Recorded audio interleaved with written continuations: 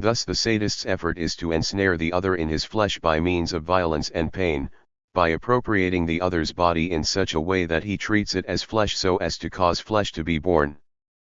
But this appropriation surpasses the body which it appropriates, for its purpose is to possess the body only in so far as the other's freedom has been ensnared within it. This is why the sadist will want manifest proofs of this enslavement of the other's freedom through the flesh. He will aim at making the other ask for pardon, he will use torture and threats to force the other to humiliate himself, to deny what he holds most dear. It is often said that this is done through the will to dominate or thirst for power. But this explanation is either vague or absurd. It is the will to dominate which should be explained first. This cannot be prior to sadism as its foundation, for in the same way and on the same plane as sadism, it is born from anxiety in the face of the other. In fact, if the sadist is pleased upon obtaining a denial by means of torture, this is for a reason analogous to that which allows us to interpret the meaning of love. We have seen in fact that love does not demand the abolition of the other's freedom but rather his enslavement as freedom, that is, freedom self-enslavement. Similarly, the sadist does not seek to suppress the freedom of the one whom he tortures but to force this freedom freely to identify itself with the tortured flesh. This is why the moment of pleasure for the torturer is that in which the victim betrays or humiliates himself. In fact, no matter what pressure is exerted on the victim, the abjuration remains free, it is a spontaneous production, a response to a situation, it manifests human reality. No matter what resistance the victim has offered, no matter how long he has waited before begging for mercy, he would have been able despite all to wait 10 minutes, 1 minute, 1 second longer. He has determined the moment at which the pain became unbearable. The proof of this is the fact that he will later live out his abjuration in remorse and shame. Thus he is entirely responsible for it. On the other hand, the sadist for his part considers himself entirely the cause of it. If the victim resists and refuses to beg for mercy, the game is only that much more pleasing. One more turn of the screw, one extra twist and the resistance will finally give in. The sadist posits himself as having all the time in the world. He is calm, he does not hurry. He uses his instruments like a technician, he tries them one after another as the locksmith tries various keys in a keyhole. He enjoys this ambiguous and contradictory situation. On the one hand, indeed, he is the one who patiently at the heart of universal determinism employs means in view of an end which will be automatically attained just as the lock will automatically open when the locksmith finds the right key. On the other hand, this determined end can be realized only with the other's free and complete cooperation. Therefore, until the last, the end remains both predictable and unpredictable. For the sadist, the object realized is ambiguous, contradictory, without equilibrium, since it is both the strict consequence of a technical utilization of determinism and the manifestation of an unconditioned freedom. The spectacle which is offered to the sadist is that of a freedom which struggles against the expanding of the flesh and which finally freely chooses to be submerged in the flesh. At the moment of the abjuration, the result sought is attained, the body is wholly flesh, panting and obscene. It holds the position which the torturers have given to it, not that which it would have assumed by itself. The cords which bind it hold it as an inert thing, and thereby it has ceased to be the object which moves spontaneously. In the abjuration, a freedom chooses to be wholly identified with this body. This distorted and heaving body is the very image of a broken and enslaved freedom. These few remarks do not aim at exhausting the problem of sadism. We wanted only to show that it is as a seed in desire itself, as the failure of desire. In fact, as soon as I seek to take the other's body, which through my incarnation I have induced to incarnate itself, I break the reciprocity of incarnation, I surpass my body toward its own possibilities, and I orient myself in the direction of sadism. Thus sadism and masochism are the two reefs on which desire may founder, whether I surpass my troubled disturbance toward an appropriation of the other's flesh or, intoxicated with my own trouble, pay attention only to my flesh and ask nothing of the other except that he should be the look which aids me in realizing my flesh. It is because of this inconstancy on the part of desire and its perpetual oscillation between these two perils that normal sexuality is commonly designated as sadistic-masochistic. Nevertheless, sadism too, like blind indifference and like desire, bears within itself the cause of its own failure. In the first place, there is a profound incompatibility between the apprehension of the body as flesh and its instrumental utilization. If I make an instrument out of flesh, it refers me to other instruments and to potentialities, in short to a future. It is partially justified in its being there by the situation which I create around myself, just as the presence of nails and of a picture to be nailed on the wall justifies the existence of the hammer. Suddenly the body's character as flesh, that is, its unutilizable facticity, gives way to that of an instrumental thing. The complex flesh as instrument which the sadist has attempted to create disintegrates. This profound disintegration can be hidden so long as the flesh is the instrument to reveal flesh, for in this way I constitute an instrument with an imminent end. But when the incarnation is achieved, when I have indeed before me a panting body, then I no longer know how to utilize this flesh. No goal can be assigned to it, precisely because I have effected the appearance of its absolute contingency. It is there, and it is there for nothing.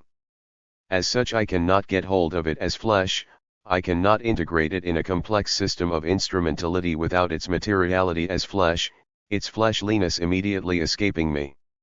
I can only remain disconcerted before it in a state of contemplative astonishment, or else incarnate myself in turn and allow myself again to be troubled, so as to place myself once more at least on the level where flesh is revealed to flesh in its entire fleshliness.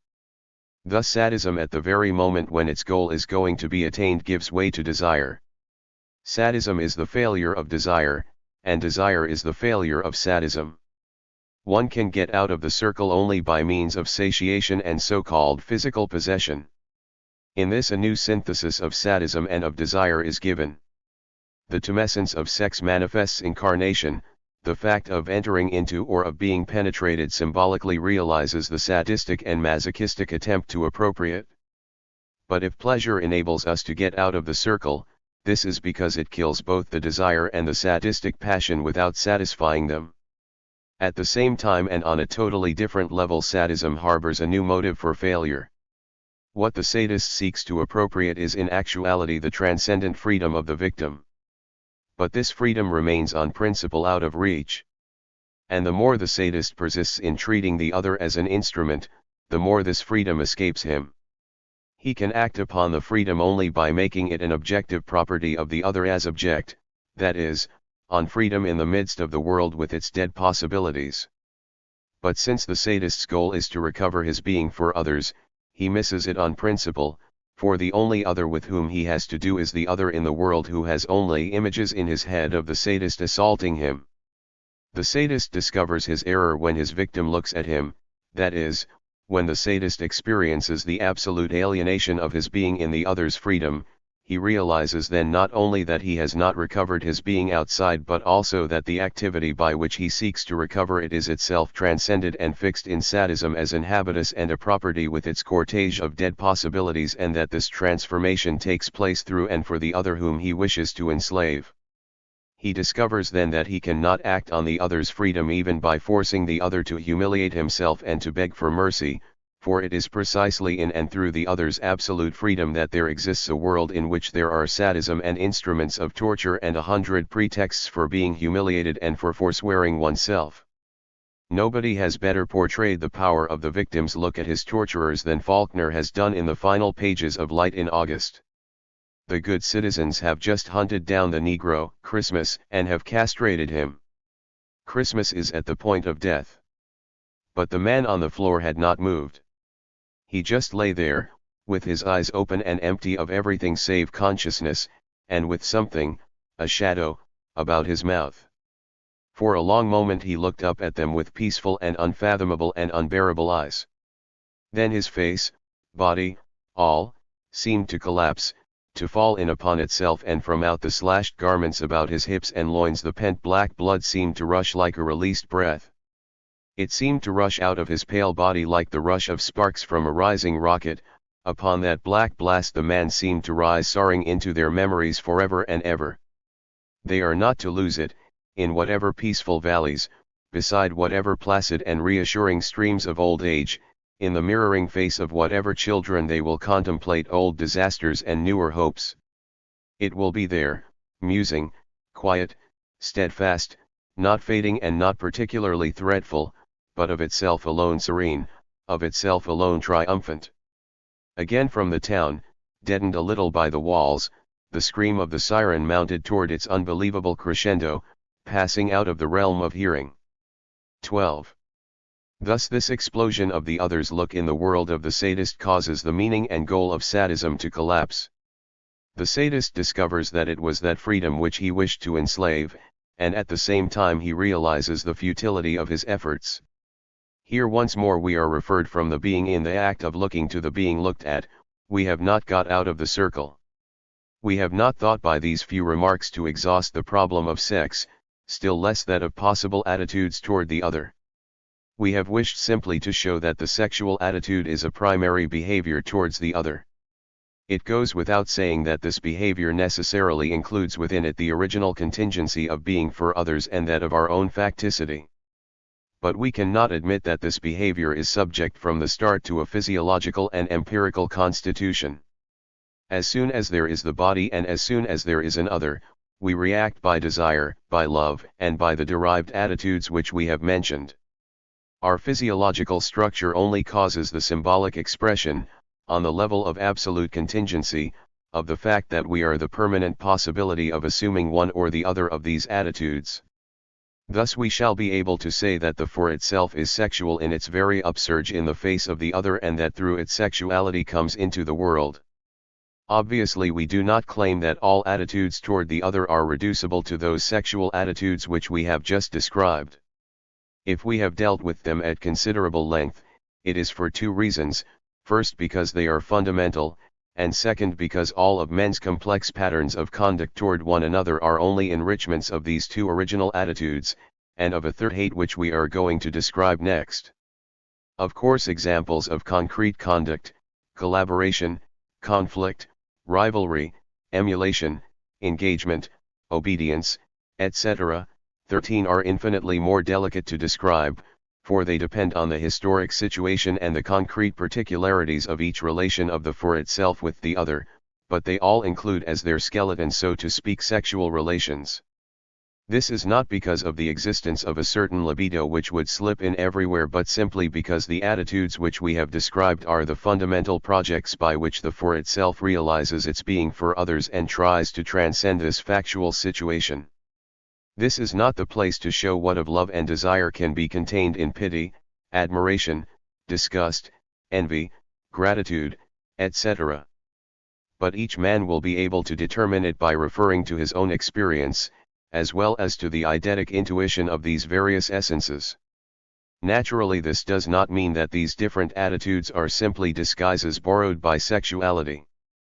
But it must be understood that sexuality is integrated in them as their foundation, and that they include and surpass it just as the notion of a circle includes and surpasses that of a rotating line segment, one of whose extremities is fixed.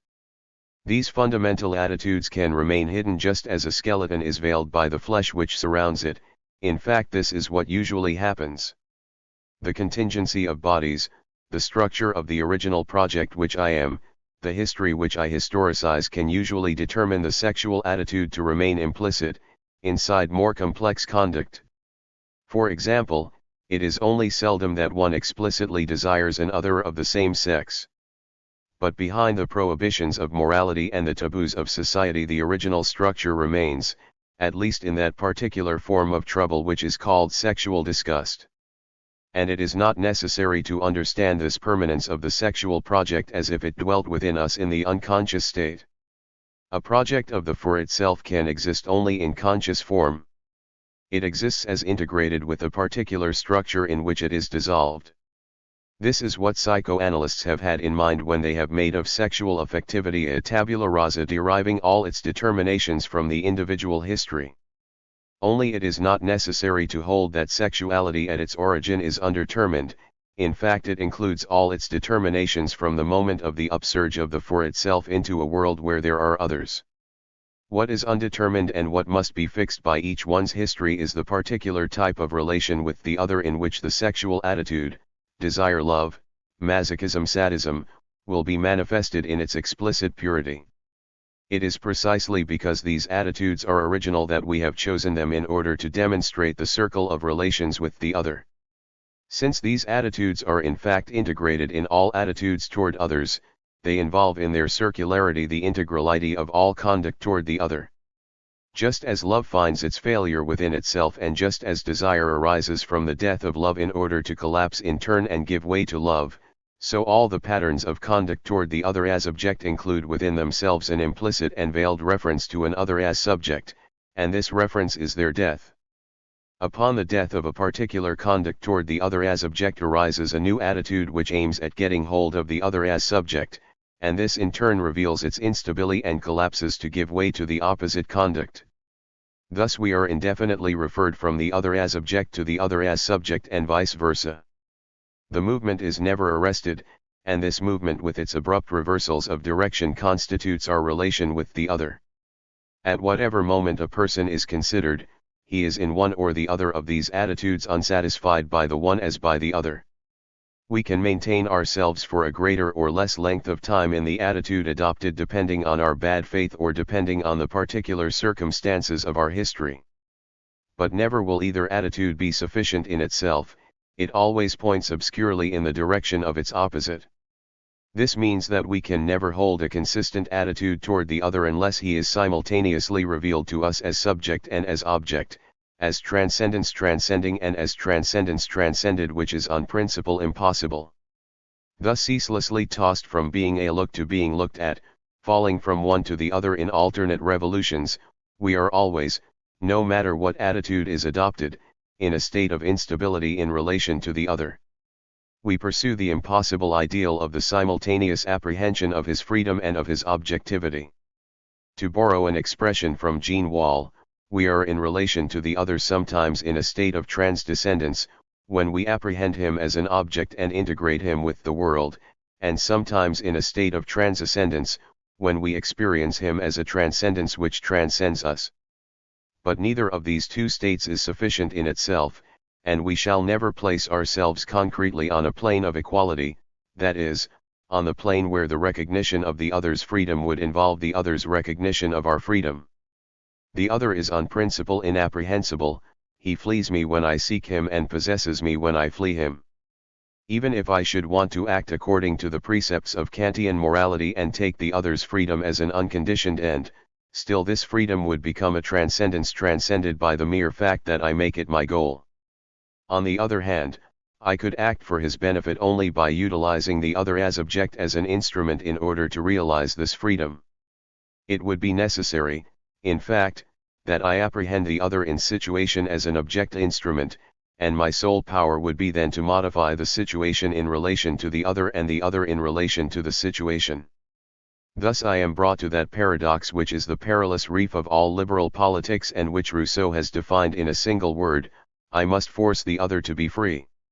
Even if this force is not always nor even very frequently exercised in the form of violence, nevertheless it still governs the relations of men with each other.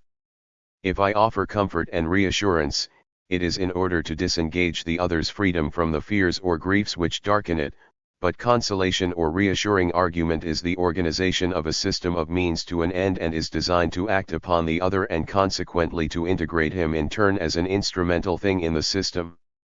Furthermore, the comforter effects an arbitrary distinction between the freedom which he is identifying with the use of reason and the pursuit of the good, on the one hand, and the affliction which appears to him the result of a psychic determinism. Therefore the problem is to separate the freedom from the affliction as one separates out each of two components of a chemical product. By the sole fact that the comforter is considering freedom as capable of being separated out, he transcends it and does violence to it, and he cannot on the level where he is placed apprehend this truth, that it is freedom itself which makes itself the affliction, and that consequently to act so as to free freedom from affliction is to act against freedom.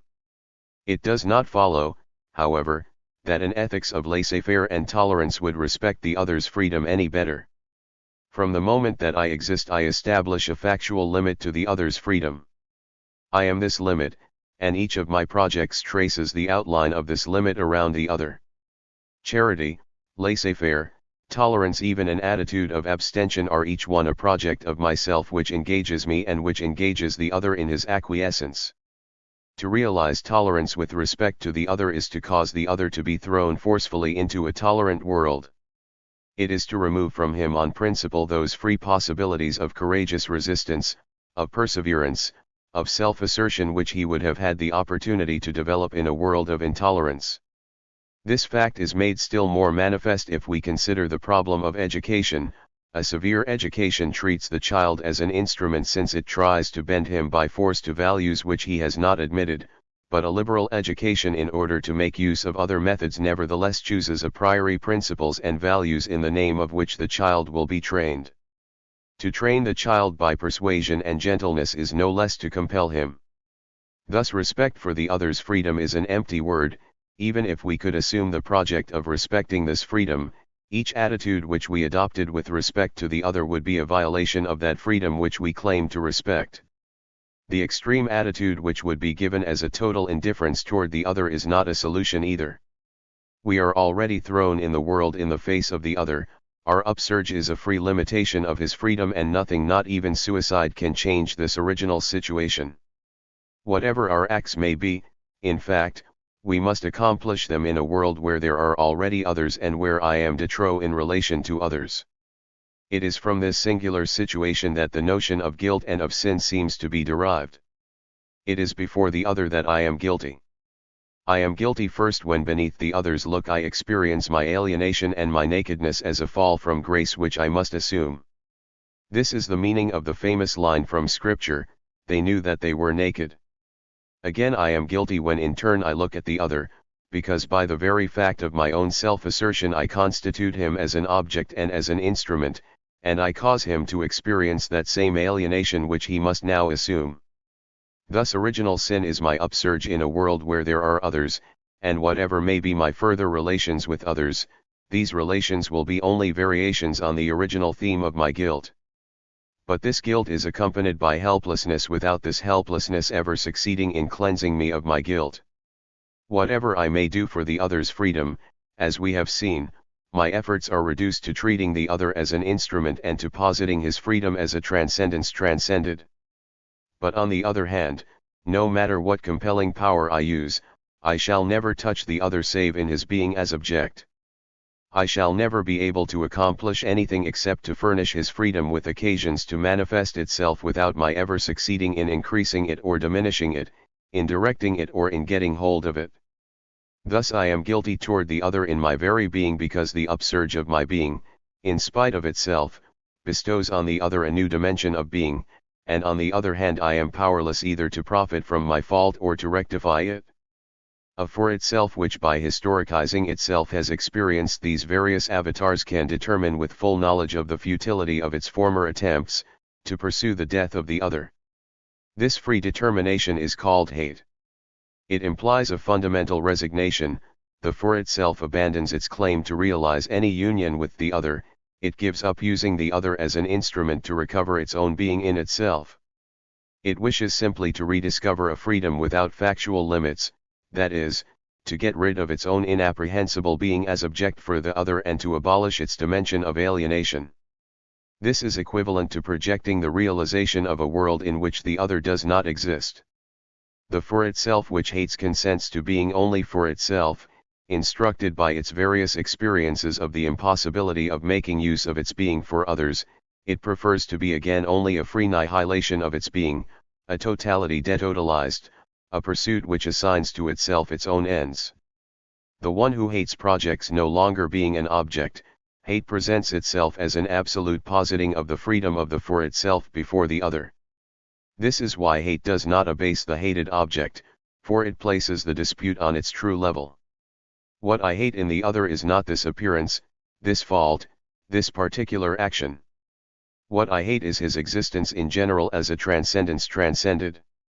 This is why hate implies a recognition of the other's freedom. But this recognition is abstract and negative. Hate knows only the other as object and attaches itself to this object. It wishes to destroy this object in order by the same stroke to overcome the transcendence which haunts it. This transcendence is only dimly sensed as an inaccessible beyond, as the perpetual possibility of the alienation of the for itself which hates. It is therefore never apprehended for itself, moreover it could not be so without becoming an object. I experience it as a perpetually fleeing character in the other as object, as a not given, undeveloped aspect of his most accessible empirical qualities, as a sort of perpetual threat which warns me that I am missing the point. This is why one hates right through the revealed psychic but not the psychic itself. This is why also it is indifferent whether we hate the other's transcendence through what we empirically call his vices or his virtues. What I hate is the whole psychic totality in so far as it refers me to the other's transcendence. I do not lower myself to hate any particular objective detail. Here we find the distinction between hating and despising. And hate does not necessarily appear on the occasion of my being subjected to something evil. On the contrary, it can arise when one would theoretically expect gratitude, that is, on the occasion of a kindness. The occasion which arouses hate is simply an act by the other which puts me in the state of being subject to his freedom. This act is in itself humiliating. It is humiliating as the concrete revelation of my instrumental objectness in the face of the other's freedom. This revelation is immediately obscured, is buried in the past and becomes opaque. But it leaves in me the feeling that there is something to be destroyed if I am to free myself. This is the reason, moreover, why gratitude is so close to hate. To be grateful for a kindness is to recognize that the other was entirely free in acting as he has done. No compulsion, not even that of duty, has determined him in it. He is wholly responsible for his act and for the values which have presided over its accomplishment.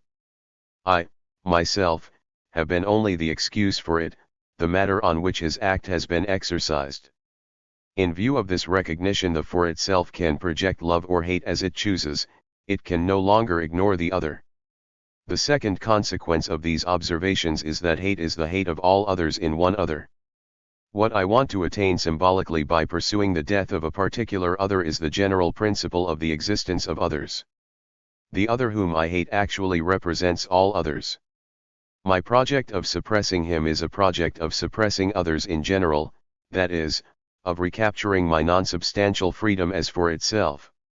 In hate there is given an understanding of the fact that my dimension of being alienated is a real enslavement which comes to me through others. It is the suppression of this enslavement which is projected. That is why hate is a black feeling, that is, a feeling which aims at the suppression of an other and which qua project is consciously projected against the disapproval of others.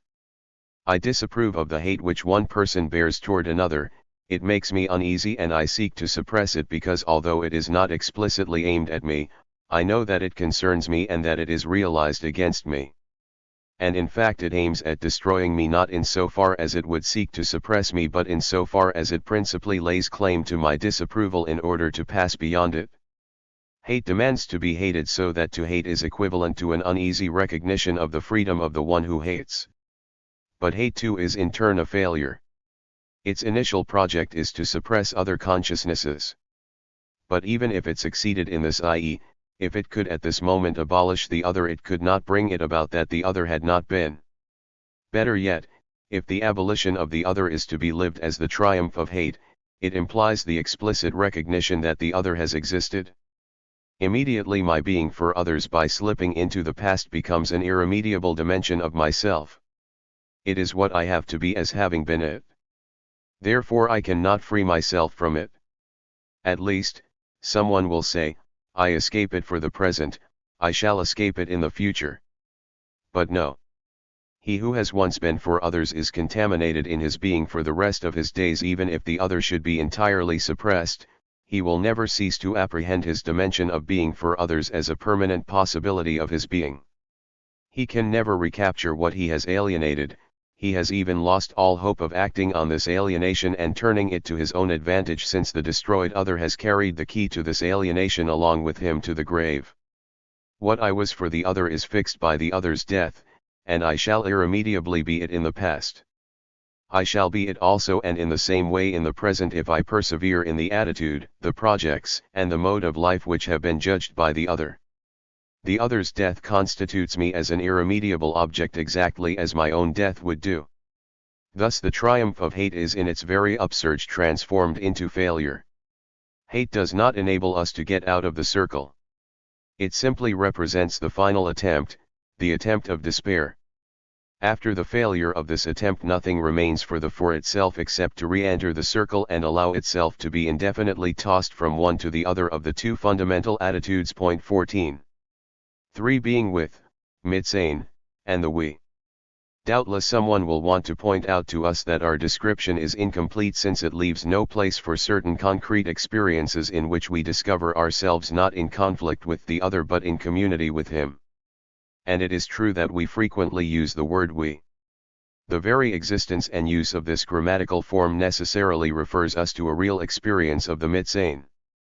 We can be subject, and in this form it is identical with the plural of the I. To be sure, the parallel between grammar and thought is in many cases more than doubtful. In fact, the question should be revised completely and the relation of language to thought studied from an entirely new approach. Yet it is nonetheless true that the we subject does not appear even conceivable unless it refers at least to the thought of a plurality of subjects which would simultaneously apprehend one another as subjectivities, that is, as transcendences transcending and not as transcendences transcended. If the word we is not simply a flatus vocis, it denotes a concept subsuming an infinite variety of possible experiences. And these experiences appear a priori to contradict the experience of my being as object for the other and the experience of the other's being as object for me. In the we, nobody is the object. The we includes a plurality of subjectives which recognize one another as subjectivities. Nevertheless, this recognition is not the object of an explicit thesis. What is explicitly posited is a common action or the object of a common perception. We resist, we advance to the attack, we condemn the guilty, we look at this or that spectacle. Thus the recognition of subjectivities is analogous to that of the self-recognition of the non-thetic consciousness. More precisely, it must be effected laterally by a non-thetic consciousness whose thetic object is this or that spectacle in the world. The best example of the we can be furnished us by the spectator at a theatrical performance whose consciousness is exhausted in apprehending the imaginary spectacle, in foreseeing the events through anticipatory schemes, in positing imaginary beings as the hero, the traitor, the captive, etc., a spectator, who, however, in the very upsurge which makes him a consciousness of the spectacle is constituted non-thetically as consciousness, of, being a co-spectator of the spectacle.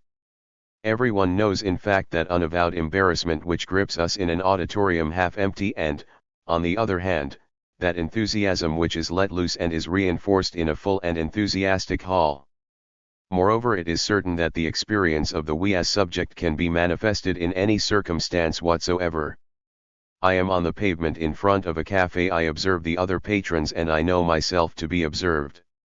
We remain here in the most ordinary case of conflict with others, the others being as object for me, my being as object for the other. But suddenly some incident occurs in the street, for example, a slight collision between a jeep and a taxi. Immediately at the very instant when I become a spectator of the incident, I experience myself non-thetically as engaged in we. The earlier rivalries, the slight conflicts have disappeared, and the consciousnesses which furnished the matter of the we are precisely those of all the patrons. We look at the event, we take part.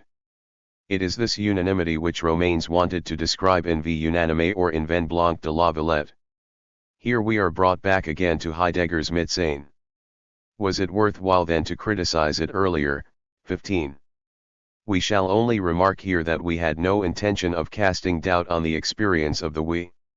We limited ourselves to showing that this experience could not be the foundation of our consciousness of the other. It is clear, in fact, that it could not constitute an ontological structure of human reality. We have proved that the existence of the for itself in the midst of others was at its origin a metaphysical and contingent fact. In addition, it is clear that the we is not an intersubjective consciousness nor a new being which surpasses and encircles its parts as a synthetic whole in the manner of the collective consciousness of the sociologists. The we is experienced by a particular consciousness. It is not necessary that all the patrons at the cafe should be conscious of being we in order for me to experience myself as being engaged in a we with them. Everyone is familiar with this pattern of everyday dialogue. We are very dissatisfied. But no, my dear, speak for yourself. This implies that there are aberrant consciousnesses of the we which as such are nevertheless perfectly normal consciousnesses. If this is the case, then in order for a consciousness to get the consciousness of being engaged in a we, it is necessary that the other consciousnesses which enter into community with it should be first given in some other way, that is, either in the capacity of a transcendence transcending or as a transcendence transcended. The we is a certain particular experience which is produced in special cases on the foundation of being for others in general. The being for others precedes and founds the being with others. Furthermore, the philosopher who wants to study the we must take precautions and know of what he speaks. There is not only a we as subject. Grammar teaches us that there is also a we as complement, i.e., a we as object. Point 16. Now from all which has been said up till now, it is easy to understand that the we in we are looking at them cannot be on the same ontological plane as the us in they are looking at us. There is no question here of subjectivities qua subjectivities. In the sentence, they are looking at me, I want to indicate that I experience myself as an object for others, as an alienated me, as a transcendence transcended.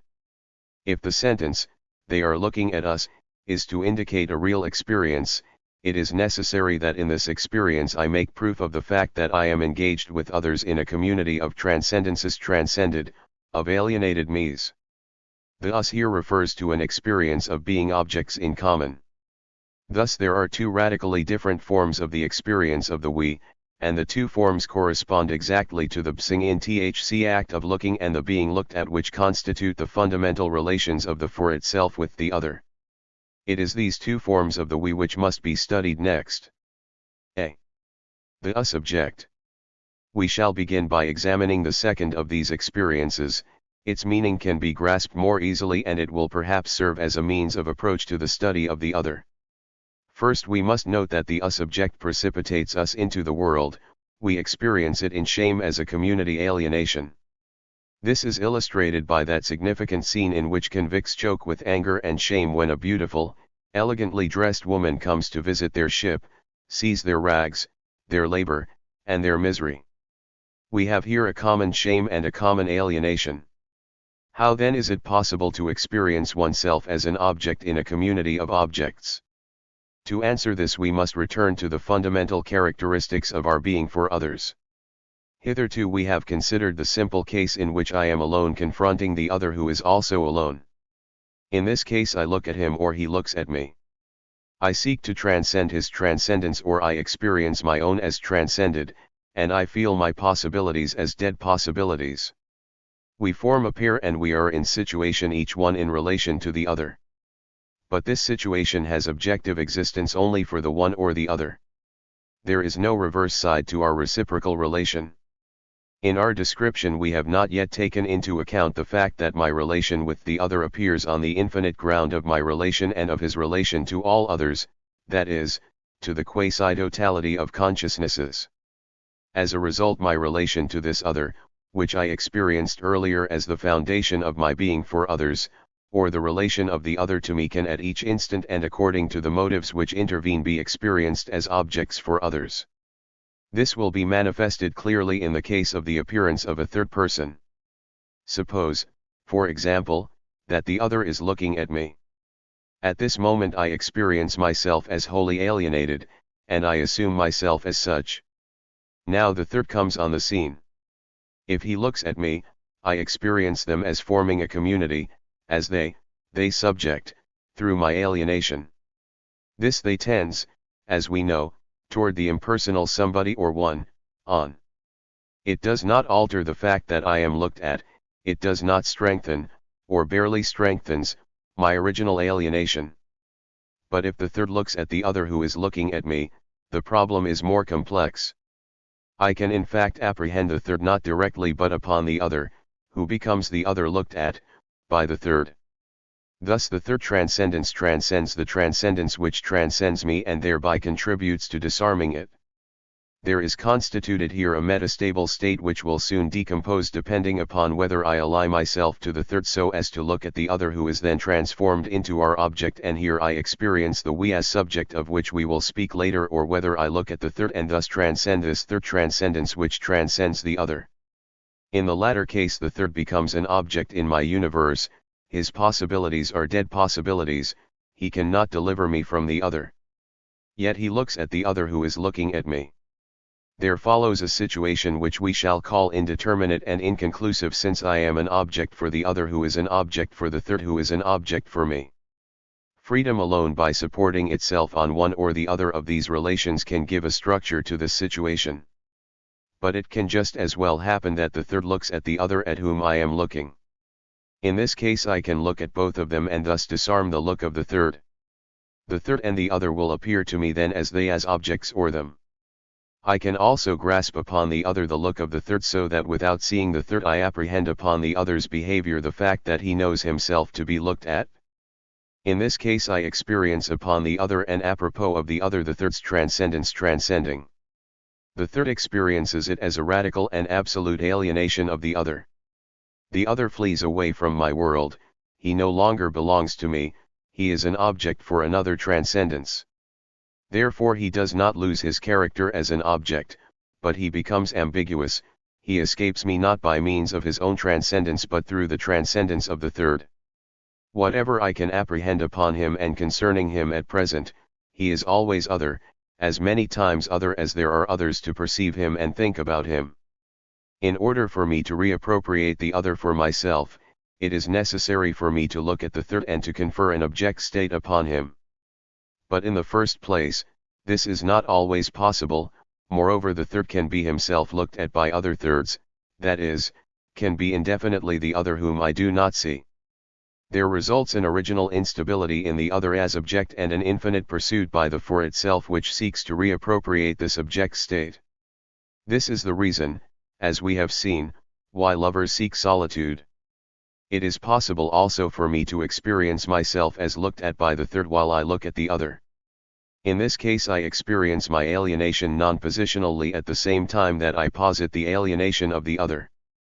My possibilities of utilizing the other as an instrument are experienced by me as dead possibilities, and my transcendence which prepares to transcend the other toward my own ends falls back into transcendence transcended. I let go my hold.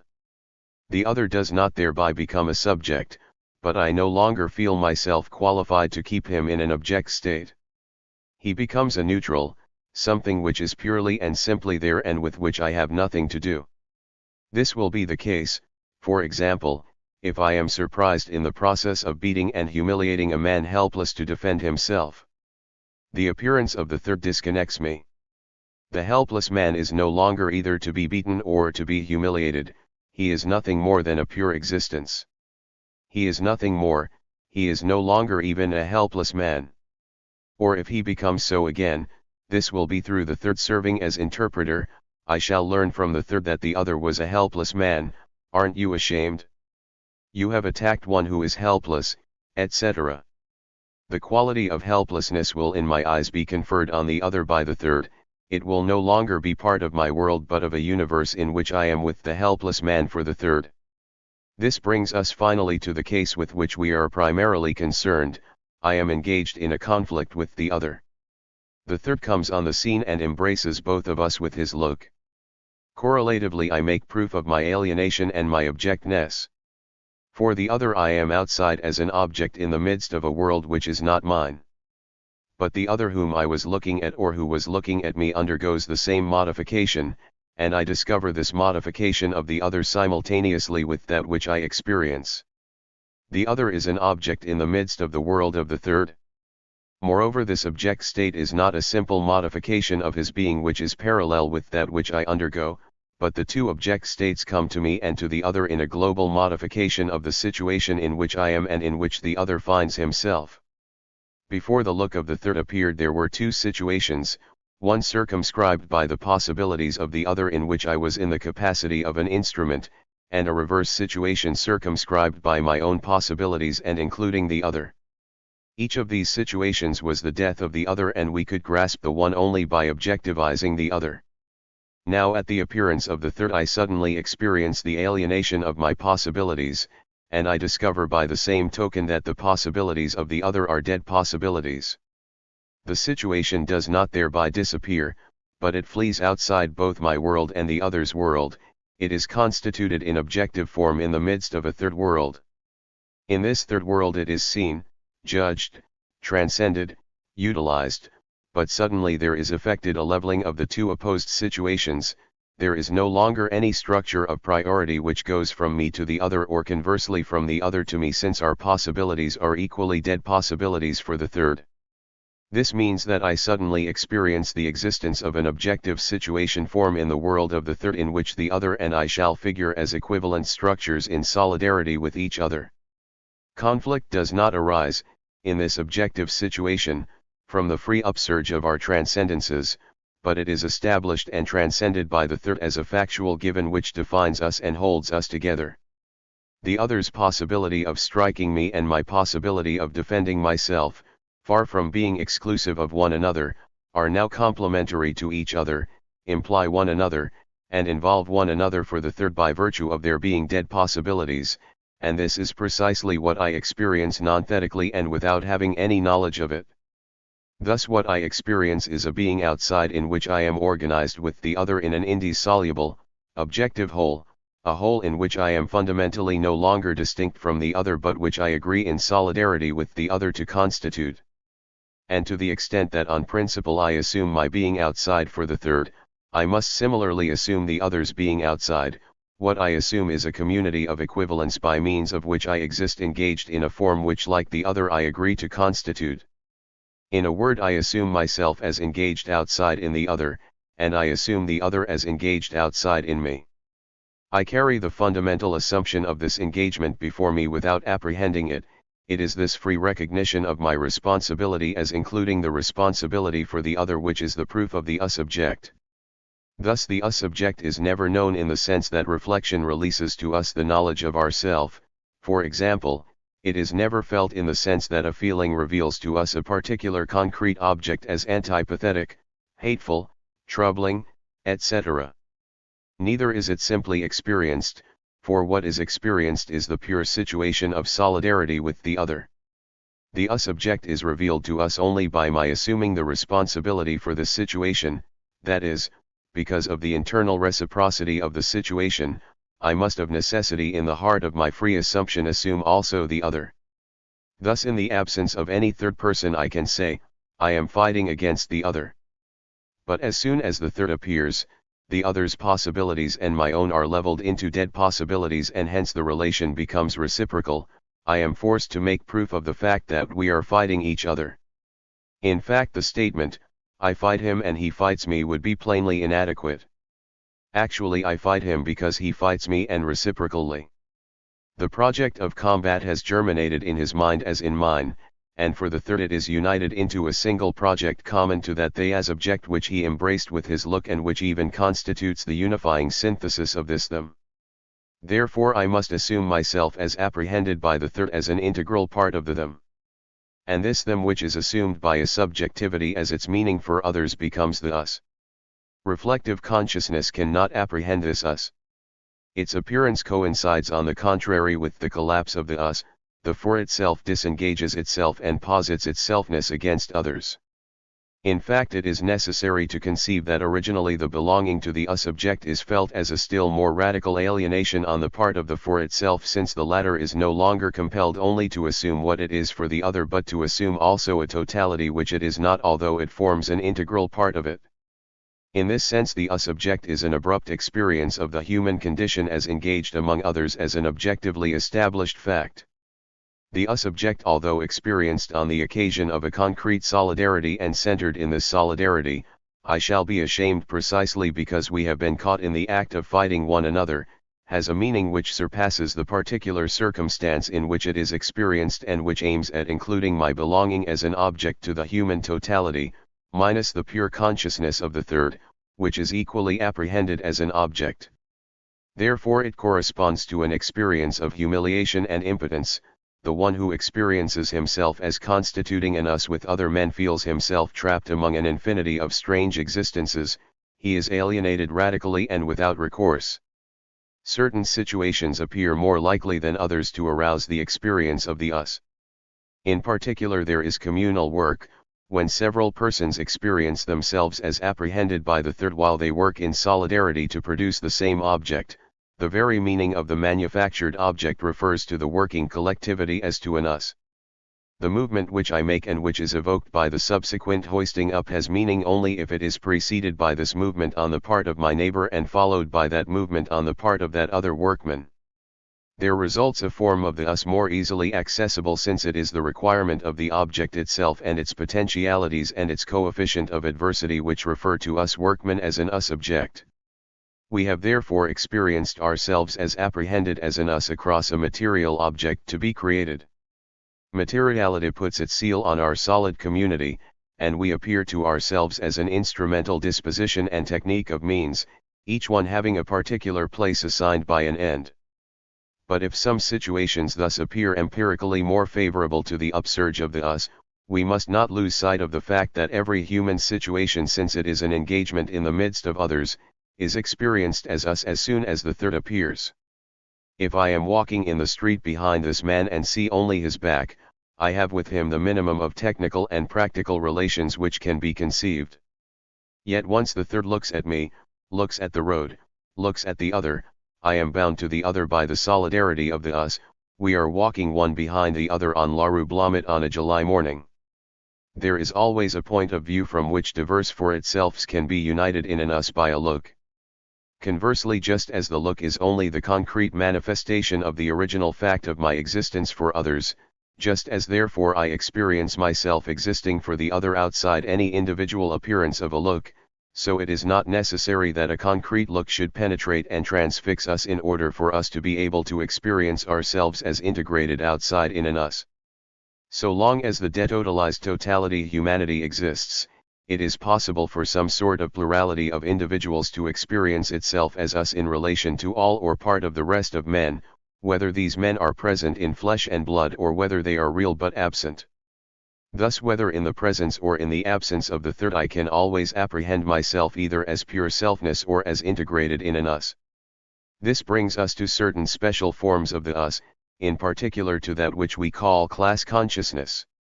Class consciousness is evidently the assuming of a particular us on the occasion of a collective situation more plainly structured than usual. It matters little here how we define the situation.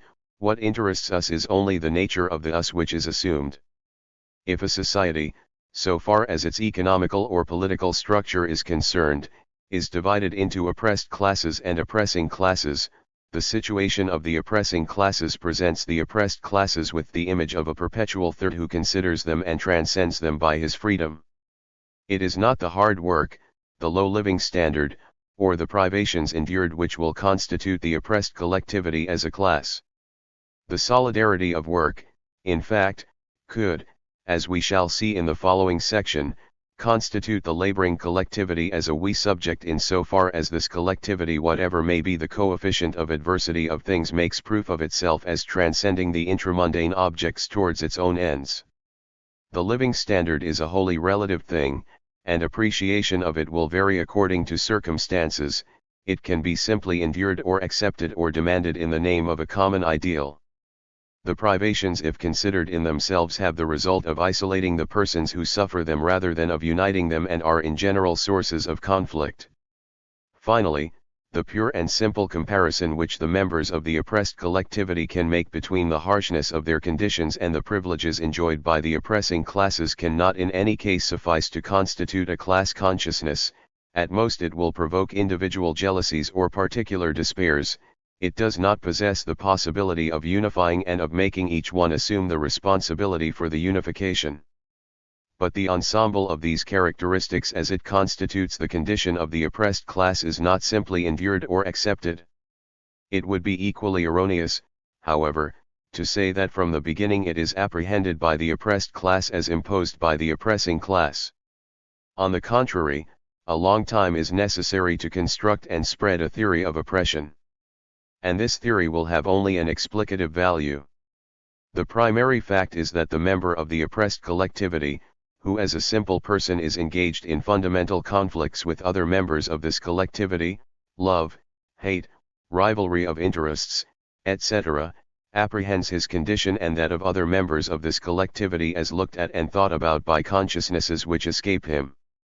The master, the feudal lord, the bourgeois, the capitalist all appear not only as powerful people who command but in addition and above all as thirds, that is, as those who are outside the oppressed community and for whom this community exists. It is therefore for them and in their freedom that the reality of the oppressed class is going to exist. They cause it to be borne by their look. It is to them and through them that there is revealed the identity of my condition and that of the others who are oppressed. It is for them that I exist in a situation organized with others and that my possibles as dead possibles are strictly equivalent with the possibles of others. It is for them that I am a worker and it is through and in their revelation as the other as a look that I experience myself as one among others.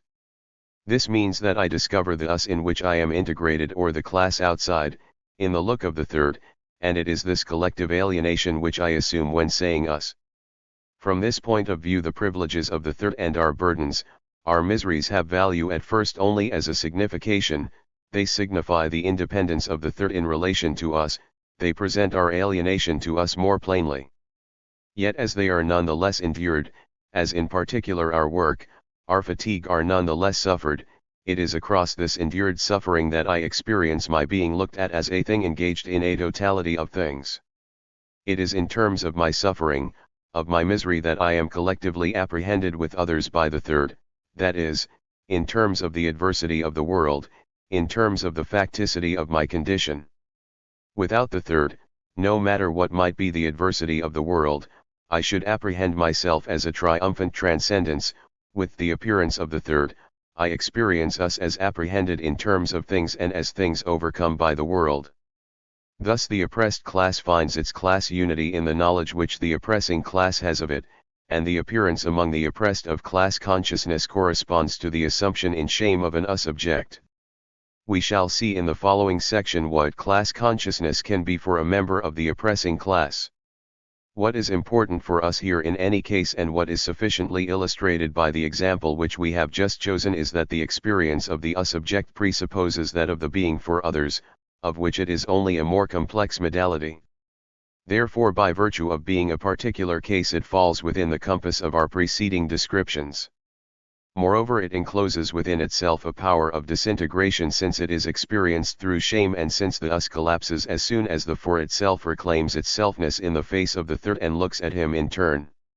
This individual claim of selfness is moreover only one of the possible ways of suppressing the us object. The assumption of the us in certain strongly structured cases, as, for example, class consciousness, no longer implies the project of freeing oneself from the us by an individual recovery of selfness but rather the project of freeing the whole us from the object state by transforming it into a we subject. At bottom we are dealing with a variation of the project already described of transforming the one who is looking into the one who is looked at. It is the usual passage from one to the other of the two great fundamental attitudes of the for others.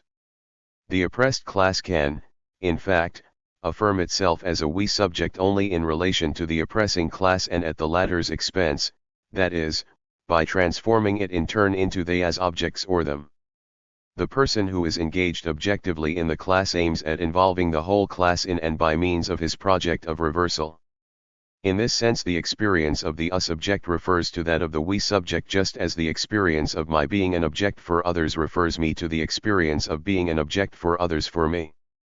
Similarly we shall find in what is called mob psychology collective crazes, Boulangism, etc., which are a particular form of love.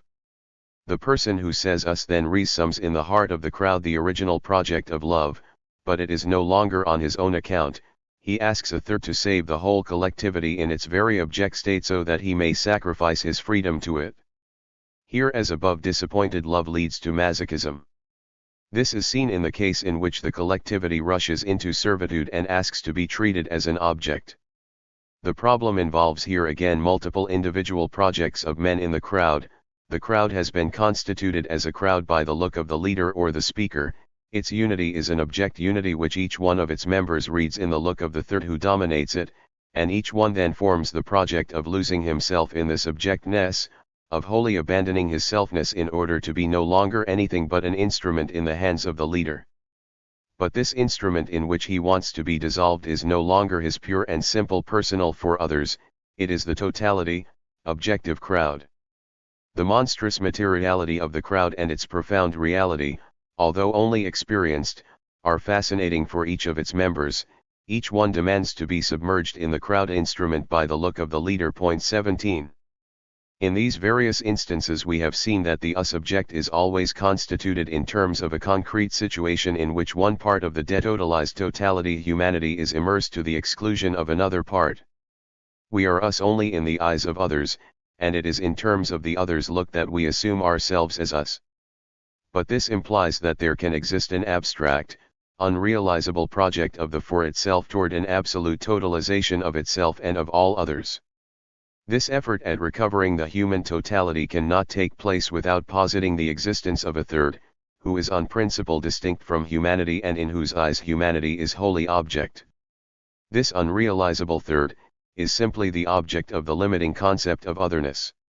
He is the one who is third in relation to all possible groups, the one who in no case can enter into community with any human group, the third in relation to whom no other can constitute himself as a third.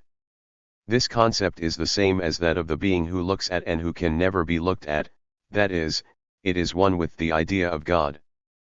But if God is characterized as radical absence, the effort to realize humanity as ours is forever renewed and forever results in failure. Thus the humanistic us, the us-object, is proposed to each individual consciousness as an ideal impossible to attain, although everyone keeps the illusion of being able to succeed in it by progressively enlarging the circle of communities to which he does belong. This humanistic us remains an empty concept, a pure indication of a possible extension of the ordinary usage of the us. Each time that we use the us in this sense, to designate suffering humanity, sinful humanity, to determine an objective historical meaning by considering man as an object which is developing its potentialities, we limit ourselves to indicating a certain concrete experience to be undergone in the presence of the absolute third, that is, of God. Thus the limiting concept of humanity, as the totality of the us-object, and the limiting concept of God imply one another and are correlative. b. The we-subject. It is the world which makes known to us our belonging to a subject community, especially the existence in the world of manufactured objects. These objects have been worked on by men for they subjects, that is, for a non-individualized and unnumbered transcendence which coincides with the undifferentiated look which we called earlier the they. The worker servile or not works in the presence of an undifferentiated and absent transcendence and can only outline the free possibilities of this transcendence in a vacuum, so to speak, upon the object on which he is working. In this sense the worker, whoever he may be, experiences in work his being an instrument for others. Work, when it is not strictly destined for the ends of the worker himself, is a mode of alienation. The alienating transcendence is here the consumer, that is, the they whose projects the worker is limited to anticipating. As soon as I use a manufactured object, I meet upon it the outline of my own transcendence, it indicates to me the movement to be made, I am to turn, push, draw, or lean. Moreover, we are dealing here with an hypothetical imperative, it refers me to an end which is equally in the world, if I want to sit down, if I want to open the box, etc. And this end itself has been anticipated in the constitution of the object as an end posited by some transcendence. It belongs at present to the object as its most peculiar potentiality. Thus it is true that the manufactured object makes me known to myself as they, that is, it refers to me the image of my transcendence as that of any transcendence whatsoever. And if I allow my possibilities to be channeled by the instrument thus constituted, I experience myself as any transcendence. To go from the subway station at Trocadero to Sèvres Babylon, they change at La Motte Piquet. This change is foreseen, indicated on maps, etc., if I change routes at La Motte-Piquet, I am the they who change. To be sure, I differentiate myself by each use of the subway as much by the individual upsurge of my being as by the distant ends which I pursue. But these final ends are only on the horizon of my act. My immediate ends are the ends of the they, and I apprehend myself as interchangeable with any one of my neighbors. In this sense we lose our real individuality, for the project which we are is precisely the project which others are. In this subway corridor there is only one and the same project, inscribed a long time ago in matter, where a living and undifferentiated transcendence comes to be absorbed. To the extent that I realize myself in solitude as any transcendence, I have only the experience of undifferentiated being. Example, if alone in my room I open a bottle of preserves with the proper bottle opener.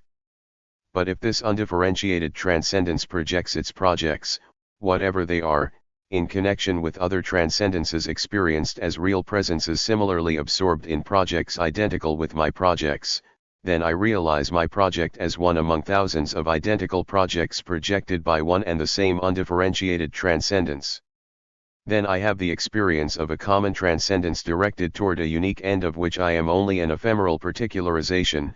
I insert myself into the great human stream which from the time that the subway first existed has flowed incessantly into the corridors of the station La Motte-Piquet-Grenelle. But we must note the following. 1. This experience is of the psychological order and not ontological. It in no way corresponds to a real unification of the for itselfs under consideration. Neither does it stem from an immediate experience of their transcendence as such, as in being looked at, but it is motivated rather by the double objectivizing apprehension of the object transcended in common and of the bodies which surround mine. In particular, the fact that I am engaged with others in a common rhythm which I contribute to creating is especially likely to lead me to apprehend myself as engaged in a we subject. This is the meaning of the cadenced march of soldiers. It is the meaning also of the rhythmic work of a crew. It must be noted, however, that in this case the rhythm emanates freely from me. It is a project which I realize by means of my transcendence. It synthesizes a future with a present and a past within a perspective of regular repetition. It is I who produce this rhythm. But at the same time it melts into the general rhythm of the work or of the march of the concrete community which surrounds me. It gets its meaning only through this general rhythm. This is what I experience, for example, when the rhythm which I adopt is contretemps.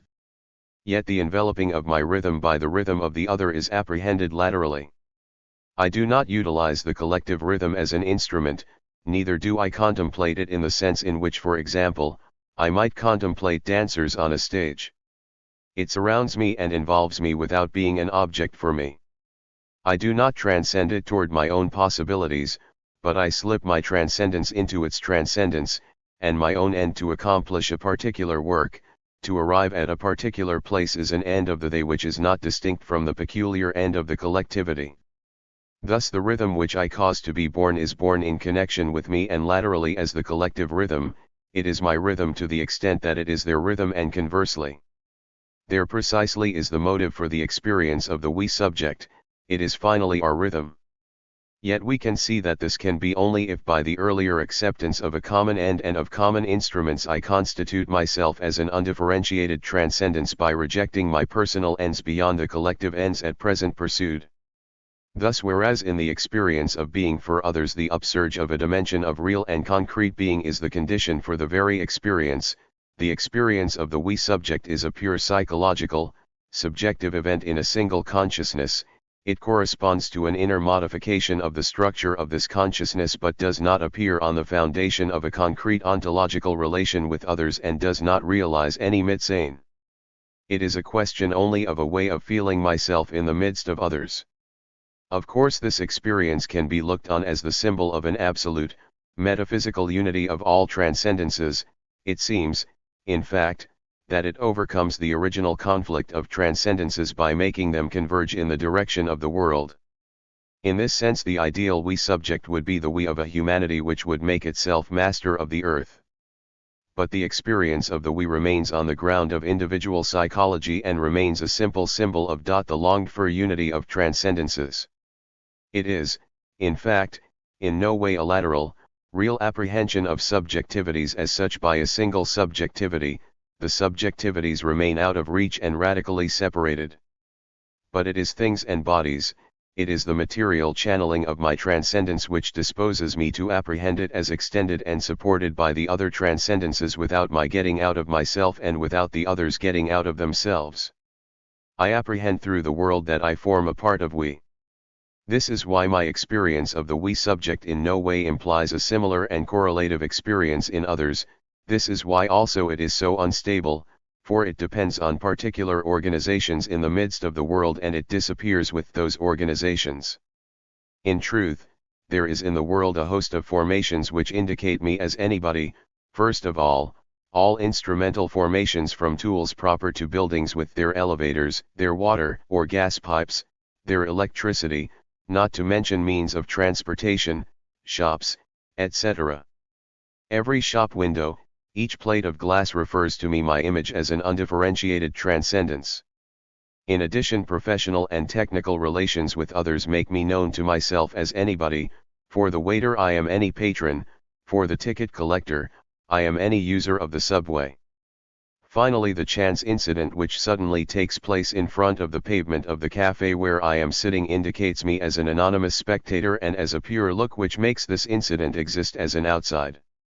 Similarly, it is the anonymity of the spectator which is indicated by the theatrical performance which I am attending or the exhibition of pictures which I visit.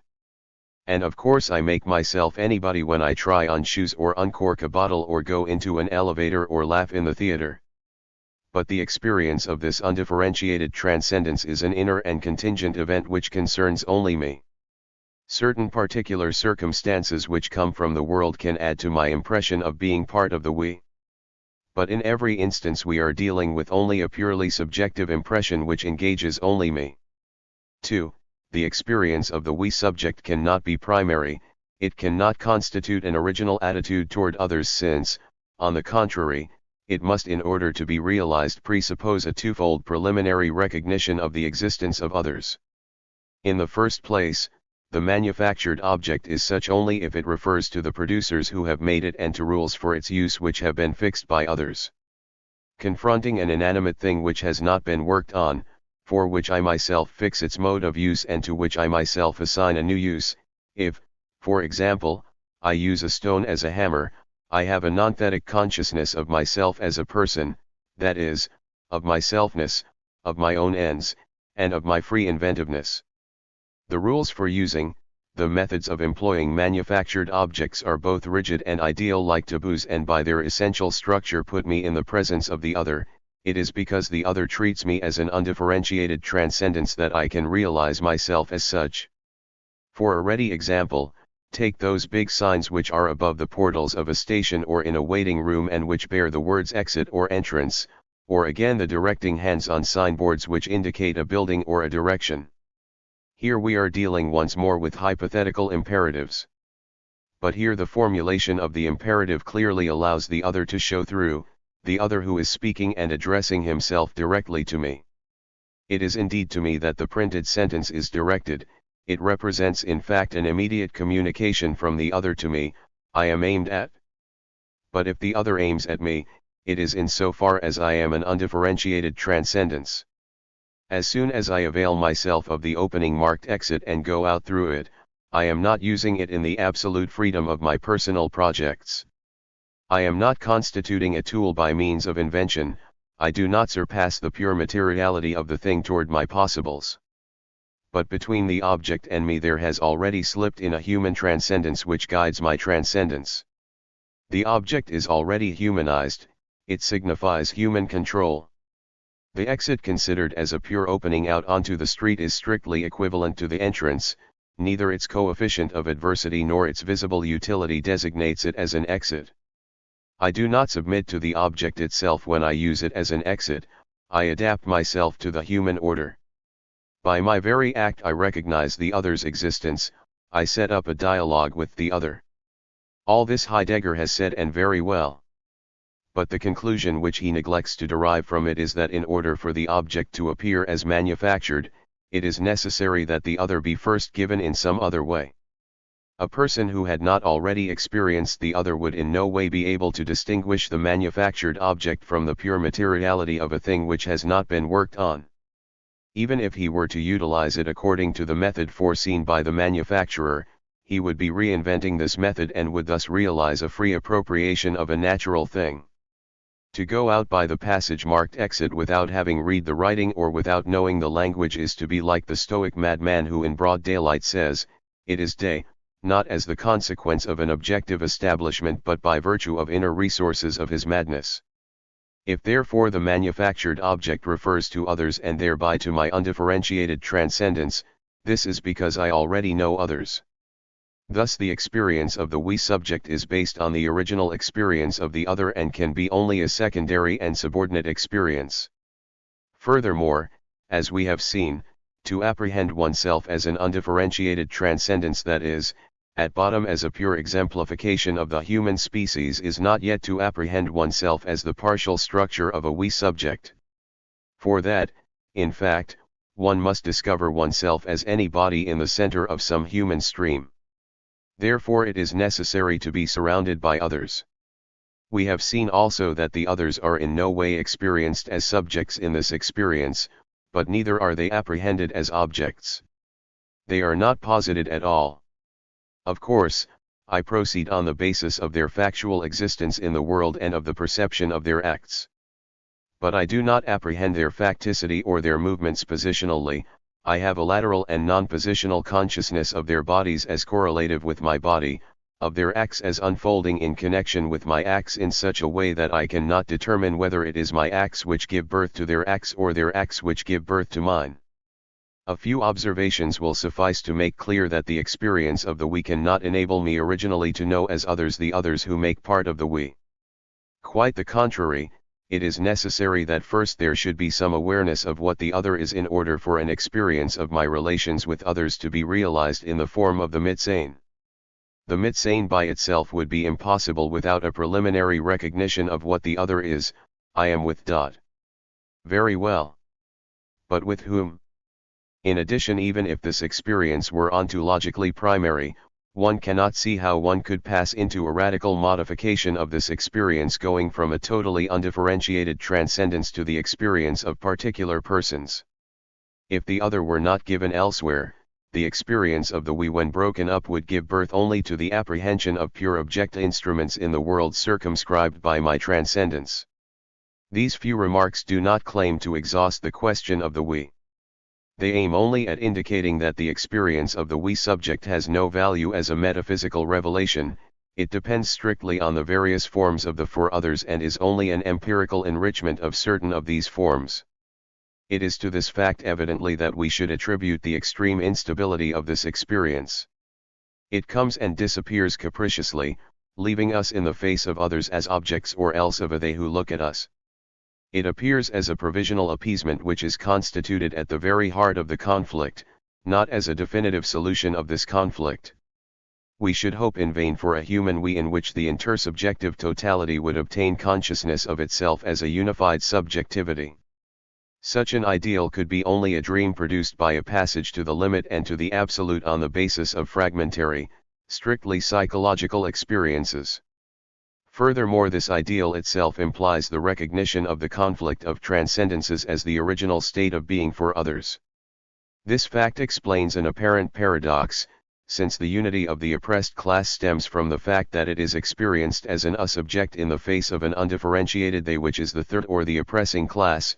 One might be tempted to believe that by a sort of symmetry the oppressing class apprehends itself as a we subject in the face of the oppressed class. But the weakness of the oppressing class lies in the fact that although it has at its disposal precise and rigorous means for coercion, it is within itself profoundly anarchistic. The bourgeois is not only defined as a certain homo economicus disposing of a precise power and privilege in the heart of a society of a certain type, he is described inwardly as a consciousness which does not recognize its belonging to a class.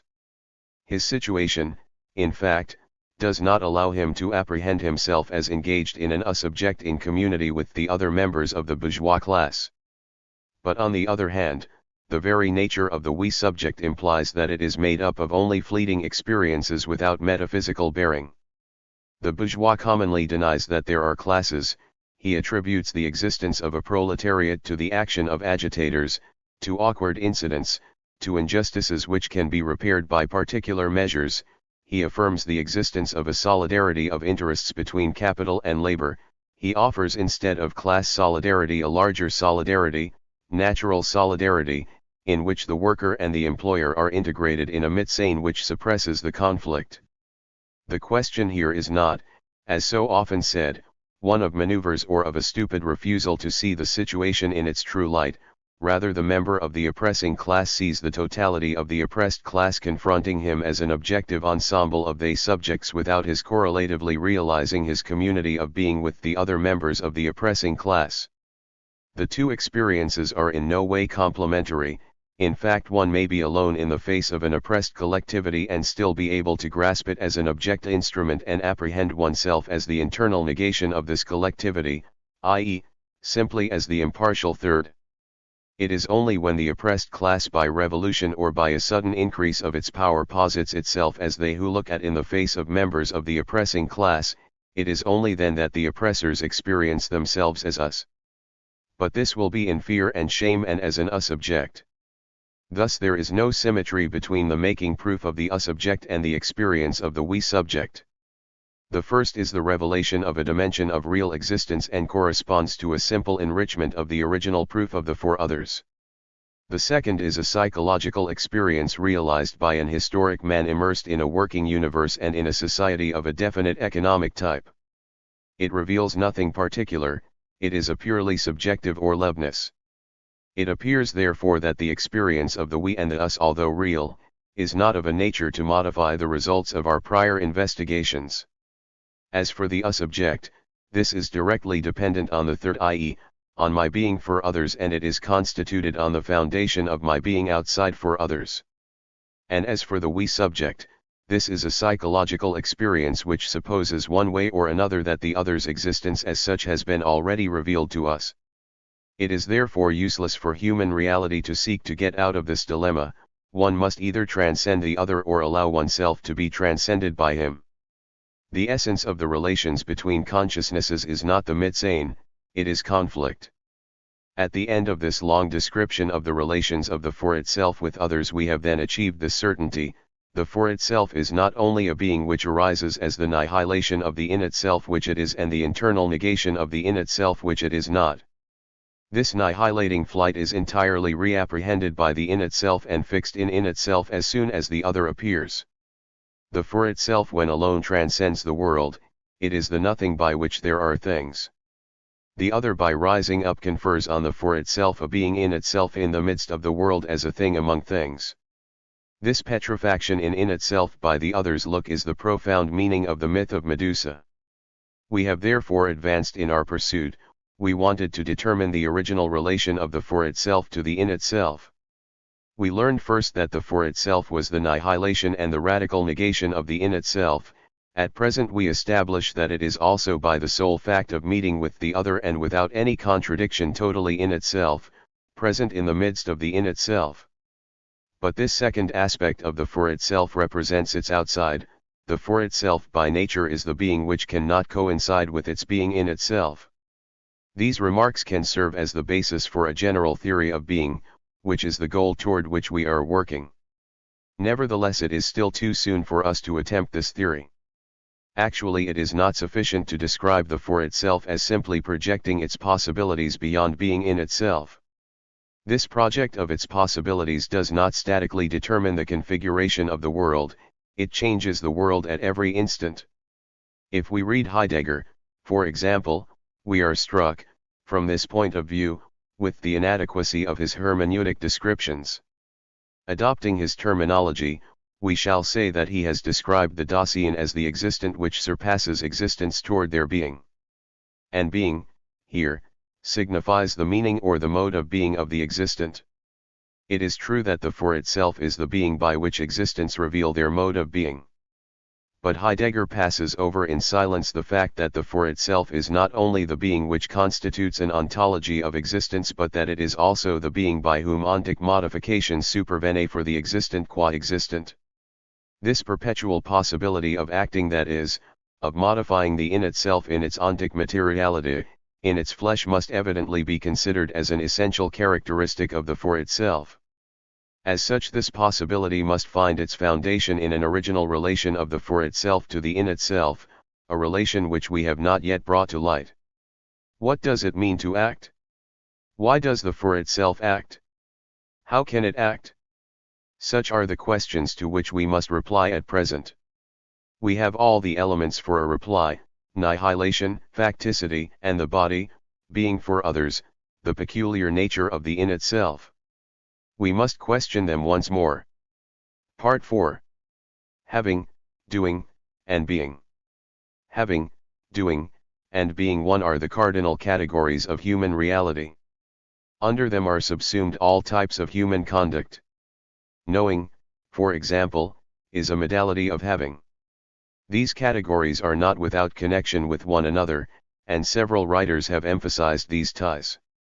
Denis de Rougemont is throwing light on this kind of relation when he writes in his article on Don Juan, he was not capable of having. Again, a similar connection is indicated when a moral agent is represented as doing in order to do himself and doing himself in order to be. However, since the reaction against the doctrine of substance has won out in modern philosophy, the majority of thinkers have attempted to do on the ground of human conduct what their predecessors have done in physics to replace substance by simple motion. For a long time the aim of ethics was to provide man with a way of being. This was the meaning of Stoic morality or of Spinoza's ethics. But if the being of man is to be reabsorbed in the succession of his acts, then the purpose of ethics will no longer be to raise man to a higher ontological dignity. In this sense, the Kantian morality is the first great ethical system which substitutes doing for being as the supreme value of action. The heroes of El Espoir are for the most part on the level of doing, and Malraux shows us the conflict between the old Spanish Democrats who still try to be and the communists whose morality results in a series of precise, detailed obligations, each of these obligations aiming at a particular doing. Who is right? Is the supreme value of human activity a doing or a being? And whichever solution we adopt, what is to become of having? Ontology should be able to inform us concerning this problem. Moreover, it is one of ontology's essential tasks if the for itself is the being which is defined by action. Therefore we must not bring this work to a close without giving a broad outline for the study of action in general and of the essential relations of doing, of being, and of having. 1. Avoir, faire, être.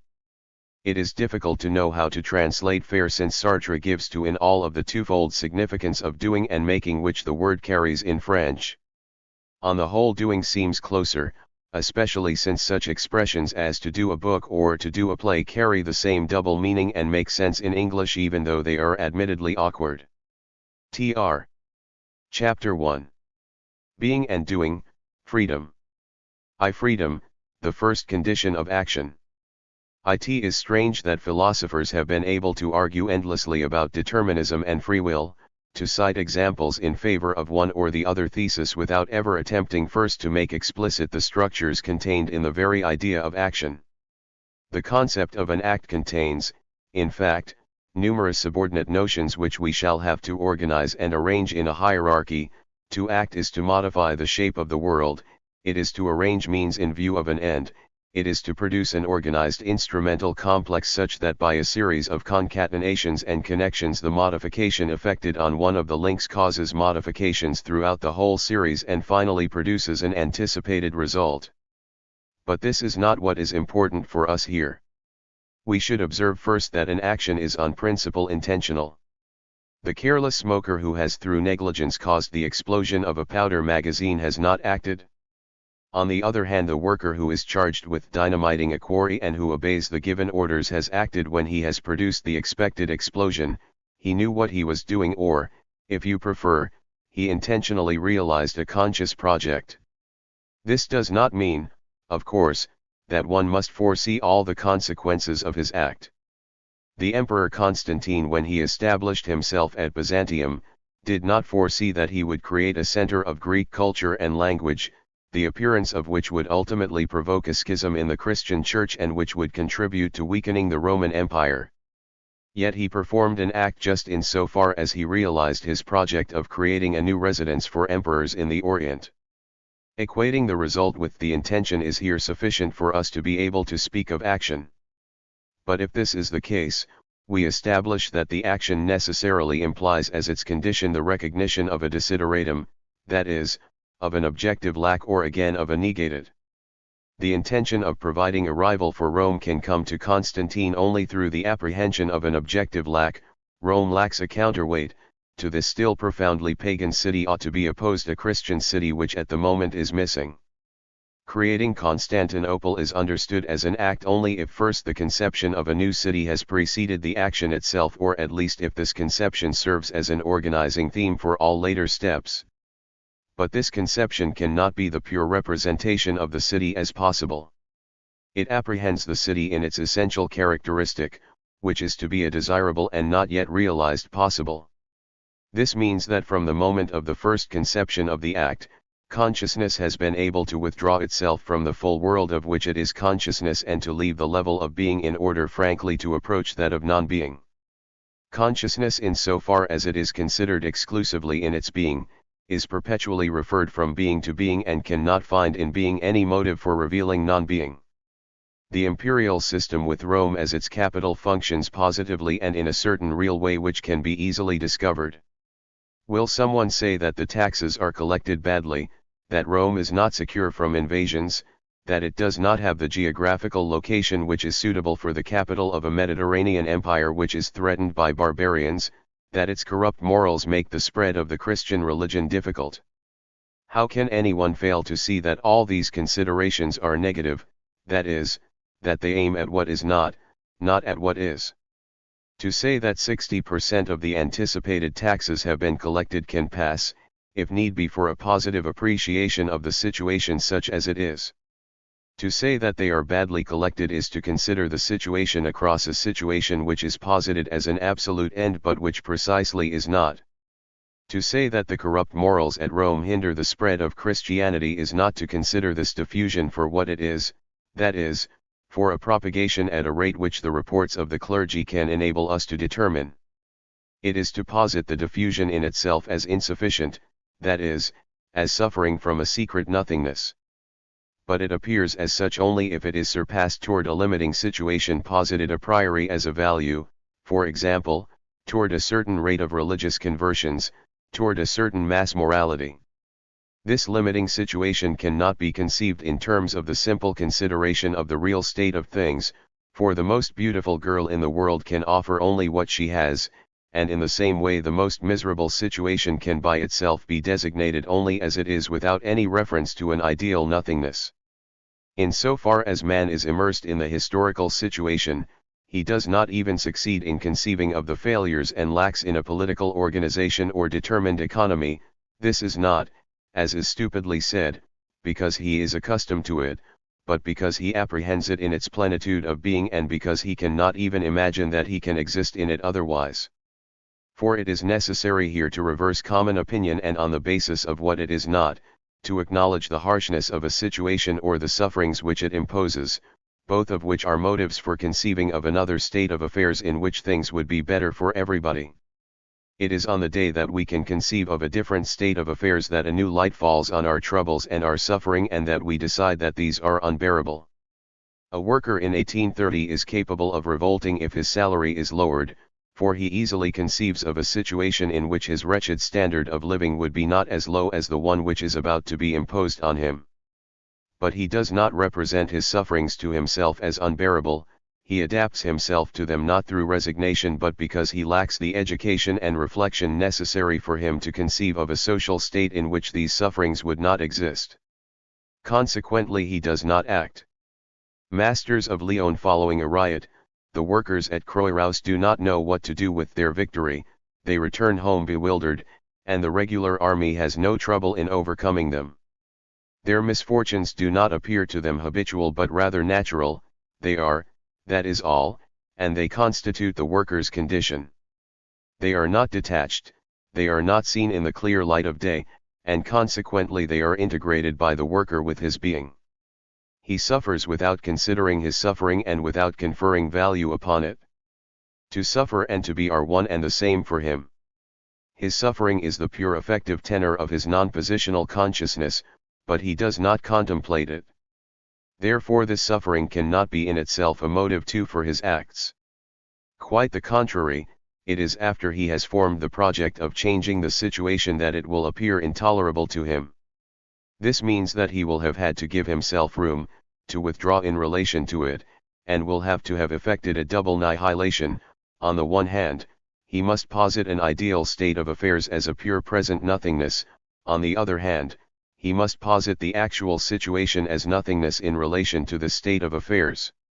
He will have to conceive of a happiness attached to his class as a pure possible, that is, presently as a certain nothingness, and on the other hand, he will return to the present situation in order to illuminate it in the light of this nothingness and in order to nihilate it in turn by declaring, "I am not happy." Two important consequences result. 1. No factual state whatever it may be, the political and economic structure of society, the psychological state, etc., is capable by itself of motivating any act whatsoever.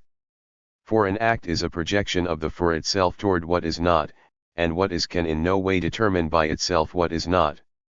2. No factual state can determine consciousness to apprehend it as a negative or as a lack.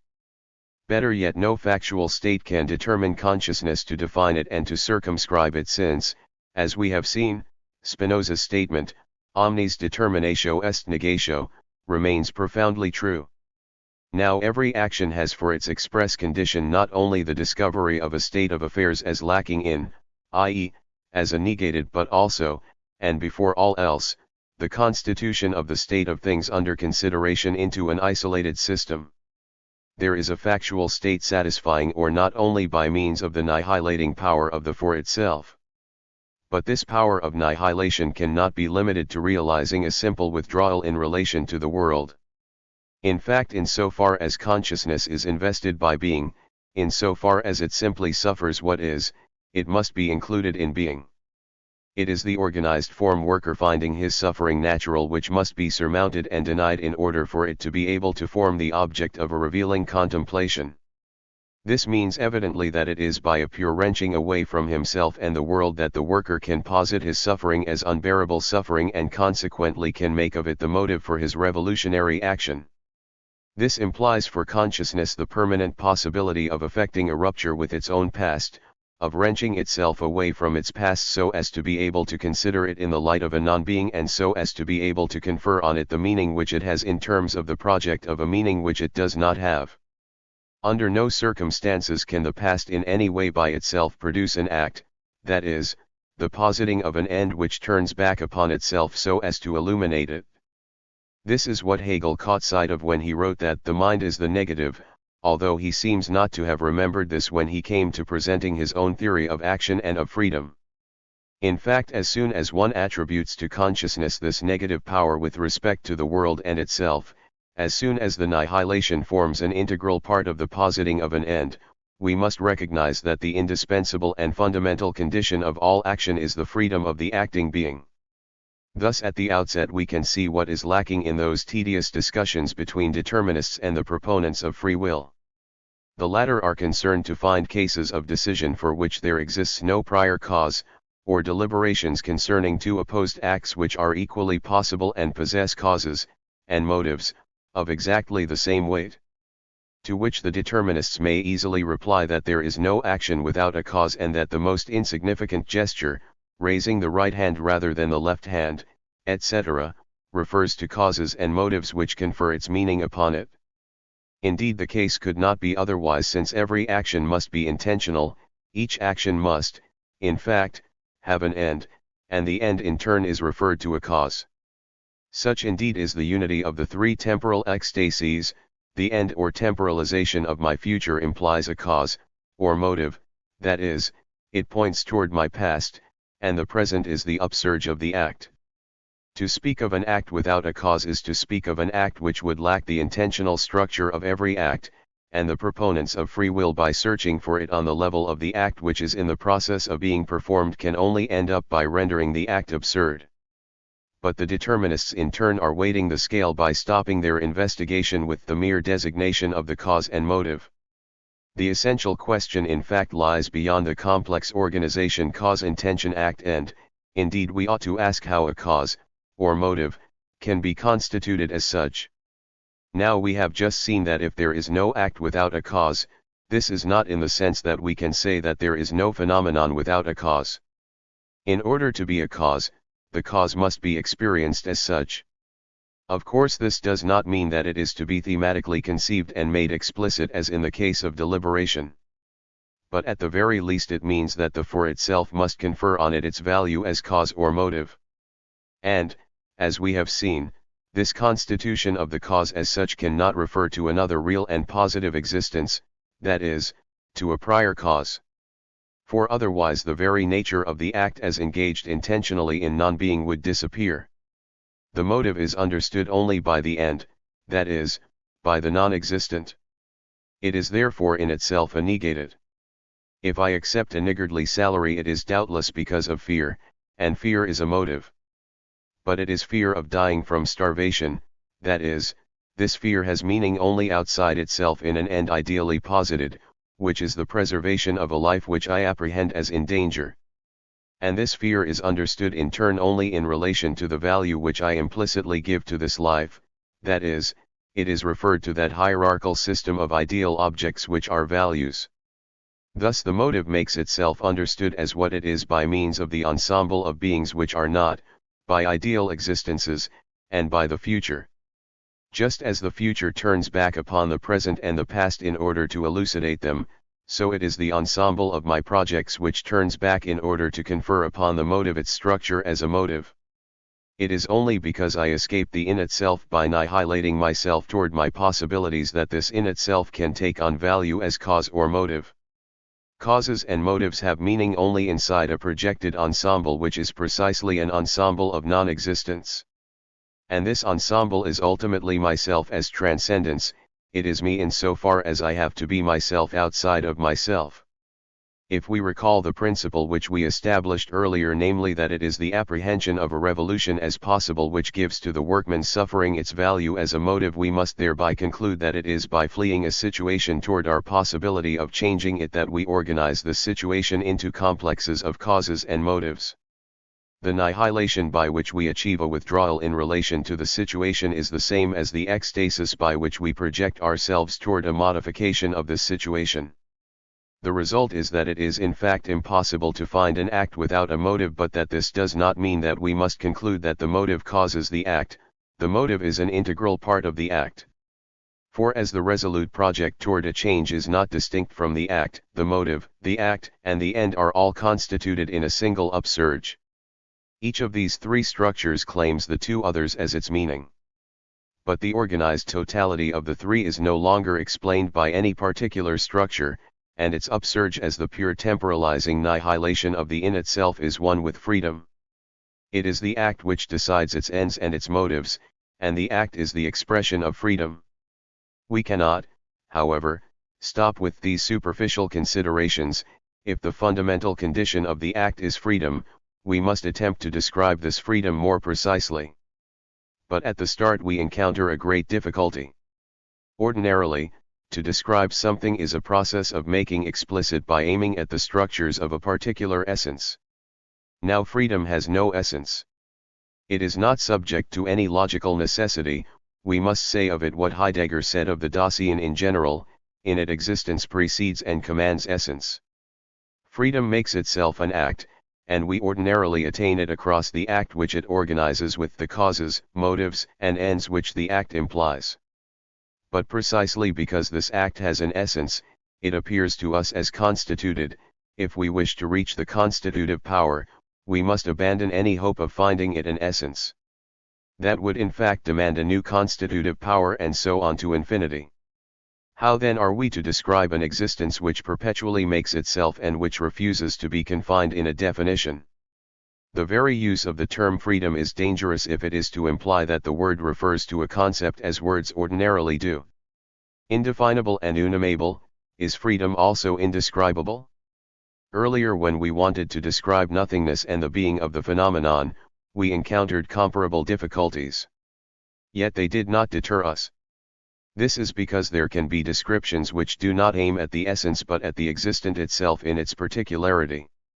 To be sure, I could not describe a freedom which would be common to both the other and myself, I could not therefore contemplate an essence of freedom. On the contrary, it is freedom which is the foundation of all essences, since man reveals intramundane essences by surpassing the world toward his own possibilities. But actually the question is of my freedom. Similarly, when I described consciousness, I could not discuss a nature common to certain individuals but only my particular consciousness, which like my freedom is beyond essence, or as we have shown with considerable repetition, for which to be is to have been. I discussed this consciousness so as to touch it in its very existence as a particular experience, the cogito. Husserl and Descartes, as Gastenberger has shown, demand that the cogito release to them a truth as essence. With Descartes we achieve the connection of two simple natures, with Husserl we grasp the eidetic structure of consciousness. Point 3. But if in consciousness its existence must precede its essence, then both Descartes and Husserl have committed an error. What we can demand from the cogito is only that it discover for us a factual necessity. It is also to the cogito that we appeal in order to determine freedom as the freedom which is ours, as a pure factual necessity, that is, as a contingent existent but one which I am not able not to experience. I am indeed an existent who learns his freedom through his acts, but I am also an existent whose individual and unique existence temporalizes itself as freedom. As such I am necessarily a consciousness, of, freedom, since nothing exists in consciousness except as the nonthetic consciousness of existing. Thus my freedom is perpetually in question in my being. It is not a quality added on or a property of my nature. It is very exactly the stuff of my being, and as in my being is in question, I must necessarily possess a certain comprehension of freedom. It is this comprehension which we intend at present to make explicit. In our attempt to reach to the heart of freedom we may be helped by the few observations which we have made on the subject in the course of this work and which we must summarize here. In the first chapter we established the fact that if negation comes into the world through human reality, the latter must be a being who can realize annihilating rupture with the world and with himself, and we established that the permanent possibility of this rupture is the same as freedom. But on the other hand, we stated that this permanent possibility of annihilating what I am in the form of having been implies for man a particular type of existence. We were able then to determine by means of analyses like that of bad faith that human reality is its own nothingness. For the for itself, to be is to annihilate the in itself which it is. Under these conditions freedom can be nothing other than this annihilation. It is through this that the for itself escapes its being as its essence, it is through this that the for itself is always something other than what can be said of it. For in the final analysis the for itself is the one which escapes this very denomination, the one which is already beyond the name which is given to it, beyond the property which is recognized in it. To say that the for itself has to be what it is, to say that it is what it is not while not being what it is, to say that in it existence precedes and conditions essence, or inversely according to Hegel, that for it Wesen ist was Joesen ist, all this is to say one and the same thing, to be aware that man is free. Indeed, by the sole fact that I am conscious of the causes which inspire my action, these causes are already transcendent objects for my consciousness, they are outside. In vain shall I seek to catch hold of them, I escape them by my very existence. I am condemned to exist forever beyond my essence, beyond the causes and motives of my act. I am condemned to be free. This means that no limits to my freedom can be found except freedom itself, or, if you prefer, that we are not free to cease being free. To the extent that the for itself wishes to hide its own nothingness from itself and to incorporate the in itself as its true mode of being, it is trying also to hide its freedom from itself. The ultimate meaning of determinism is to establish within us an unbroken continuity of existence in itself. The motive conceived as a psychic fact, i.e., as a full and given reality, is, in the deterministic view, articulated without any break with the decision and the act, both of which are equally conceived as psychic givens. The in itself has got hold of all these data, the motive provokes the act as the physical cause its effect, everything is real, everything is full. Thus the refusal of freedom can be conceived only as an attempt to apprehend oneself as being in itself, it amounts to the same thing. Human reality may be defined as a being such that in its being its freedom is at stake because human reality perpetually tries to refuse to recognize its freedom. Psychologically in each one of us this amounts to trying to take the causes and motives as things. We try to confer permanence upon them. We attempt to hide from ourselves that their nature and their weight depend each moment on the meaning which I give to them, we take them for constants. This amounts to considering the meaning which I gave to them just now or yesterday which is irremediable because it is past and extrapolating from it a character fixed still in the present. I attempt to persuade myself that the cause is as it was. Thus it would pass whole and untouched from my past consciousness to my present consciousness. It would inhabit my consciousness. This amounts to trying to give an essence to the for itself. In the same way people will posit ends as transcendences, which is not an error. But instead of seeing that the transcendences there posited are maintained in their being by my own transcendence, people will assume that I encounter them upon my surging up in the world, they come from God, from nature, from my nature, from society. These ends ready-made and pre-human will therefore define the meaning of my act even before I conceive it, just as causes as pure psychic givens will produce it without my even being aware of them. Cause, act, and end constitute a continuum, a plenum. These abortive attempts to stifle freedom under the weight of being, they collapse with the sudden upsurge of anguish before freedom, show sufficiently that freedom in its foundation coincides with the nothingness which is at the heart of man. Human reality is free because it is not enough. It is free because it is perpetually wrenched away from itself and because it has been separated by a nothingness from what it is and from what it will be. It is free, finally, because its present being is itself a nothingness in the form of the reflection reflecting. Man is free because he is not himself but presence to himself. The being which is what it is cannot be free. Freedom is precisely the nothingness which is made to be at the heart of man and which forces human reality to make itself instead of to be.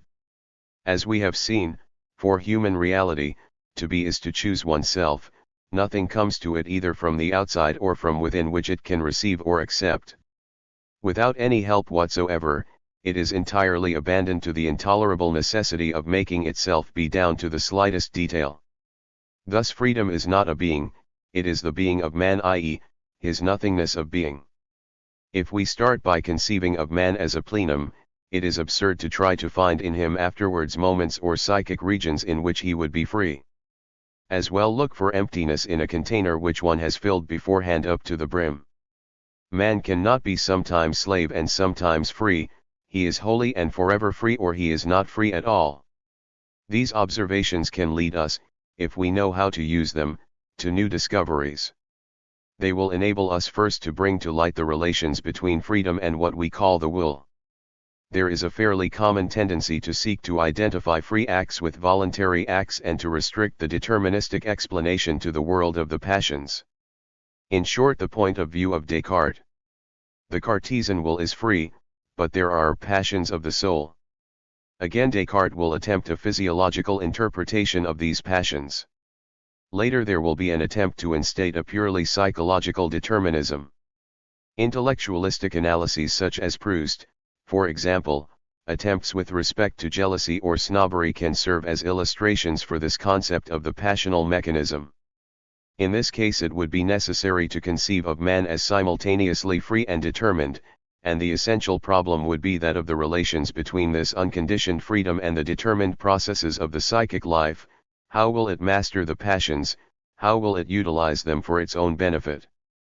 A wisdom which comes from ancient times, the wisdom of the Stoics, will teach us to come to terms with these passions so as to master them. In short, it will counsel us how to conduct ourselves with regard to affectivity as man does with respect to nature in general when he obeys it in order better to control it. Human reality therefore appears as a free power besieged by an ensemble of determined processes.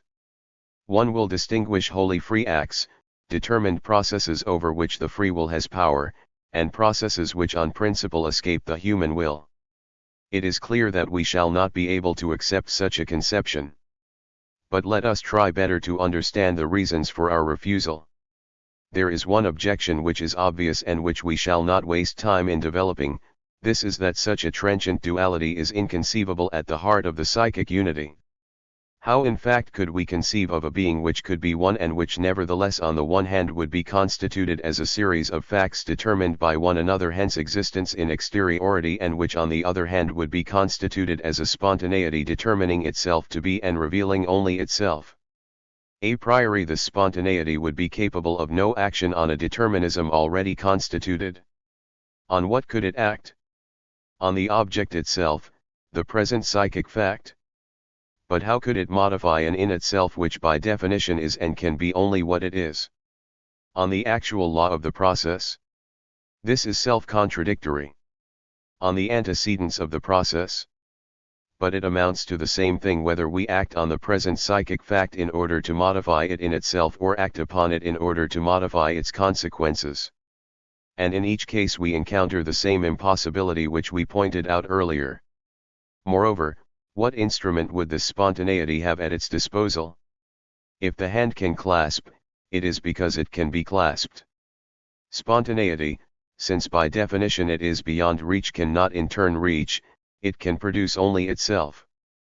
And if it could dispose of a special instrument, it would then be necessary to conceive of this as of an intermediary nature between free will and determined passions, which is not admissible. For different reasons the passions could get no hold upon the will. Indeed, it is impossible for a determined process to act upon a spontaneity, exactly as it is impossible for objects to act upon consciousness.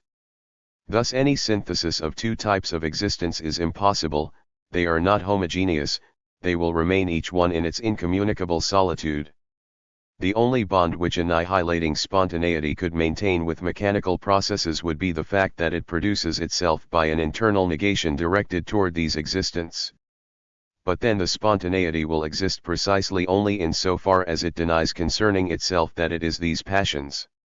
Henceforth the ensemble of the determined will of necessity be apprehended by spontaneity as a pure transcendent, that is, as what is necessarily outside, as what is not at point. For this internal negation would therefore have for its effect only the dissolution of the in the world, and the would exist as some sort of object in the midst of the world for a free spontaneity which would be simultaneously will and consciousness.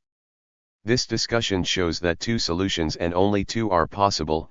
Either man is wholly determined, which is inadmissible, especially because a determined consciousness, i.e., a consciousness externally motivated, becomes itself pure exteriority and ceases to be consciousness, or else man is wholly free. But these observations are still not our primary concern. They have only a negative bearing. The study of the will should, on the contrary, enable us to advance further in our understanding of freedom. And this is why the fact which strikes us first is that if the will is to be autonomous, then it is impossible for us to consider it as a given psychic fact, that is, in itself. It cannot belong to the category defined by the psychologist as states of consciousness.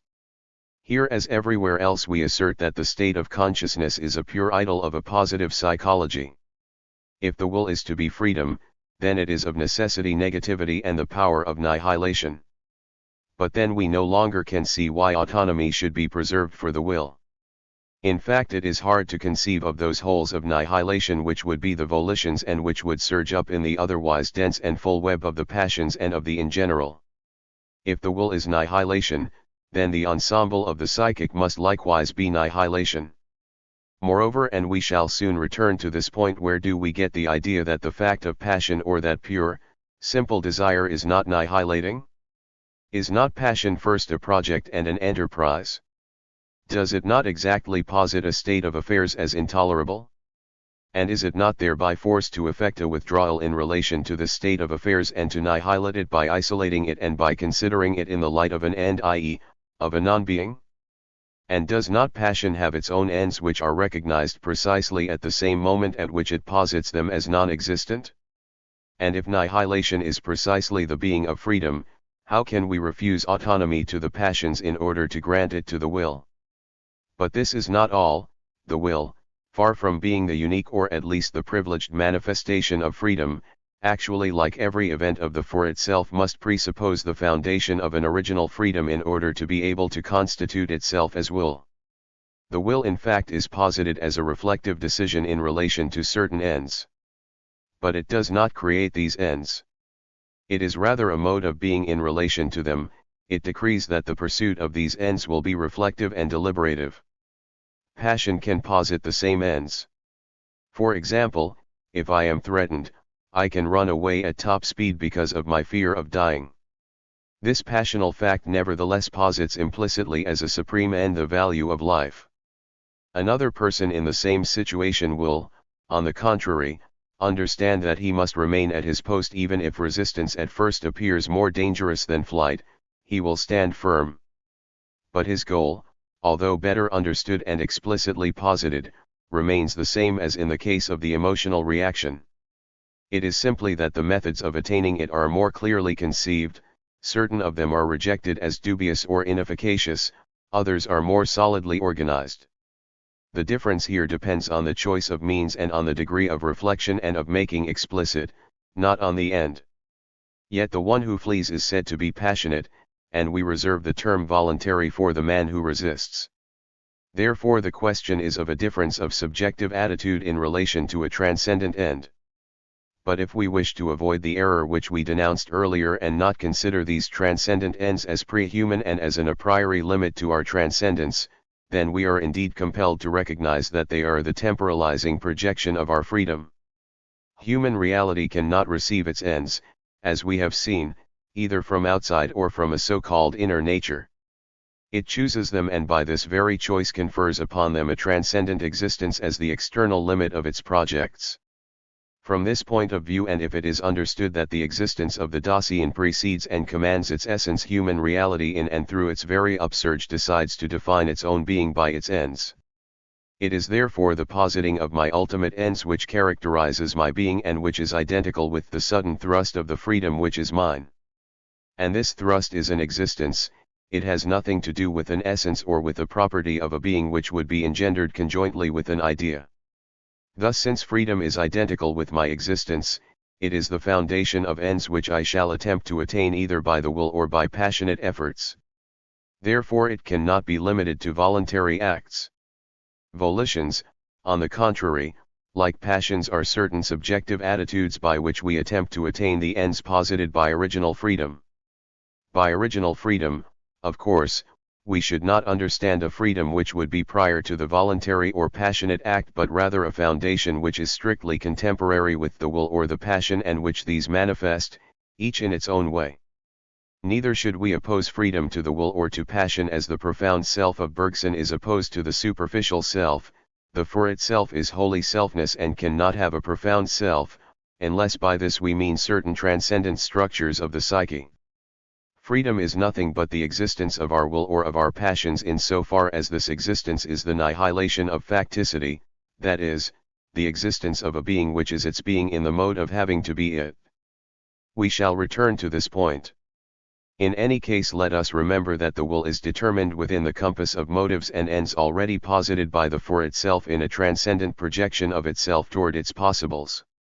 If this were not so, how could we understand deliberation, which is an evaluation of means in relation to already existing ends? If these ends are already posited, then what remains to be decided at each moment is the way in which I shall conduct myself with respect to them, in other words, the attitude which I shall assume. Shall I act by volition or by passion? Who can decide except me?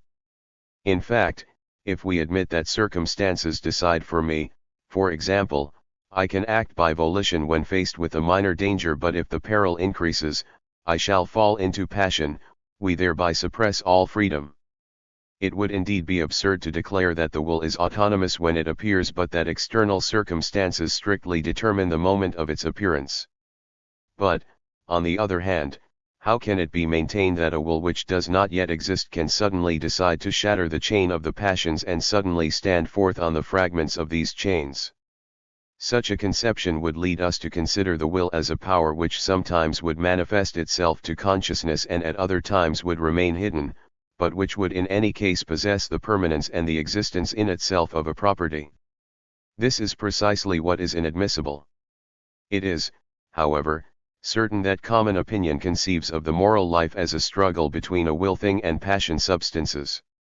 There is here a sort of psychological Manichaeism which is absolutely insupportable. Actually, it is not enough to will, it is necessary to will to will. Take, for example, a given situation, I can react to it emotionally. We have shown elsewhere that emotion is not a physiological tempest. 5. It is a reply adapted to the situation. It is a type of conduct, the meaning and form of which are the object of an intention of consciousness which aims at attaining a particular end by particular means. In fear, fainting and cataplexis 6 aim at suppressing the danger by suppressing the consciousness of the danger. There is an intention of losing consciousness in order to do away with the formidable world in which consciousness is engaged and which comes into being through consciousness. Therefore we have to do with magical behavior provoking the symbolic satisfactions of our desires and revealing by the same stroke a magical stratum of the world. In contrast to this conduct, voluntary and rational conduct will consider the situation scientifically, will reject the magical, and will apply itself to realizing determined series and instrumental complexes which will enable us to resolve the problems. It will organize a system of means by taking its stand on instrumental determinism. Suddenly it will reveal a technical world, that is, a world in which each instrumental complex refers to another larger complex and so on. But what will make me decide to choose the magical aspect or the technical aspect of the world? It cannot be the world itself, for this in order to be manifested waits to be discovered. Therefore it is necessary that the for itself in its project must choose being the one by whom the world is revealed as magical or rational, that is, the for itself must as a free project of itself give to itself magical or rational existence. It is responsible for either one, for the for itself can be only if it has chosen itself. Therefore the for itself appears as the free foundation of its emotions as of its volitions. My fear is free and manifests my freedom. I have put all my freedom into my fear, and I have chosen myself as fearful in this or that circumstance. Under other circumstances I shall exist as deliberate and courageous, and I shall have put all my freedom into my courage. In relation to freedom there is no privileged psychic phenomenon. All my modes of being manifest freedom equally, since they are all ways of being my own nothingness. This fact will be even more apparent in the description of what we called the causes and motives of action.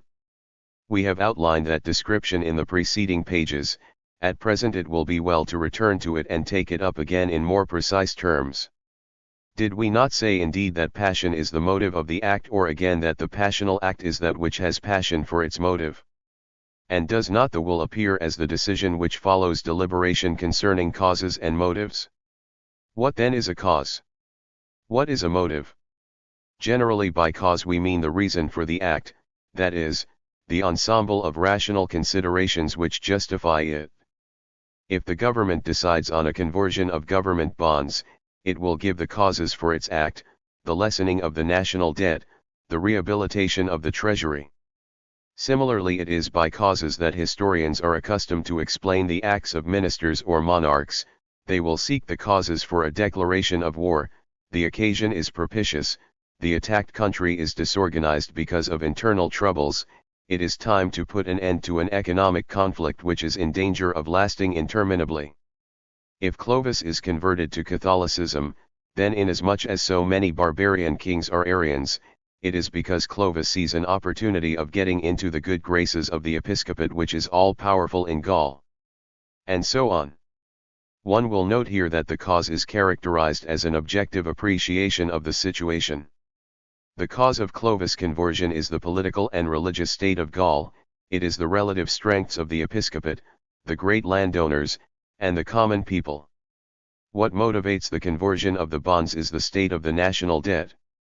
Nevertheless, this objective appreciation can be made only in the light of a presupposed end and within the limits of a project of the for itself toward this end.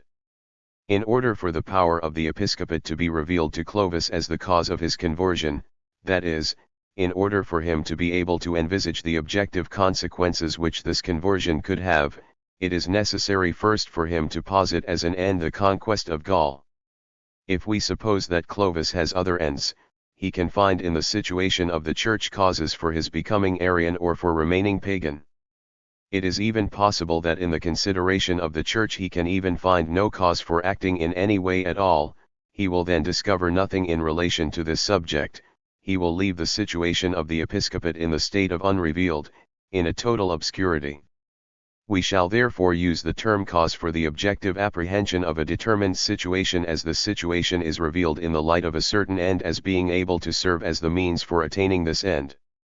The motive, on the contrary, is generally considered as a subjective fact. It is the ensemble of the desires, emotions, and passions which urge me to accomplish a certain act. The historian looks for motives and takes them into account only as a last resort when the causes are not sufficient to explain the act under consideration. Ferdinand Lot, for example, after having shown that the reasons which are ordinarily given for the conversion of Constantine are insufficient or erroneous, writes, "Since it is established that Constantine had everything to lose and apparently nothing to gain by embracing Christianity, there is only one conclusion possible, that he yielded to a sudden impulse, pathological or divine as you prefer." 7. Lot is here abandoning the explanation by causes, which seems to him unenlightening, and prefers to it an explanation by motives. The explanation must then be sought in the psychic state, even in the mental state of the historical agent. It follows naturally that the event becomes wholly contingent, since another individual with other passions and other desires would have acted differently. In contrast to the historian, the psychologist will by preference look for motives. Usually he supposes, in fact, that they are contained in the state of consciousness which has provoked the action. The ideal rational act would therefore be the one for which the motives would be practically nil and which would be uniquely inspired by an objective appreciation of the situation. The irrational or passionate act will be characterized by the reverse proportion. It remains for us to explain the relation between causes and motives in the everyday case in which they exist side by side. For example, I can join the Socialist Party because I judge that this party serves the interests of justice and of humanity, or because I believe that it will become the principal historical force in the years which will follow my joining. These are causes. And at the same time I can have motives, a feeling of pity or charity for certain classes of the oppressed, a feeling of shame at being on the good side of the barricade, as Gide says, or again an inferiority complex, a desire to shock my relatives, etc. What can be meant by the statement that I have joined the Socialist Party for these causes and these motives? Evidently we are dealing with two radically distinct layers of meaning. How are we to compare them? How are we to determine the part played by each of them in the decision under consideration? This difficulty, which certainly is the greatest of those raised by the current distinction between causes and motives, has never been resolved. Few people indeed have so much as caught a glimpse of it. Actually, under a different name, it amounts to positing the existence of a conflict between the will and the passions. But if the classic theory is discovered to be incapable of assigning to cause and motive their proper influence in the simple instance when they join together to produce a single decision, it will be wholly impossible for it to explain or even to conceive of a conflict between causes and motives, a conflict in which each group would urge its individual decision. Therefore we must start over again from the beginning. To be sure, the cause is objective. It is the state of contemporary things as it is revealed to a consciousness. It is objective that the Roman plebs and aristocracy were corrupted by the time of Constantine, or that the Catholic Church is ready to favor a monarch who at the time of Clovis will help it triumph over Arianism. Nevertheless, the state of affairs can be revealed only to a for itself, since in general the for itself is the being by which there is a world. Better yet, it can be revealed only to a for itself which chooses itself in this or that particular way, that is, to a for itself which has made its own individuality. The for itself must of necessity have projected itself in this or that way in order to discover the instrumental implications of instrumental things. Objectively, the knife is an instrument made of a blade and a handle. I can grasp it objectively as an instrument to slice with, to cut with. But lacking a hammer, I can just as well grasp the knife as an instrument to hammer with. I can make use of its handle to pound in a nail, and this apprehension is no less objective. When Clovis appreciates the aid which the Church can furnish him, it is not certain that a group of prelates or even one particular priest has made any overtures to him, nor even that any member of the clergy has clearly thought of an alliance with a Catholic monarch. The only strictly objective facts, those which any for itself whatsoever can establish, are the great power of the Church over the people of Gaul and the anxiety of the Church with regard to the Arian heresy. In order for these established facts to be organized into a cause for conversion, it is necessary to isolate them from the ensemble and thereby to annihilate them, and it is necessary to transcend them toward a particular potentiality. The Church's potentiality objectively apprehended by Clovis will be to give its support to a converted king. But this potentiality can be revealed only if the situation is surpassed toward a state of things which does not yet exist, in short, towards a nothingness. In a word, the world gives counsel only if one questions it, and one can question it only for a well-determined end. Therefore the cause, far from determining the action, appears only in and through the project of an action.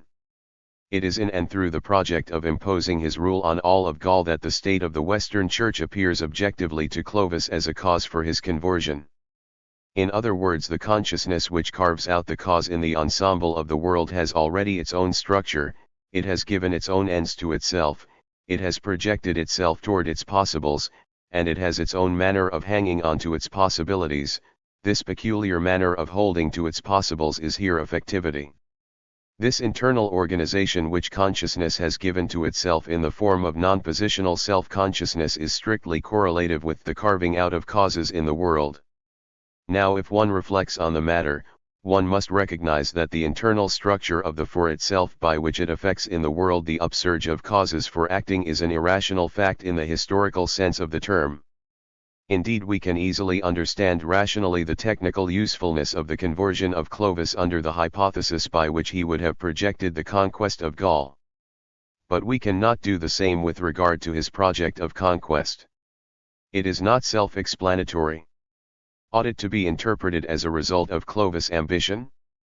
But precisely what is the ambition if not the purpose of conquering? How could Clovis' ambition be distinguished from the precise project of conquering Gaul?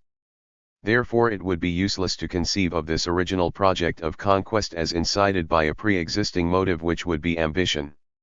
It is indeed true that the ambition is a motive, since it is wholly subjectivity. But as it is not distinct from the project of conquering, we shall say that this first project of his possibilities, in the light of which Clovis discovers a cause for being converted, is precisely the motive. Then all is made clear, and we can conceive of the relations of these three terms: causes, motives, ends. We are dealing here with a particular case of being in the world. Just as it is the upsurge of the for itself which causes there to be a world, so here it is the very being of the for itself, in so far as this being is a pure project toward an end, which causes there to be a certain objective structure of the world, one which deserves the name of cause in the light of this end. The for itself is therefore the consciousness of this cause. But this positional consciousness of the cause is on principle a nonthetic consciousness of itself as a project toward an end. In this sense it is a motive, that is, it experiences itself nonthetically as a project, more or less keen, more or less passionate, toward an end at the very moment at which it is constituted as a revealing consciousness of the organization of the world into causes.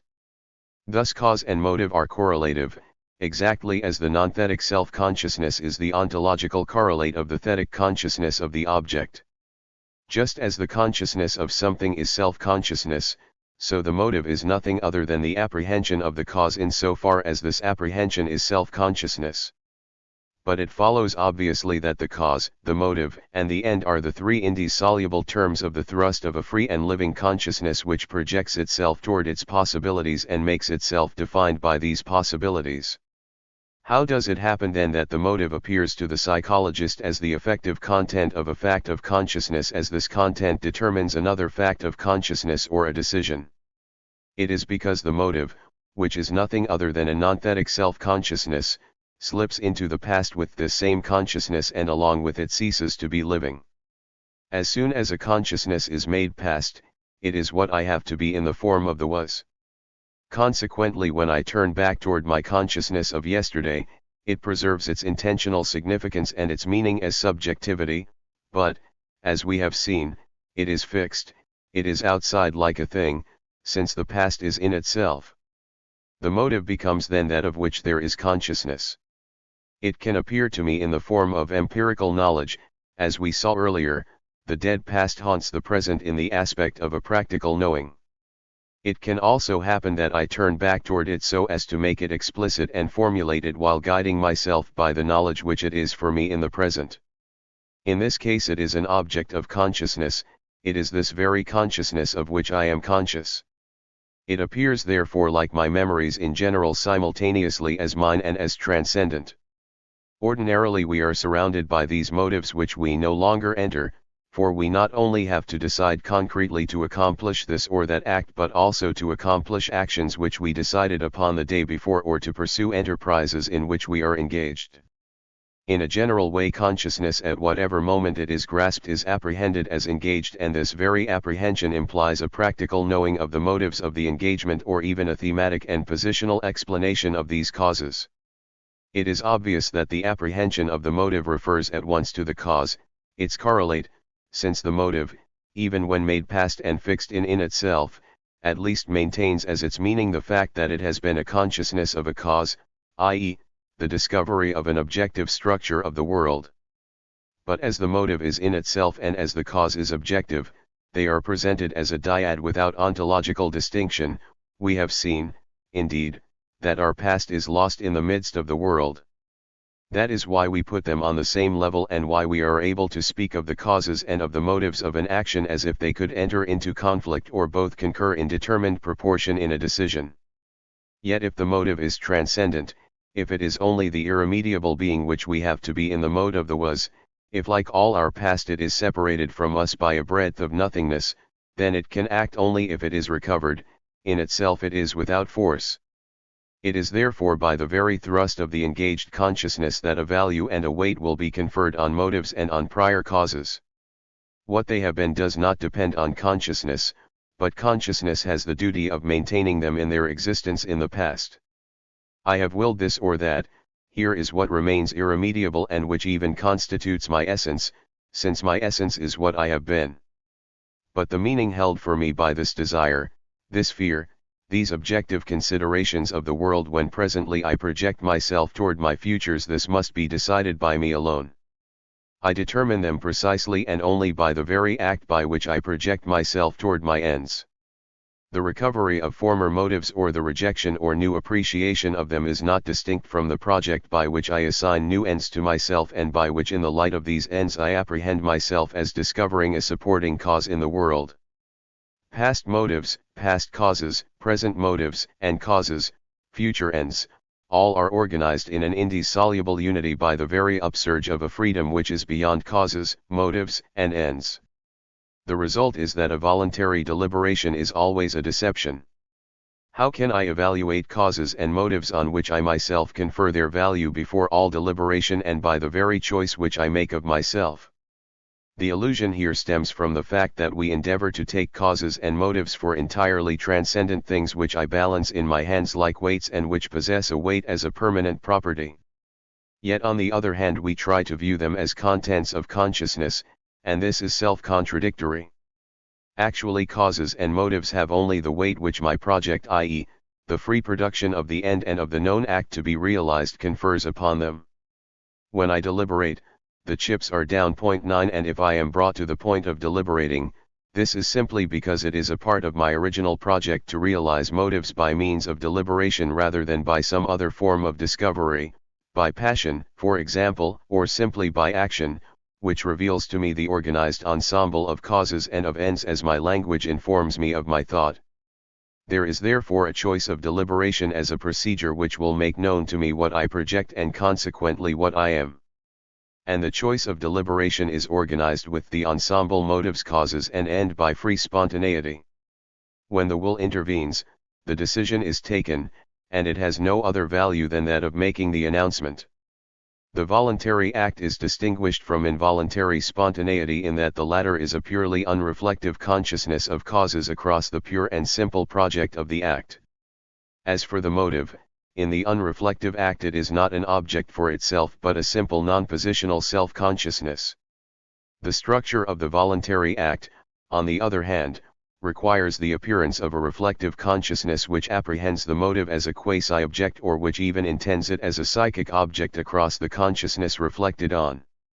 For the latter, the cause, since it is grasped by the intermediary of the consciousness reflected on, is as separated. To adopt Husserl's famous expression, simple voluntary reflection by its structure as reflectivity practices the with regard to the cause, it holds the cause in suspense, puts it within parentheses. Thus it can build up a semblance of appreciative deliberation by the fact that a more profound nihilation separates the reflective consciousness from the consciousness reflected on or motive and by the fact that the cause is suspense. Nevertheless, as we know, although the result of the reflection is to widen the gap which separates the for itself from itself, such is not its goal. The goal of the reflective susciparity is, as we have seen, to recover the reflected on so as to constitute that unrealizable totality in itself for itself, which is the fundamental value posited by the for itself in the very upsurge of its being. If, therefore, the will is in essence reflective, its goal is not so much to decide what end is to be attained, since in any case the chips are down. The profound intention of the will bears rather on the method of attaining this end already posited. The for itself which exists in the voluntary mode wishes to recover itself in so far as it decides and acts. It does not wish merely to be carried toward an end, nor to be the one which chooses itself as carried toward a particular end. It wishes again to recover itself as a spontaneous project toward this or that particular end. The ideal of the will is to be an in itself for itself as a project toward a certain end. This is evidently a reflective ideal, and it is the meaning of the satisfaction which accompanies a judgment such as, I have done what I wished to do. But it is evident that the reflective susciparity in general has its foundation in a project more profound than itself, a project which for lack of a better term we called motivation in Part 2, Chapter 3. Now that we have defined cause and motive, it is necessary to give to this project which underlies reflection the name intention. To the extent therefore that the will is an instance of reflection, the fact of its being placed so as to act on the voluntary level demands for its foundation a more profound intention. It is not enough for the psychologist to describe a particular subject as realizing his project in the mode of voluntary reflection. The psychologist must also be capable of releasing to us the profound intention which makes the subject realize his project in this mode of volition rather than in a wholly different mode. Moreover, it must be clearly understood that any mode of consciousness whatsoever may have produced the same realization once the ends are posited by an original project. Thus we have touched on a more profound freedom than the will, simply by showing ourselves to be more exacting than the psychologists, that is, by raising the question why, whereas they limit themselves to establishing the mode of consciousness as volitional. This brief study does not attempt to exhaust the question of the will. On the contrary, it would be desirable to attempt a phenomenological description of the will for itself. But this is not our goal. We hope simply that we have shown that the will is not a privileged manifestation of freedom but that it is a psychic event of a peculiar structure which is constituted on the same plane as other psychic events and which is supported, neither more nor less than the others, by an original, ontological freedom. By the same token freedom appears as an unanalyzable totality. Causes, motives, and ends, as well as the mode of apprehending causes, motives, and ends, are organized in a unity within the compass of this freedom and must be understood in terms of it. Does this mean that one must view freedom as a series of capricious jerks comparable to the Epicurean clean amen? Am I free to wish anything whatsoever at any moment whatsoever? And must I at each instant when I wish to explain this or that project encounter the irrationality of a free and contingent choice?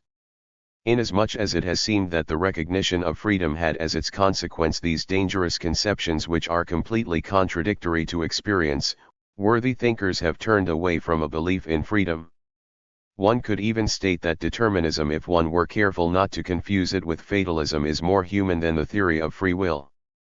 In fact, while determinism throws into relief the strict conditioning of our acts, it does at least give the reason for each of them. and if it is strictly limited to the psychic, if it gives up looking for a conditioning in the ensemble of the universe, it shows that the reason for our acts is in ourselves. We act as we are, and our acts contribute to making us. Let us consider more closely, however, the few certain results which our analysis has enabled us to attain. We have shown that freedom is actually one with the being of the for itself. Human reality is free to the exact extent that it has to be its own nothingness. It has to be this nothingness, as we have seen, in multiple dimensions. First, by temporalizing itself, i.e., by being always at a distance from itself, which means that it can never let itself be determined by its past to perform this or that particular act. Second, by rising up as consciousness of something and, of, itself, i.e., by being presence to itself and not simply self, which implies that nothing exists in consciousness which is not consciousness of existing, and that consequently nothing external to consciousness can motivate it. And finally, by being transcendence, i.e., not something which would first be in order subsequently to put itself into relation with this or that end, but on the contrary, a being which is originally a project, i.e., which is defined by its end. Thus we do not intend here to speak of anything arbitrary or capricious. An existent which as consciousness is necessarily separated from all others because they are in connection with it only to the extent that they are for it, an existent which decides its past in the form of a tradition in the light of its future instead of allowing it purely and simply to determine its present, an existent which makes known to itself what it is by means of something other than it, that is, by an end which it is not and which it projects from the other side of the world. This is what we call a free existent. This does not mean that I am free to get up or to sit down, to enter or to go out, to flee or to face danger, if one means by freedom here a pure capricious, unlawful, gratuitous, and incomprehensible contingency. To be sure, each one of my acts, even the most trivial, is entirely free in the sense which we have just defined, but this does not mean that my act can be anything whatsoever or even that it is unforeseeable. Someone, nevertheless, may object and ask how, if my act can be understood neither in terms of the state of the world nor in terms of the ensemble of my past taken as an irremediable thing, it could possibly be anything but gratuitous. Let us look more closely. Common opinion does not hold that to be free means only to choose oneself. A choice is said to be free if it is such that it could have been other than what it is. I start out on a hike with friends. At the end of several hours of walking, my fatigue increases and finally becomes very painful. At first I resist, and then suddenly I let myself go. I give up.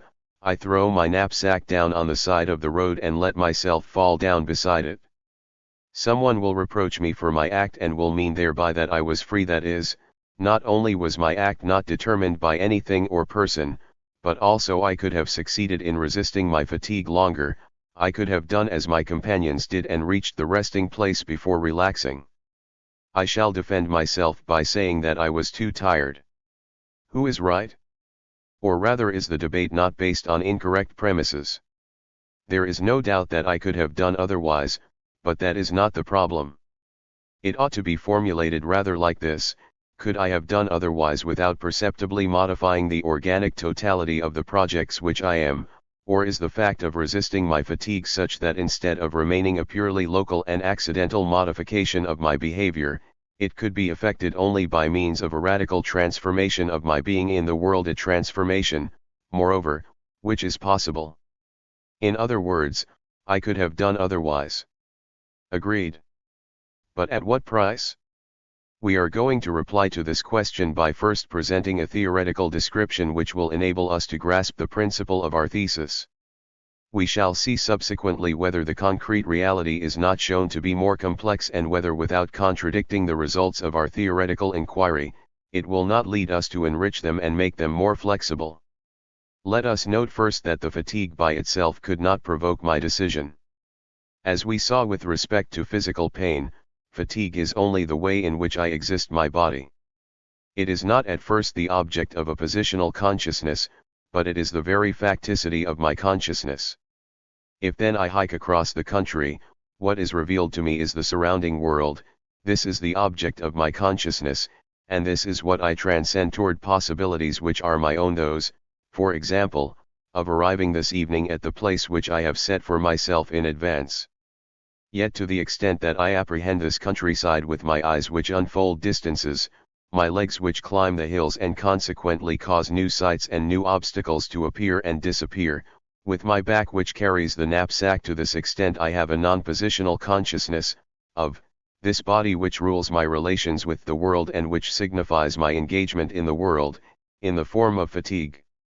Objectively and in correlation with this non-thetic consciousness, the roads are revealed as interminable, the slopes as steeper, the sun as more burning, etc.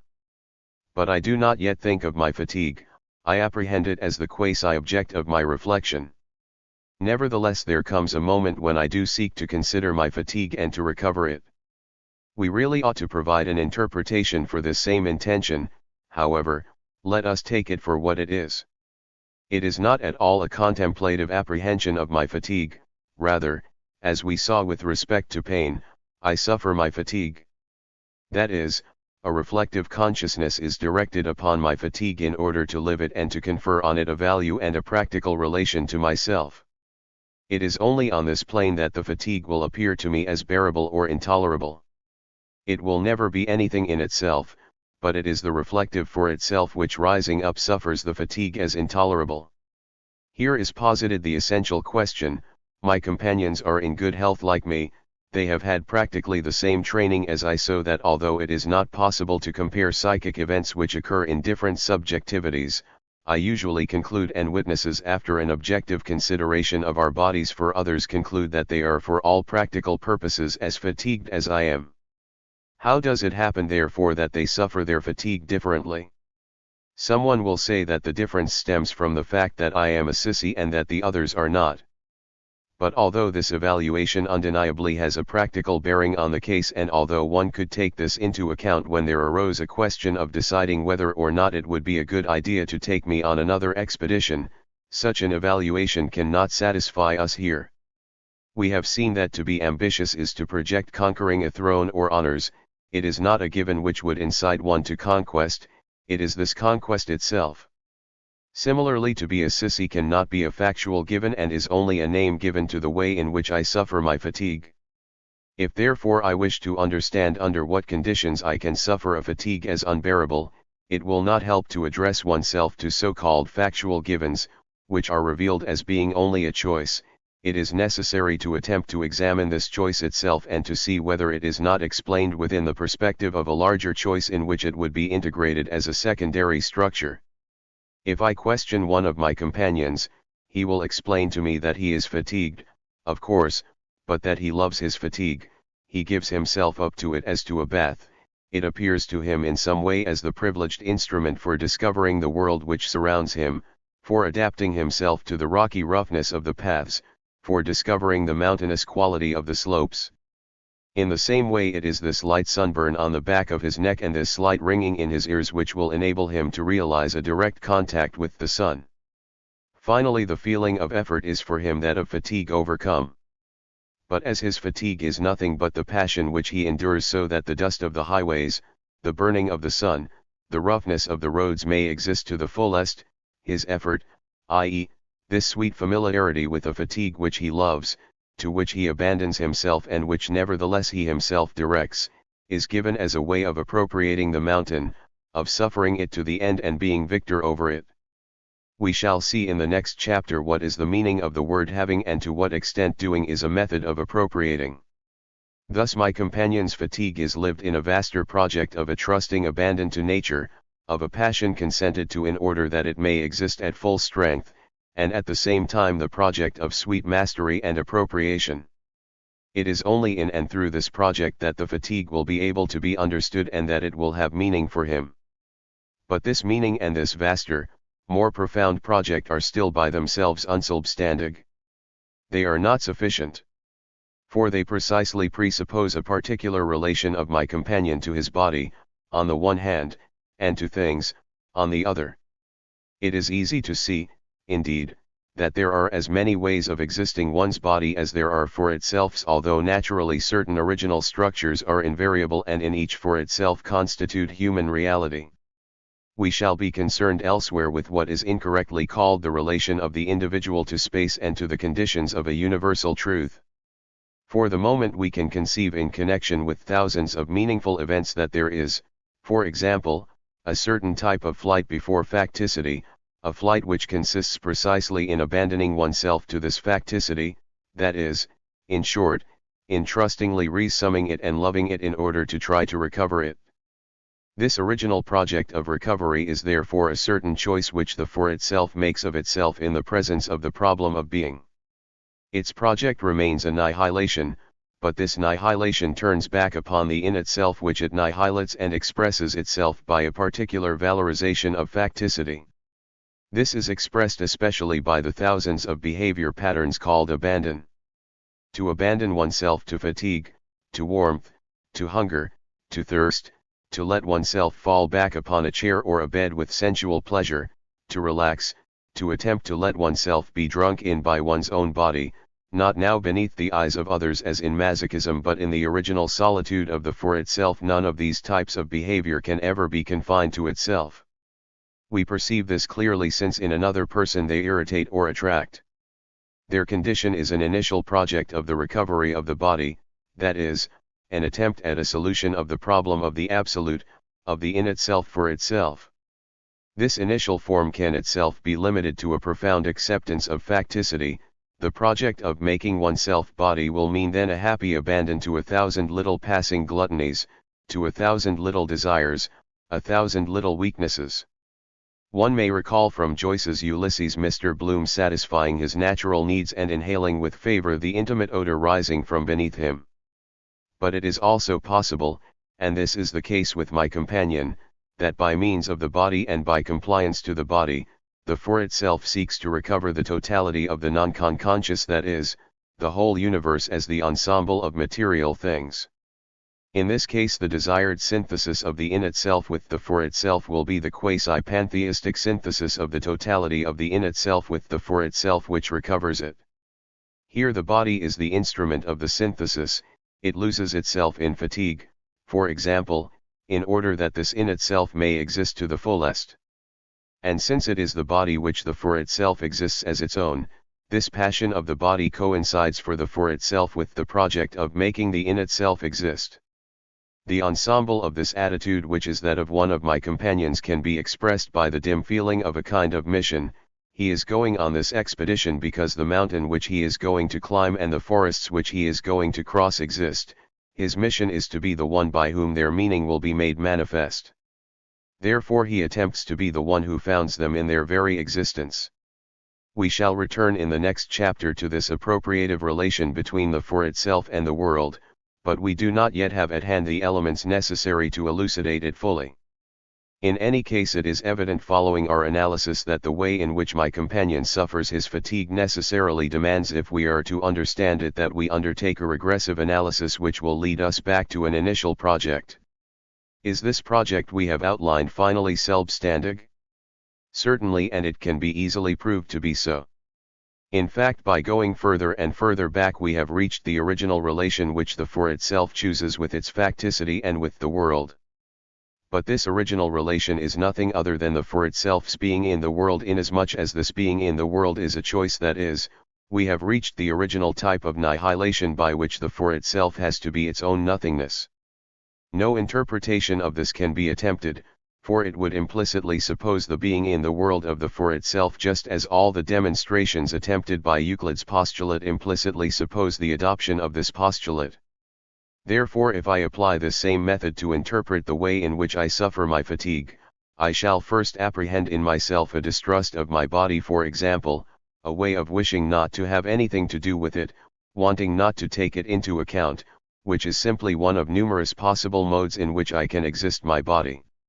I shall easily discover an analogous distrust with respect to the in itself and, for example, an original project for recovering the in itself which I annihilate through the intermediacy of others, which project in turn refers me to one of the initial projects which we enumerated in our preceding discussion.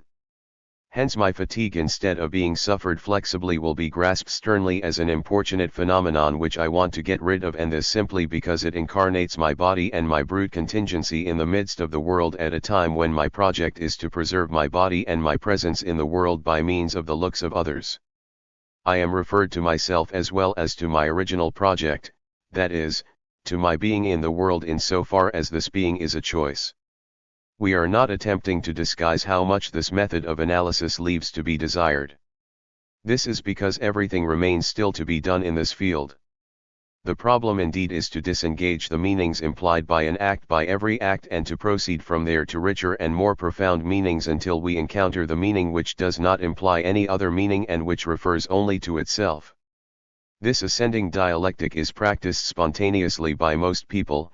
It can even be established that in knowledge of oneself or of another there is given a spontaneous comprehension of this hierarchy of interpretations.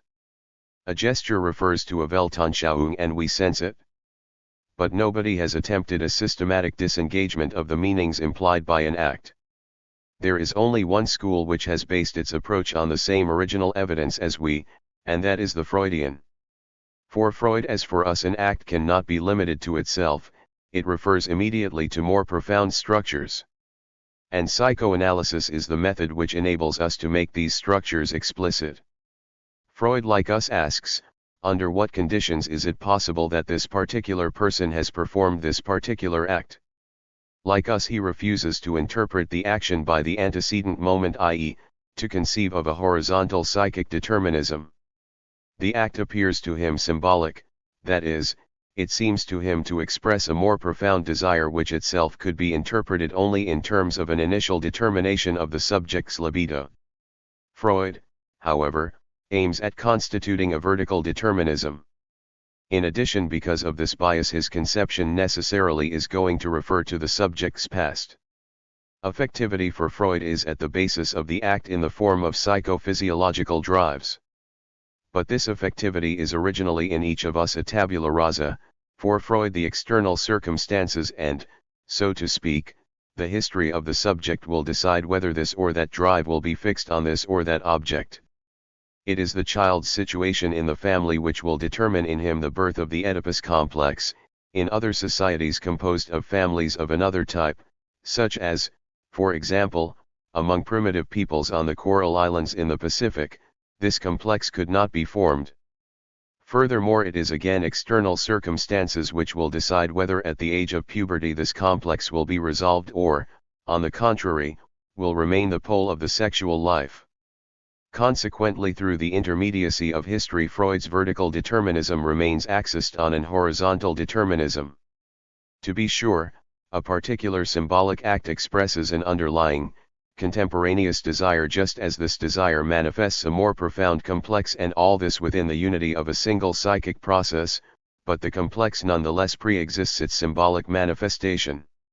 It is the past which has constituted it such as it is, and in accordance with the classic connections, transfer, condensation, etc., which we find mentioned not only in psychoanalysis but in all attempts at a deterministic reconstruction of the psychic life. Consequently, the dimension of the future does not exist for psychoanalysis. Human reality loses one of its ecstasies and must be interpreted solely by a regression toward the past from the standpoint of the present.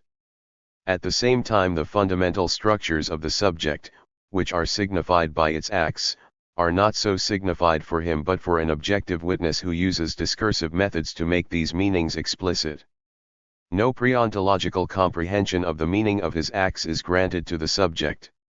And this is just, since in spite of everything his acts are only a result of the past, which is on principle out of reach, instead of seeking to inscribe their goal in the future. Thus we should restrict ourselves to taking the psychoanalytic method as our inspiration, that is, we should attempt to disengage the meanings of an act by proceeding from the principle that every action, no matter how trivial, is not the simple effect of the prior psychic state and does not result from a linear determinism but rather is integrated as a secondary structure in global structures and finally in the totality which I am. Otherwise, in fact, I should have to understand myself either as a horizontal flux of phenomena, each one of which is externally conditioned by the preceding or as a supporting substance for a flow, a substance deprived of the meaning of its modes.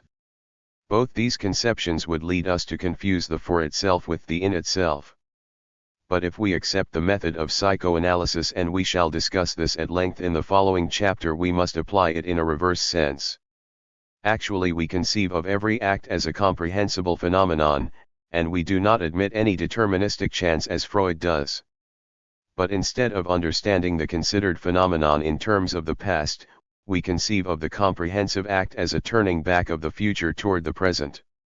The way in which I suffer my fatigue is in no way dependent on the chance difficulty of the slope which I am climbing or on the more or less restless night which I have spent. These factors can contribute to constituting my fatigue itself, but not to the way in which I suffer it. But we refuse to view this as one of Adler's disciples would, as an expression of an inferiority complex, for example, in the sense that this complex would be a prior formation. That a certain passionate and tense way of struggling against the fatigue can express what is called an inferiority complex we shall not deny. But the inferiority complex itself is a project of my own for itself in the world in the presence of the other. As such it is always transcendence, as such again it is a way of choosing myself. This inferiority which I struggle against and which nevertheless I recognize, this I have chosen from the start. No doubt it is indicated by my various patterns of failure behavior, but to be exact it is nothing other than the organized totality of my failure behavior, as a projected plan, as a general device of my being, and each attitude of failure is itself transcendence, since each time I surpass the real toward my possibilities. To give in to fatigue, for example, is to transcend the path by causing it to constitute in itself the meaning of a path too difficult to traverse. It is impossible seriously to consider the feeling of inferiority without determining it in terms of the future and of my possibilities. Even assertions such as I am ugly, I am stupid, etc. are by nature anticipations. We are not dealing here with the pure establishment of my ugliness, but with the apprehension of the coefficient of adversity which is presented by women or by society to my enterprises. And this can be discovered only through and in the choice of these enterprises. Thus the inferiority complex is a free and global project of myself as inferior before others. It is the way in which I choose to assume my being for others, the free solution which I give to the other's existence, that insuperable scandal. Thus it is necessary to understand my reactions of inferiority and my failure behavior in terms of the free outline of my inferiority as a choice of myself in the world. We grant to the psychoanalysts that every human reaction is a priori comprehensible. But we reproach them for having misunderstood just this initial comprehensibility, as is shown by their trying to explain the reaction under consideration by means of a prior reaction, which would reintroduce causal mechanism. Comprehension must be otherwise defined. Every project is comprehensible as a project of itself toward a possible. It is comprehensible first in so far as it offers a rational content which is immediately apprehensible. I place my knapsack on the ground in order to rest for a moment. This means that we immediately apprehend the possible which it projects and the end at which it aims. In the second place, it is comprehensible in that the possible under consideration refers to other possibles, these to still others, and so on to the ultimate possibility which I am. The comprehension is effected in two opposed senses. By a regressive psychoanalysis one ascends back from the considered act to my ultimate possible, and by a synthetic progression one redescends from this ultimate possible to the considered act and grasps its integration in the total form. This form which we call our ultimate possibility is not just one possible among others, not even though it be, as Heidegger claims, the possibility of dying or of no longer realizing any presence in the world. Every particular possibility, in fact, is articulated in an ensemble. It is necessary to conceive of this ultimate possibility as the unitary synthesis of all our actual possibles. Each of these possibles resides in an undifferentiated state in the ultimate possibility until a particular circumstance comes to throw it into relief without, however, thereby suppressing its quality of belonging to the totality. Indeed, we pointed out in Part 2 that the perceptive apprehension of any object whatsoever is effected on the ground of the world. Point 10. By this we meant that what the psychologists are accustomed to call perception cannot be limited to objects which are strictly seen or understood etc. at a certain instant, but that the objects considered refer by means of implications and various significations to the totality of the existent in itself from the standpoint of which they are apprehended. Thus it is not true that I proceed by degrees from that table to the room where I am, and then going out pass from there to the hall, to the stairway, to the street, in order finally to conceive as the result of a passage to the limit, the world as the sum of all existence. Quite the contrary, I cannot perceive any instrumental thing whatsoever unless it is in terms of the absolute existence of all existence, for my first being is being in the world. Thus we find that for man, in so far as there are things, there is in things a perpetual appeal toward the integration which makes us apprehend things by descending from the total integration which is immediately realized down to this particular structure which is interpreted only in relation to this totality. But on the other hand, if there is a world, it is because we rise up into the world suddenly and in totality. We have observed, in fact, in that same chapter devoted to transcendence, that the in itself by itself alone is not capable of any unity as a world. But our upsurge is a passion in the sense that we lose ourselves in annihilation in order that a world may exist. Thus the first phenomenon of being in the world is the original relation between the totality of the in itself or world and my own totality detotalized. I choose myself as a whole in the world which is a whole. Just as I come from the world to a particular this, so I come from myself as a detotalized totality to the outline of one of my particular possibilities, since I can apprehend a particular this on the ground of the world only on the occasion of a particular project of myself. But in this case, just as I can apprehend a particular this only on the ground of the world by surpassing it toward this or that possibility, so I can project myself beyond the this toward this or that possibility only on the ground of my ultimate and total possibility. Thus my ultimate and total possibility, as the original integration of all my particular possibles, and the world as the totality which comes to existence by my upsurgino being, are two strictly correlative notions. I can perceive the hammer, i.e., outline a plan of hammering with it, only on the ground of the world, but conversely I can outline this act of hammering only on the ground of the totality of myself and in terms of that totality. Thus the fundamental act of freedom is discovered, and it is this which gives meaning to the particular action which I can be brought to consider. This constantly renewed act is not distinct from my being, it is a choice of myself in the world, and by the same token it is a discovery of the world. This enables us to avoid the perilous reef of the unconscious which psychoanalysis meets at the start.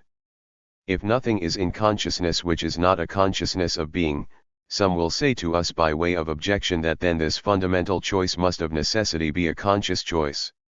They will ask, can you maintain that when you yield to fatigue, you are conscious of all the implications which this fact supposes? We shall reply that we are perfectly conscious of them. Only this consciousness itself must have for its limit the structure of consciousness in general and of the choice which we are making. So far as the latter is concerned, we must insist on the fact that the question here is not of a deliberate choice. This is not because the choice is less conscious or less explicit than a deliberation, but rather because it is the foundation of all deliberation, and because, as we have seen, a deliberation requires an interpretation in terms of an original choice. Therefore it is necessary to defend oneself against the illusion which would make of original freedom a positing of causes and motives as objects, then a decision from the standpoint of these causes and these motives. Quite the contrary, as soon as there are cause and motive, that is, an appreciation of things and of the structures of the world, there is already a positing of ends and consequently a choice. But this does not mean that the profound choice is thereby unconscious. It is simply one with the consciousness which we have of ourselves. This consciousness, as we know, can be only non-positional. It is we as consciousness, since it is not distinct from our being. And as our being is precisely our original choice, the consciousness of the choice is identical with the self-consciousness which we have. One must be conscious in order to choose, and one must choose in order to be conscious. Choice and consciousness are one and the same thing. This is what many psychologists have felt when they declared that consciousness was selection. But because they have not traced this selection back to its ontological foundation, they have remained on a level in which the selection appeared as a gratuitous function of a consciousness in other respects substantial. This reproach may in particular be leveled against Bergson. But if it has been well established that consciousness is annihilation, the conclusion is that to be conscious of ourselves and to choose ourselves are one and the same. This is the explanation of the difficulties which moralizers like Gide have met when they wanted to define the purity of the feelings. What difference is there, Gide asked, between a willed feeling and an experienced feeling? 11 Actually there is no difference. To will to love and to love are one, since to love is to choose oneself as loving by assuming consciousness of loving. If the is free, it is a choice. We have remarked sufficiently in particular in the chapter concerning temporality that the Cartesian cogito must be extended. In fact, as we have seen, to assume self-consciousness never means to assume a consciousness of the instant, for the instant is only one view of the mind, and even if it existed, a consciousness which would apprehend itself in the instant would no longer apprehend anything. I can assume consciousness of myself only as a particular man engaged in this or that enterprise, anticipating this or that success, fearing this or that result, and by means of the ensemble of these anticipations, outlining his whole figure. Indeed, it is thus that I am apprehending myself at this moment when I am writing. I am not the simple perceptive consciousness of my hand which is making marks on the paper. I am well in advance of this hand all the way to the completion of the book and to the meaning of this book and of philosophical activity in general in my life. It is within the compass of this project, i.e., within the compass of what I am, that there are inserted certain projects toward more restricted possibilities, such as that of presenting this or that idea in this or that way, or of ceasing to write for a moment, or of paging through a volume in which I am looking for this or that reference, etc. Nevertheless, it would be an error to believe that there is an analytical and differentiated consciousness corresponding to this global choice. My ultimate and initial project for these are but one is, as we shall see, always the outline of a solution of the problem of being. But this solution is not first conceived and then realized. We are this solution. We make it exist by means of our very engagement, and therefore we shall be able to apprehend it only by living it. Thus we are always wholly present to ourselves, but precisely because we are wholly present, we cannot hope to have an analytical and detailed consciousness of what we are. Moreover, this consciousness can be only non-thetic. On the other hand, the world by means of its very articulation refers to us exactly the image of what we are. Not, as we have seen so many times, that we can decipher this image, i.e., break it down and subject it to analysis, but because the world necessarily appears to us as we are. In fact, it is by surpassing the world toward ourselves that we make it appear such as it is. We choose the world, not in its contexture as in itself but in its meaning, by choosing ourselves. Through the internal negation, by denying that we are the world, we make the world appear as world, and this internal negation can exist only if it is at the same time a projection toward a possible. It is the very way in which I entrust myself to the inanimate, in which I abandon myself to my body, or, on the other hand, the way in which I resist either one of these, which causes the appearance of both my body and the inanimate world with their respective value. Consequently, there also I enjoy a full consciousness of myself and of my fundamental projects, and this time the consciousness is positional. Nevertheless, precisely because it is positional, what it releases to me is the transcendent image of what I am. The value of things, their instrumental role, their proximity and real distance, which have no relation to their spatial proximity and distance, do nothing more than to outline my image, that is, my choice. My clothing, a uniform or a lounge suit, a soft or a starched shirt, whether neglected or cared for, carefully chosen or ordinary, my furniture, the street on which I live, the city in which I reside, the books with which I surround myself, the recreation which I enjoy, everything which is mine, that is, finally, the world of which I am perpetually conscious, at least by way of a meaning implied by the object which I look at or use. All this informs me of my choice, that is, my being. But such is the structure of the positional consciousness that I can trace this knowledge back to a subjective apprehension of myself, and it refers me to other objects which I produce or which I dispose of in connection with the order of the preceding, without being able to perceive that I am thus more and more sculpturing my figure in the world. Thus we are fully conscious of the choice which we are. And if someone objects that in accordance with these observations it would be necessary to be conscious not of our being chosen but of choosing ourselves, we shall reply that this consciousness is expressed by the twofold feeling of anguish and of responsibility. Anguish, abandonment, responsibility, whether muted or full strength, constitute the quality of our consciousness in so far as this is pure and simple freedom. Earlier we posed a question. I have yielded to fatigue, we said, and doubtless I could have done otherwise, but at what price? At present we are in a position to answer this. Our analysis, in fact, has just shown us that this act was not gratuitous. To be sure, it was not explained by a motive or a cause conceived as the content of a prior state of consciousness, but it had to be interpreted in terms of an original project of which it formed an integral part. Hence it becomes evident that we cannot suppose that the act could have been modified without at the same time supposing a fundamental modification of my original choice of myself. This way of yielding to fatigue and of letting myself fall down at the side of the road expresses a certain initial stiffening against my body and the inanimate in itself. It is placed within the compass of a certain view of the world in which difficulties can appear not worth the trouble of being tolerated, or, to be exact, since the motive is a pure non-thetic consciousness and consequently an initial project of itself toward an absolute end, a certain aspect of the in itself for itself, it is an apprehension of the world, warmth, distance from the city, uselessness of effort, etc., as the cause of my ceasing to walk. Thus this possible to stop theoretically takes on its meaning only in and through the hierarchy of the possibles which I am in terms of the ultimate and initial possible. This does not imply that I must necessarily stop, but merely that I can refuse to stop only by a radical conversion of my being in the world, that is, by an abrupt metamorphosis of my initial project, i.e., by another choice of myself and of my ends. Moreover, this modification is always possible.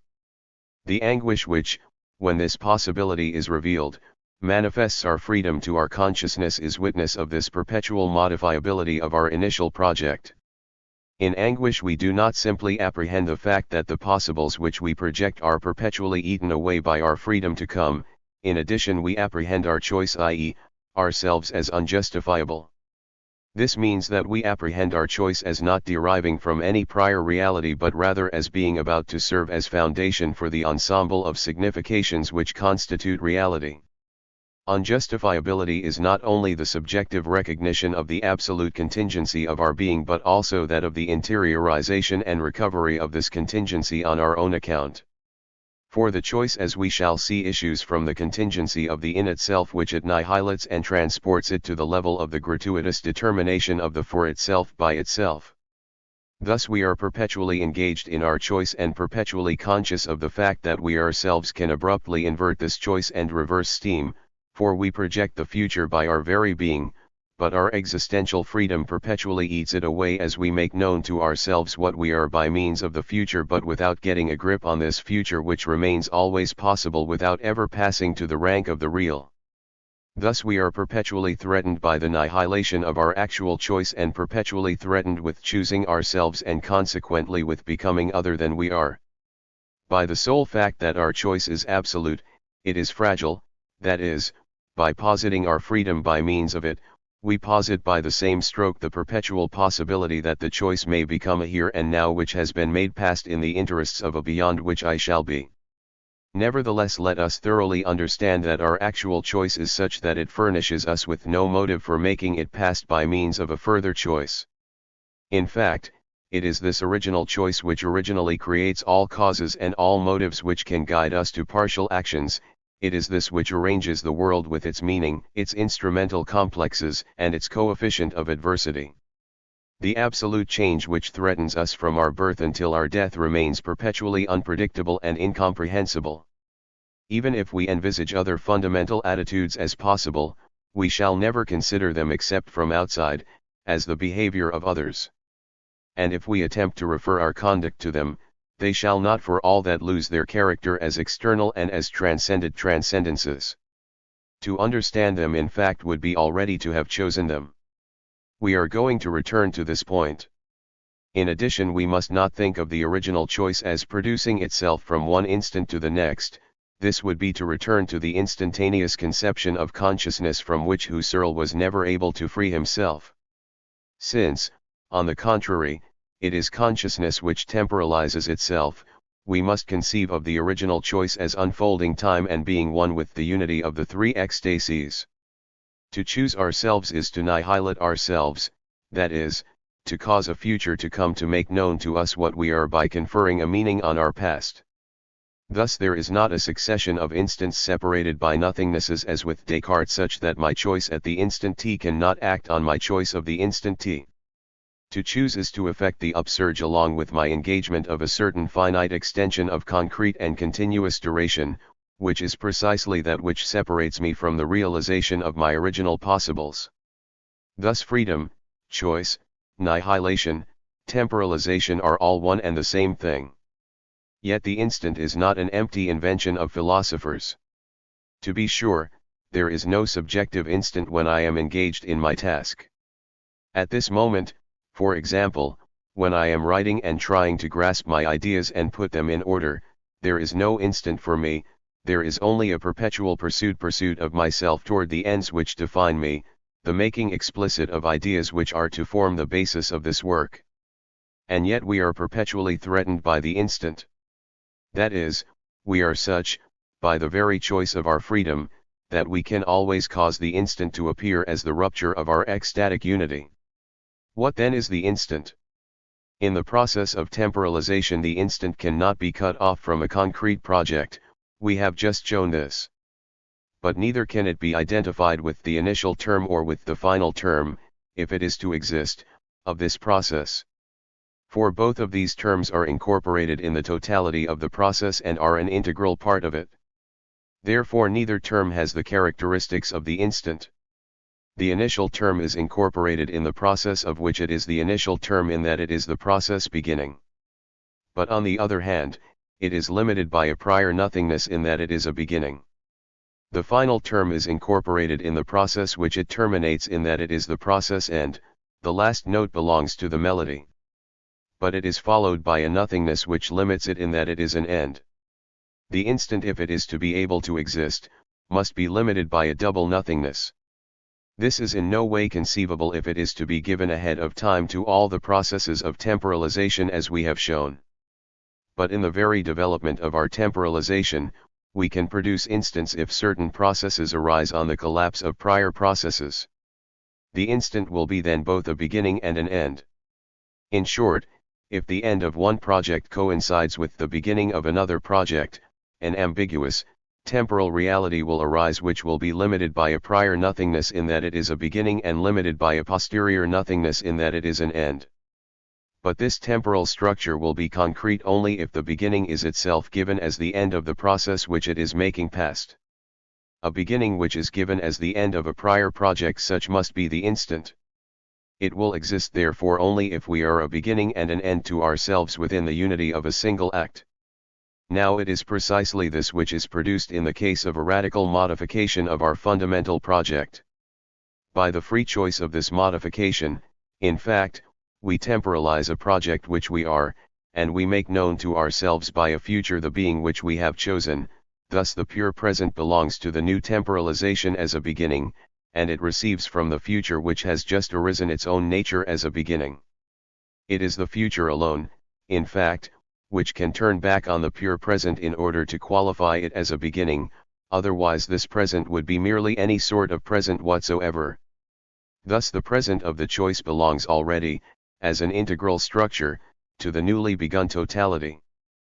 But on the other hand, it is not possible for this choice not to determine itself in connection with the past which it has to be. The choice is even, on principle, a decision to apprehend as past the choice for which it is substituted.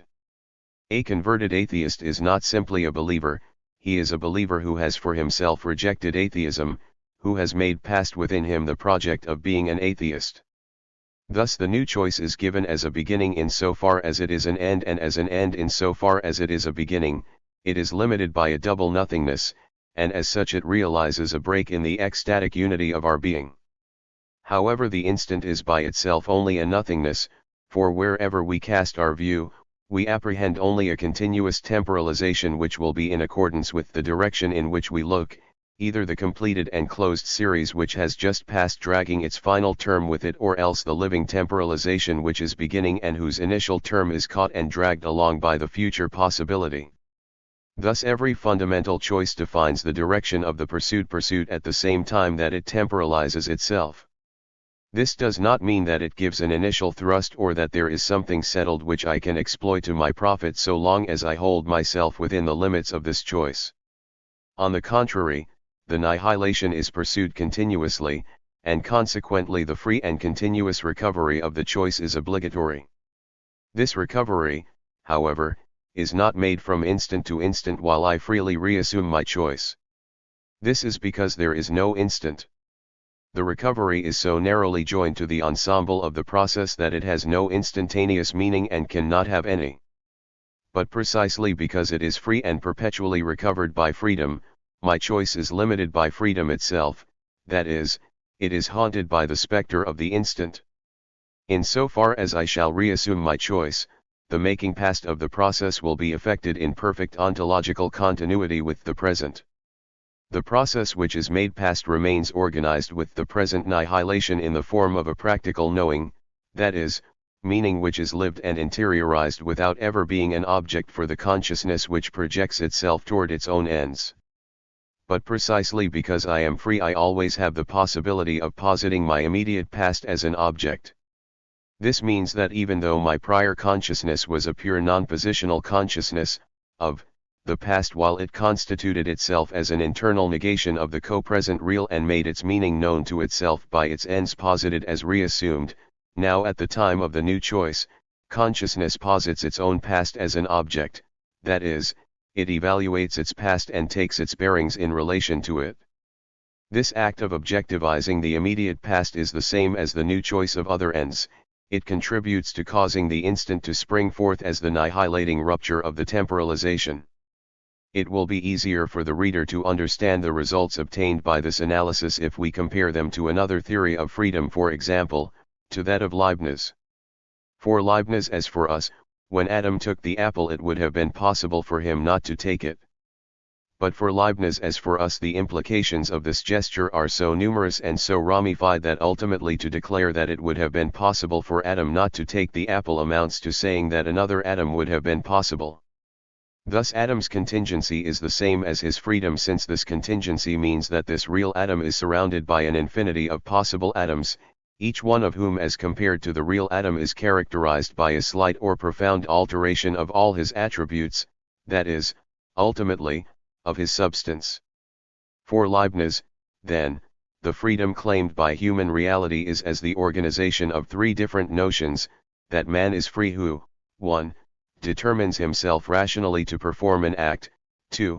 is such that this act is understood fully by the very nature of the one who has committed it, 3. is contingent, that is, exists in such a way that other persons committing other acts in connection with the same situation would have been possible.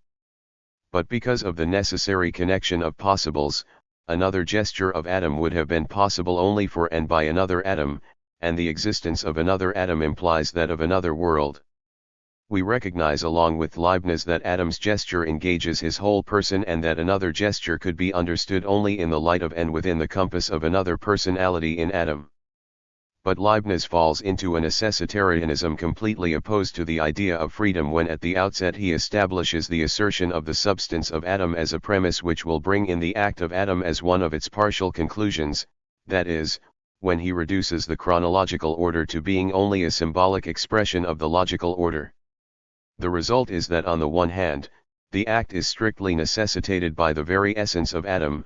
Also the contingency which according to Leibniz makes freedom possible is found wholly contained within the essence of Adam. And this essence is not chosen by Adam himself but by God.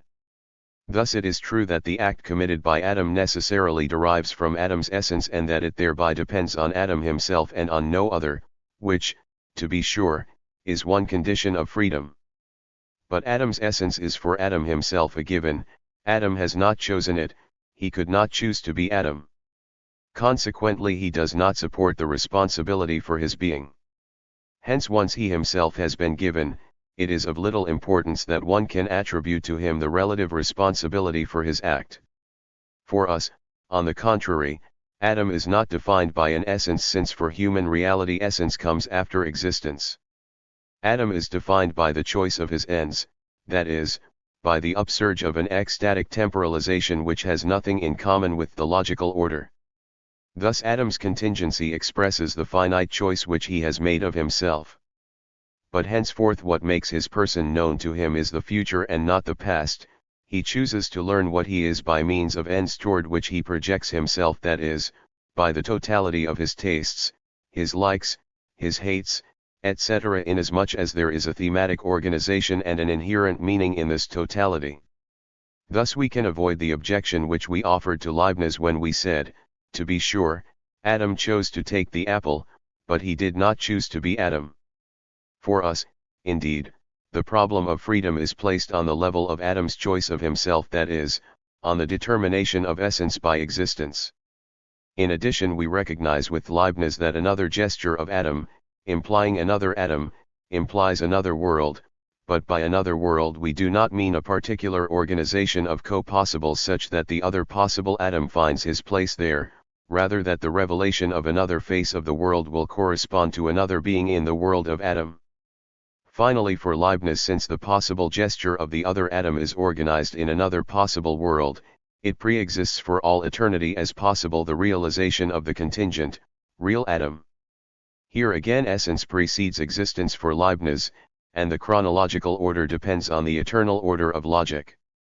For us, on the contrary, the possible is only a pure and unformed possibility of another being, such that it is not existed as possible by a new project of Adam toward new possibilities. Thus the possible of Leibniz remains eternally an abstract possible, whereas for us the possible appears only by possibilizing itself, that is, by coming to announce to Adam what he is. Consequently, the order of psychological explanation in the work of Leibniz goes from past to present to the same extent that this succession expresses the eternal order of essences. Everything is finally fixed in a logical eternity, and the only contingency is that of principle, which means that Adam is a postulate of the divine understanding. For us, on the contrary, the order of interpretation is strictly chronological. It does not seek to reduce time to a purely logical concatenation, reason, or a chronological logical, cause, determinism.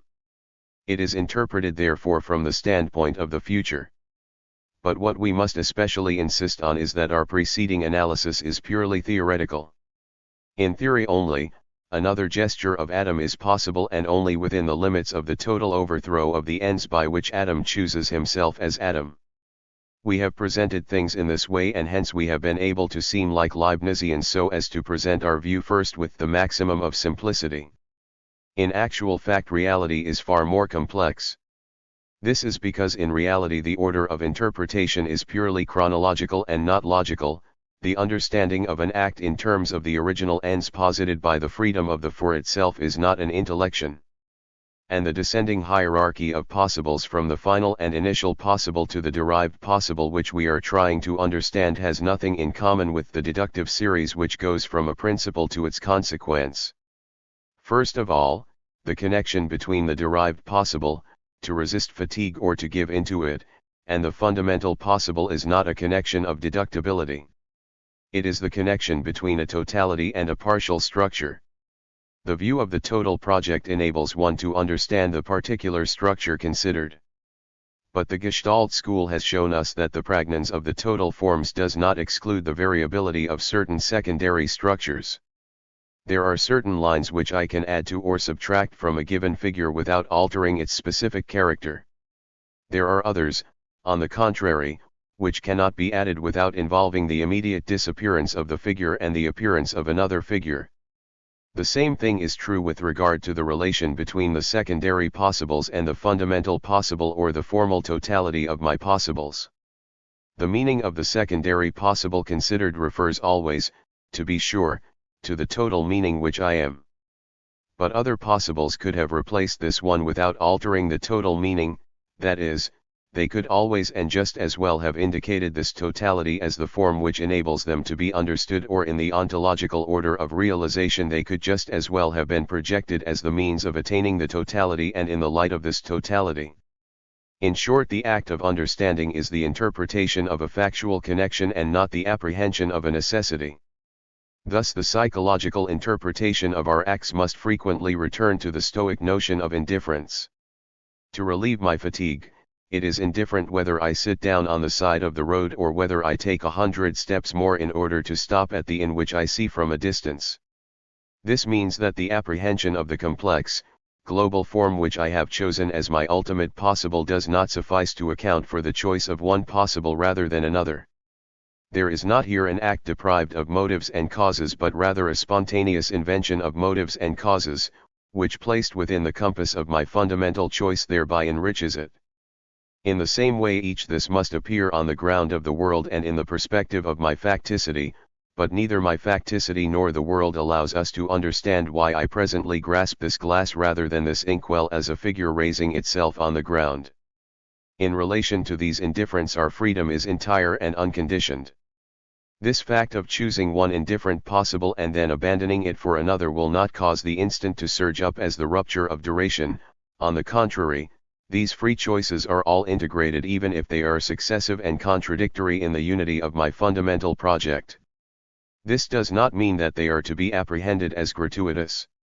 In fact, whatever they may be, they will always be interpreted in terms of the original choice, and to the extent that they enrich this choice and make it concrete, they will always bring with them their motive, that is, the consciousness of their cause, or, if you prefer, the apprehension of the situation as articulated in this or that way. Another thing which will render the strict appreciation of the connection between the secondary possible and the fundamental possible particularly delicate is the fact that there exists no a priori ready reckoner to which one can refer in order to determine this connection. On the contrary, it is the for itself which chooses to consider the secondary possible as indicative of the fundamental possible. Just where we have the impression that the free subject is turning his back on his fundamental goal, we often introduce the observer's coefficient of error, that is, we use our own scales to weigh the relation between the act considered and the final ends. But the for itself in its freedom invents not only primary and secondary ends, by the same stroke it invents the whole system of interpretation which allows their interconnections. In no case can there be a question of establishing a system of universal understanding of the secondary possibles in terms of the primary possibles. In every instance the subject himself must furnish his touchstone and his personal criteria. Finally, the for itself can make voluntary decisions which are opposed to the fundamental ends which it has chosen. These decisions can be only voluntary, that is, reflective. In fact, they can derive only from an error committed either in good faith or in bad faith against the ends which I pursue, and this error can be committed only if the ensemble of motives which I am are discovered in the capacity of an object by the reflective consciousness. Since the unreflective consciousness is a spontaneous self-projection toward its possibilities, it can never be deceived about itself.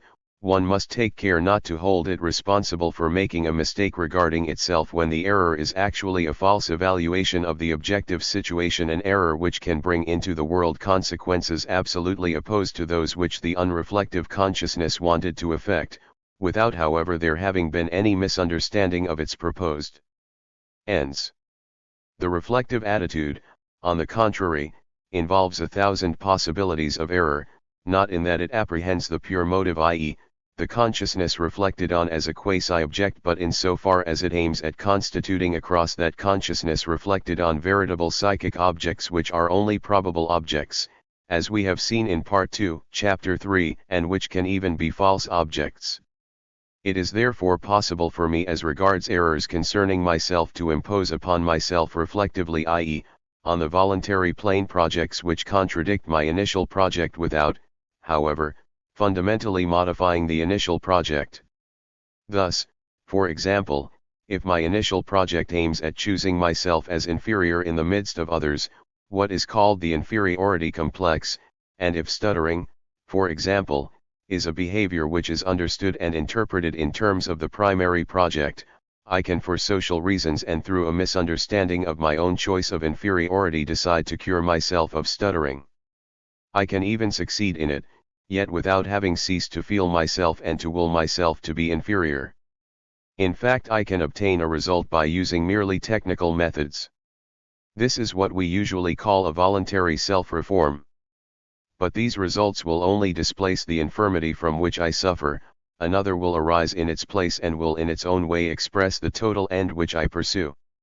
As this profound inefficacy of a voluntary act directed on itself may surprise us, we are going to analyze the chosen example more closely. It should be observed first of all that the choice of total ends, although totally free, is not necessarily nor even frequently made in joy. We must not confuse our necessity of choosing with the will to power. The choice can be effected in resignation or uneasiness, it can be a flight, it can be realized in bad faith. We can choose ourselves as fleeing, as inapprehensible, as indecisive, etc. We can even choose not to choose ourselves. In these various instances, ends are posited beyond a factual situation, and the responsibility for these ends falls on us. Whatever our being may be, it is a choice, and it depends on us to choose ourselves as great or noble or base and humiliated. If we have chosen humiliation as the very stuff of our being, we shall realize ourselves as humiliated, embittered, inferior, etc. We are not dealing here with givens with no further meaning. But the man who realizes himself as humiliated thereby constitutes himself as a means of attaining certain ends. The humiliation chosen can be, for example, identified like masochism with an instrument designed to free us from existence for itself, it be a project of getting rid of our anguishing freedom to the advantage of others. Our project can be to cause our being for itself to be entirely absorbed by our being for others. At all events, the inferiority complex can arise only if it is founded on a free apprehension of our being for others. This being for others as a situation will act in the capacity of a cause, but all the same it must be discovered by a motive which is nothing but our free project. Thus the inferiority which is felt and lived is the chosen instrument to make us comparable to a thing, that is, to make us exist as a pure outside in the midst of the world. But it is evident that it must be lived in accordance with the nature which we confer on it by this choice, i.e., in shame, anger, and bitterness. Thus to choose inferiority does not mean to be sweetly contented with an aurea mediocritas, it is to produce and to assume the rebellion and despair which constitute the revelation of this inferiority. For example, I can persist in manifesting myself in a certain kind of employment because I am inferior in it, whereas in some other field I could without difficulty show myself equal to the average. It is this fruitless effort which I have chosen, simply because it is fruitless, either because I prefer to be the last rather than to be lost in the mass, or because I have chosen discouragement and shame as the best means of attaining being. It is obvious, however, that I can choose as a field of action the province in which I am inferior only if this choice implies the reflective will to be superior there. To choose to be an inferior artist is of necessity to wish to be a great artist, otherwise the inferiority would be neither suffered nor recognized. To choose to be a modest artisan in no way implies the pursuit of inferiority, it is a simple example of the choice of finitude. On the contrary, the choice of inferiority implies the constant realization of a gap between the end pursued by the will and the end obtained. The artist who wishes to be great and who chooses to be inferior intentionally maintains this gap. He is like Penelope and destroys by night what he makes by day. Thus with his artistic realizations he maintains himself constantly on the voluntary level and hence displays a desperate energy. But his very will is in bad faith, that is, it flees the recognition of the true ends chosen by the spontaneous consciousness, and it constitutes false psychic objects as motives in order to be able to deliberate concerning these motives and to determine itself in terms of them, the love of glory, the love of the beautiful, etc.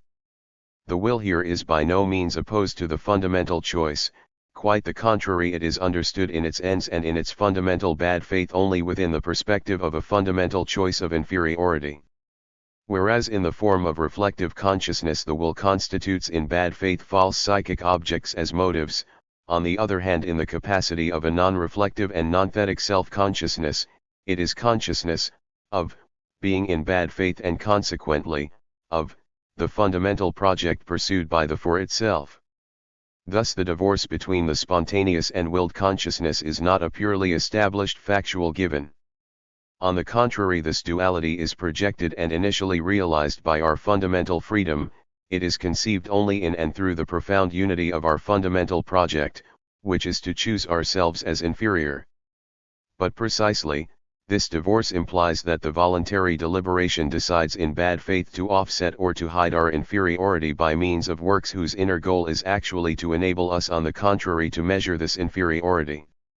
Thus, as is seen, our analysis enables us to accept the two levels on which Adler places the inferiority complex.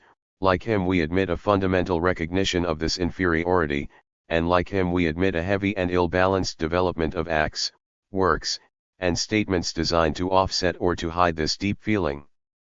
But there are these differences. 1. We do not allow ourselves to conceive of the fundamental recognition as unconscious, it is so far from being unconscious that it even constitutes the bad faith of the will.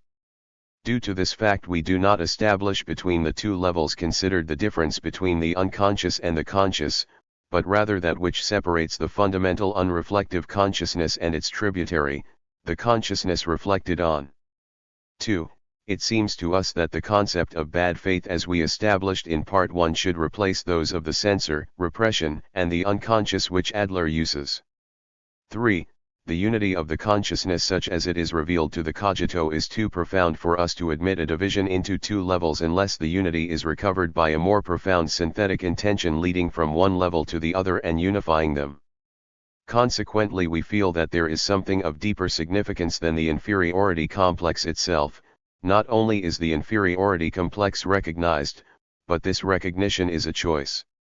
Not only does the will seek to hide this inferiority by means of shifting and feeble affirmations, a more profound intention traverses it and chooses precisely the feebleness and shiftiness of these affirmations with the intention of rendering more noticeable this inferiority which we claim to flee and which we shall experience in shame and in the feeling of failure.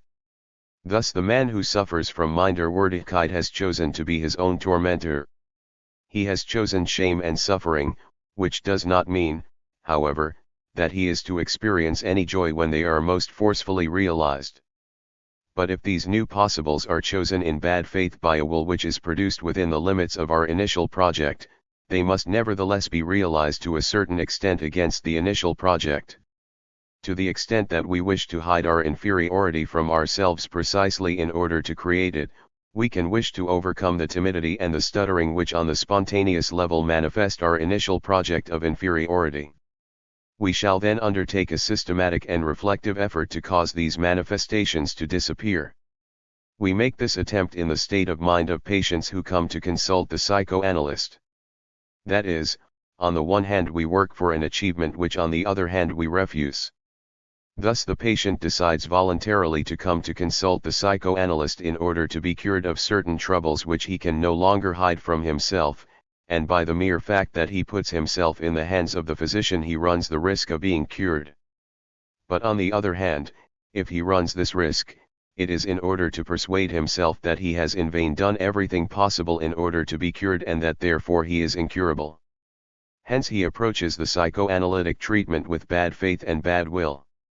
All his efforts will have as their goal causing the attempt to fail, although he voluntarily continues to lend himself to the enterprise. Similarly, the psychasthenics whom Janet studied suffer from an obsession which they intentionally enter into and wish to be cured of. But, to be precise, their will to be cured has for its goal the confirmation of these obsessions as sufferings and consequently the realization of them in all their strength. We know the result: the patient cannot confess his obsessions, he lies sobbing on the floor, but he does not determine himself to make the requisite confession. It would be useless to speak here of a struggle between the will and the disease, these processes unfold within the ecstatic unity of bad faith in a being who is what he is not and who is not what he is. Similarly, when the psychoanalyst is close to grasping the initial project of the patient, the latter abandons the treatment or begins to lie. It would be useless to try to explain this resistance by a revolt or an unconscious anxiety. How then could the unconscious be informed of the progress of the psychoanalytical investigation unless precisely by being a consciousness? But if the patient plays the game to the end, it is necessary that he experience a partial cure, that is, there must be produced in him the disappearance of the morbid phenomena which have brought him to seek the help of the physician. Thus he will have chosen the lesser evil, having come in order to persuade himself that he is incurable. He is forced in order to avoid apprehending his project in full light and consequently having to annihilate it and to become freely another project, he is forced to depart in full possession of the cure. Similarly, the methods which I shall employ to cure myself of stuttering and of timidity may have been attempted in bad faith. Nonetheless, the fact remains that I have been forced to recognize their efficacy. In this case, the timidity and the stuttering will disappear. It is the lesser evil. An artificial and voluble assurance will come to replace them. But it is the same with these cures as it is with the cure of hysteria by electric shock treatment. We know that this therapy can effect the disappearance of an hysterical contraction of the leg, but as one will see, some time later the contraction will appear in the arm. This is because the hysteria can be cured only as a totality, for it is a total project of the for itself. Partial medications only succeed in displacing the manifestations. Thus the cure of the timidity or of the stuttering is consented to and chosen in a project which extends to the appearance of other troubles, for example, to the realization of a foolish and equally unbalanced self-assurance. Since the upsurge of a voluntary decision finds its motive in the fundamental free choice of my ends, it can attack these ends in appearance only.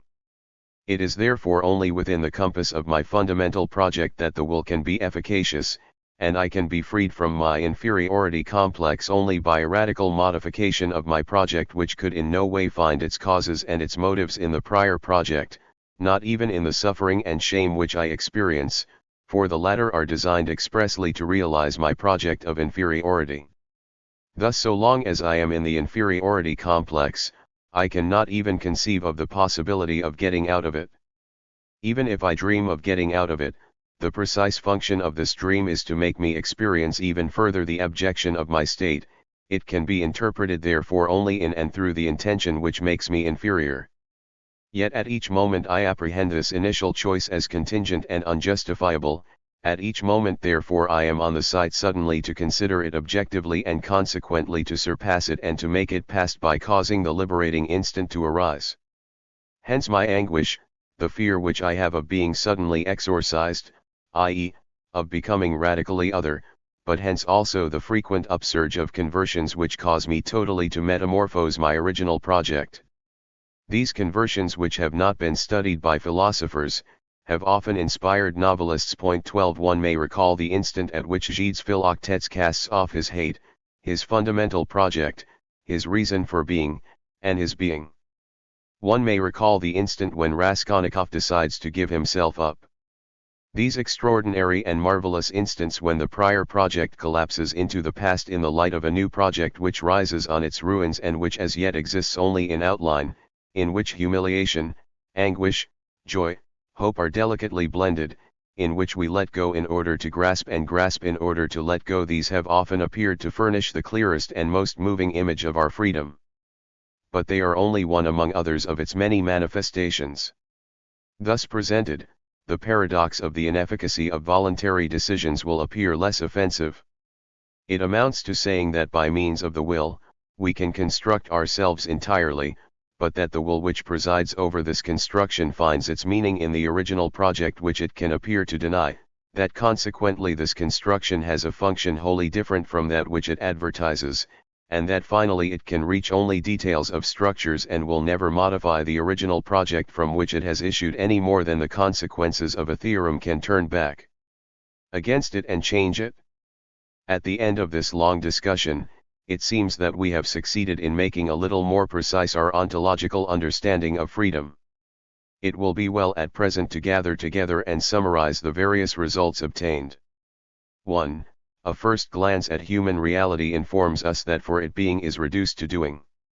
The psychologists of the 19th century who pointed out the motor structures of drives, of the attention, of perception, etc. were right.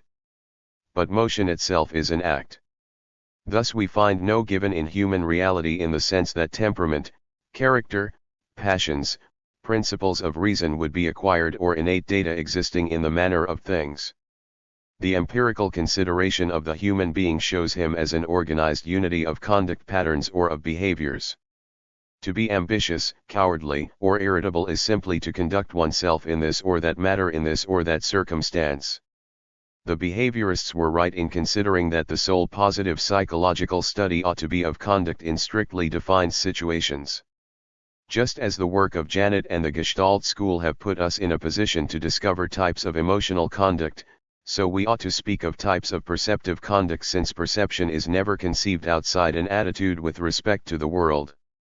Even the disinterested attitude of the scientist, as Heidegger has shown, is the assumption of a disinterested position with regard to the object and consequently one conduct among others. Thus human reality does not exist first in order to act later, but for human reality, to be is to act, and to cease to act is to cease to be. 2. But if human reality is action, this means evidently that its determination to action is itself action. If we reject this principle, and if we admit that human reality can be determined to action by a prior state of the world or of itself, this amounts to putting a given at the beginning of the series. Then these acts disappear as acts in order to give place to a series of movements. Thus the notion of conduct is itself destroyed with Janet and with the behaviorists. The existence of the act implies its autonomy. 3. Furthermore, if the act is not pure motion, it must be defined by an intention. No matter how this intention is considered, it can be only a surpassing of the given toward a result to be obtained. This given, in fact, since it is pure presence, cannot get out of itself. Precisely because it is fully and solely what it is. Therefore it cannot provide the reason for a phenomenon which derives all its meaning from a result to be attained, that is, from a non-existent. When the psychologists, for example, view the drive as a factual state, they do not see that they are removing from it all its character as an appetite, ad paritio. In fact, if the sexual drive can be differentiated from the desire to sleep, for example, this can be only by means of its end, and this end does not exist. Psychologists ought to have asked what could be the ontological structure of a phenomenon such that it makes known to itself what it is by means of something which does not yet exist. The intention, which is the fundamental structure of human reality, can in no case be explained by a given, not even if it is presented as an emanation from a given. But if one wishes to interpret the intention by its end, care must be taken not to confer on this end an existence as a given. In fact, if we could admit that the end is given prior to the result to be attained, it would then be necessary to concede to this end a sort of being in itself at the heart of its nothingness and an attractive virtue of a truly magical type. Moreover, we should not succeed any better in understanding the connection between a given human reality and a given end than in understanding the connection between consciousness substance and reality substance in the realists' arguments. If the drive or the act is to be interpreted by its end, this is because the intention has for its structure positing its end outside itself. Thus the intention makes itself be by choosing the end which makes it known. 4. Since the intention is a choice of the end and since the world reveals itself across our conduct, it is the intentional choice of the end which reveals the world, and the world is revealed as this or that, in this or that order, according to the end chosen. The end, illuminating the world, is a state of the world to be obtained and not yet existing. The intention is aesthetic consciousness of the end.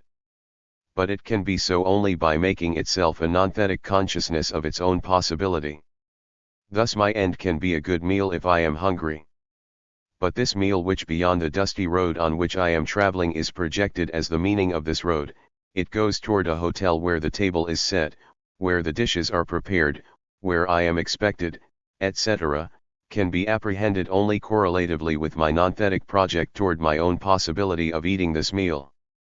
Thus by a double but unitary upsurge the intention illuminates the world in terms of an end not yet existing and is itself defined by the choice of its possible.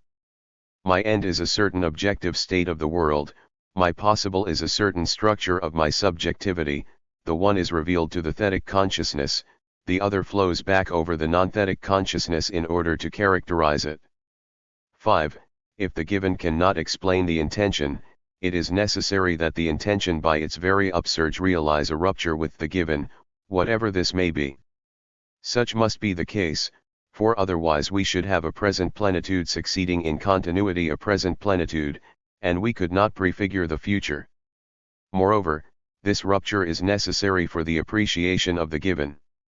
The given, in fact, could never be a cause for an action if it were not appreciated.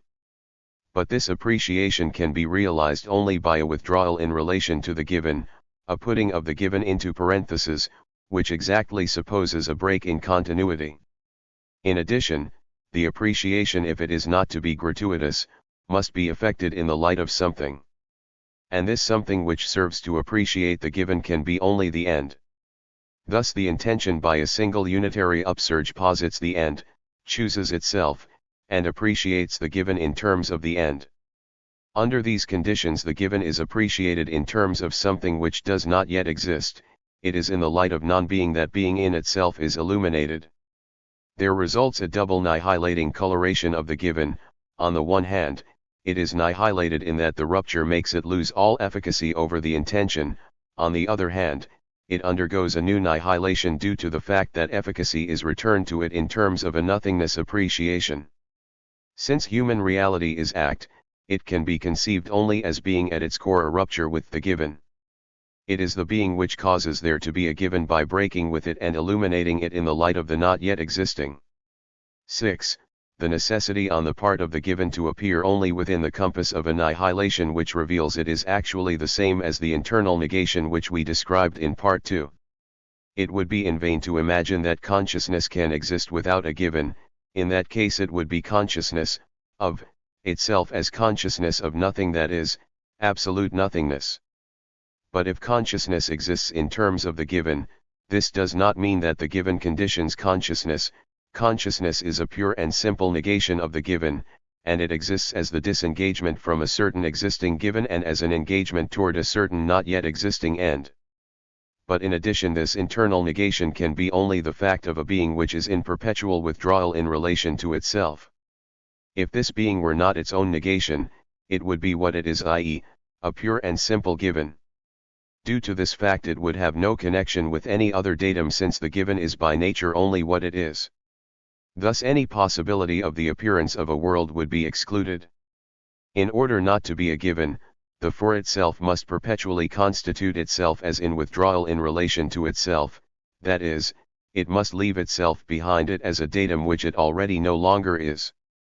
This characteristic of the for itself implies that it is the being which finds no help, no pillar of support in what it was. But on the other hand, the for itself is free and can cause there to be a world, because the for itself is the being which has to he what it was in the light of what it will be. Therefore the freedom of the for itself appears as its being. But since this freedom is neither a given nor a property, it can be only by choosing itself. The freedom of the for itself is always engaged. There is no question here of a freedom which could be undetermined and which would pre-exist its choice. We shall never apprehend ourselves except as a choice in the making. But freedom is simply the fact that this choice is always unconditioned. 7. Such a choice made without base of support and dictating its own causes to itself, can very well appear absurd, and in fact it is absurd. This is because freedom is a choice of its being but not the foundation of its being. We shall return to this relation between freedom and facticity in the course of this chapter. For the moment it will suffice us to say that human reality can choose itself as it intends but is not able not to choose itself. It cannot even refuse to be. Suicide, in fact, is a choice and affirmation of being. By this being which is given to it, human reality participates in the universal contingency of being and thereby in what we may call absurdity.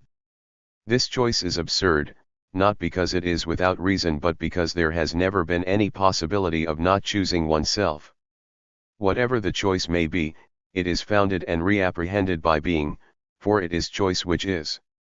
But what must be noted here is that this choice is not absurd in the sense in which in a rational universe a phenomenon might arise which would not be bound to others by any reasons. It is absurd in the sense that the choice is that by which all foundations and all reasons come into being, that by which the very notion of the absurd receives a meaning. It is absurd as being beyond all reasons. Thus freedom is not pure and simple contingency in so far as it turns back toward its being in order to illuminate its being in the light of its end. It is the perpetual escape from contingency, it is the interiorization, the nihilation, and the subjectivizing of contingency, which thus modified passes wholly into the gratuity of the choice. 8. The free project is fundamental, for it is my being. Neither ambition nor the passion to be loved nor the inferiority complex can be considered as fundamental projects. On the contrary, they of necessity must be understood in terms of a primary project which is recognized as the project which can no longer be interpreted in terms of any other and which is total. A special phenomenological method will be necessary in order to make this initial project explicit. This is what we shall call existential psychoanalysis. We shall speak of this in the next chapter. For the present we can say that the fundamental project which I am is a project concerning not my relations with this or that particular object in the world, but my total being in the world. Since the world itself is revealed only in the light of an end, this project posits for its end a certain type of relation to being which the for itself wills to adopt. This project is not instantaneous, for it cannot be in time. Neither is it non-temporal in order to give time to itself afterwards. That is why we reject Kant's choice of intelligible character. The structure of the choice necessarily implies that it be a choice in the world. A choice which would be a choice in terms of nothing, a choice against nothing would be a choice of nothing and would be annihilated as choice. There is only phenomenal choice, provided that we understand that the phenomenon is here the absolute. But in its very upsurge, the choice is temporalized since it causes a future to come to illuminate the present and to constitute it as a present by giving the meaning of pastness to the in itself data. However, we need not understand by this that the fundamental project is coextensive with the entire life of the for itself.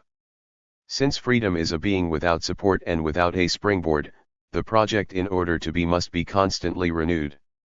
I choose myself perpetually and can never be merely by virtue of having been chosen, otherwise I should fall into the pure and simple existence of the in itself. The necessity of perpetually choosing myself is one with the pursuit which I am. But precisely because here we are dealing with a choice, this choice as it is made indicates in general other choices as possibles. The possibility of these other choices is neither made explicit nor posited, but it is lived in the feeling of unjustifiability, and it is this which is expressed by the fact of the absurdity of my choice and consequently of my being. Thus my freedom eats away my freedom. Since I am free, I project my total possible, but I thereby posit that I am free and that I can always annihilate this first project and make it past. Thus at the moment at which the for itself thinks to apprehend itself and make known to itself by a projected nothingness what it is, it escapes itself, for it thereby posits that it can be other than it is. It will be enough for it to make explicit its unjustifiability in order to cause the instant to arise, that is, the appearance of a new project on the collapse of the former. Nevertheless, this upsurge of the new project has for its express condition the annihilation of the former, and hence the for itself cannot confer on itself a new existence. As soon as it rejects the project which has lapsed into the past, it has to be this project in the form of the was. This means that this lapsed project belongs henceforth to the for itself situation. No law of being can assign an a priori number to the different projects which I am. The existence of the for itself in fact conditions its essence. But it is necessary to consult each man's history in order to get from it a particular idea with regard to each individual for itself. Our particular projects, aimed at the realization in the world of a particular end, are united in the global project which we are. But precisely because we are wholly choice and act, These partial projects are not determined by the global project. They must themselves be choices, and a certain margin of contingency, of unpredictability, and of the absurd is allowed to each of them, although each project as it is projected is the specification of the global project on the occasion of particular elements in the situation, and so is always understood in relation to the totality of my being in the world. With these few observations we think that we have described the freedom of the for itself in its original existence. But it will have been observed that this freedom requires a given, not as its condition but for other sound reasons. First, freedom is conceived only as the nihilation of a given, 5, and to the extent that it is an internal negation and a consciousness, it participates, 6, in the necessity which prescribes that consciousness be consciousness of something. In addition, freedom is the freedom of choosing but not the freedom of not choosing. Not to choose is, in fact, to choose not to choose. The result is that the choice is the foundation of being chosen but not the foundation of choosing. Hence the absurdity, 7, of freedom. There again we are referred to a given which is none other than the very facticity of the for itself. Finally, the global project, while illuminating the world in its totality, can be made specific on the occasion of this or that element of the situation and consequently of the contingency of the world. All these remarks therefore refer us to a difficult problem, that of the relation of freedom to facticity. Moreover, we shall inevitably meet other concrete objections. Can I choose to be tall if I am short? To have 2 arms if I have only 1? Etc. These depend on the limitations which my factual situation would impose on my free choice of myself. It will be well therefore to examine the other aspect of freedom, its reverse side, its relation to facticity. To freedom and facticity, the situation. The decisive argument which is employed by common sense against freedom consists in reminding us of our impotence. Far from being able to modify our situation at our whim, we seem to be unable to change ourselves. I am not free either to escape the lot of my class, of my nation, of my family, or even to build up my own power or my fortune, or to conquer my most insignificant appetites or habits. I am born a worker, a Frenchman, an hereditary syphilitic, or a tubercular. The history of a life, whatever it may be, is the history of a failure. The coefficient of adversity of things is such that years of patience are necessary to obtain the feeblest result. Again, it is necessary to obey nature in order to command it, that is, to insert my action into the network of determinism. Much more than he appears to make himself, man seems to be made by climate and the earth, race and class, language, the history of the collectivity of which he is a part, heredity, the individual circumstances of his childhood, acquired habits, the great and small events of his life. This argument has never greatly troubled the partisans of human freedom. Descartes, first of all, recognized both that the will is infinite and that it is necessary to try to conquer ourselves rather than fortune. Here certain distinctions ought to be made. Many of the facts set forth by the determinists do not actually deserve to enter into our considerations. In particular, the coefficient of adversity in things cannot be an argument against our freedom, for it is by us, i.e., by the preliminary positing of an end, that this coefficient of adversity arises. A particular crag, which manifests a profound resistance if I wish to displace it, will be on the contrary a valuable aid if I want to climb upon it in order to look over the countryside. In itself, if one can even imagine what the crag can be in itself, it is neutral, that is, it waits to be illuminated by an end in order to manifest itself as adverse or helpful. Again, it can manifest itself in one or the other way only within an instrumental complex which is already established. Without picks and PLAs, paths already worn, and a technique of climbing, the crag would be neither easy nor difficult to climb, the question would not be posited, it would not support any relation of any kind with the technique of mountain climbing. Thus, although brute things, what Heidegger calls brute existence, can from the start limit our freedom of action, it is our freedom itself which must first constitute the framework, the technique, and the ends in relation to which they will manifest themselves as limits. Even if the crag is revealed as too difficult to climb, and if we must give up the ascent, Let us note that the crag is revealed as such only because it was originally grasped as climbable. It is therefore our freedom which constitutes the limits which it will subsequently encounter. Of course, even after all these observations, there remains an unnameable and unthinkable residuum which belongs to the in itself considered and which is responsible for the fact that in a world illuminated by our freedom, this particular crag will be more favorable for scaling and that one not. But this residue is far from being originally a limit for freedom. In fact, it is thanks to this residue, that is, to the brute in itself as such, that freedom arises as freedom. Indeed, common sense will agree with us that the being who is said to be free is the one who can realize his projects. But in order for the act to be able to allow realization, the simple projection of a possible end must be distinguished a priori from the realization of this end. If conceiving is enough for realizing, then I am plunged in a world like that of a dream in which the possible is no longer in any way distinguished from the real. I am condemned henceforth to see the world modified at the whim of the changes of my consciousness. I cannot practice in relation to my conception the putting into brackets and the suspension of judgment which will distinguish a simple fiction from a real choice. If the object appears as soon as it is simply conceived, it will no longer be chosen or merely wished for.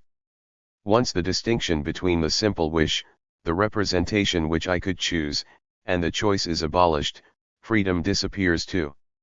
We are free when the final term by which we make known to ourselves what we are is an end, that is, not a real existent like that which in the supposition which we have made could fulfill our wish, but an object which does not yet exist. But consequently this end can be transcendent only if it is separated from us at the same time that it is accessible. Only an ensemble of real existence can separate us from this end, in the same way that this end can be conceived only as a state to come of the real existence which separate me from it. It is nothing but the outline of an order of existence, that is, a series of dispositions to be assumed by existence on the foundation of their actual relations. By the internal negation, in fact, the for itself illuminates the existence in their mutual relations by means of the end which it posits, and it projects this end in terms of the determinations which it apprehends in the existent. There is no circle, as we have seen, for the upsurge of the for itself is effected at one stroke. But if this is the case, then the very order of the existence is indispensable to freedom itself. It is by means of them that freedom is separated from and reunited to the end which it pursues and which makes known to it what it is. Consequently, the resistance which freedom reveals in the existent, far from being a danger to freedom, results only in enabling it to arise as freedom. There can be a free for itself only as engaged in a resisting world. Outside of this engagement, the notions of freedom, of determinism, of necessity lose all meaning. In addition, it is necessary to point out to common sense that the formula to be free does not mean to obtain what one has wished, but rather by oneself to determine oneself to wish, in the broad sense of choosing. In other words, success is not important to freedom. The discussion which opposes common sense to philosophers stems here from a misunderstanding. The empirical and popular concept of freedom which has been produced by historical, political, and moral circumstances is equivalent to the ability to obtain the ends chosen. The technical and philosophical concept of freedom, the only one which we are considering here, means only the autonomy of choice. It is necessary, however, to note that the choice, being identical with acting, supposes a commencement of realization in order that the choice may be distinguished from the dream and the wish. Thus we shall not say that a prisoner is always free to go out of prison, which would be absurd, nor that he is always free to long for release, which would be an irrelevant truism, but that he is always free to try to escape, or get himself liberated, that is, that whatever his condition may be, he can project his escape and learn the value of his project by undertaking some action. Our description of freedom, since it does not distinguish between choosing and doing, compels us to abandon at once the distinction between the intention and the act. The intention can no more be separated from the act than thought can be separated from the language which expresses it, and as it happens that our speech informs us of our thought, so our acts will inform us of our intentions, that is, it will enable us to disengage our intentions, to schematize them, and to make objects of them instead of limiting us to living them, i.e., to assume a nonthetic consciousness of them. This essential distinction between the freedom of choice and the freedom of obtaining was certainly perceived by Descartes, following Stoicism. It puts an end to all arguments based on the distinction between willing and being able, which are still put forth today by the partisans and the opponents of freedom. It is nonetheless true that freedom encounters or seems to encounter limitations on account of the given which it surpasses or annihilates. To show that the coefficient of adversity of the thing and its character as an obstacle, joined to its character as an instrument, is indispensable to the existence of a freedom is to use an argument that cuts two ways, for while it enables us to establish that freedom is not invalidated by the given, it indicates, on the other hand, something like an ontological conditioning of freedom. Would it not be reasonable to say, along with certain contemporary philosophers, if no obstacle, then no freedom? And as we cannot admit that freedom by itself creates its own obstacle, which would be absurd for anyone who has understood the meaning of spontaneity, there seems to be here a kind of ontological priority of the in itself over the for itself. Therefore we must consider the previous remarks as simple attempts to clear the ground, and we must take up again from the beginning the question of facticity.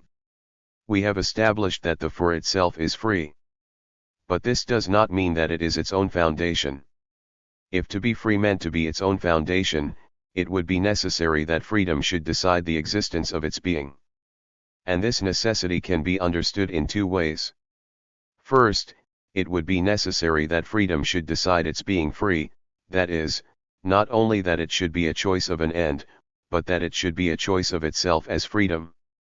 This would suppose therefore that the possibility of being free and the possibility of not being free exist equally before the free choice of either one of them, i.e., before the free choice of freedom. But since then a previous freedom would be necessary which would choose to be free, i.e., basically, which would choose to be what it is already, we should be referred to infinity, for there would be need of another prior freedom in order to choose this, and so on. In fact, we are a freedom which chooses, but we do not choose to be free. We are condemned to freedom, as we said earlier, thrown into freedom, or, as Heidegger says, abandoned. And we can see that this abandonment has no other origin than the very existence of freedom. If, therefore, freedom is defined as the escape from the given, from fact, then there is a fact of escape from fact. This is the facticity of freedom. But the fact that freedom is not its own foundation can be understood also in another way, which will lead to identical conclusions. Actually, if freedom decided the existence of its being, it would be necessary not only that my being not free should be possible, but necessary as well that my absolute non-existence be possible.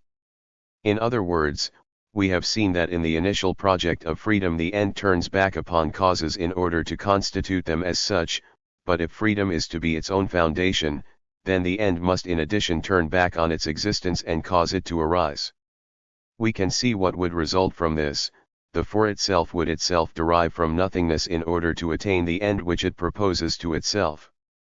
This existence made legitimate by means of its end would be existence by right but not in fact. And it is true that among the thousands of ways which the for itself has of trying to wrench itself away from its original contingency, there is one which consists in trying to make itself recognized by the other as an existence by right. We insist on our individual rights only within the compass of a vast project which would tend to confer existence on us in terms of the function which we fulfill. This is the reason why man tries so often to identify himself with his function and seeks to see in himself only the presiding judge of the court of appeal, the chief treasurer and paymaster, etc. Each of these functions has its existence justified by its end. To be identified with one of them is to take one's own existence as saved from contingency. But these efforts to escape original contingency succeed only in better establishing the existence of this contingency. Freedom cannot determine its existence by the end which it posits. Of course it exists only by the choice which it makes of an end, but it is not master of the fact that there is a freedom which makes known to itself what it is by means of its end. A freedom which would produce its own existence would lose its very meaning as freedom. Actually, freedom is not a simple undetermined power. If it were, it would be nothingness or in itself, and it is only by an aberrant synthesis of the in itself and nothingness that one is able to conceive of freedom as a bare power pre-existing its choices. It determines itself by its very upsurge as a doing. But as we have seen, to do supposes the nihilation of a given. One does something with or to something. Thus freedom is a lack of being in relation to a given being, it is not the upsurge of a full being. And if it is this whole of being, this nothingness of being as we have just said, it supposes all being in order to rise up in the heart of being as a whole. Therefore it could not determine its existence from the standpoint of nothingness, for all production from the standpoint of nothingness can be only being in itself. We have proved elsewhere in part 1 of this work that nothingness can appear nowhere except at the heart of being. Here we add also the demands of common sense. Empirically we can be free only in relation to a state of things and in spite of the state of things. I will be said to be free in relation to the state of things when it does not constrain me. Thus the empirical and practical concept of freedom is wholly negative. It issues from the consideration of a situation and establishes that this situation leaves me free to pursue this or that end. One might say even that this situation conditions my freedom in this sense, that the situation is there in order not to constrain me. Remove the prohibition to circulate in the streets after the curfew, and what meaning can there be for me to have the freedom, which, for example, has been conferred on me by a pass, to take a walk at night? Thus freedom is a lesser being which supposes being in order to elude it. It is not free not to exist or not to be free. We are going to grasp immediately the connection of these two structures. In fact, as freedom is the escape from being, it could not produce itself laterally alongside being, and in a project of surveying, one cannot escape from a jail in which one is not imprisoned. A projection of the self on the margin of being can in no way constitute itself as the nihilation of this being. Freedom is the escape from an engagement in being, it is the annihilation of a being which it is. This does not mean that human reality exists first, to be free subsequently. Subsequently and first are terms created by freedom itself. The upsurge of freedom is effected by the double nihilation of the being which it is and of the being in the midst of which it is. Naturally freedom is not this being in the sense of being in itself. But by freedom's illuminating insufficiencies in the light of the end chosen, there is this being which is its own. Freedom has to be behind itself this being which it has not chosen, and precisely to the extent that it turns back upon it in order to illuminate it, freedom causes this being which is its own to appear in relation with the plenum of being that is, to exist in the midst of the world. We said that freedom is not free not to be free and that it is not free not to exist. This is because the fact of not being able not to be free is the facticity of freedom, and the fact of not being able not to exist is its contingency. Contingency and facticity are really one. There is a being which freedom has to be in the form of non-being, that is, of nihilation. To exist as the fact of freedom or to have to be a being in the midst of the world are one and the same thing, and this means that freedom is originally a relation to the given. But what is this relation to the given? Are we to understand by this that the given, the in itself, conditions freedom? Let us look more closely. The given does not cause freedom, since it can produce only the given, nor is it the reason of freedom, since all reason comes into the world through freedom. Neither is it the necessary condition of freedom since we are on the level of pure contingency. Neither is it an indispensable matter on which freedom must exercise itself, for this would be to suppose that freedom exists ready-made as an Aristotelian form or as a Stoic pneuma and that it looks for a matter to work in. The given in no way enters into the constitution of freedom since freedom is interiorized as the internal negation of the given. It is simply the pure contingency which freedom exerts by denying the given while making itself a choice. The given is the plenitude of being which freedom colors with insufficiency and with negated by illuminating it with the light of an end which does not exist.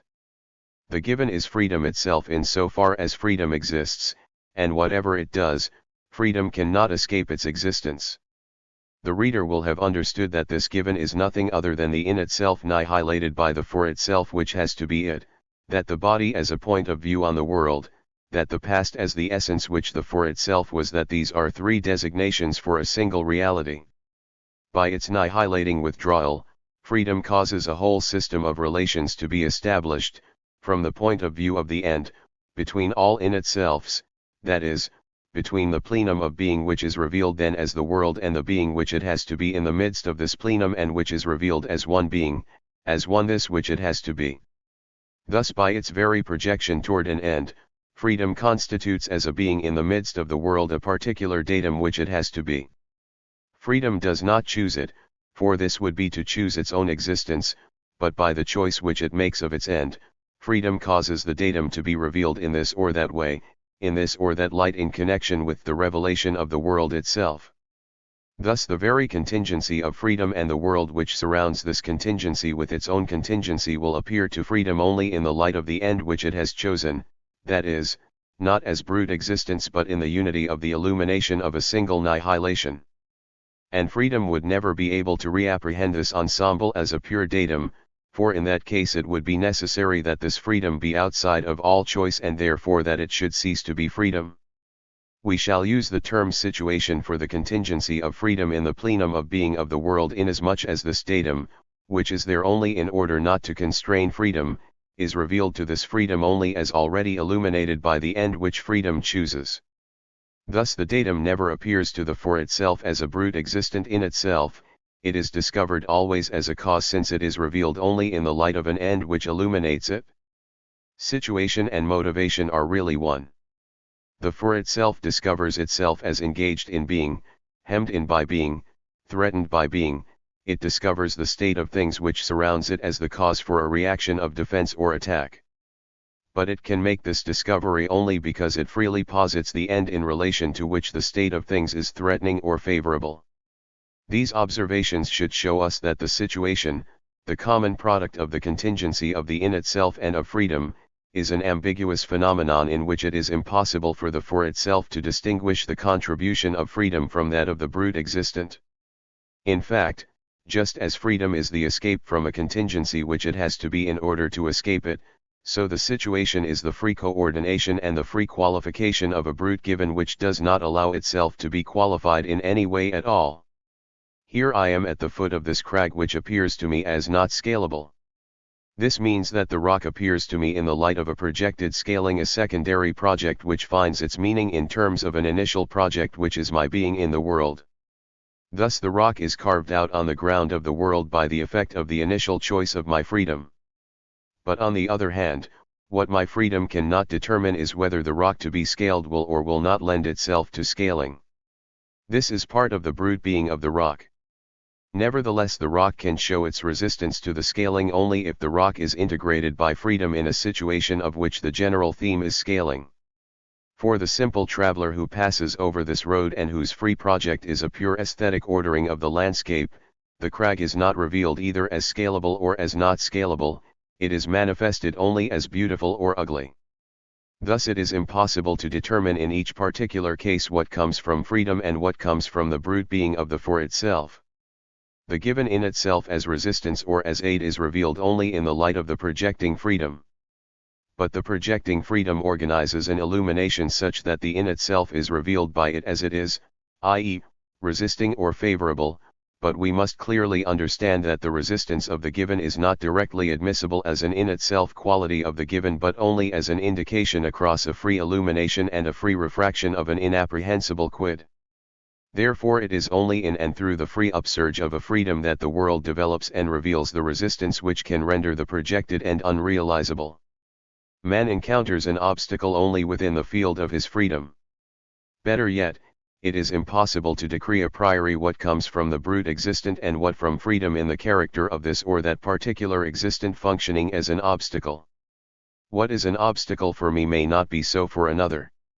There is no obstacle in an absolute sense, but the obstacle reveals its coefficient of adversity across freely invented and freely acquired techniques. The obstacle reveals this coefficient also in terms of the value of the end posited by freedom. The rock will not be an obstacle if I wish at any cost to arrive at the top of the mountain. On the other hand, it will discourage me if I have freely fixed limits to my desire of making the projected climb. Thus the world by coefficients of adversity reveals to me the way in which I stand in relation to the ends which I assign myself, so that I can never know if it is giving me information about myself or about it. Furthermore, the coefficient of adversity of the given is never a simple relation to my freedom as a pure annihilating thrust. It is a relation, illuminated by freedom, between the datum which is the cliff and the datum which my freedom has to be, that is, between the contingent which it is not and its pure facticity.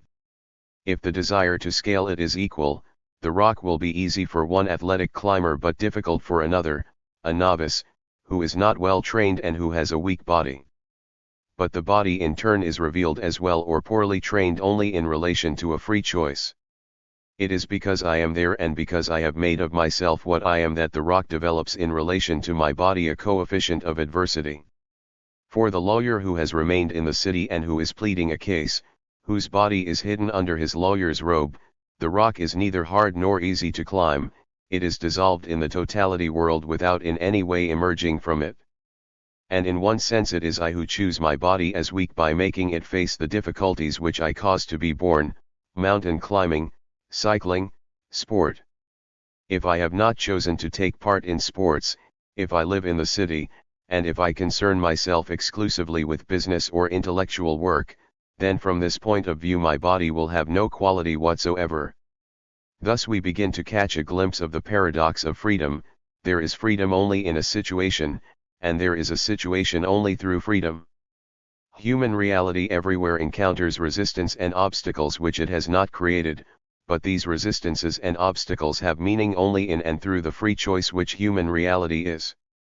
But in order better to grasp the meaning of these remarks and to derive the advantages which they allow, it will be well at present to analyze in the light of them certain specific examples. What we have called the facticity of freedom is the given which it has to be and which it illuminates by its project. This given is manifested in several ways although within the absolute unity of a single illumination. It is my place, my body, my past, my position in so far as it is already determined by the indications of others, finally my fundamental relation to the other. We are going to examine successively and with specific examples these various structures of the situation. But we must never lose sight of the fact that no one of them is given alone and that when we consider one of them in isolation, we are restricted to making it appear on the synthetic ground of the others. A. My place. My place is defined by the spatial order and by the particular nature of the this which are revealed to me on the ground of the world. It is naturally the spot in which I live, my country with its sun, its climate, its resources, its hydrographic and orographic configuration. It is also more simply the arrangement and the order of the objects which at present appear to me, a table, beyond the table a window, to the left of the window a cabinet, to the right a chair, and beyond the window the street and the sea, which indicate me as the reason for their order. It is not possible for me not to have a place, otherwise my relation to the world would be a state of survey, and the world would no longer be manifested to me in any way at all as we have seen earlier. Moreover, although this actual place can have been assigned to me by my freedom, I have come here, I have been able to occupy it only in connection with that which I occupied previously and by following paths marked out by the objects themselves.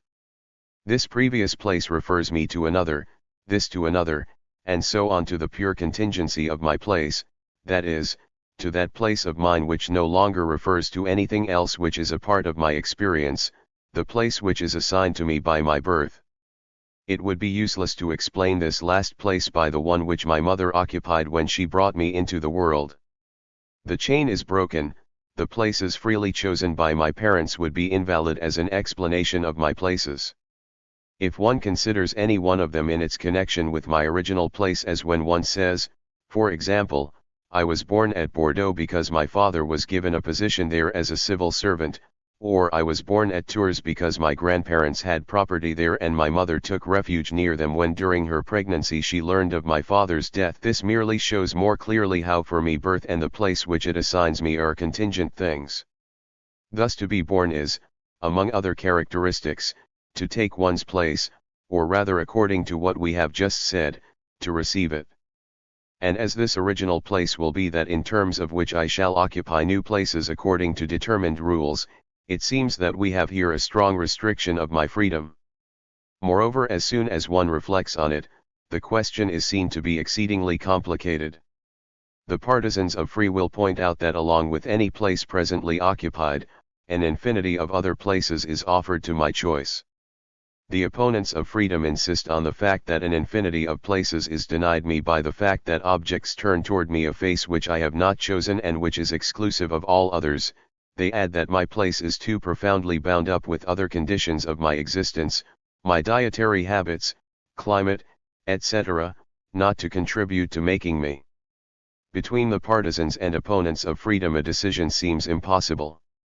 This is because the debate has not been placed on its true level. If we wish to posit the question as it should be, we must proceed from this antinomy.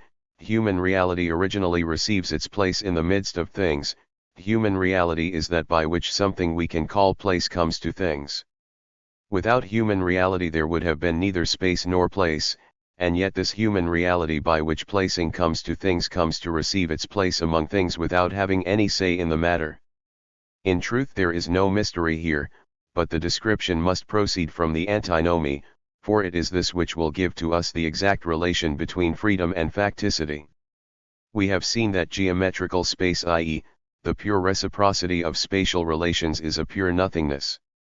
The only concrete placing which can be revealed to me is absolute extension, i.e., that which is defined by my place considered as the center for which distances are accounted for absolutely, with me as object and without reciprocity. The only absolute extension is that which unfolds starting from a location which I am absolutely. No other point could be chosen as an absolute center of reference without being immediately involved in universal relativity.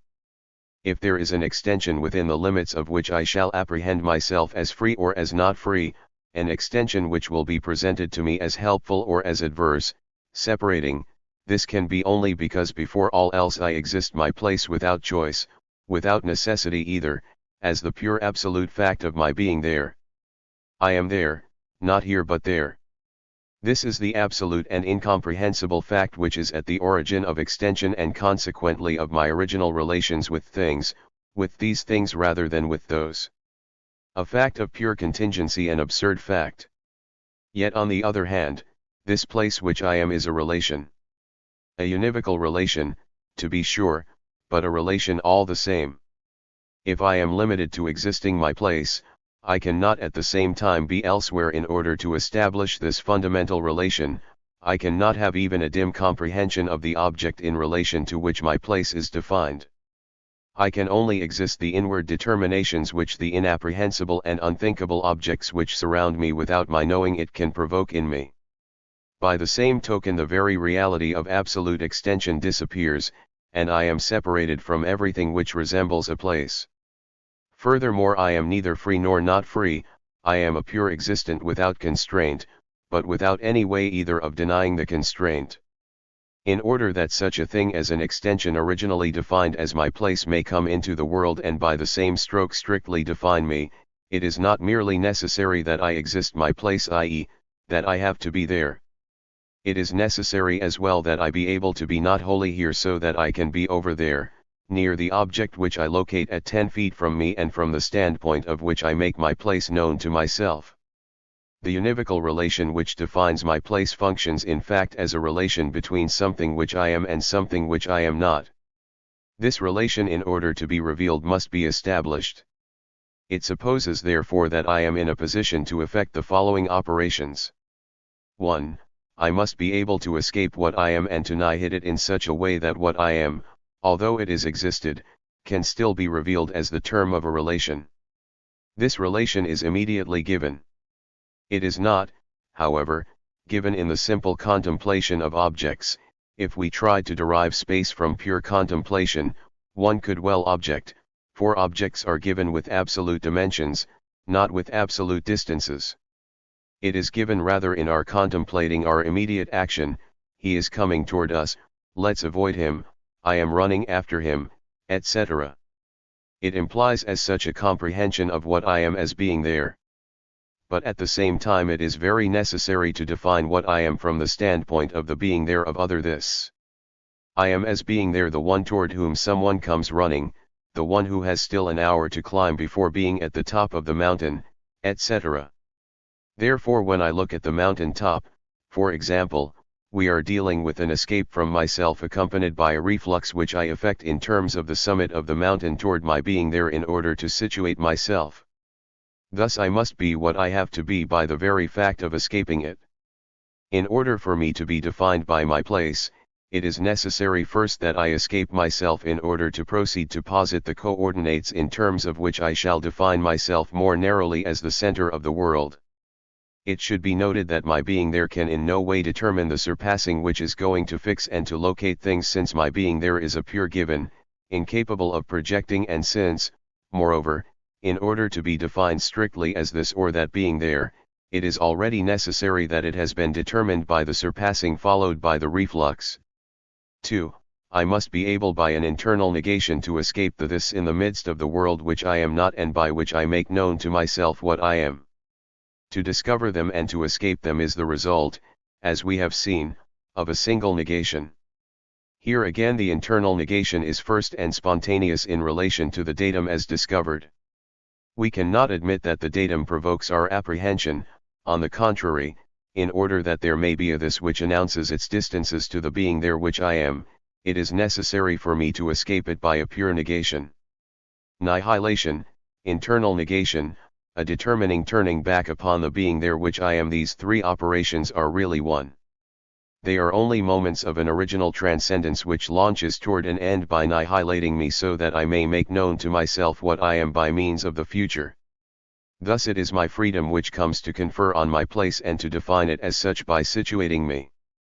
The sole reason that I can be strictly limited to this being there which I am is that my ontological structure is not to be what I am and to be what I am not. Furthermore, this determination of placing, which presupposes all transcendence, can occur only in relation to an end. It is in the light of an end that my place takes on its meaning. For I could never be simply there.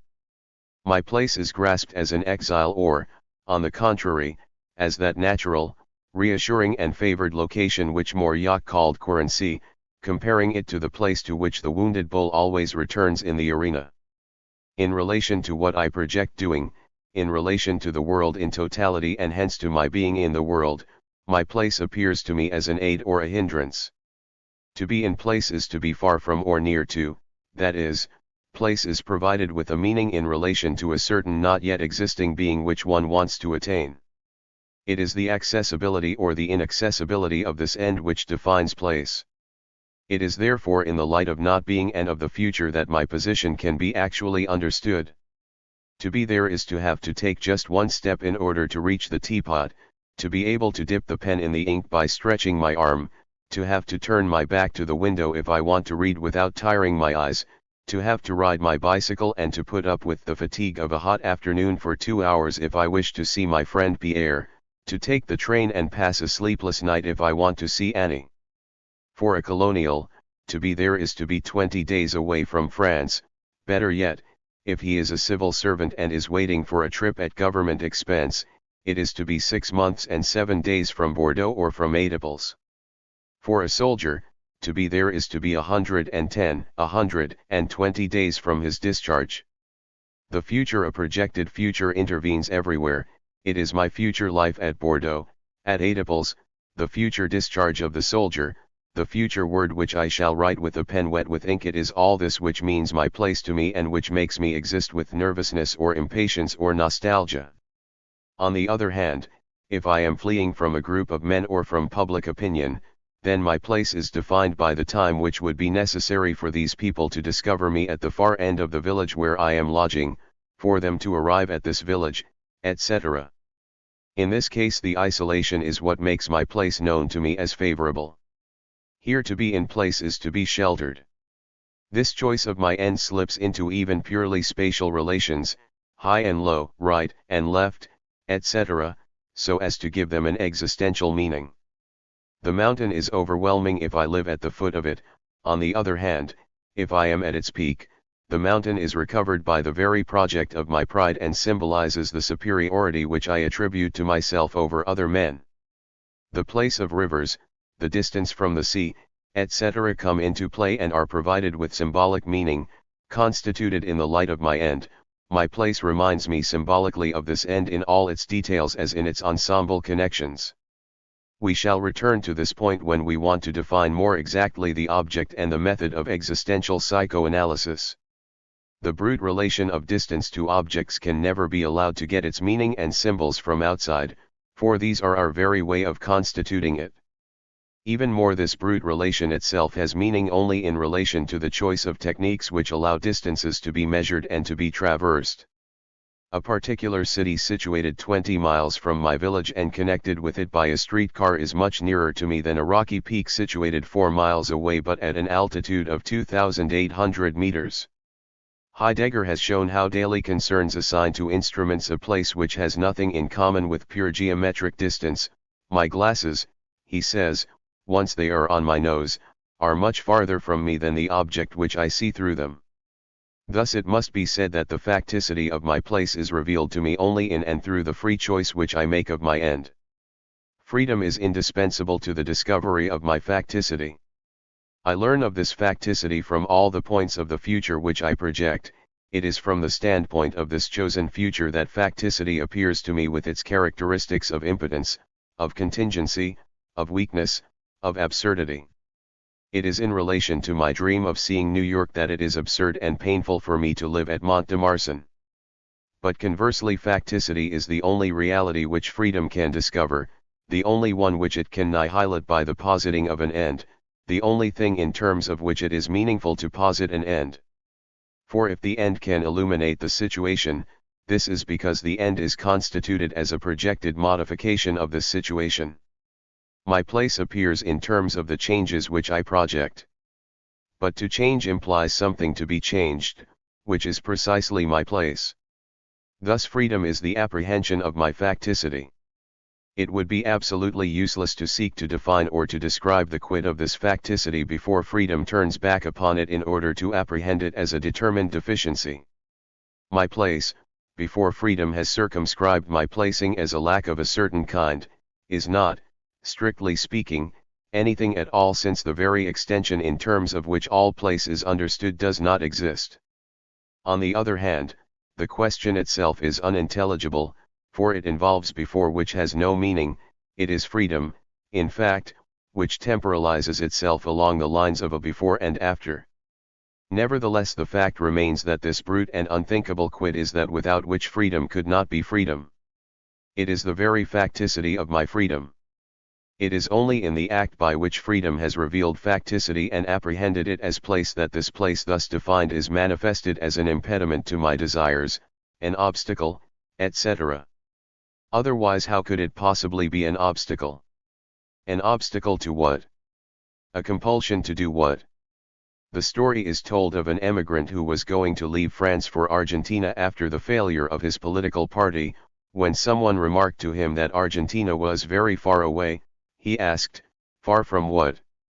And it is very certain that if Argentina appears far away to those who live in France, it is so in relation to an implicit national project which valorizes their place as French. For the internationalist revolutionary, Argentina is a center of the world as is any other country. But if we have by a primary project first constituted French territory as our absolute place, and if some catastrophe forces us to go into exile, it is in relation to this initial project that Argentina will appear to us as very far away, as a land of exile. It is in relation to this project that we shall feel ourselves expatriated. Thus our freedom itself creates the obstacles from which we suffer. It is freedom itself which, by positing its end and by choosing this end as inaccessible or accessible with difficulty, causes our placing to appear to our projects as an insurmountable resistance or a resistance to be surmounted with difficulty. It is freedom again which establishes the spatial connections between objects as the first type of a relation of instrumentality, which decides on techniques permitting distances to be measured and cleared, and thus constitutes its own restriction. But to be precise, freedom can exist only as restricted, since freedom is choice. Every choice, as we shall see, supposes elimination and selection. Every choice is a choice of finitude. Thus freedom can be truly free only by constituting facticity as its own restriction. It would therefore be to no point to say that I am not free to go to New York because of the fact that I am a minor government official at Mont-de-Marsan. On the contrary, if is in relation to my project of going to New York that I am going to situate myself at Mont-de-Marsan. My placing in the world, the relation of Mont-de-Marsan to New York and to China would be altogether different if, for example, my project were to become a wealthy farmer at Mont-de-Marsan. In the first case, Mont-de-Marsan appears on the ground of a world which maintains an organized connection with New York, Melbourne, and Shanghai. In the second, it emerges on the ground of an undifferentiated world.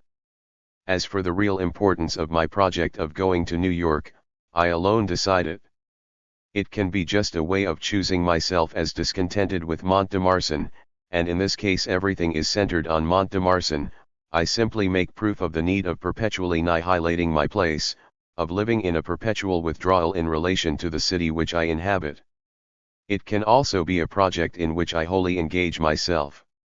In the first case I shall apprehend my place as an insurmountable obstacle, and I shall have simply used an indirect means to define it indirectly in the world. In the second case, on the other hand, the obstacles will no longer exist, my place will be no longer a point of attachment but a point of departure, for in order to go to New York, some point of departure is necessary. Thus I shall apprehend myself at any moment whatsoever as engaged in the world at my contingent place. But it is precisely this engagement which gives meaning to my contingent place and which is my freedom. To be sure, in being born I take a place, but I am responsible for the place which I take. We can see clearly here the inextricable connection of freedom and facticity in the situation. Without facticity freedom would not exist as a power of annihilation and of choice, and without freedom facticity would not be discovered and would have no meaning. b. My past. We have a past. Of course we have been able to establish that this past does not determine our acts as a prior phenomenon determines a consequent phenomenon. We have shown that the past is without force to constitute the present and to sketch out the future. Nevertheless, the fact remains that the freedom which escapes toward the future cannot give itself any past it likes according to its fancy. There are even more compelling reasons for the fact that it cannot produce itself without a past. It has to be its own past, and this past is irremediable. It even seems at first glance that freedom cannot modify its past in any way. The past is that which is out of reach and which haunts us at a distance without our even being able to turn back to face it in order to consider it. If the past does not determine our actions, at least it is such that we cannot take a new decision except in terms of it. If I have been trained at a naval academy, and if I have become an officer in the Navy, at each moment that I assume myself and consider myself, I am engaged. At the very instant when I apprehend myself, I am on watch on the bridge of the ship of which I am second in command. I can suddenly revolt against this fact, hand in my resignation, decide on suicide. These extreme measures are taken in connection with the past which is mine. If they aim at destroying it, this is because my past exists, and my most radical decisions can succeed only in taking a negative position with respect to my past. But basically this is to recognize the past's immense importance as a backdrop and a point of view. Every action designed to wrench me away from my past must first be conceived in terms of my particular past. That is, the action must before all recognize that it is born out of the particular past which it wishes to destroy. Our acts, says the proverb, follow after us. The past is present and melts insensibly into the present. It is the suit of clothes which I selected 6 months ago, the house which I have had built, the book which I began last winter, my wife, the promises which I have made to her, my children, all which I have to be in the mode of having been. Thus the importance of the past cannot be exaggerated, since for me Wesen ist was Joesen ist, essence is what has been. But we find here the paradox pointed out previously. I cannot conceive of myself without a past. Better yet, I can no longer think anything about myself since I think about what I am and since I am in the past, but on the other hand I am the being through whom the past comes to myself and to the world. Let us examine this paradox more closely. Since freedom is choice, it is change. It is defined by the end which it projects, that is, by the future which it has to be. But precisely because the future is the not yet existing state of what is, it can be conceived only within a narrow connection with what is. It is not possible that what is should illuminate what is not yet, for what is a lack and consequently can be known as such only in terms of that which it lacks. The end illuminates what is. But to go looking for the end to come in order by means of it to make known that which is, requires being already beyond what is in annihilating withdrawal which makes what is appear clearly in the state of an isolated system. What is, therefore, takes on its meaning only when it is surpassed toward the future. Therefore what is the past. We see how the past as that which is to be changed is indispensable to the choice of the future and how consequently no free surpassing can be effected except in terms of a past, but we can see too how the very nature of the past comes to the past from the original choice of a future. In particular the irremediable quality of the past comes from my actual choice of the future. If the past is that in terms of which I conceive and project a new state of things in the future, then the past itself is that which is left in place, that which consequently is itself outside all perspective of change. Thus in order for the future to be realizable, it is necessary that the past be irremediable. It is possible for me not to exist, but if I exist, I cannot lack having a past. Such is the form which is assumed here by the necessity of my contingency. But on the other hand, as we have seen, two existential characteristics in particular qualify the for itself. 1. Nothing is in consciousness which is not consciousness of being. 2. In my being is in question. This means that nothing comes to me which is not chosen. We have seen, indeed, that a past which was only past would collapse in an honorary existence in which it would have lost all connection with the present. In order for us to have a past, it is necessary that we maintain it in existence by our very project towards the future. We do not receive our past, but the necessity of our contingency implies that we are not able not to choose it. This is what it means to have to be one's own past. We see that this necessity, considered here from a purely temporal point of view, is not basically distinct from the primary structure of freedom, which must be the nihilation of the being which it is and which, by this very nihilation, brings it about that there is a being which it is. But while freedom is the choice of an end in terms of the past, conversely the past is what it is only in relation to the end chosen. There is an unchangeable element in the past, example I had whooping cough when I was 5 years old, and an element which is eminently variable, the meaning of the brute fact in relation to the totality of my being. But since, on the other hand, the meaning of the past fact penetrates it through and through, I cannot recall my childhood whooping cough outside of a precise project which defines its meaning. It is finally impossible for me to distinguish the unchangeable brute existence from the variable meaning which it includes. To say, I had whooping cough when I was 4 years old 13 supposes 1,000 projects, in particular the adoption of the calendar as a system of reference for my individual existence, hence the adoption of an original position with regard to the social order, and a confident belief in the accounts which third persons give of my childhood, a belief which certainly goes along with a respect or an affection for my parents, a respect which shapes its meaning for me, etc. That brute fact itself is, but apart from the witness of others, its date, the technical name of the illness, an ensemble of meanings which depend on my projects. What can it be? Thus this brute existence, although necessarily existent and unchangeable, stands as the ideal end beyond reach of a systematic specification of all the meanings included in a memory. There is, of course, a pure matter of memory in the sense in which Bergson speaks of pure memory, but when it shows itself, it is always in and through a project which includes the appearance of this matter in its purity. Now the meaning of the past is strictly dependent on my present project.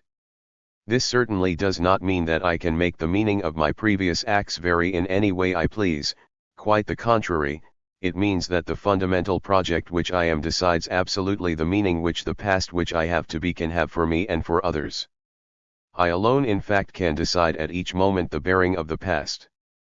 I do not decide it by debating it, by deliberating over it, and in each instance evaluating the importance of this or that prior event, but by projecting myself toward my ends, I preserve the past with me, and by action I decide its meaning. Who shall decide whether that mystic crisis in my 15th year was a pure accident of puberty or, on the contrary, the first sign of a future conversion? I myself, according to whether I shall decide at 20 years of age, at 30 years to be converted. The project of conversion by a single stroke confers on an adolescent crisis the value of a premonition which I had not taken seriously. Who shall decide whether the period which I spent in prison after a theft was fruitful or deplorable? I, according to whether I give up stealing or become hardened. Who can decide the educational value of a trip, the sincerity of a profession of love, the purity of a past intention, etc.? It is I, always I, according to the ends by which I illuminate these past events. Thus all my past is there pressing, urgent, imperious, but its meanings and the orders which it gives me I choose by the very project of my end. Of course the engagements which I have undertaken weigh upon me. Of course the marriage I made earlier, the house I bought and furnished last year limit my possibilities and dictate my conduct, but precisely because my projects are such I reassume the marriage contract. In other words, precisely because I do not make of it a marriage contract which is past, surpassed, dead, and because, on the contrary, my projects imply fidelity to the engagements undertaken or the decision to have an honorable life as a husband and a father, etc., these projects necessarily come to illuminate the past marriage vow and to confer on it its always actual value. Thus the urgency of the past comes from the future. Suppose that in the manner of Schlumberger's Hero 14 I radically modify my fundamental project, that I seek, for example, to free myself from a continued state of happiness, and my earlier engagements will lose all their urgency. They will no longer be here except as the towers and ramparts of the Middle Ages are here, structures which one cannot deny but which have no other meaning than that of recalling a stage previously traversed, a civilization and a period of political and economic existence which today are surpassed and perfectly dead. It is the future which decides whether the past is living or dead. The past, in fact, is originally a project, as the actual upsurge of my being. And to the same extent that it is a project, it is an anticipation, its meaning comes to it from the future which it sketches in outline. When the past slips wholly into the past, its absolute value depends on the validation or invalidation of the anticipations which it was. But it depends on my actual freedom to confirm the meaning of these anticipations by again accepting responsibility for them, i.e., by anticipating the future which they anticipated, or to invalidate them by simply anticipating another future. In this case the past falls back as a disarmed and duped expectation, it is without force. This is because the only force of the past comes to it from the future. No matter how I live or evaluate my past, I can do so only in the light of a project of myself toward the future. Thus the order of my choices of the future is going to determine an order of my past, and this order will contain nothing of the chronological. There will be first the always living past which is always confirmed, my promise of love, certain business contracts, a certain picture of myself to which I am faithful. Then there is the ambiguous past which has ceased to please me and to which I still hold indirectly, for example, this suit which I am wearing, and which I bought at a certain period when I had the desire to be fashionable, displeases me extremely at present, hence the past in which I chose the suit is truly dead. But on the other hand, my actual project of economy is such that I must continue to wear the suit rather than get another. Hence it belongs to a past which is both dead and living, like those social institutions which, having been created for a determined end, have now outlived the regime which established them and have been made to serve altogether different ends, sometimes even opposed ends.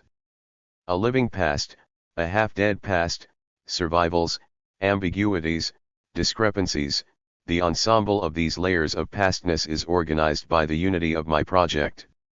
It is by means of this project that there is installed the complex system of references which causes any fragment of my past to enter into an hierarchical, plurivalent organization in which, as in a work of art, each partial structure indicates in different ways various other partial structures and the total structure.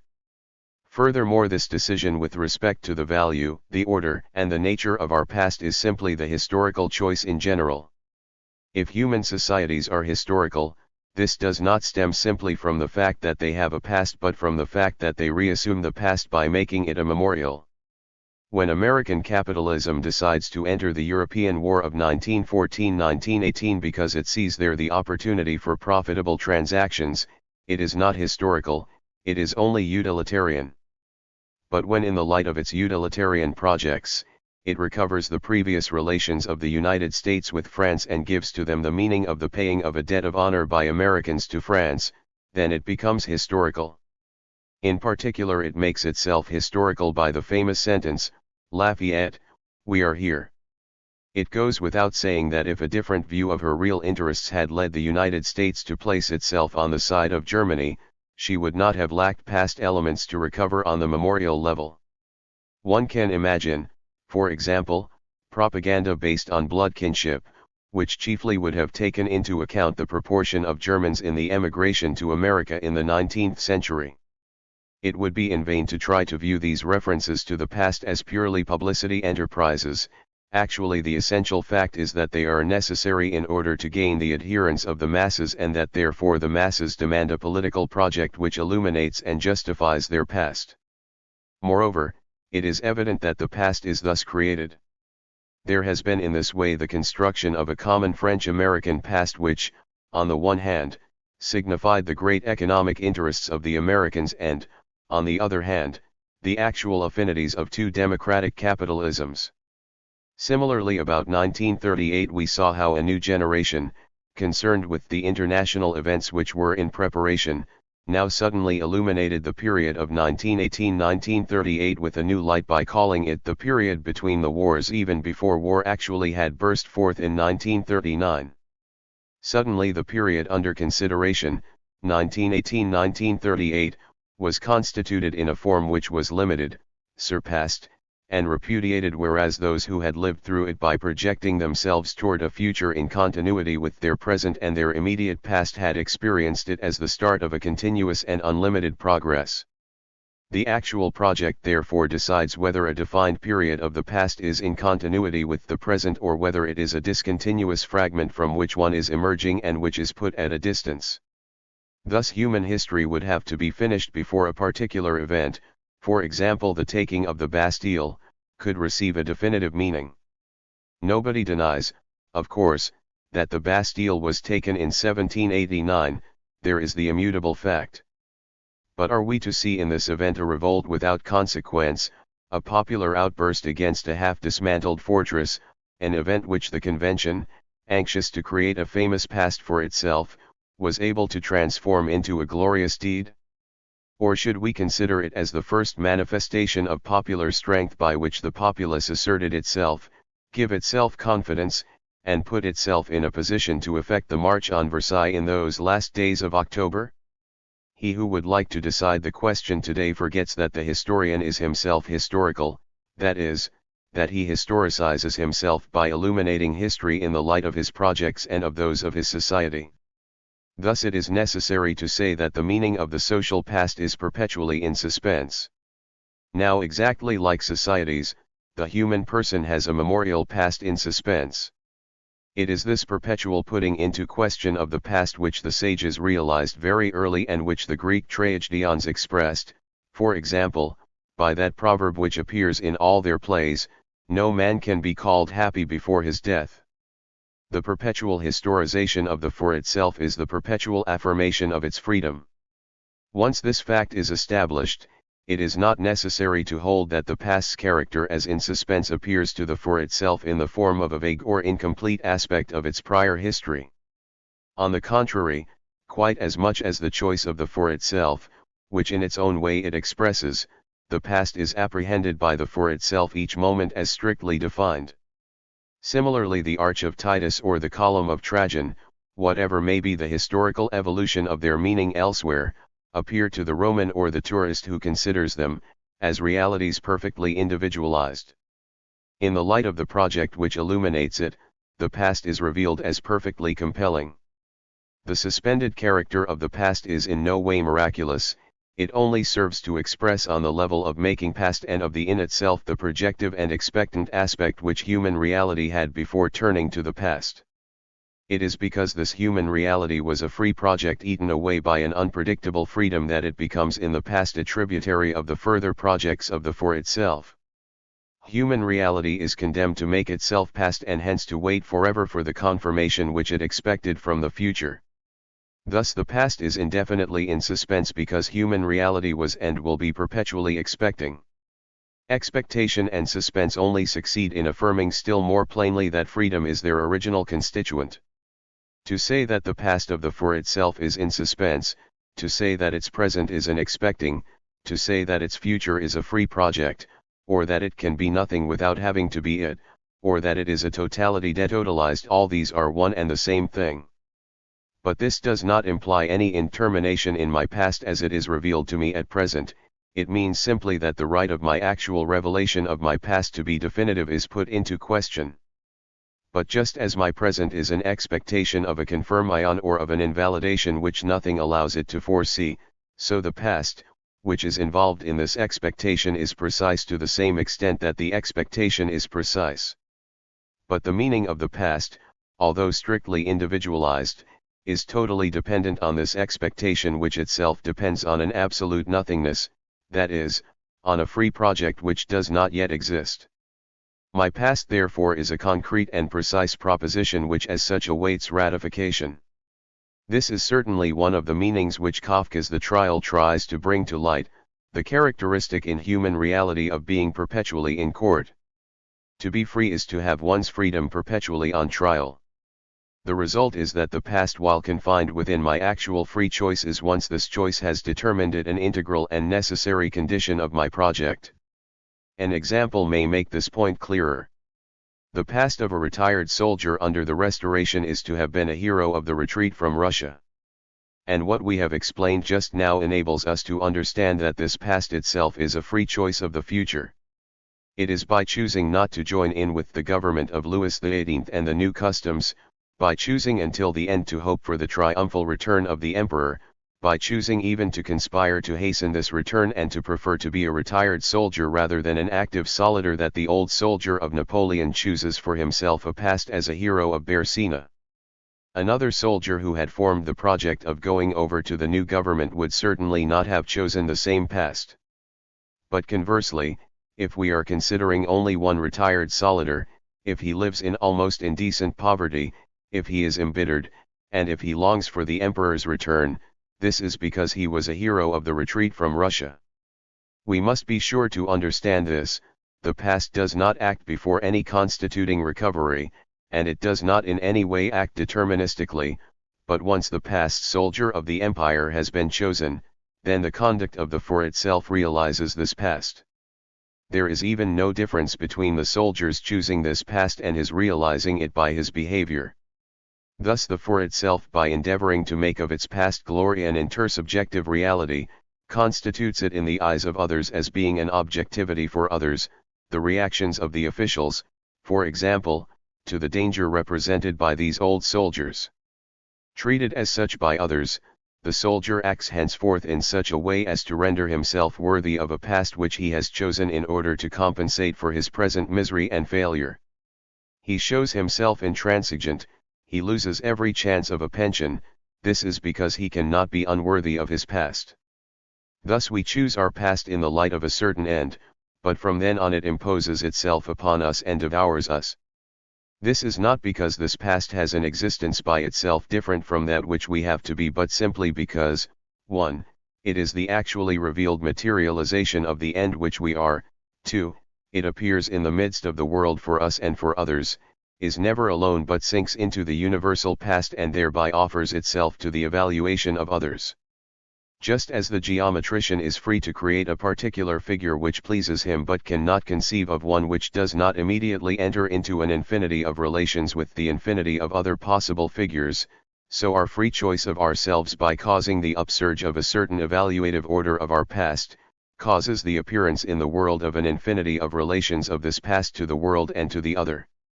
And this infinity of relations is presented to us as an infinity of conducts to be adopted, since it is in the future that we evaluate our past. we are compelled to adopt these conducts in so far as our past appears within the compass of our essential project. To will this project, in fact, is to will the past, and to will this past is to will to realize it by 1,000 secondary behaviors. Logically, the requirements of the past are hypothetical imperatives. If you wish to have such and such a past, act in such and such a way. But as the first term is a concrete and categorical choice, the imperative also is transformed into a categorical imperative. But since the force of compulsion in my past is borrowed from my free, reflecting choice and from the very power which this choice has given itself, it is impossible to determine a priori the compelling power of a past. It is not only its content and the order of this content which my free choice decides, it is also the adherence of my past to my actuality. If within a fundamental perspective which we do not yet have to determine, one of my principal projects is to progress, i.e., to be always at any cost a little further advanced along a certain path than I was yesterday or an hour earlier, this progressive project involves in relation to my past a series of uprootings.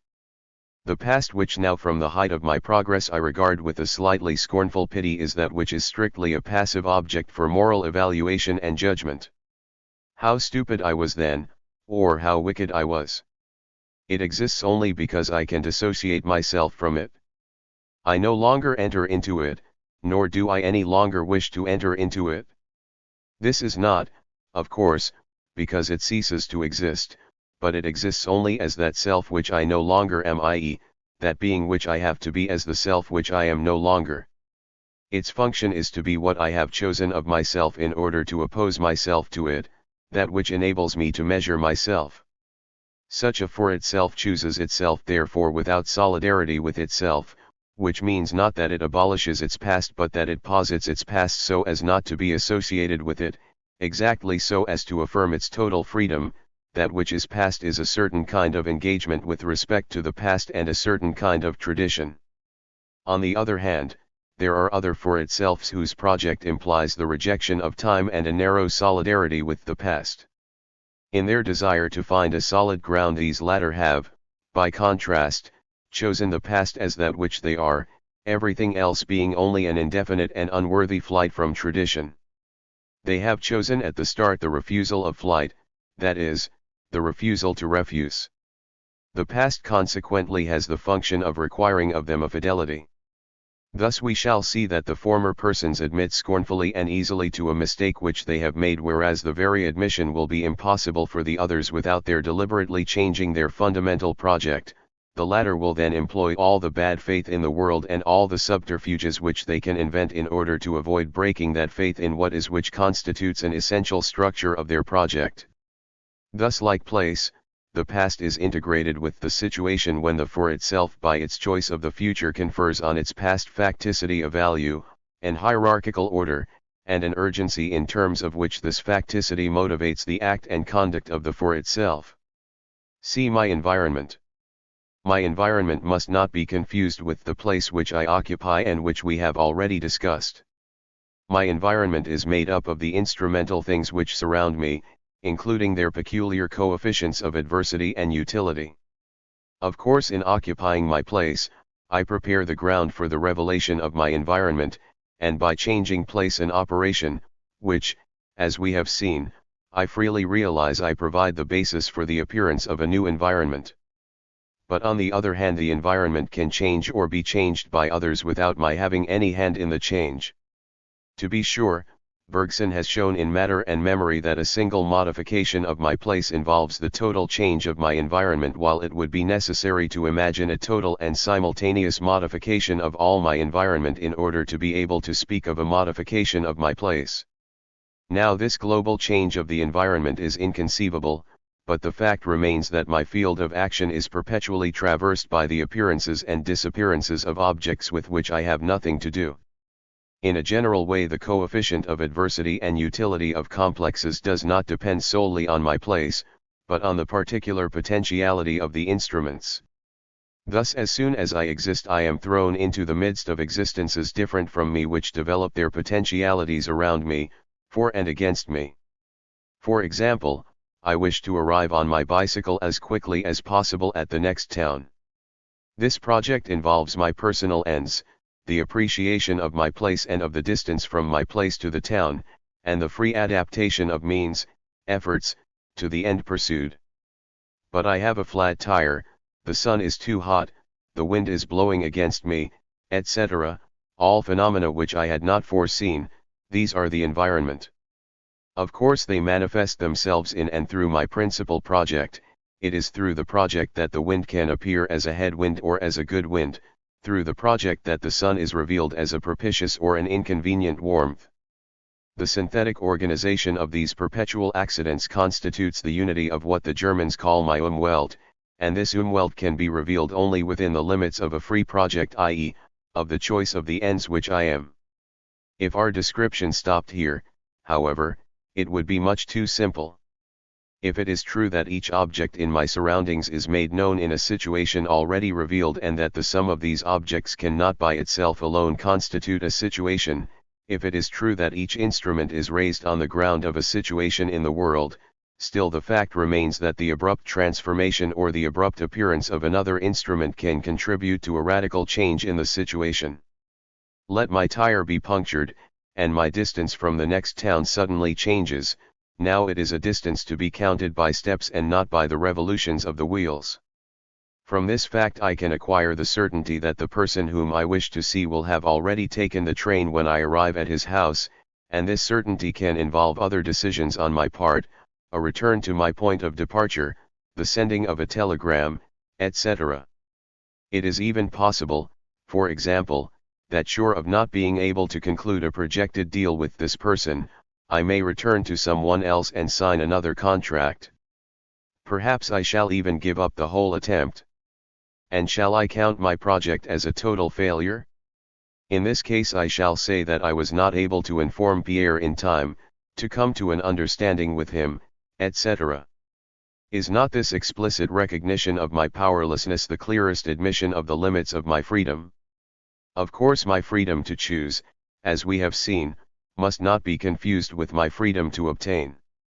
But is it not my very choice which is here brought into play, since the adversity of the environment is in many cases precisely the occasion for the changing of my project?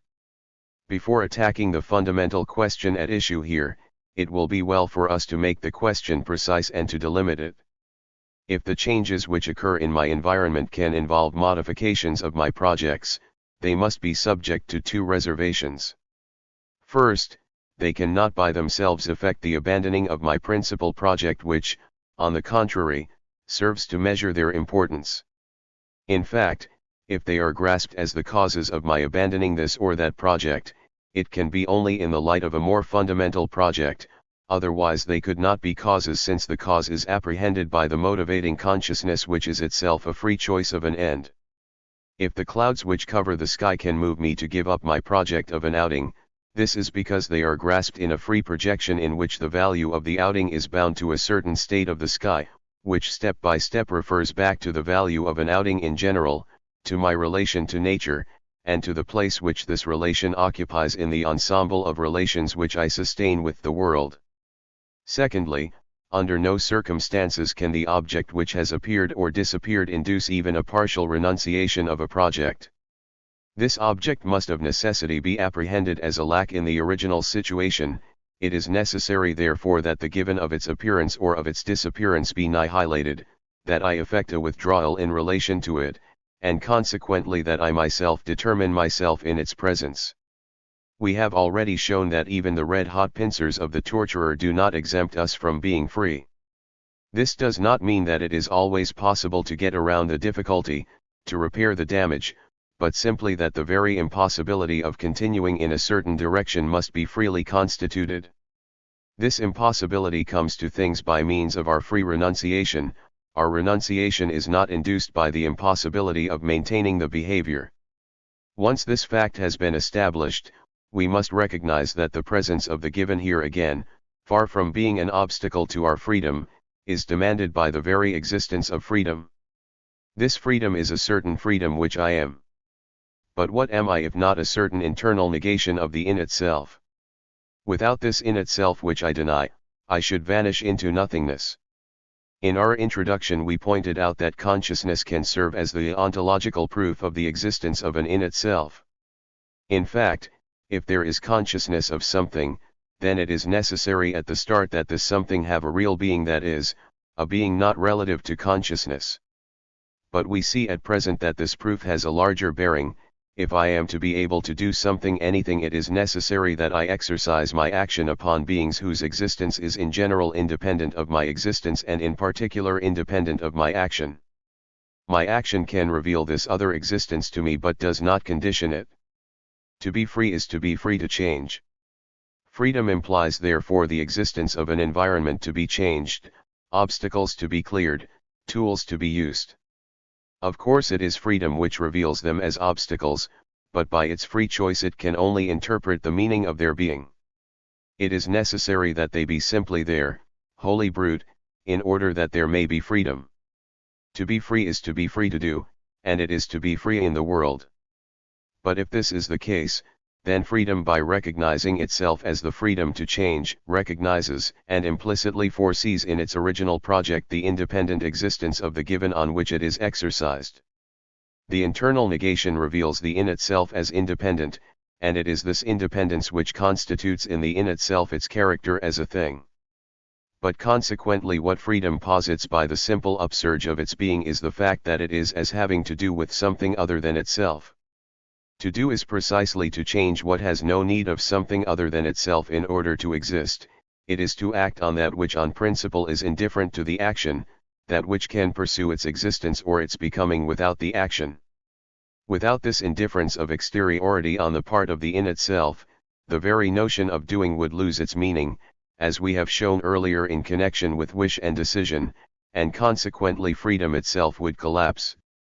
Thus the very project of a freedom in general is a choice which implies the anticipation and acceptance of some kind of resistance somewhere. Not only does freedom constitute the compass within which in itself's otherwise indifferent will be revealed as resistances, but freedom's very project is in general to do in a resisting world by means of a victory over the world's resistances.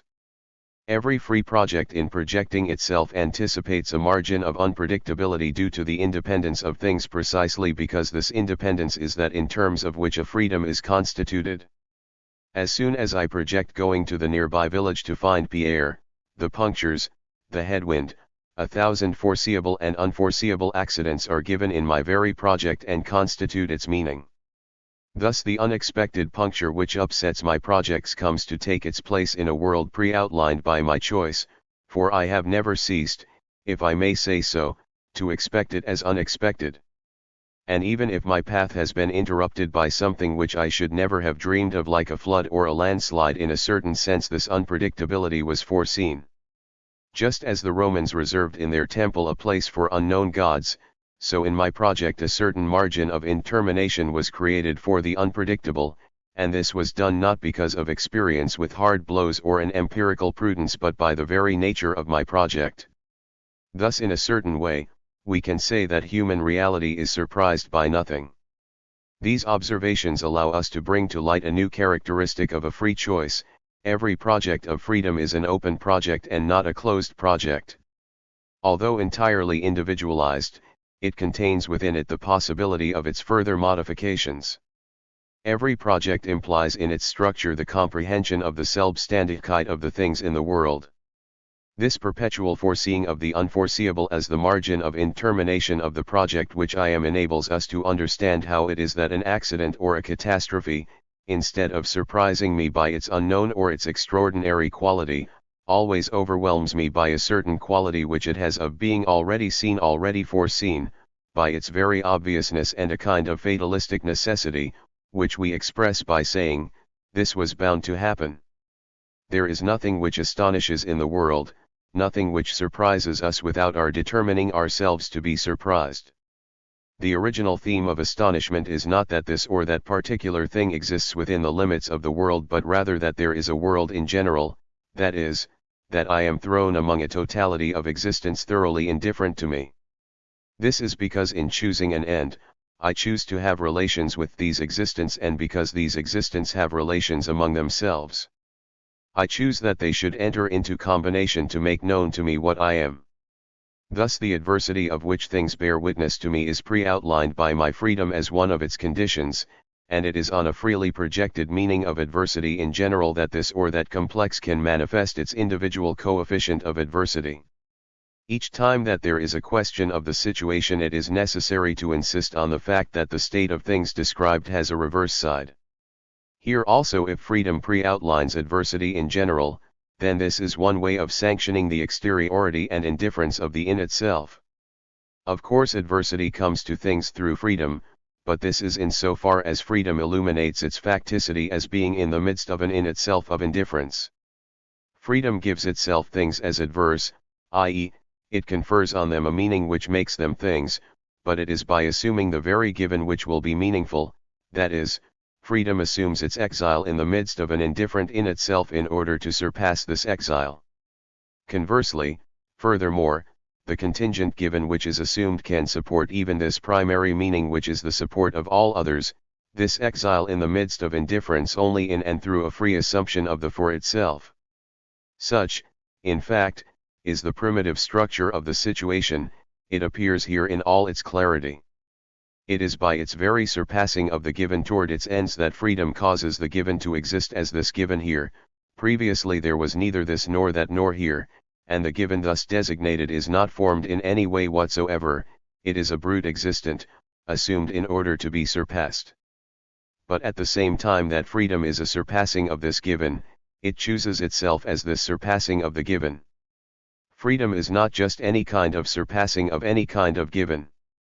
By assuming the brute given and be conferring meaning on it, freedom has suddenly chosen itself. Its end is exactly to change this given, just as the given appears as this given in the light of the end chosen. Thus the upsurge of freedom is the crystallization of an end across a given and the revelation of a given in the light of an end. These two structures are simultaneous and inseparable. We shall see later in fact that the universal values of the chosen ends are disengaged only by analysis. Every choice is the choice of a concrete change to be bestowed on a concrete given. Every situation is concrete. Thus the adversity of things and their potentialities in general are illuminated by the end chosen. But there is an end only for a for itself which assumes itself as abandoned in the midst of indifference. By this assumption it brings nothing new into this contingent, brute abandonment except for a meaning. It is responsible for the fact that henceforth there is an abandonment, that this abandonment is revealed as a situation. We have seen in Part 2, Chapter 4, that the for itself by its upsurge causes the in itself to come into the world. Still more generally, it is by means of nothingness that there is the in itself, that is, things. We have seen also that the reality in itself is there at hand, with its qualities, without any distortion or adjunction. We are simply separated from it by the various types of nihilation which we instate by our very upsurge, world, space, and time, potentialities. We have seen in particular that although we are surrounded by presences, this glass, this inkwell, this table, etc., these presences are inapprehensible as such, for they release whatever it may be of them only after a gesture or an act projected by us, that is, in the future. At present we are able to understand the meaning of the state of things. We are separated from things by nothing except by our freedom. It is our freedom which is responsible for the fact that there are things with all their indifference, their unpredictability, and their adversity, and for the fact that we are inevitably separated from them, for it is on the ground of nihilation that they appear and that they are revealed as bound one to another. Thus the project of my freedom adds nothing to things, it causes there to be things, that is, precisely, realities provided with a coefficient of adversity and utilizable instrumentality. Freedom makes these things reveal themselves in experience, that is, raise themselves successively on the ground of the world in the course of a process of temporalization. Finally, our freedom causes these things to manifest themselves as out of reach, independent, separated from me by the very nothingness which I secrete and which I am. It is because freedom is condemned to be free, i.e., cannot choose itself as freedom, that there are things, that is, a plenitude of contingency at the heart of which it is itself contingency. It is by the assumption of this contingency and by its surpassing that there can be at once a choice and an organization of things in situation, and it is the contingency of freedom and the contingency of the in itself which are expressed in situation by the unpredictability and the adversity of the environment. Thus I am absolutely free and absolutely responsible for my situation. But I am never free except in situation. My fellow man.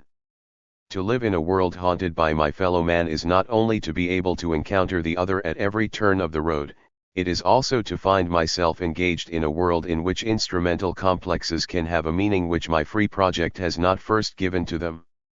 It means also that in the midst of this world already provided with meaning I meet with a meaning which is mine and which I have not given to myself, which I discover that I possess already. Thus when we ask what the original and contingent fact of existing in a world in which there are also others can mean for our situation, the problem thus formulated demands that we study successively three layers of reality which come into play so as to constitute my concrete situation, instruments which are already meaningful, a station, a railroad sign, a work of art, a mobilization notice, the meaning which I discover as already mine, my nationality, my race, my physical appearance, and finally the other as a center of reference to which these meanings refer. Everything would be very simple if I belonged to a world whose meanings were revealed simply in the light of my own ends. In this case I would dispose of things as instruments or as instrumental complexes within the limits of my own choice of myself. It is this choice which would make of the mountain an obstacle difficult to overcome or a spot from which to get a good view of the landscape, etc.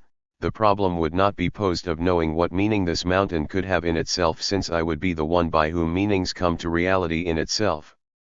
The problem would again be very much simplified if I were a monad without doors or windows, and if I merely knew in some way or other that other monads existed or were possible, each of them conferring new meanings on the things which I see. In this case, which is the one to which philosophers have too often limited themselves in their inquiry, it would be sufficient for me to hold other meanings as possible, and finally the plurality of meanings corresponding to the plurality of consciousnesses would coincide very simply for me with the possibility always open to me of making another choice of myself.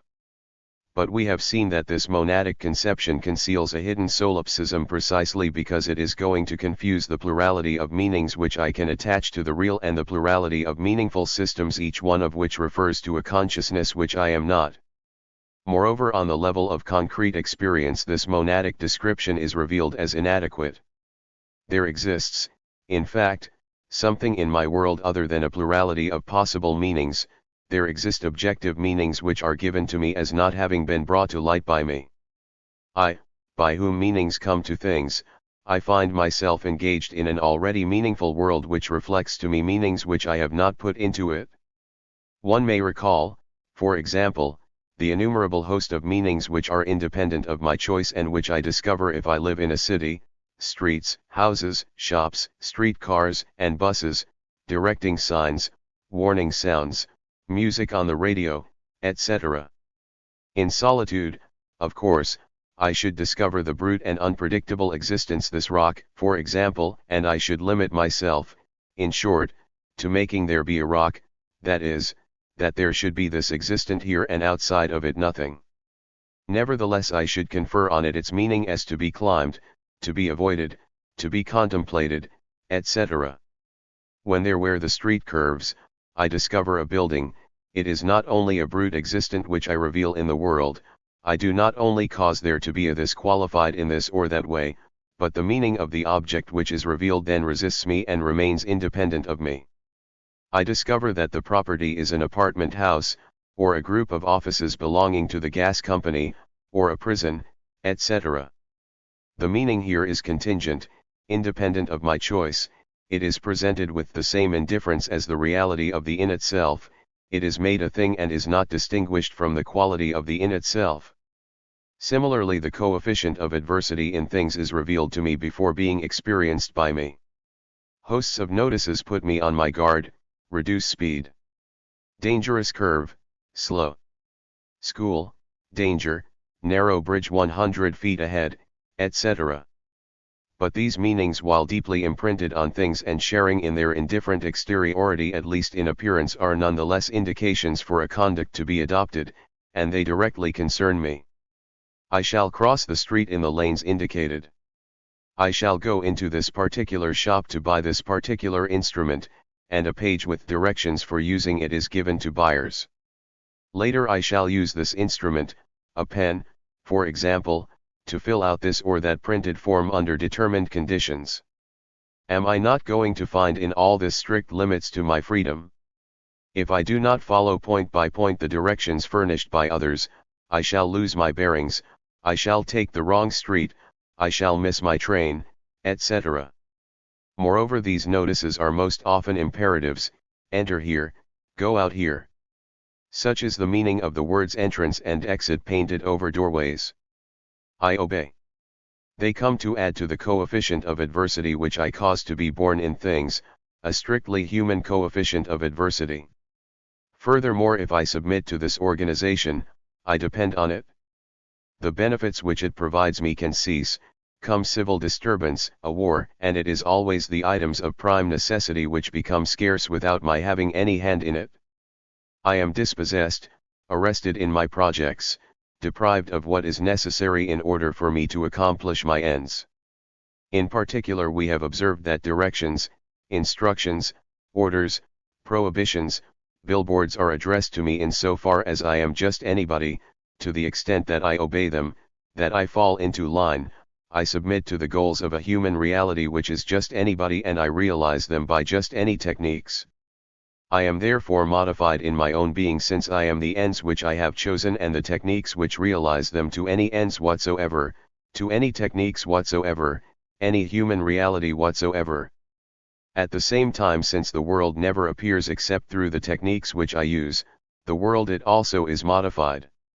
This world, seen through the use which I make of the bicycle, the automobile, the train, in order that I may traverse the world, reveals to me a countenance strictly correlative with the means which I employ, therefore it is the countenance which the world offers to everybody.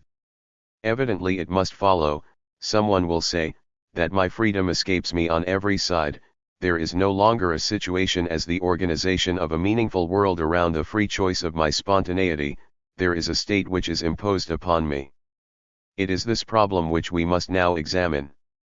There is no doubt that my belonging to an inhabited world has the value of a fact.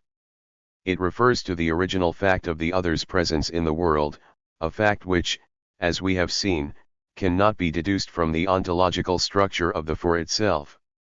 And although this fact only makes our facticity more deep-rooted, it does not evolve from our facticity in so far as the latter expresses the necessity of the contingency of the for itself. Rather, we must say, the for itself exists in fact, that is, its existence cannot be identical with a reality engendered in conformity to a law, nor can it be identical with a free choice. And among the factual characteristics of this facticity, i.e., among those which can neither be deduced nor proven but which simply let themselves be seen, there is one of these which we call the existence in the world in the presence of others.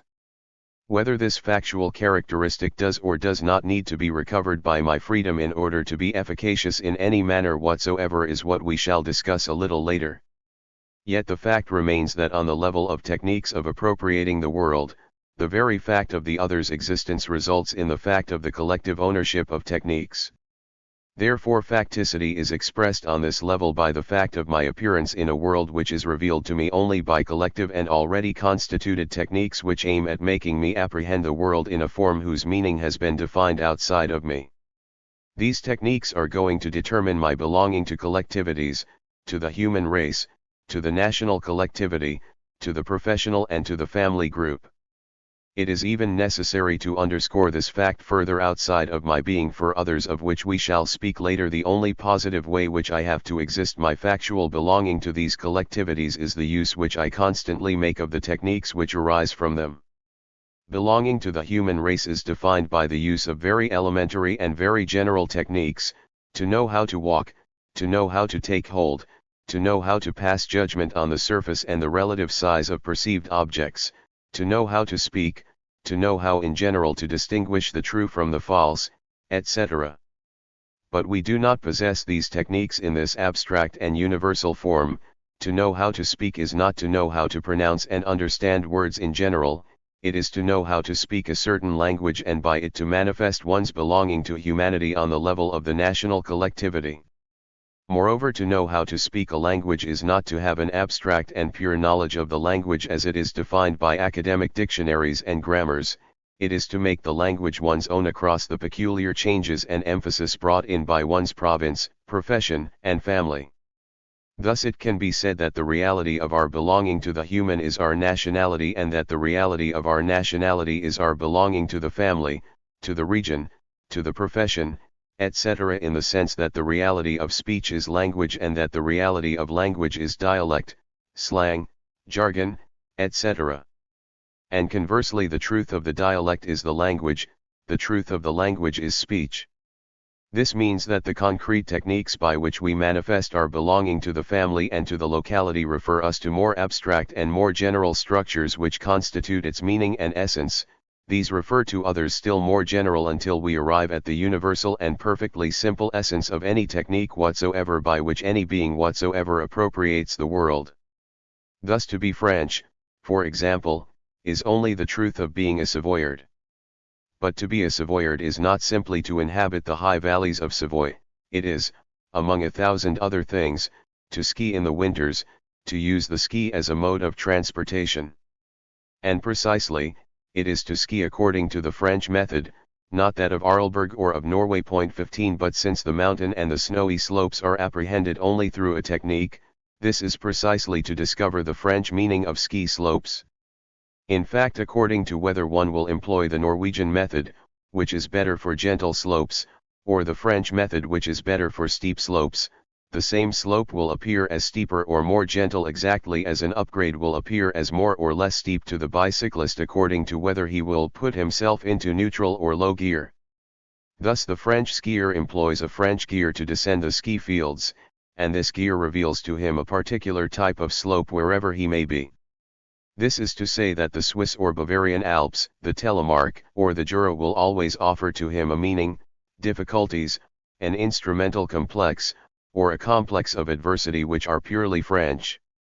Similarly, it would be easy to show that the majority of attempts to define the working class amount to taking as a criterion production, consumption, or a certain type of Weltanschauung springing out of an inferiority complex, Marx-Halbwachstum man, that is, in all cases certain techniques for the elaboration or the appropriation of the world across which there is offered what we shall be able to call the proletarian countenance with its violent oppositions, its great uniform and desert masses, its zones of shadow and its shores of light, the simple and urgent ends which illuminate it. Now it is evident that although my belonging to a particular class or nation does not derive from my facticity as an ontological structure of my for itself, my factual existence, i.e., my birth and my place, involves my apprehension of the world and of myself through certain techniques. Now these techniques which I have not chosen confer on the world its meanings. It appears that it is no longer I who decide in terms of my ends whether the world appears to me with the simple, well-marked oppositions of the proletarian universe or with the innumerable interwoven nuances of the bourgeois world. I am not only thrown face to face with the brute existent. I am thrown into a worker's world, a French world, a world of Lorraine or the South, which offers me its meanings without my having done anything to disclose them. Let us look more closely. We showed earlier that my nationality is only the truth of my belonging to a province, to a family, to a professional group. But must we stop there? If the language is only the truth of the dialect, is the dialect absolutely concrete reality? Is the professional jargon as they speak it, or the Alsatian dialect as a linguistic and statistical study enables us to determine its laws, is this the primary phenomenon, the one which finds its foundation in pure fact, in original contingency? Linguistic research can be mistaken here. Statistics bring to light constants, phonetic or semantic changes of a given type. They allow us to reconstruct the evolution of a phoneme or a morpheme in a given period so that it appears that the word or the syntactical rule is an individual reality with its meaning and its history. And in fact, individuals seem to have little influence over the evolution of language. Social facts such as invasions, great thoroughfares, commercial relations seem to be the essential causes of linguistic changes. But this is because the question is not placed on the true level of the concrete. Also, we find only what we are looking for. For a long time psychologists have observed that the word is not the concrete element of speech, not even the word of the dialect or the word of the family with its particular variation. The elementary structure of speech is the sentence. It is within the sentence, in fact, that the word can receive a real function as a designation. Outside of the sentence, the word is just a propositional function when it is not a pure and simple rubric designed to group absolutely disparate meanings. Only when it appears in discourse, does it assume a holophrastic character, as has often been pointed out. This does not mean that the word can be limited by itself to a precise meaning, but that it is integrated in a context as a secondary form in a primary form.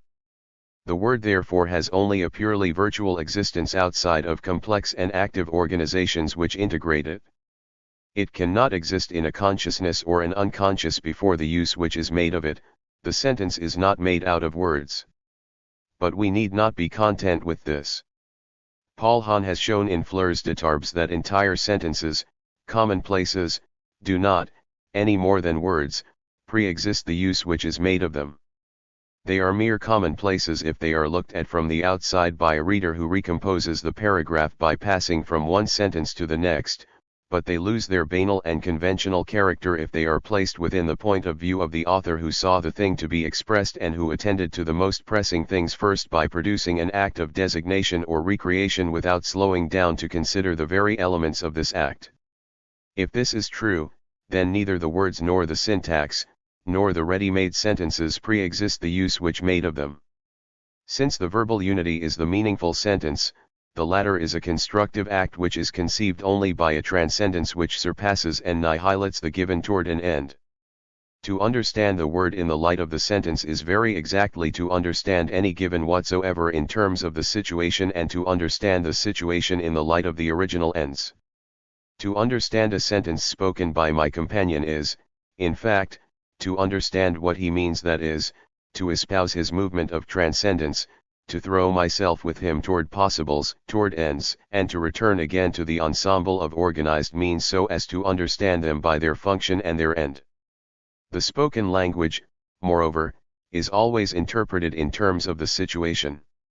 References to the weather, to time, to place, to the environment, to the situation of the city, of the province, of the country are given before the word 16. It is enough for me to have read the papers and to have seen Pierre's healthy appearance and anxious expression in order for me to understand the things aren't so good with which he greets me this morning.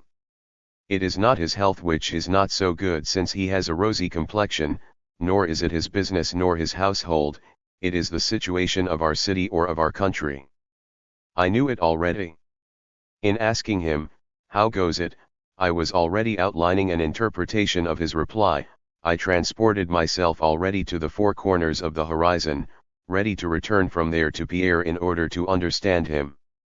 To listen to conversation is to speak with, not simply because we imitate in order to interpret, but because we originally project ourselves toward the possibles and because we must understand in terms of the world. But if the sentence pre-exists the word, then we are referred to the speaker as the concrete foundation of his speech. A word can indeed seem to have a life of its own if one comes upon it in sentences of various epochs. This borrowed life resembles that of an object in a film fantasy, for example, a knife which by itself starts slicing a pear. It is affected by the juxtaposition of instantaneities, it is cinematographic and is constituted in universal time. But if words appear to live when one projects a semantic or morphological film, they are not going to constitute whole sentences, they are only the tracks of the passage of sentences, as highways are only the tracks of the passage of pilgrims or caravans. The sentence is a project which can be interpreted only in terms of the annihilation of a given, the very one which one wishes to designate, in terms of a posited end, its designation which itself supposes other ends in relation to which it is only a means. If the given cannot determine the sentence any more than the word can, if on the contrary the sentence is necessary to illuminate the given and to make the word understandable, then the sentence is a moment of the free choice of myself, and it is as such that it is understood by my companion. If a language is the reality of speech, If a dialect or jargon is the reality of a language, then the reality of the dialect is the free act of designation by which I choose myself as designating. And this free act cannot be an assembling of words. To be sure, if it were a pure assembling or words in conformity with technical prescriptions, grammatical laws, we could speak of factual limits imposed on the freedom of the speaker. These limits would be marked by the material and phonetic nature of the words, the vocabulary of the language employed, the personal vocabulary of the speaker, the N-words which he has at his command, the spirit of the language, etc., etc. But we have just shown that such is not the case.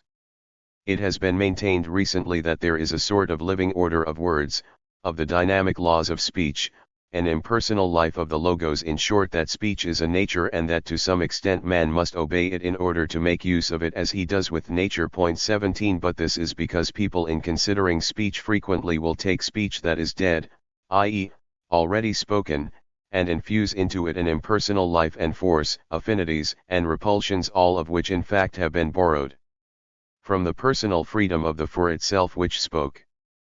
People have made of speech a language which speaks all by itself. This is an error which should not be made with regard to speech or any other technique. If we are to make man arise in the midst of techniques which are applied all by themselves, of a language which speaks itself, of a science which constructs itself, of a city which builds itself according to its own laws, if meanings are fixed in itself while we preserve a human transcendence, then the role of man will be reduced to that of a pilot employing the determined forces of winds, waves, and tides in order to direct a ship. But gradually each technique in order to be directed toward human ends will require another technique. For example, to direct a boat, it is necessary to speak. Thus we shall perhaps arrive at the technique of techniques which in turn will be applied by itself, but we shall have lost forever the possibility of meeting the technician. If on the other hand, it is by speaking that we cause words to exist, we do not thereby suppress the necessary technical connections or the connections in fact which are articulated inside the sentence. Better yet, we found this necessity. But in order for it to appear, in order for words to enter into relations with one another, in order for them to latch onto one another or repulse one another, it is necessary that they be united in a synthesis which does not come from them. Suppress this synthetic unity and the block which is called speech disintegrates, each word returns to its solitude and at the same time loses its unity, being parcelled out among various incommunicable meanings.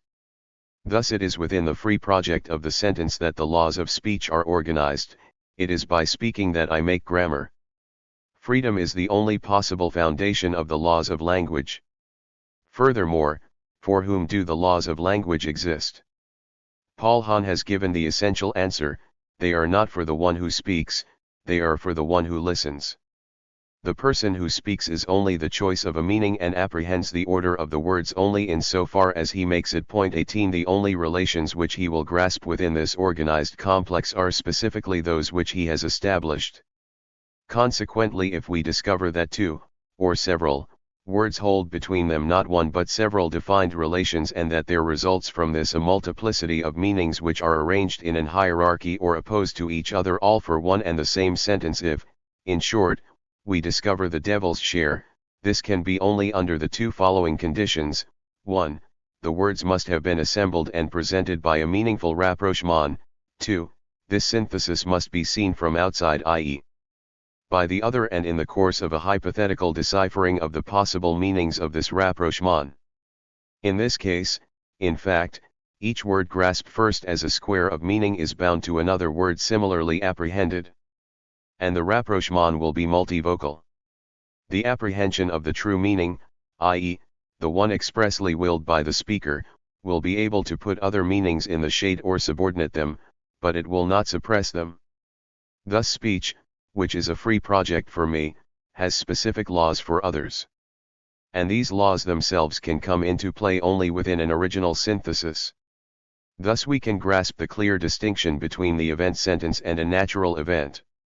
The natural fact is produced in conformity to a law which it manifests, but which is a purely external rule of production, of which the considered fact is only one example. The sentence as an event contains within itself the law of its organization, and it is inside the free project of designating that legal, i.e., grammatical, relations can arise between the words. In fact, there can be no laws of speaking before one speaks. And each utterance is a free project of designation issuing from the choice of a personal for itself and destined to be interpreted in terms of the global situation of this for itself. What is primary is the situation in terms of which I understand the meaning of the sentence. This meaning is not in itself to be considered as a given but rather as an end chosen in a free surpassing of means. Such is the only reality which the working linguist can encounter. From the standpoint of this reality, a regressive analytical work will be able to bring to light certain more general and more simple structures which are like legal schemata. But these schemata which would function as laws of dialect, for example, are in themselves abstract. Far from presiding over the constitution of the sentence and being the mold into which it flows, they exist only in and through the sentence. In this sense the sentence appears as a free invention of its own laws. We find here simply the original characteristic of every situation. It is by its very surpassing of the given as such, the linguistic apparatus, that the free project of the sentence causes the given to appear as this given, these laws of word order and dialectal pronunciation. But the free project of the sentence is precisely a scheme to assume this given. It is not just any assumption but is aimed at a not yet existing and across existing means on which it confers their exact meaning as a means. Thus the sentence is the order of words which become these words only by means of their very order. This is indeed what linguists and psychologists have perceived, and their embarrassment can be of use to us here as a counter-proof. They believed that they discovered a circle in the formulation of speaking, for in order to speak it is necessary to know one's thought. But how can we know this thought as a reality made explicit and fixed in concepts except precisely by speaking it? Thus speech refers to thought and thought to speech. But we understand now that there is no circle, or rather that the circle from which linguists and psychologists believed they could escape by the invention of pure psychological idols such as the verbal image or an imageless, wordless thought is not unique with speech, it is the characteristic of the situation in general. It means nothing else but the ecstatic connection of the present, the future, and the past, that is, the free determination of the existent by the not yet existing and the determination of the non-yet existing by the existent. Once we have established this fact, it will be permissible to uncover abstract operational schemata which will stand as the legal truth of the sentence, the dialectal schema, the schema of the national language, the linguistic schema in general. But these schemata, far from pre-existing the concrete sentence, are in themselves affected with Unselbständigkeit and exist always only incarnated and sustained in their very incarnation by a freedom. It must be understood, of course, that speech is here only the example of one social and universal technique. The same would be true for any other technique. It is the blow of the axe which reveals the axe, it is the hammering which reveals the hammer. It will be permissible in a particular run to reveal the French method of skiing, and in this method the general skill of skiing as a human possibility. But this human skill is never anything by itself alone, it exists only potentially, it is incarnated and manifested in the actual and concrete skill of the skier. This enables us to outline tentatively a solution for the relations of the individual to the race. Without the human race, mankind, there is no truth, that is certain. There would remain only an irrational and contingent swarming of individual choices to which no law could be assigned. If some sort of truth exists capable of unifying the individual choices, it is the human race which can furnish this truth for us. But if the race is the truth of the individual, it cannot be a given in the individual without profound contradiction. As the laws of speech are sustained by and incarnated in the concrete free project of the sentence, so the human race, as an ensemble of peculiar techniques to define the activity of men, far from pre-existing an individual who would manifest it in the way that this particular fall exemplifies the law of falling bodies, is the ensemble of abstract relations sustained by the free individual choice. The for itself, in order to choose itself as a person, affects the existence of an internal organization which the for itself surpasses toward itself, and this internal technical organization is in it the national or the human. Very well, someone will say. But you have dodged the question. For these linguistic organizations or techniques have not been created by the for itself so that it may find itself, it has got them from others. The rule for the agreement of participles does not exist, I admit, outside of the free rapprochement of concrete participles in view of an end with a particular designation. But when I employ this rule, I have learned it from others. It is because others in their personal projects cause it to be that I make use of it myself. My speech is then subordinated to the speech of others and ultimately to the national speech. We should not think of denying this fact. For that matter, our problem is not to show that the for itself is the free foundation of its being. The for itself is free but in condition, and it is the relation of this condition to freedom that we are trying to define by making clear the meaning of the situation. What we have just established, in fact, is only a part of reality. We have shown that the existence of meanings which do not emanate from the for itself cannot constitute an external limit of its freedom. As a for itself, one is not man first in order to be oneself subsequently, and one does not constitute oneself as oneself in terms of a human essence given a priori. Quite the contrary, it is in its effort to choose itself as a personal self that the for itself sustains in existence certain social and abstract characteristics which make of it a man, or a woman, and the necessary connections which accompany the essential elements of man appear only on the foundation of a free choice. In this sense, each for itself is responsible in its being for the existence of a human race. But it is necessary for us again to stress the undeniable fact that the for itself can choose itself only beyond certain meanings of which it is not the origin.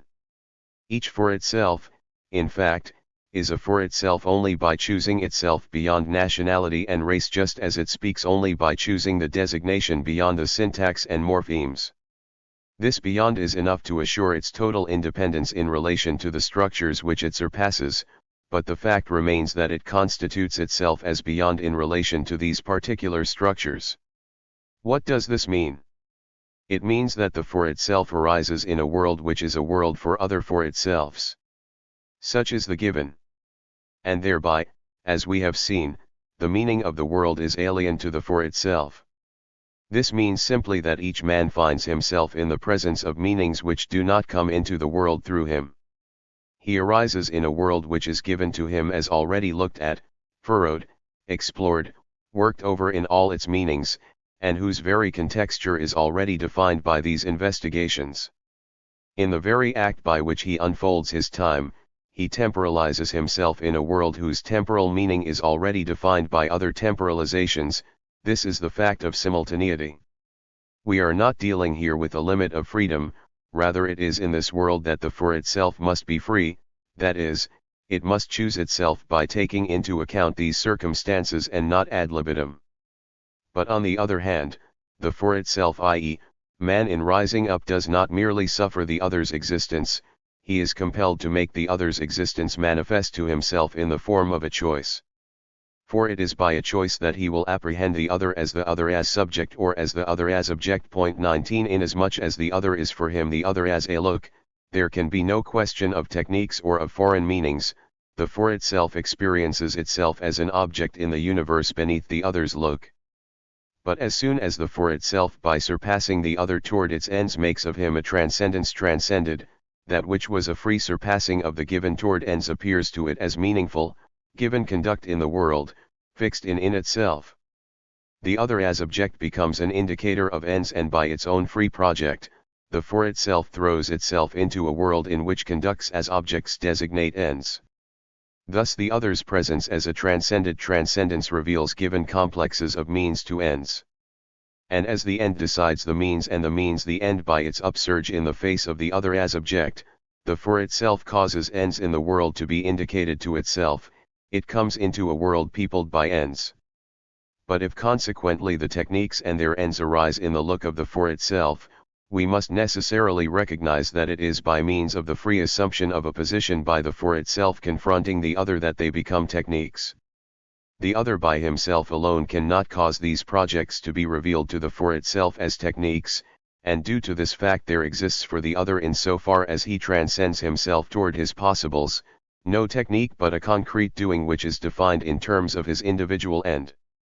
The shoe repairer who puts a new sole on a shoe does not experience himself as in the process of applying a technique, he apprehends the situation as demanding this or that action, that particular piece of leather, as requiring a hammer, etc. The for itself, as soon as it assumes a position with respect to the other, causes techniques to arise in the world as the conduct of the other as a transcendence transcended. It is at this moment and at this moment only that there appear in the world bourgeois and workers, French and Germans, in short, men.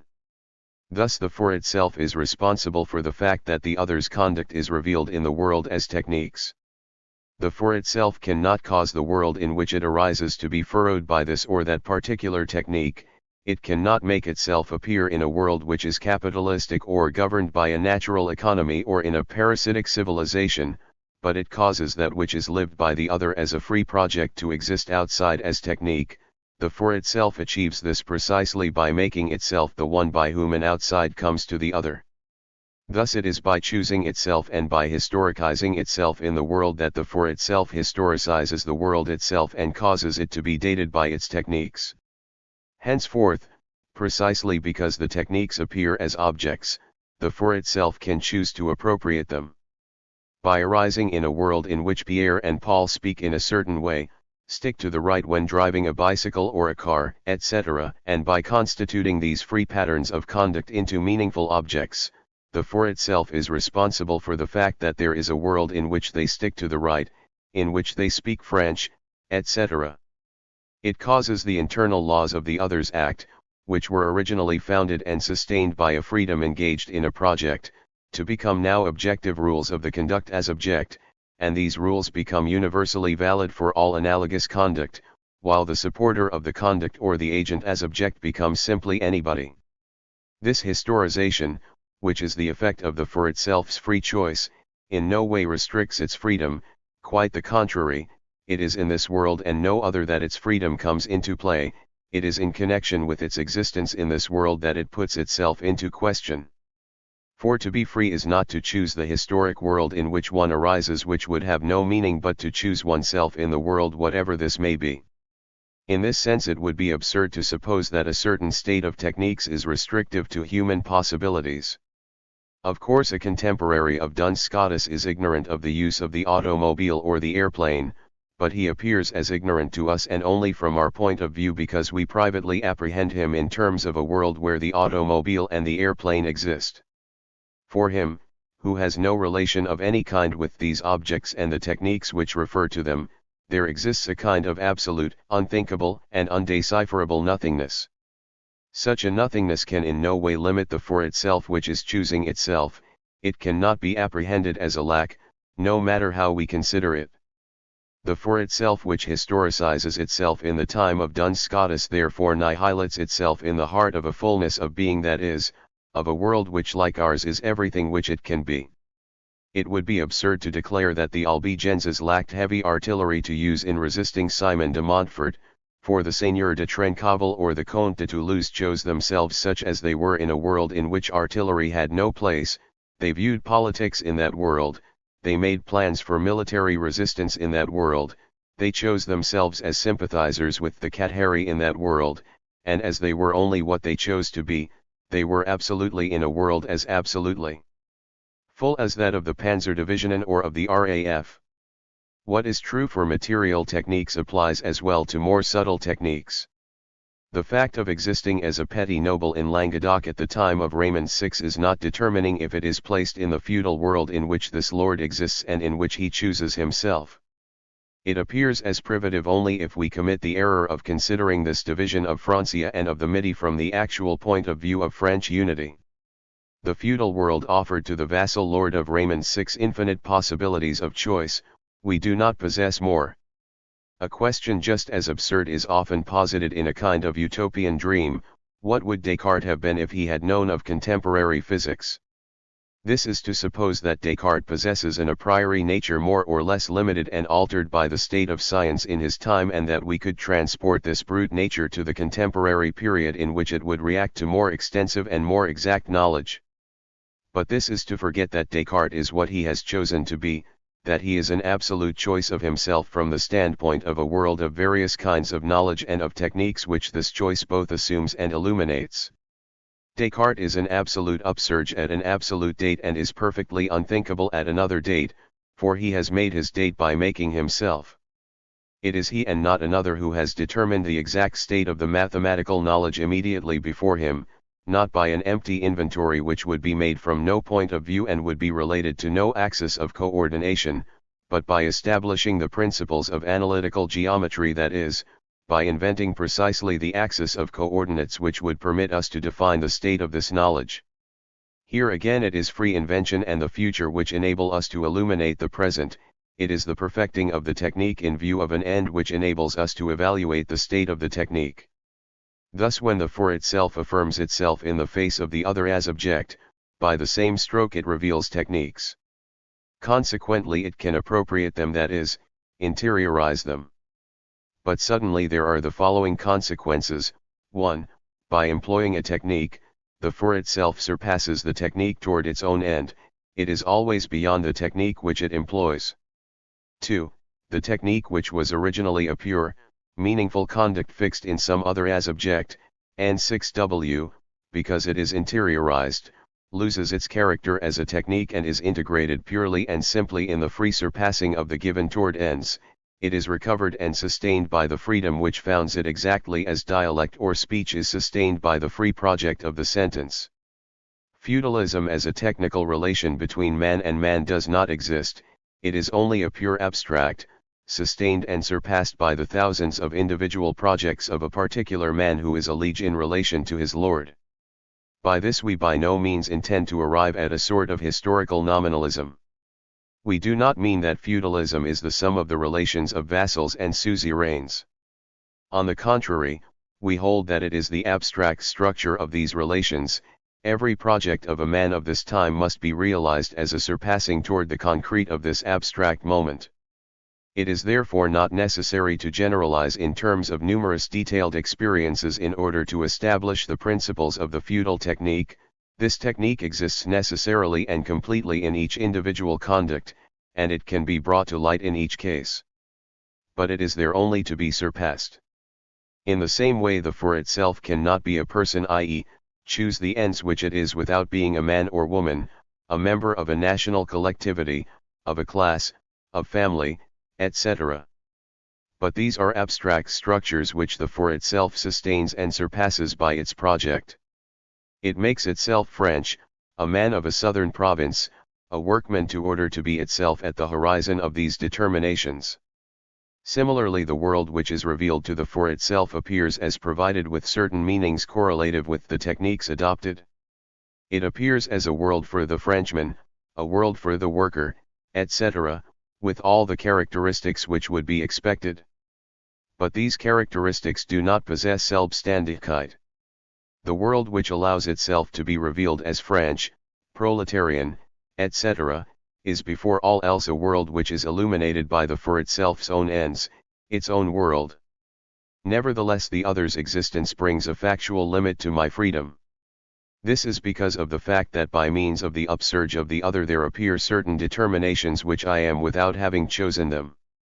Here I am Jew, or Aryan, handsome or ugly, one-armed, etc. All this I am for the other with no hope of apprehending this meaning which I have outside and, still more important, with no hope of changing it. Speech alone will inform me of what I am, again this will never be except as the object of an empty intention, any intuition of it is forever denied me. If my race or my physical appearance were only an image in the other or the other's opinion of me, we should soon have done with it, but we have seen that we are dealing with objective characteristics which define me in my being for others. As soon as a freedom other than mine arises confronting me, I begin to exist in a new dimension of being, and this time it is not a question of my conferring a meaning on brute existence or of accepting responsibility on my own account for the meaning which others have conferred on certain objects. It is I myself who see a meaning conferred upon me, and I do not have the recourse of accepting the responsibility for this meaning which I have, since it cannot be given to me except in the form of an empty indication.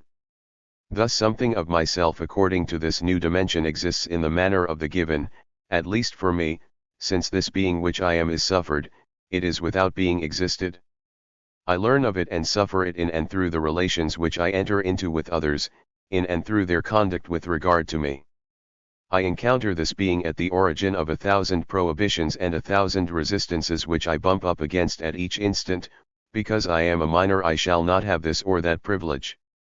Because I am a Jew I shall be deprived in certain societies of certain possibilities, etc. Yet I am unable in any way to feel myself as a Jew or as a minor or as a pariah. It is at this point that I can react against these interdictions by declaring that race, for example, is purely and simply a collective fiction, that only individuals exist. Thus here I suddenly encounter the total alienation of my person. I am something which I have not chosen to be. What is going to be the result of this for the situation? We must recognize that we have just encountered a real limit to our freedom, that is, a way of being which is imposed on us without our freedom being its foundation.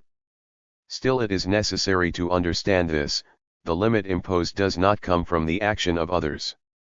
In a preceding chapter we observed that even torture does not dispossess us of our freedom. When we give in, we do so freely. In a more general way, the encounter with a prohibition in my path, "No Jews allowed here," or Jewish restaurant, "No Aryans allowed," etc., refers us to the case considered earlier, collective techniques, and this prohibition can have meaning only on and through the foundation of my free choice. In fact, according to the free possibilities which I choose, I can disobey the prohibition, pay no attention to it, or, on the contrary, confer upon it a coercive value which it can hold only because of the weight which I attach to it. Of course the prohibition fully retains its character as an emanation from an alien will.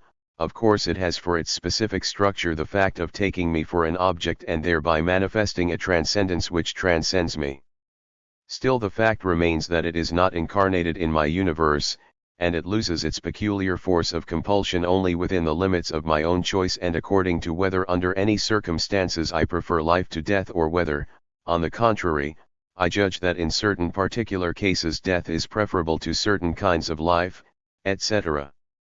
The true limit of my freedom lies purely and simply in the very fact that an other apprehends me as the other as object, and in that second corollary fact that my situation ceases for the other to be a situation and becomes an objective form in which I exist as an objective structure. It is this alienating process of making an object of my situation which is the constant and specific limit of my situation, just as the making an object of my being for itself in being for others is the limit of my being. And it is precisely these two characteristic limits which represent the boundaries of my freedom. In short, by the fact of the other's existence, I exist in a situation which has an outside and which due to this very fact has a dimension of alienation which I can in no way remove from the situation any more than I can act directly upon it. This limit to my freedom is, as we see, posited by the other's pure and simple existence, that is, by the fact that my transcendence exists for a transcendence. Thus we grasp a truth of great importance. We saw earlier, keeping ourselves within the compass of existence for itself, that only my freedom can limit my freedom. We see now, when we include the other's existence in our considerations, that my freedom on this new level finds its limits also in the existence of the other's freedom. Thus on whatever level we place ourselves, the only limits which a freedom can encounter are found in freedom. Just as thought according to Spinoza can be limited only by thought, so freedom can be limited only by freedom. Its limitation as internal finitude stems from the fact that it cannot not be freedom, that is, it is condemned to be free. Its limitation as external finitude stems from the fact that being freedom, it is for other freedoms, freedoms which freely apprehend it in the light of their own ends. Once this is posited, we must observe first that this alienation of the situation does not represent an inner flaw nor the introduction of the given as a brute resistance in the situation such as I live it. Quite the contrary, the alienation is neither an inner modification nor a partial change of the situation. It does not appear in the course of the temporalization, I never encounter it in the situation, and it is consequently never released to my intuition. But on principle it escapes me. It is the very exteriority of the situation, that is, its being outside for others. Therefore we have to do with an essential characteristic of all situation in general. This characteristic cannot act upon its content, but it is accepted and recovered by the same being who puts himself into a situation. Thus the very meaning of our free choice is to cause a situation to arise which expresses this choice, a situation the essential characteristic of which is to be alienated, that is, to exist as a form in itself for the other. We cannot escape this alienation, since it would be absurd even to think of existing otherwise than in situation. This characteristic is not manifested by an internal resistance, on the contrary, one makes proof of it in and through its very inapprehensibility. It is therefore ultimately not an head-on obstacle which freedom encounters, but a sort of centrifugal force in the very nature of freedom, a weakness in the basic stuff of freedom which causes everything which it undertakes to have always one face which freedom will not have chosen, which escapes it, and which for the other will be pure existence. A freedom which would will itself freedom could by the same token will only this character. Yet this character does not belong to the nature of freedom, for there is here no nature. Moreover, if there were one, this characteristic could not be deduced from it, since others' existence is an entirely contingent fact. To come into the world as a freedom confronting others is to come into the world as alienable. If to will oneself free is to choose to be in this world confronting others, then the one who wills himself such must will also the passion of his freedom. On the other hand, I do not objectively disclose and establish the alienated situation and my own being alienated. In the first place, indeed, we have just seen that on principle everything which is alienated exists only for the other. But in addition, a pure establishment, even if it were possible, would be insufficient. In fact, I cannot make proof of this alienation without by the same stroke recognizing the other as a transcendence. And this recognition, as we have seen, would have no meaning if it were not a free recognition of the other's freedom. By this free recognition of the other across the proof which I make of my alienation, I assume my being for others, whatever it may be, and I assume it precisely because it is my link with the other. Thus I can apprehend the other as a freedom only within the free project of apprehending him as such. In fact, it always remains possible for me to apprehend the other freely as an object, and the free project of the recognition of the other is not distinct from the free assumption of my being for others. Now then we can see how my freedom in a way recovers its own limits, for I can grasp myself as limited by the other only in so far as the other exists for me, and I can make the other exist for me only as a subjectivity recognized by my assuming my being for others. There is no circle here. By the free assumption of this being alienated which I experience, I suddenly make the other's transcendence exist for me as such. It is only by my recognizing the freedom of anti-Semites, whatever use they may make of it, and by my assuming this being a Jew that I am a Jew for them, it is only thus that being a Jew will appear as the external objective limit of the situation. If, on the contrary, it pleases me to consider the anti-Semites as pure objects, then my being a Jew disappears immediately to give place to the simple consciousness of being a free, unqualifiable transcendence. To recognize others and, if I am a Jew, to assume my being a Jew are one and the same. Thus the other's freedom confers limits on my situation, but I can experience these limits only if I recover this being for others which I am, and if I give to it a meaning in the light of the ends which I have chosen. Of course, this very assumption is alienated, it has its outside, but it is through this assumption that I can experience my being outside as outside. How then shall I experience the objective limits of my being, Jew, Aryan, ugly, handsome, kind, a civil servant, untouchable, etc., when will speech have informed me as to which of these are my limits? It cannot be in the way in which I intuitively apprehend the other's beauty, ugliness, race, nor in the way of which I have a nonthetic consciousness, of projecting myself toward this or that possibility. It is not that these objective characteristics must necessarily be abstract, some are abstract, others not. My beauty or my ugliness or the insignificance of my features are apprehended by the other in their full concreteness, and it is this concreteness which the other's speech will indicate to me, it is toward this that I shall emptily direct myself. Therefore we are not dealing with an abstraction but with an ensemble of structures, of which certain are abstract but whose totality is an absolute concrete, an ensemble which simply is indicated to me as on principle escaping me. This ensemble is in fact what I am. Now we observed at the beginning of part 2 that the for itself cannot be anything. For myself I am not a professor or a waiter in a cafe, nor am I handsome or ugly, Jew or Aryan, spiritual, vulgar, or distinguished. We shall call these characteristics unrealizables. We must be careful not to confuse them with the imaginary. We have to do with perfectly real existences, but those for which these characteristics are really given are not these characteristics, and I who am them cannot realize them. If I am told that I am vulgar, for example, I have often grasped by intuition as regards others the nature of vulgarity, thus I can apply the word vulgar to my person. But I cannot join the meaning of this word to my person. There is here exactly the indication of a connection to be effected, but one which could be made only by an interiorization and a subjectivizing of the vulgarity, or by the objectivizing of the person, two operations which involve the immediate collapse of the reality in question. Thus we are surrounded by an infinity of unrealizables. Certain among these unrealizables we feel vividly as irritating absences. Who has not felt a profound disappointment at not being able after his return from a long exile to realize that he is in Paris? The objects are there and offer themselves familiarly, but I am only an absence, only the pure nothingness which is necessary in order that there may be a Paris. My friends, my relatives offer the image of a promised land when they say to me, "At last you are here. You have returned. You are in Paris."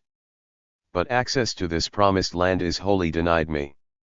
And if the majority of people deserve the reproach of applying a double standard according to whether they are considering others or themselves, if when they perceive that they are guilty of a fault which they had blamed in someone else the day before, they have a tendency to say, "That's not the same thing," this is because in fact it is not the same thing. The one action is a given object of moral evaluation, the other is a pure transcendence which carries its justification in its very existence, since its being is a choice. We shall be able to convince its agent by a comparison of the results that the two acts have a strictly identical outside, but the best will in the world will not allow him to this identity. Here is the source of a good part of the troubles of the moral consciousness, in particular despair at not being able truly to contemn oneself, at not being able to realize oneself as guilty, at feeling perpetually a gap between the expressed meaning of the words, "I am guilty, I have sinned," etc., and the real apprehension of the situation. In short, this is the origin of all the anguish of a bad conscience, 20, that is, the consciousness of bad faith which has for its ideal a self-judgment, i.e., taking toward oneself the point of view of the other. But if some particular kinds of unrealizables have impressed us more than others, if they have become the object of psychological descriptions, they must not blind us to the fact that unrealizables are infinite in number, since they represent the reverse side of the situation. These unrealizables, however, are not only presented to us as unrealizables, in fact in order that they may have the character of unrealizables, they must be revealed in the light of some project aiming at realizing them. This is indeed what we noted earlier when we were showing how the for itself assumes its being for others in and by the very act which recognizes the existence of others. Correlatively therefore with this assuming project, the unrealizables are revealed as to be realized. At first, indeed, the assumption is made in the perspective of my fundamental project.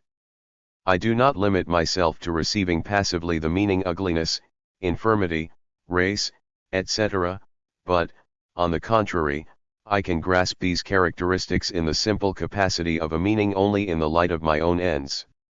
This is what is expressed but by completely reversing the terms when it is said that the fact of being of a certain race can determine a reaction of pride or an inferiority complex. In actual fact, the race, the infirmity, the ugliness can appear only within the limits of my own choice of inferiority or of pride. 21 In other words, they can appear only with a meaning which my freedom confers on them. This means once again that they are for the other, but that they can be for me only if I choose them. The law of my freedom which makes me unable to be without choosing myself applies here too. I do not choose to be for the other what I am, but I can try to be for myself what I am for the other, by choosing myself such as I appear to the other, i.e., by an elective assumption. A Jew is not a Jew first in order to be subsequently ashamed or proud. It is his pride of being a Jew, his shame or his indifference which will reveal to him his being a Jew, and this being a Jew is nothing outside the free manner of adopting it. Although I have at my disposal an infinity of ways of assuming my being for others, I am not able not to assume it. We find here again that condemnation to freedom which we defined above as facticity.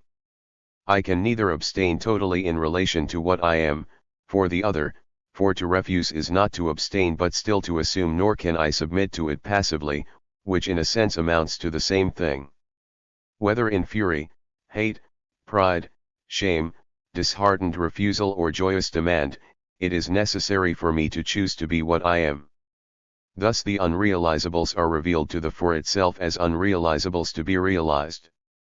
They do not thereby lose their character as limits, quite the contrary, it is as objective and external limits that they are presented to the for itself as to be interiorized. They have therefore a character which is distinctly obligatory. In fact, we are not dealing with an instrument revealing itself as to be employed in the movement of the free project which I am. Here the unrealizable appears as an a priori limit given to my situation, since I am such for the other, and hence as an existent which does not wait for me to give it existence, but also it appears as able to exist only in and through the free project by which I shall assume it, the assumption evidently being identical with the synthetic organization of all the conduct aimed at realizing the unrealizable for me. At the same time, since it is given in the capacity of an unrealizable, it is manifested as beyond all the attempts which I can make to realize it. The unrealizable is an a priori which requires my engagement in order to be, while depending only on this engagement and while placing itself at the start beyond any attempt to realize it. What then is this if not precisely an imperative? It is indeed to be interiorized, that is, it comes from the outside as does every fact, but the order, whatever it may be, is defined always as an exteriority recovered in interiority. If an order is to be order and not a flatus vocis or a pure factual given which one merely seeks to change, it is necessary that I reassume it with my freedom, that I make of it a structure of my free projects. But if the order is to be order and not a free movement toward my own ends, it must necessarily preserve at the very heart of my free choice its character as exteriority. It is the exteriority which remains exteriority even in and through the attempt on the part of the for itself to interiorize it. This is precisely the definition of the unrealizable to be realized, that is why it is given as an imperative.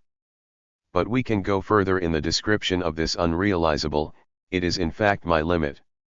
But precisely because it is my limit, it cannot exist as the limit of a given being but only as the limit of my freedom.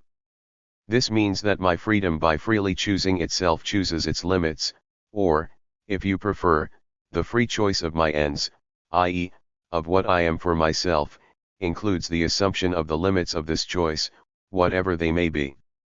Here again the choice is a choice of finitude as we indicated earlier, but whereas the chosen finitude is an inner finitude, i.e., the determination of freedom by itself, the finitude assumed by the recovery of unrealizables is an external finitude.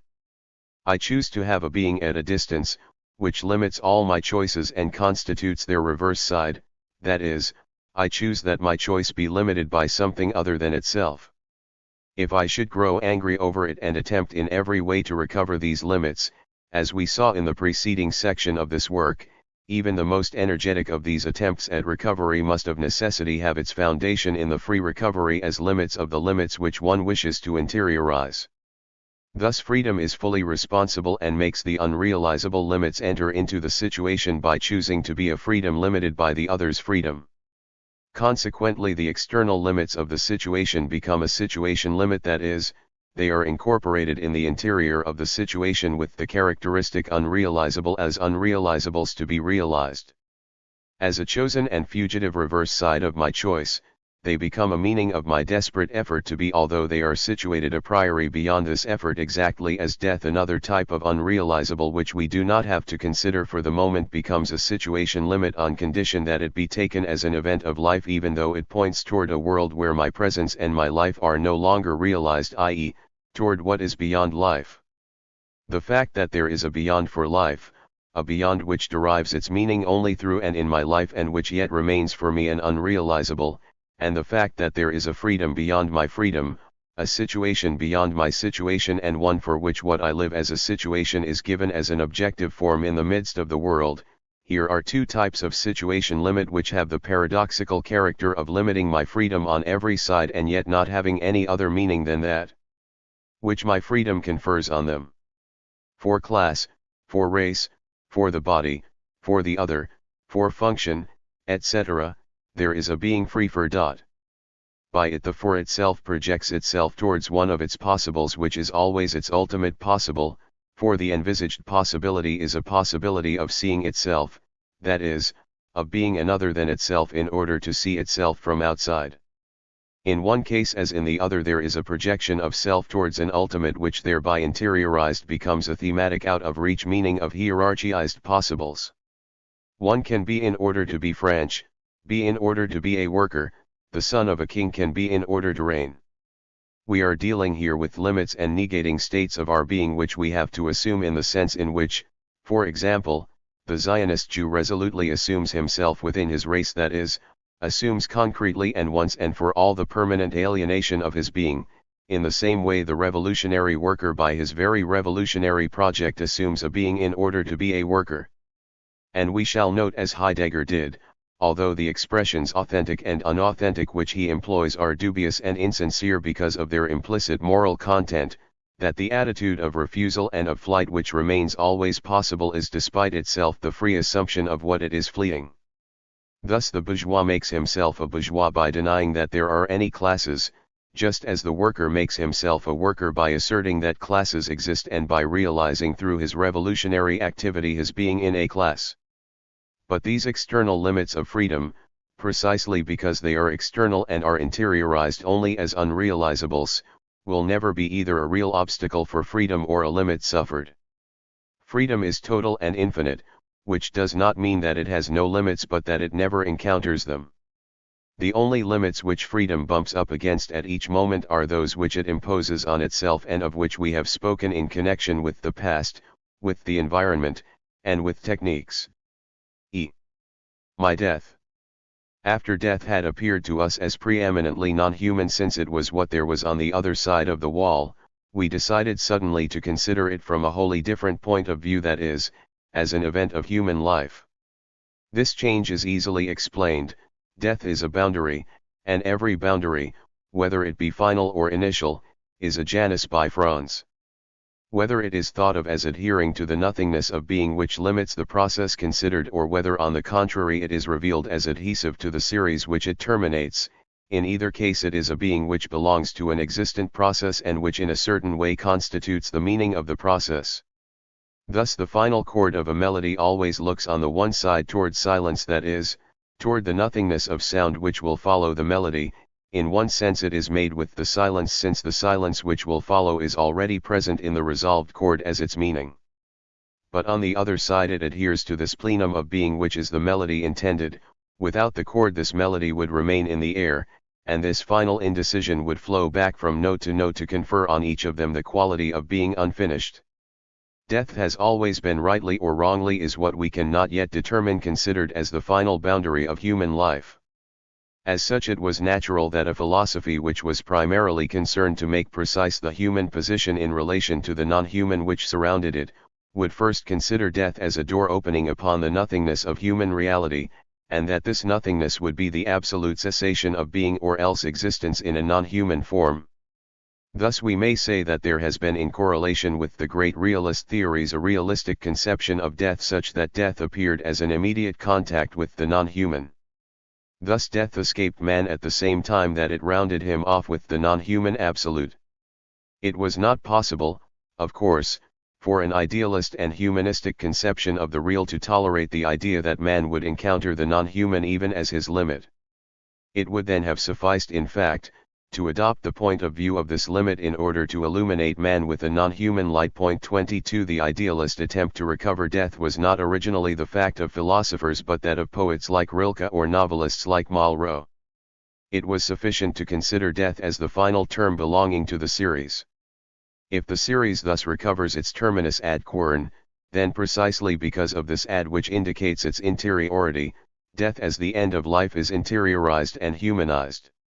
Man can no longer encounter anything but the human, there is no longer any other side of life, and death is a human phenomenon, it is the final phenomenon of life and is still life. As such it influences the entire life by a reverse flow. Life is limited by life, it becomes like the world of Einstein, finite but unlimited. Death becomes the meaning of life as the resolved chord is the meaning of the melody. There is nothing miraculous in this, it is one term in the series under consideration, and, as one knows, each term of a series is always present in all the terms of the series. But death thus recovered does not remain simply human, it becomes mine. By being interiorized it is individualized. Death is no longer the great unknowable which limits the human, it is the phenomenon of my personal life which makes of this life a unique life, that is, a life which does not begin again, a life in which one never recovers his stroke. Hence I become responsible for my death as for my life. Not for the empirical and contingent phenomenon of my decease but for this character of finitude which causes my life like my death to be my life. It is in this sense that Rilke attempts to show that the end of each man resembles his life because all his individual life has been a preparation for this end. In this sense Malraux in Les Concurrents shows that European culture by giving to certain Asiatics the meaning of their death suddenly penetrates them with this despairing and intoxicating truth that life is unique. It was left to Heidegger to give a philosophical form to this humanization of death. In fact, if the Dasein actually suffers nothing precisely because it is a project and an anticipation, then it must be an anticipation and a project of its own death as the possibility of no longer realizing presence in the world. Thus death has become the peculiar possibility of the Dasein, the being of human reality is defined as Sensumtod.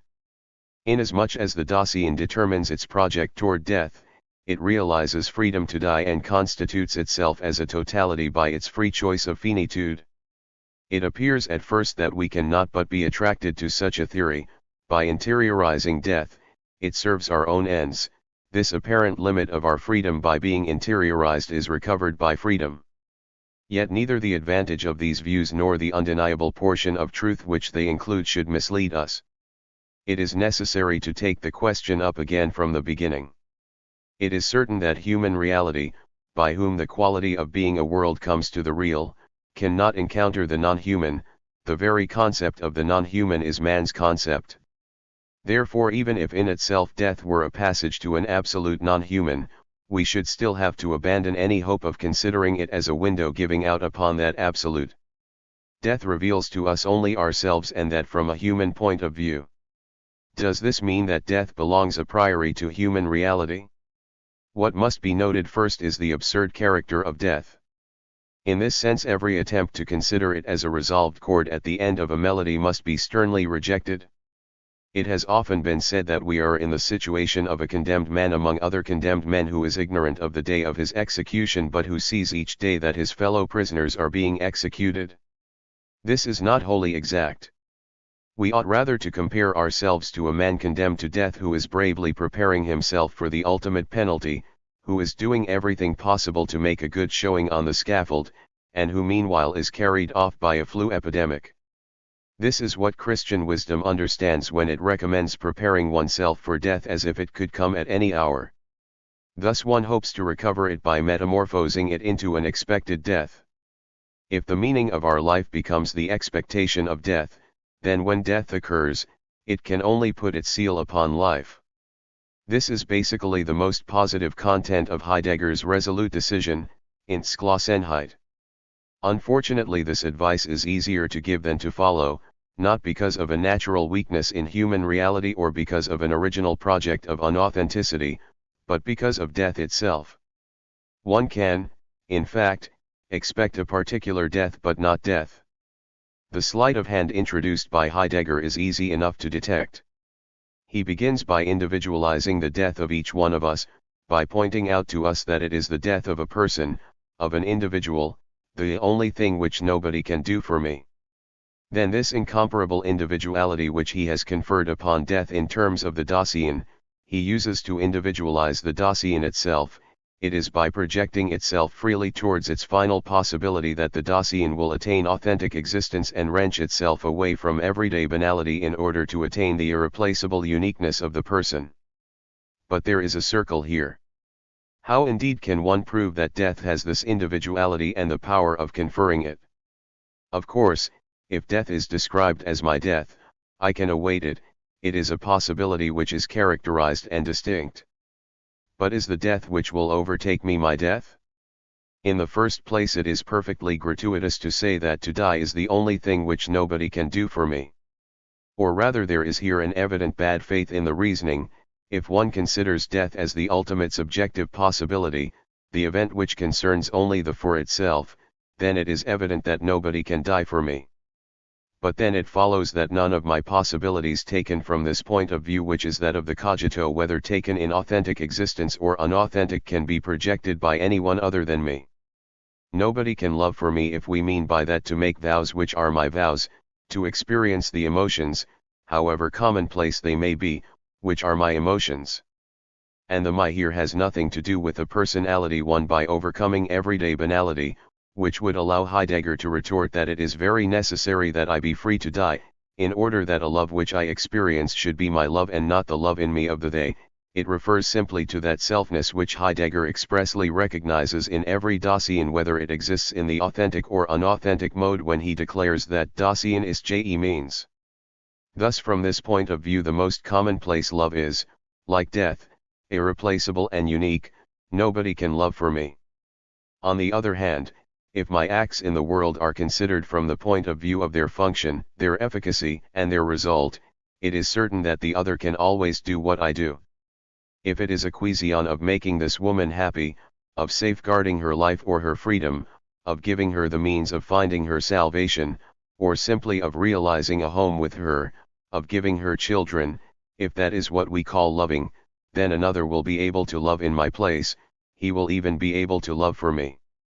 This is the actual meaning of those sacrifices recounted thousands of times in sentimental novels, which show us the amorous hero longing for the happiness of the woman whom he loves and effacing himself before his rival because the latter will be able to love better than he. Here the rival is specifically charged to love for to love is defined simply as to make happy by the love which is born to her. And so it will be with all my conduct. In this case, however, my death also will fall into this category. If to die is to die in order to inspire, to bear witness, for the country, etc., then anybody at all can die in my place, as in the song in which lots are drawn to see who is to be eaten. In short, there is no personalizing virtue which is peculiar to my death. Quite the contrary, it becomes my death only if I place myself already in the perspective of subjectivity. It is my subjectivity defined by the pre-reflective cogito which makes of my death a subjective irreplaceable, and not death which would give an irreplaceable selfness to my for itself. In this case death cannot be characterized, for it is death as my death, and consequently its essential structure as death is not sufficient to make of it that personalized and qualified event which one can wait for. Furthermore, death cannot be awaited unless it is very precisely designated as my condemnation to death, the execution which will take place in 8 days, the issue of my illness, which I know to be imminent and ruthless, etc., for it is nothing but the revelation of the absurdity of every expectation, even though it be the expectation of death itself. To begin with, we must carefully distinguish between two meanings of the verb expect which are continually confused. To expect death is not to wait for death. Point 23. We can wait for only a determined event which equally determined processes are in the act of realizing. I can wait for the arrival of the train from Chartres because I know that it has left the station at Chartres and that each turn of the wheels brings it closer to the station at Paris. Of course the train can be late, an accident even can happen. But the fact remains that the process itself by which the entrance into the station will be realized is underway, and the phenomena which can delay or prevent this entrance into the station mean here simply that the process is only a relatively closed, relatively isolated system, and that it is in fact immersed in a universe with a fibrous structure, as Meyerson put it. Thus I can say that I am waiting for Pierre and that I expect that his train is late. But in the same way the possibility of my death means only that I am biologically only a relatively closed, relatively isolated system. It indicates only the fact that my body belongs to the totality of existence. It is of the same type as the probable delay of trains, not of the type of Pierre's arrival. It stands with the unforeseen, unexpected impediment which we must always take into account even while it preserves its specific character as unexpected, the impediment which one cannot wait for because it is itself lost in the undetermined. Indeed, even if we admit that the factors are strictly conditioned, which is not even proved and which requires therefore a metaphysical option, still their number is infinite and their implications infinitely infinite. Their ensemble does not constitute a system. At least from the point of view considered, the envisioned result, my death, cannot be foreseen for any date, and consequently it cannot be waited for. Perhaps while I am peacefully writing in this room, the state of the universe is such that my death has approached considerably closer, but perhaps, on the contrary, it has just been considerably removed. For example, if I am waiting for a mobilization order, I can consider that my death is imminent, i.e., that the chances of an imminent death are considerably increased, but it can happen that at the same moment an international conference is being held in secret and that it has discovered a way of prolonging the peace. Thus I cannot say that the minute which is passing is bringing death closer to me.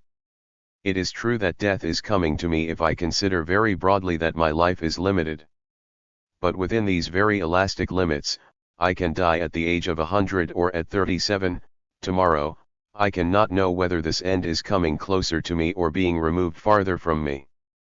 This is because there is a considerable difference in quality between death at the limit of old age and sudden death which annihilates us at the prime of life or in youth. To wait for the former is to accept the fact that life is a limited enterprise.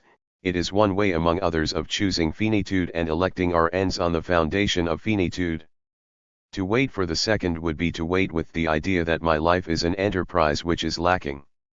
If only deaths from old age existed, or deaths by explicit condemnation, then I could wait for my death.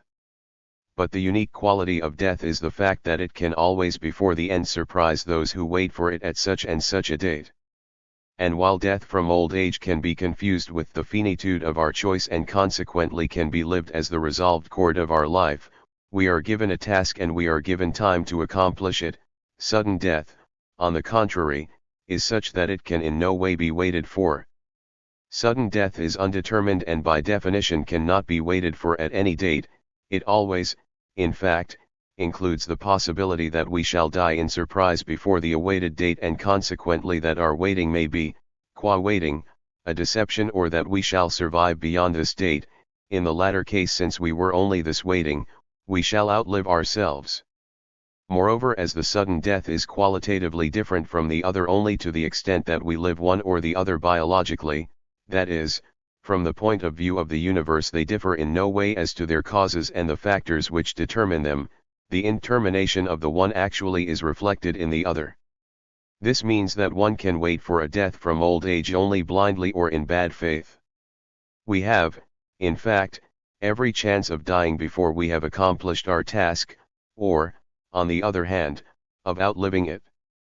There is therefore a very slim chance that our death will be presented to us as that of Sophocles was, for example, in the manner of a resolved chord. And if it is only chance which decides the character of our death and therefore of our life, then even the death which most resembles the end of a melody cannot be waited for as such. Luck by determining it for me removes from it any character as an harmonious end. An end of a melody, in order to confer its meaning on the melody, must emanate from the melody itself. A death like that of Sophocles will therefore resemble a resolved chord but will not be one, just as the group of letters formed by the falling of alphabet blocks will perhaps resemble a word but will not be one. Thus this perpetual appearance of chance at the heart of my projects cannot be apprehended as my possibility but, on the contrary, as the nihilation of all my possibilities, annihilation which itself is no longer a part of my possibilities. Thus death is not my possibility of no longer realizing a presence in the world but rather an always possible annihilation of my possibles which is outside my possibilities. This can be expressed in a slightly different way if we approach the problem from the consideration of meanings. Human reality is meaningful, as we know. This means that human reality makes known to itself what it is by means of that which is not, or if you prefer, that it is to come to itself. If therefore it is perpetually engaged in its own future, this compels us to say that it waits for the confirmation of this future. As future, in fact, that which is to come is pre-outlined by a present which will be, one puts oneself in the hands of this present which alone, by virtue of being present, is to be able to confirm or invalidate the pre-outlined meaning which I am. As this present will be itself a free recovery of the past in the light of a new future, we shall not be able to determine it but only to project it and wait for it.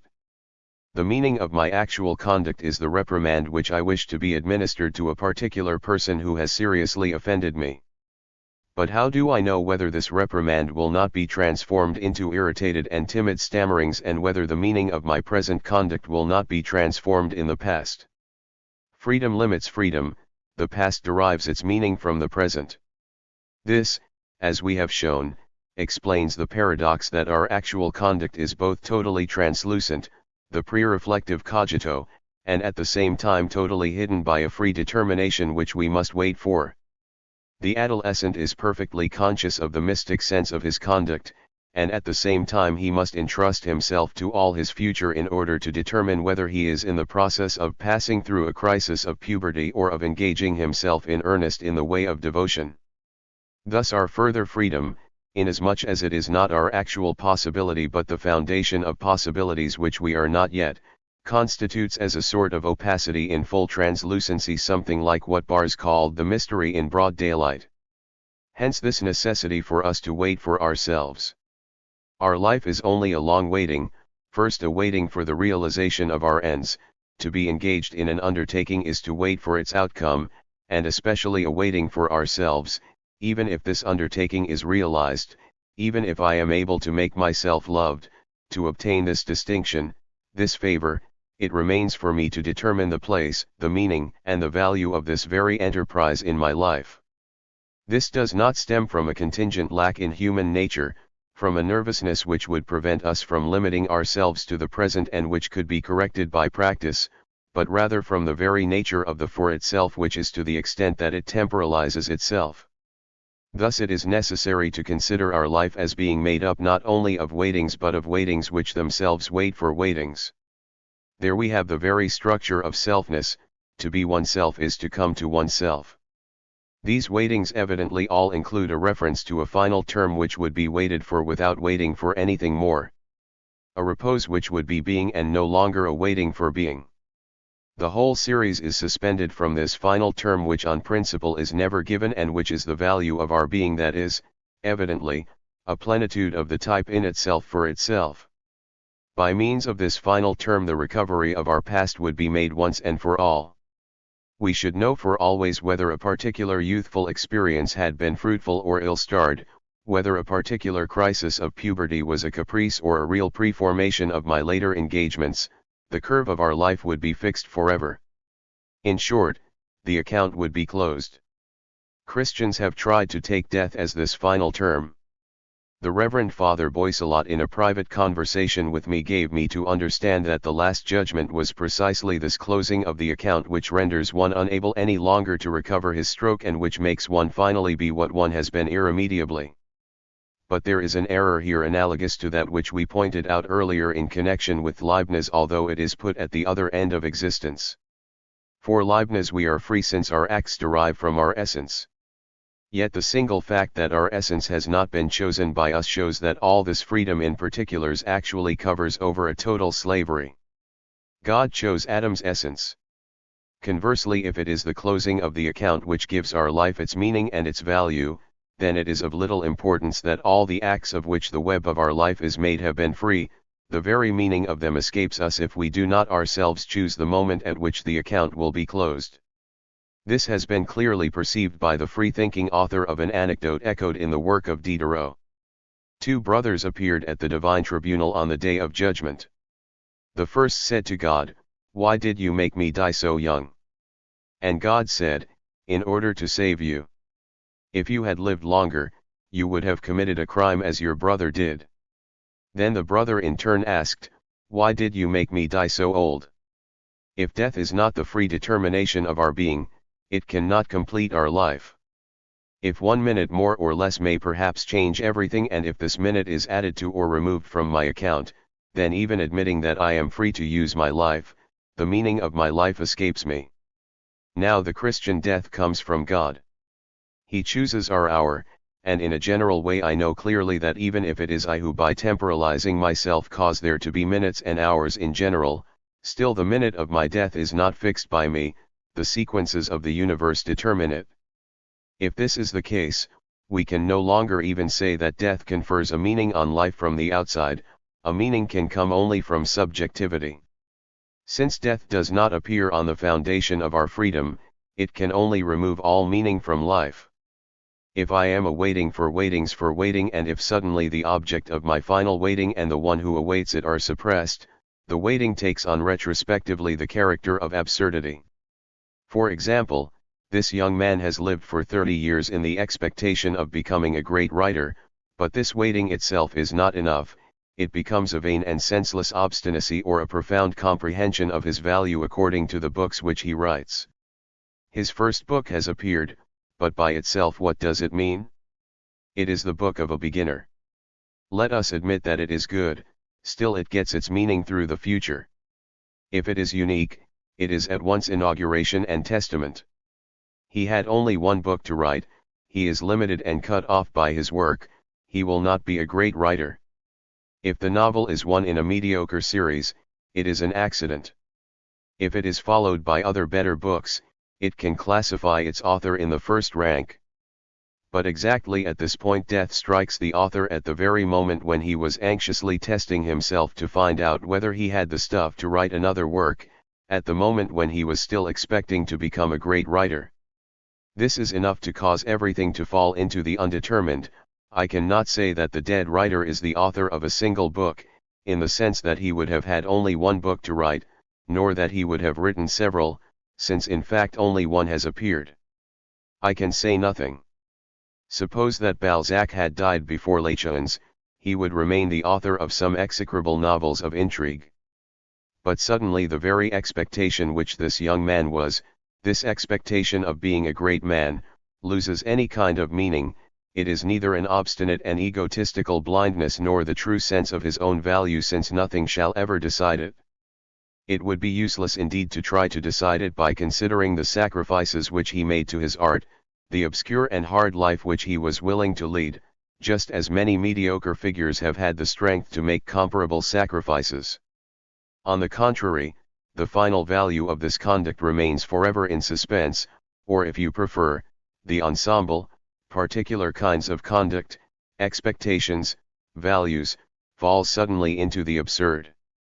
Thus death is never that which gives life its meanings, it is, on the contrary, that which on principle removes all meaning from life. If we must die, then our life has no meaning because its problems receive no solution and because the very meaning of the problems remains undetermined. It would be in vain for us to resort to suicide in order to escape this necessity. Suicide cannot be considered as an end of life for which I should be the unique foundation. Since it is an act of my life, indeed, it itself requires a meaning which only the future can give to it, but as it is the last act of my life, it is denied this future. Thus it remains totally undetermined. If I escape death, or if I misfire, shall I not judge later that my suicide was cowardice? Will the outcome not show me that other solutions were possible? But since these solutions can be only my own projects, they can appear only if I live. Suicide is an absurdity which causes my life to be submerged in the absurd. These remarks, it will be noted, are not derived from the consideration of death but, on the contrary, from the consideration of life. This is because the for itself is the being in whose being is in question, Since the for itself is the being which always lays claim to an after, there is no place for death in the being which is for itself. What then could be the meaning of a waiting for death if it is not the waiting for an undetermined event which would reduce all waiting to the absurd, even including that of death itself? A waiting for death would be self-destructive, for it would be the negation of all waiting. My project toward a particular death is comprehensible, suicide, martyrdom, heroism, but not the project toward my death as the undetermined possibility of no longer realizing a presence in the world, for this project would be the destruction of all projects. Thus death cannot be my peculiar possibility, it cannot even be one of my possibilities. Furthermore, death, in so far as it can be revealed to me, is not only the always possible annihilation of my possibles, annihilation outside my possibilities. It is not only the project which destroys all projects and which destroys itself, the impossible destruction of my expectations. It is also the triumph of the point of view of the other over the point of view which I am toward myself. This is doubtless what Malraux means when in El Espoir he says of death that it transforms life into destiny. Death, in fact, is only on its negative side the annihilation of my possibilities, since indeed I am my possibilities only through the annihilation of being in itself which I have to be.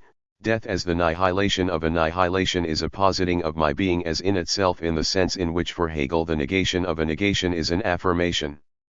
So long as the for itself is in life it surpasses its past toward its future, and the past is that which the for itself has to be. When the for itself ceases to live, this past is not thereby abolished. The disappearance of the annihilating being does not touch that part of its being which is of the type of the in itself, it is engulfed in the in itself. My whole life is. This means not that it is an harmonious totality but that it has ceased to be its own suspense and that it can no longer change itself by the simple consciousness which it has of itself. Quite the contrary, the meaning of any phenomenon whatsoever in that life is henceforth fixed not by itself but by this open totality which is the arrested life.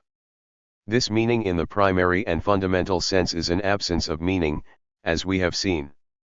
But in a secondary and derived sense thousands of shimmering, iridescent relative meanings can come into play upon this fundamental absurdity of a dead life. For example, whatever may have been its ultimate vanity, the fact remains that Sophocles' life was happy, that Balzac's life was prodigiously industrious, etc. Naturally these general qualifications can be made tighter, we can risk a description, an analysis, along with a narration of this life. We shall obtain more distinct characteristics, for example, we shall be able to speak of a particular dead woman in the same way as Mauriac speaks of one of his heroines when he says that she lived in prudent desperation. We shall be able to grasp the meaning of Pascal's soul, i.e., of his inward life, as magnificent and bitter as Nietzsche described it.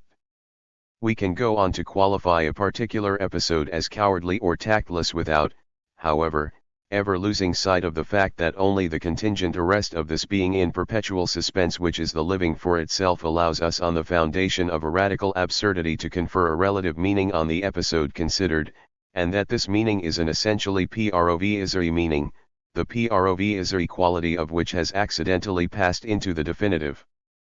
But these various explanations of the meaning of Pierre's life when it was Pierre himself who effected them in his own life resulted in changing the meaning and the orientation, for every description of one's own life when it is attempted by the for itself is a project of the self beyond this life.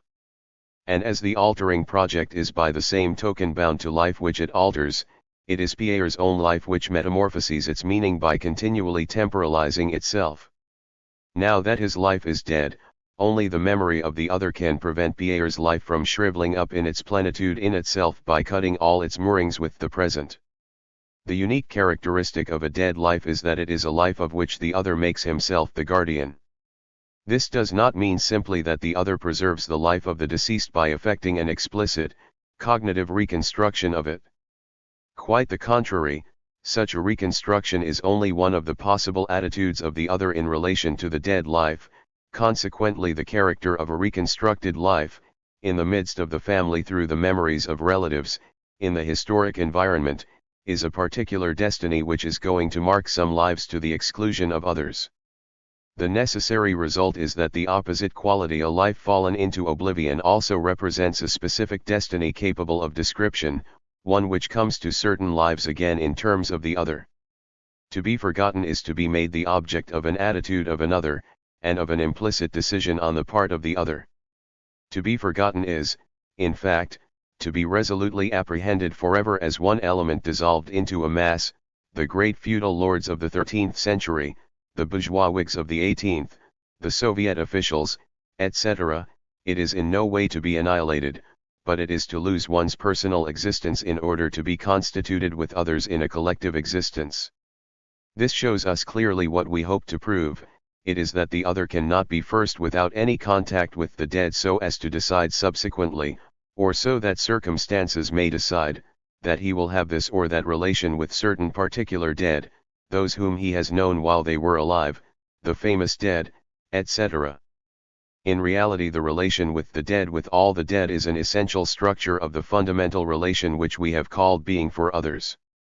In its upsurge into being, the for itself must assume a position in relation to the dead.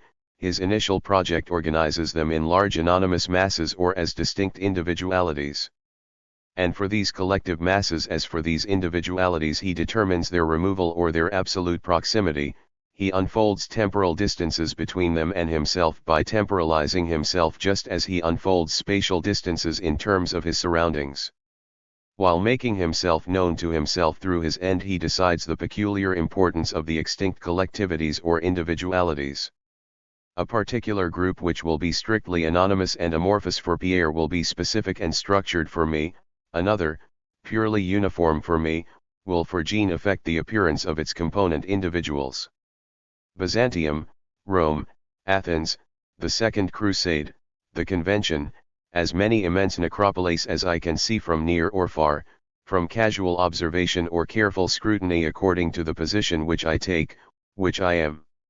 It is not impossible, provided one understands this properly, to define a person by his dead, i.e., by the areas of individualization or of collectivization which he has determined in the necropolis, by the roads and pathways which he has traced, by the information which he has decided to get for himself, by the roots which he has put down there. Of course the dead choose us, but it is necessary first that we have chosen them. We find here again the original relation which binds facticity to freedom. We choose our own attitude toward the dead, but it is not possible for us not to choose an attitude. Indifference with respect to the dead is a perfectly possible attitude. Examples of it will be found among the homotlos, among certain revolutionaries, or among individualists. But this indifference which consists of making the dead die again is one conduct among others with respect to them. Thus by its very facticity, the for itself is thrown into full responsibility with respect to the dead. It is obliged to decide freely the fate of the dead.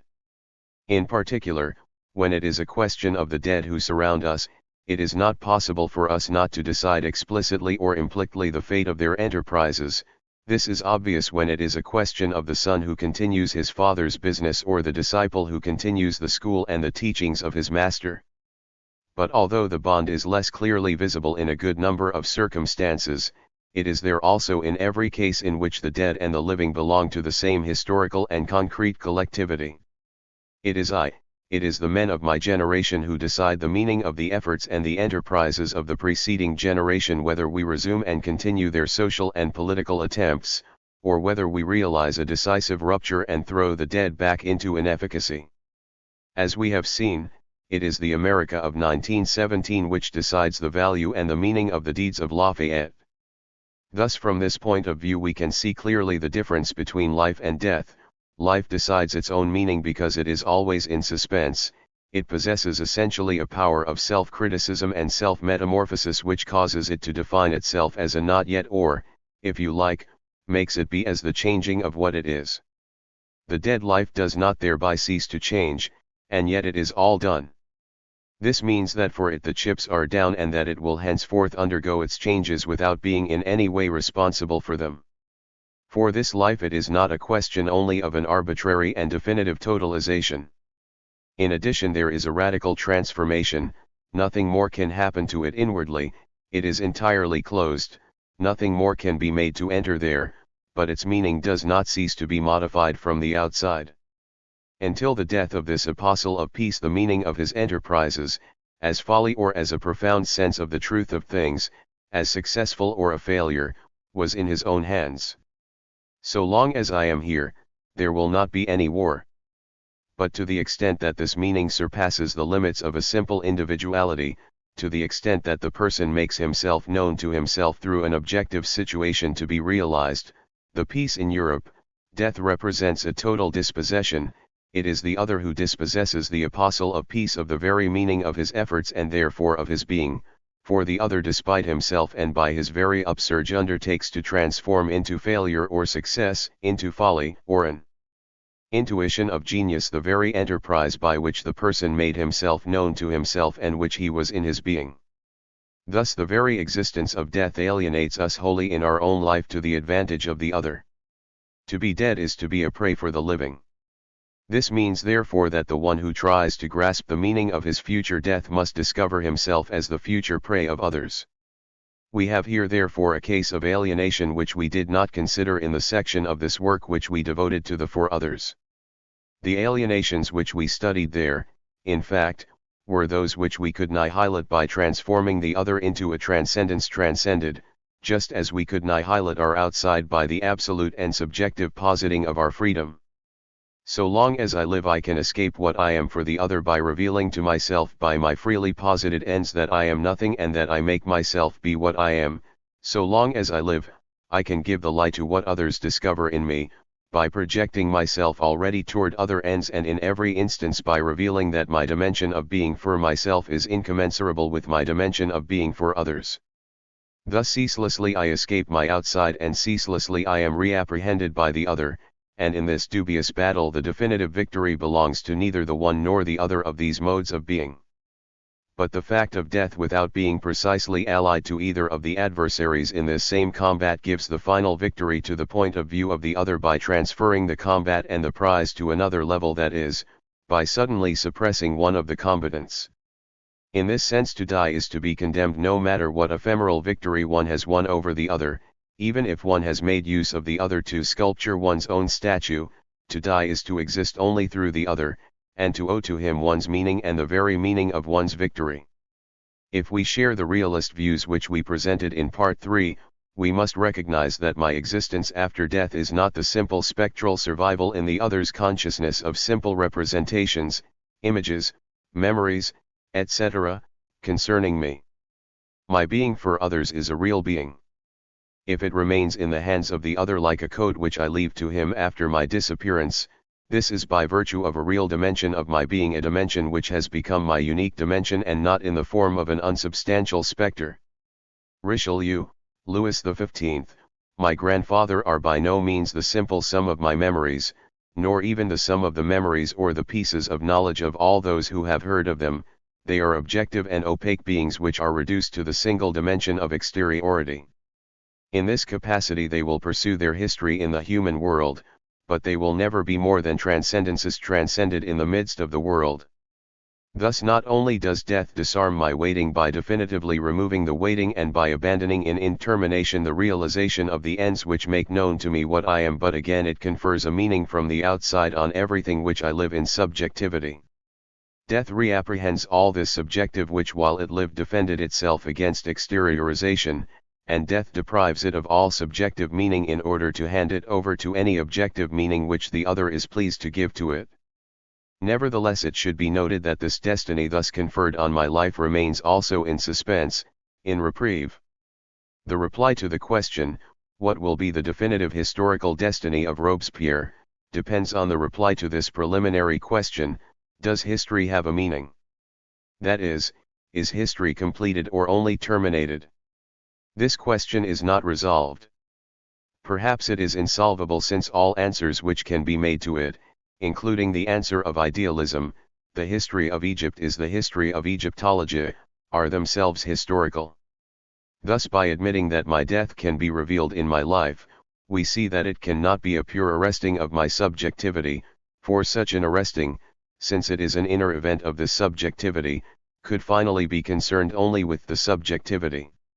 If it is true that dogmatic realism was wrong in viewing death as the state of death, i.e., as a transcendent to life, the fact remains that death such that I can discover it as mine necessarily engages something other than myself.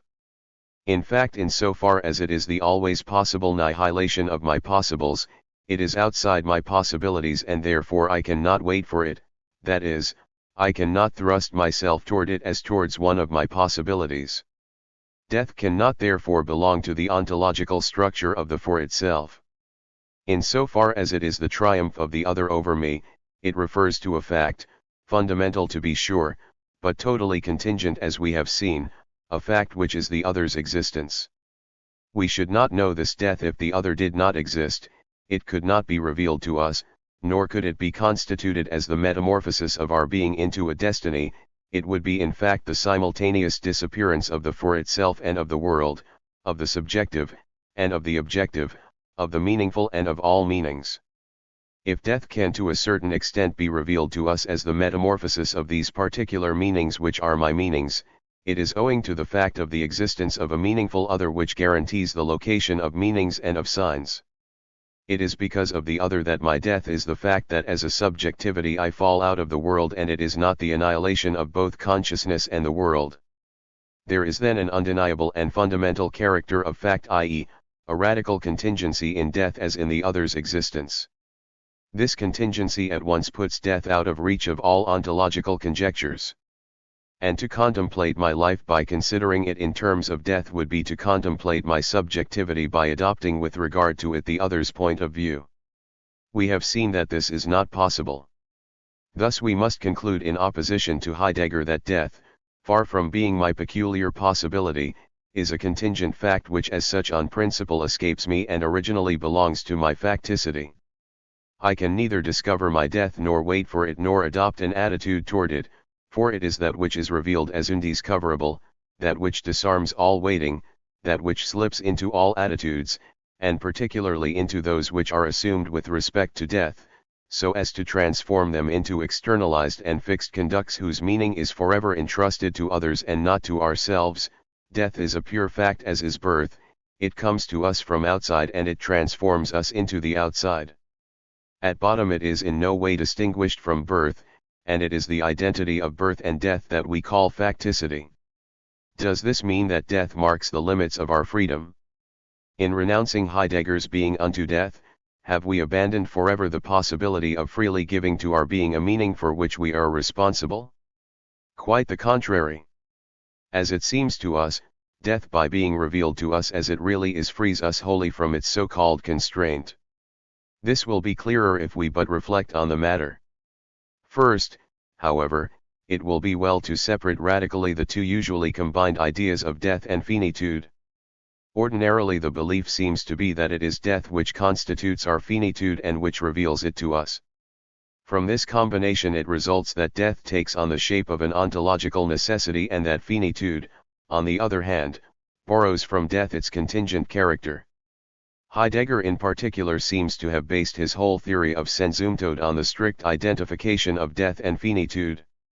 In the same way Malraux, when he tells us that death reveals to us the uniqueness of life, seems to hold that it is just because we die that we are powerless to recover our stroke and are therefore finite. But if we consider the matter a little more closely, we detect their error. Death is a contingent fact which belongs to facticity. Finitude is an ontological structure of the for itself which determines freedom and exists only in and through the free project of the end which makes my being known to me. In other words, human reality would remain finite even if it were immortal, because it makes itself finite by choosing itself as human. To be finite, in fact, is to choose oneself, that is, to make known to oneself what one is by projecting oneself toward one possible to the exclusion of others. The very act of freedom is therefore the assumption and creation of finitude. If I make myself finite and hence my life is unique. Consequently, even if I were immortal, it would be forbidden me to recover my stroke. It is the irreversibility of temporality which forbids me, and this irreversibility is nothing but the peculiar character of a freedom which temporalizes itself. Of course, if I am immortal and have had to reject the possible B in order to realize the possible A, the opportunity may be offered me later to realize the refused possible. But by the very fact that this opportunity will be presented after the refused opportunity, it will not be the same, and consequently I shall for all eternity have made myself finite by irremediably rejecting the first opportunity. From this point of view, the immortal man, like the mortal, is born several and makes himself one. Even if one is temporally indefinite, i.e., without limits, one's life will be nevertheless finite in its very being because it makes itself unique. Death has nothing to do with this. Death occurs within time, and human reality, by revealing to itself its unique finitude, does not thereby discover its mortality. Thus death is in no way an ontological structure of my being, at least not in so far as my being is for itself. It is the other who is mortal in his being. There is no place for death in being for itself. It can neither wait for death nor realize it nor project itself toward it. Death is in no way the foundation of the finitude of the for itself. In a general way, death can neither be founded from within like the project of original freedom, nor can it be received from the outside as a quality by the for itself. What then is death? Nothing but a certain aspect of facticity and of being for others, i.e., nothing other than the given. It is absurd that we are born, it is absurd that we die. On the other hand, this absurdity is presented as the permanent alienation of my being possibility, which is no longer my possibility but that of the other. It is therefore an external and factual limit of my subjectivity. But do we not recognize at this point the description which we attempted in the preceding section? This factual limit, which on the one hand we must affirm since nothing penetrates us from outside, and since in one sense it is very necessary that we experience death if we are to be able even to name it, this factual limit which, on the other hand, is never encountered by the for itself, since it does not enter into the for itself save as the indefinite permanence of its being for others. What is this limit if not precisely one of the unrealizables? What is it if not a synthetic aspect of our reverse side? Mortal represents the present being which I am for the other, dead represents the future meaning of my actual for itself for the other. We are dealing therefore with a permanent limit of my projects, and as such this limit is to be assumed. It is therefore an exteriority which remains exteriority even in and through the attempt of the for itself to realize it. It is what we defined above as the unrealizable to be realized. There is basically no difference between the choice by which freedom assumes its death as the inapprehensible and inconceivable limit of its subjectivity, and that by which it chooses to be a freedom limited by the fact of the other's freedom. Thus death is not my possibility in the sense previously defined, it is a situation limit as the chosen and fugitive reverse side of my choice. It is not my possible in the sense that it would be my own end which would make known to me my being. But due to the fact that it is an unavoidable necessity of existing elsewhere as an outside and an in itself, it is interiorized as ultimate, that is, as a thematic meaning of the hierarchical possibles, a meaning out of reach. Thus death haunts me at the very heart of each of my projects as their inevitable reverse side.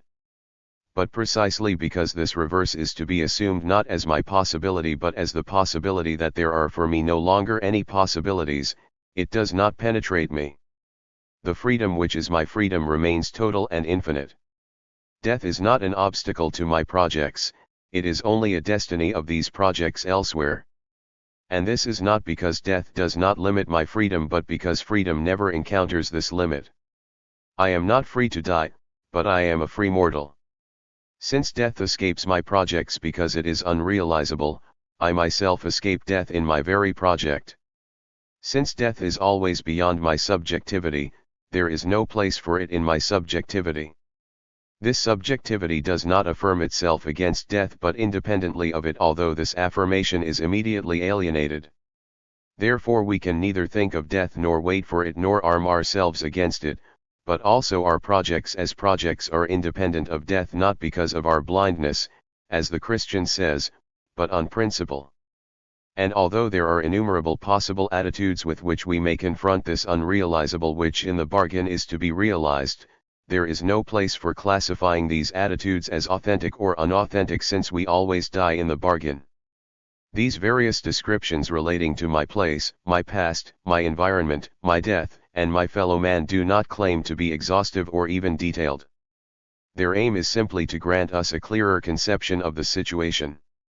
Thanks to these descriptions, it is going to be possible for us to define more precisely this being in situation which characterizes the for itself in so far as it is responsible for its manner of being without being the foundation of its being. 1. I am an existent in the midst of other existence. But I cannot realize this existence in the midst of others. I cannot apprehend as objects the existence which surround me, nor apprehend myself as a surrounded existence, nor even give a meaning to this notion of in the midst of, except by choosing myself not in my being but in my manner of being. The choice of this end is the choice of what is not yet existing.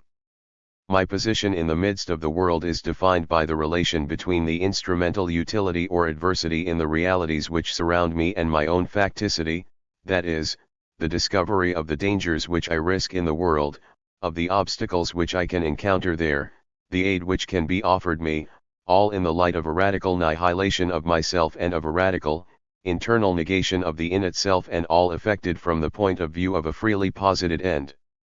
This is what we mean by the situation. 2. The situation exists only in correlation with the surpassing of the given toward an end. It is the way in which the given which I am and the given which I am not are revealed to the for itself which I am in the mode of not being it. When we speak of situation, therefore, we are speaking of a position apprehended by the for itself which is in situation. It is impossible to consider a situation from the outside, it is fixed in a form in itself. Consequently, the situation cannot be called either objective nor subjective, although the partial structures of this situation, the cup which I use, the table on which I lean, etc., can and must be strictly objective. The situation cannot be subjective, for it is neither the sum nor the unity of the impressions which things make on us. It is the things themselves and myself among things, for my upsurge into the world as the pure annihilation of being has no other result but to cause there to be things, and it adds nothing. In this aspect the situation betrays my facticity, that is, the fact that things simply are there as they are without the necessity or the possibility of being otherwise, and that I am there among them. But neither can the situation be objective in the sense that it would be a pure given which the subject would establish without being in any way engaged in the system thus constituted. In fact, the situation, by the very meaning of the given, a meaning without which there would not even be any given, reflects to the for itself its freedom. If the situation is neither subjective nor objective, this is because it does not constitute a knowledge nor even an effective comprehension of the state of the world by a subject. The situation is a relation of being between a for itself and the in itself which the for itself annihilates. The situation is the whole subject, he is nothing but his situation, and it is also the whole thing, there is never anything more than things. The situation is the subject illuminating things by his very surpassing, if you like, it is things referring to the subject his own image. It is the total facticity, the absolute contingency of the world, of my birth, of my place, of my past, of my environment, of the fact of my fellow man, and it is my freedom without limits as that which causes there to be for me a facticity. It is this dusty, ascending road, this burning thirst which I have, the refusal of these people to give me anything to drink because I do not have any money or because I am not of their country or of their race, it is my abandonment in the midst of these hostile populations along with this fatigue in my body which will perhaps prevent me from reaching the goal which I had set for myself. But also it is precisely this goal, not in so far as I clearly and explicitly formulate it, but in so far as it is there everywhere around me as that which unifies and explains all these facts, that which organizes them in a totality capable of description instead of making of them a disordered nightmare. 3. If the for itself is nothing other than its situation, then it follows that being in situation defines human reality by accounting both for its being there and for its being beyond. Human reality is indeed the being which is always beyond its being there. And the situation is the organized totality of the being there, interpreted and lived in and through being beyond. Therefore there is no privileged situation.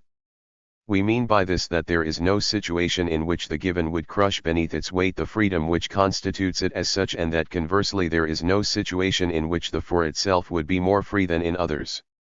This must not be understood in the sense of that inward freedom of Bergson's which Politzer ridiculed in La fin d'une parade philosophique, the end of a philosophical parade, and which simply amounted to recognizing in the slave the independence of the inner life and of the heart in chains. When we declare that the slave in chains is as free as his master, we do not mean to speak of a freedom which would remain undetermined. The slave in chains is free to break them. This means that the very meaning of his chains will appear to him in the light of the end which he will have chosen, to remain a slave or to risk the worst in order to get rid of his slavery. Of course the slave will not be able to obtain the wealth and the standard of living of his master, but these are not the objects of his projects. He can only dream of the possession of these treasures.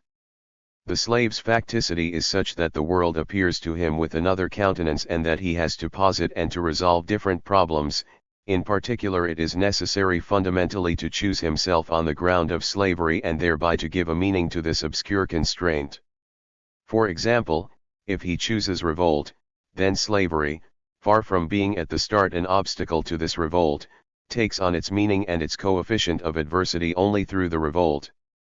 To be exact, just because the life of the slave who revolts and dies in the course of this revolt is a free life, just because the situation illuminated by a free project is full and concrete, just because the urgent and principal problem of this life is, shall I attain my goal?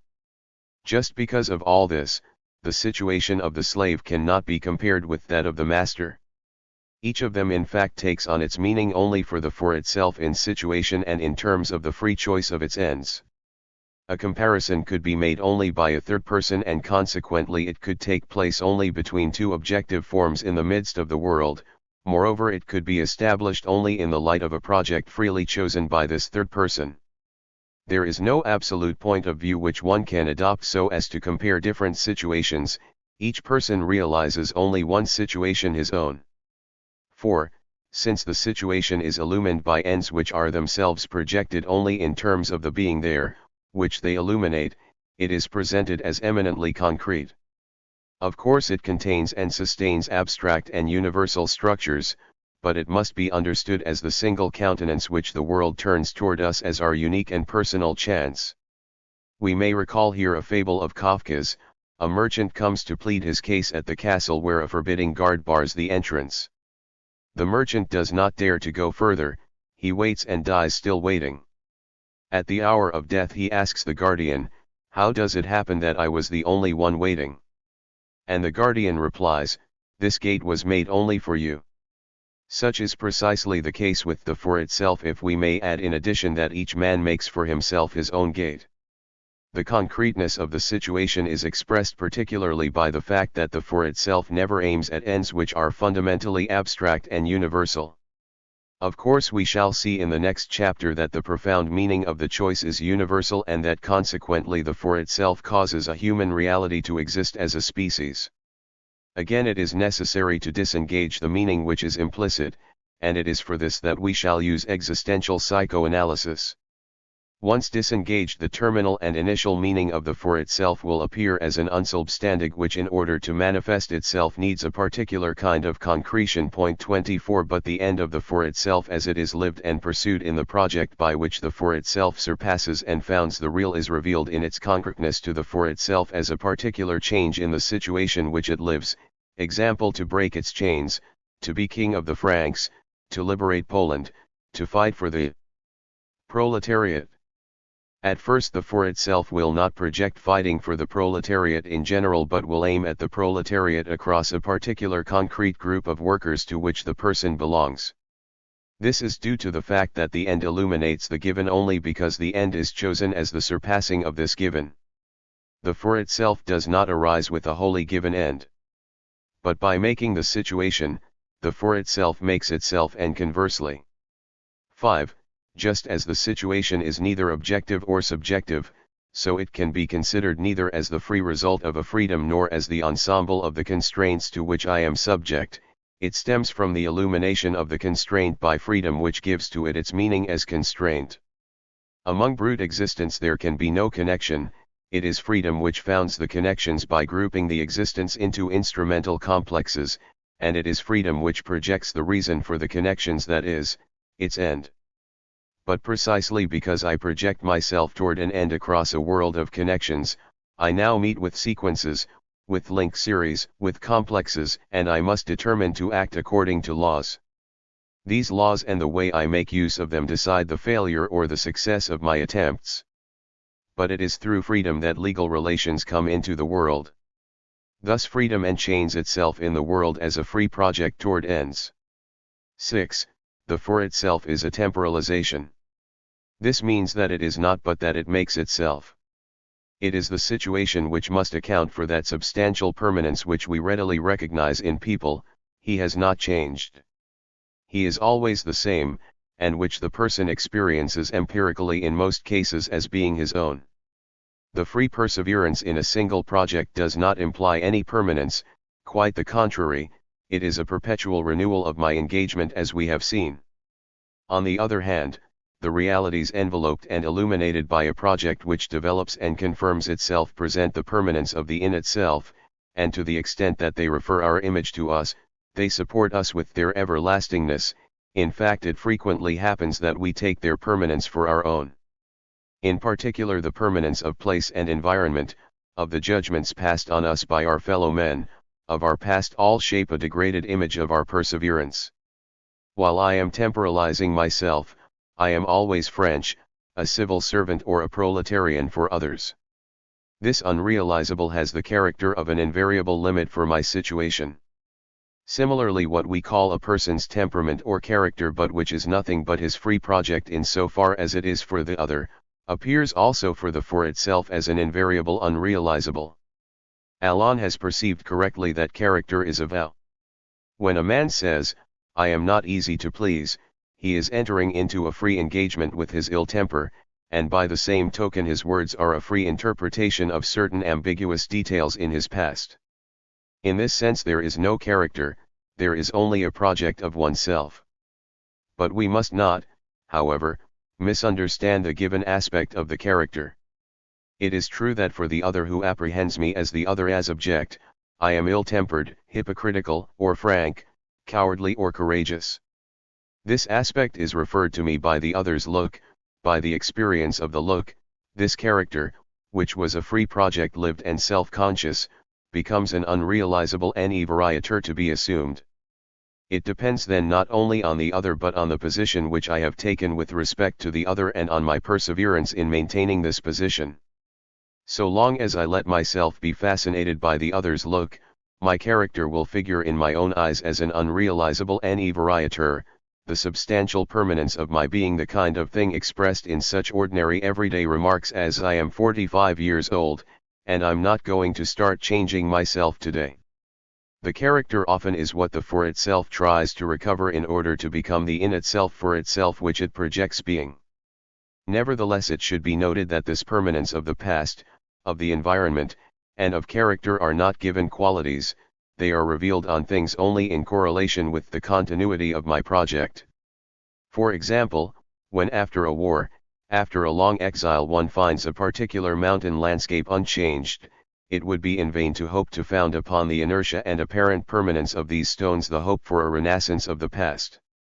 This landscape reveals its permanence only across a persevering project. These mountains have a meaning inside my situation. In one way or another they shape my belonging to a nation which is at peace, her own mistress, one who holds a certain rank in the international hierarchy. Let me find them again after a defeat and during the occupation of a part of the national territory, and they cannot offer me the same countenance. This is because I myself have other projects, because I am engaged differently in the world. Finally, we have seen that internal upheavals of the situation because of autonomous changes in the environment are always to be anticipated. These changes can never provoke a change of my project, but on the foundation of my freedom they can effect a simplification or a complication of the situation. Consequently, my initial project will be revealed to me with more or less simplicity. For a person is never either simple or complex, it is his situation which can be one or the other.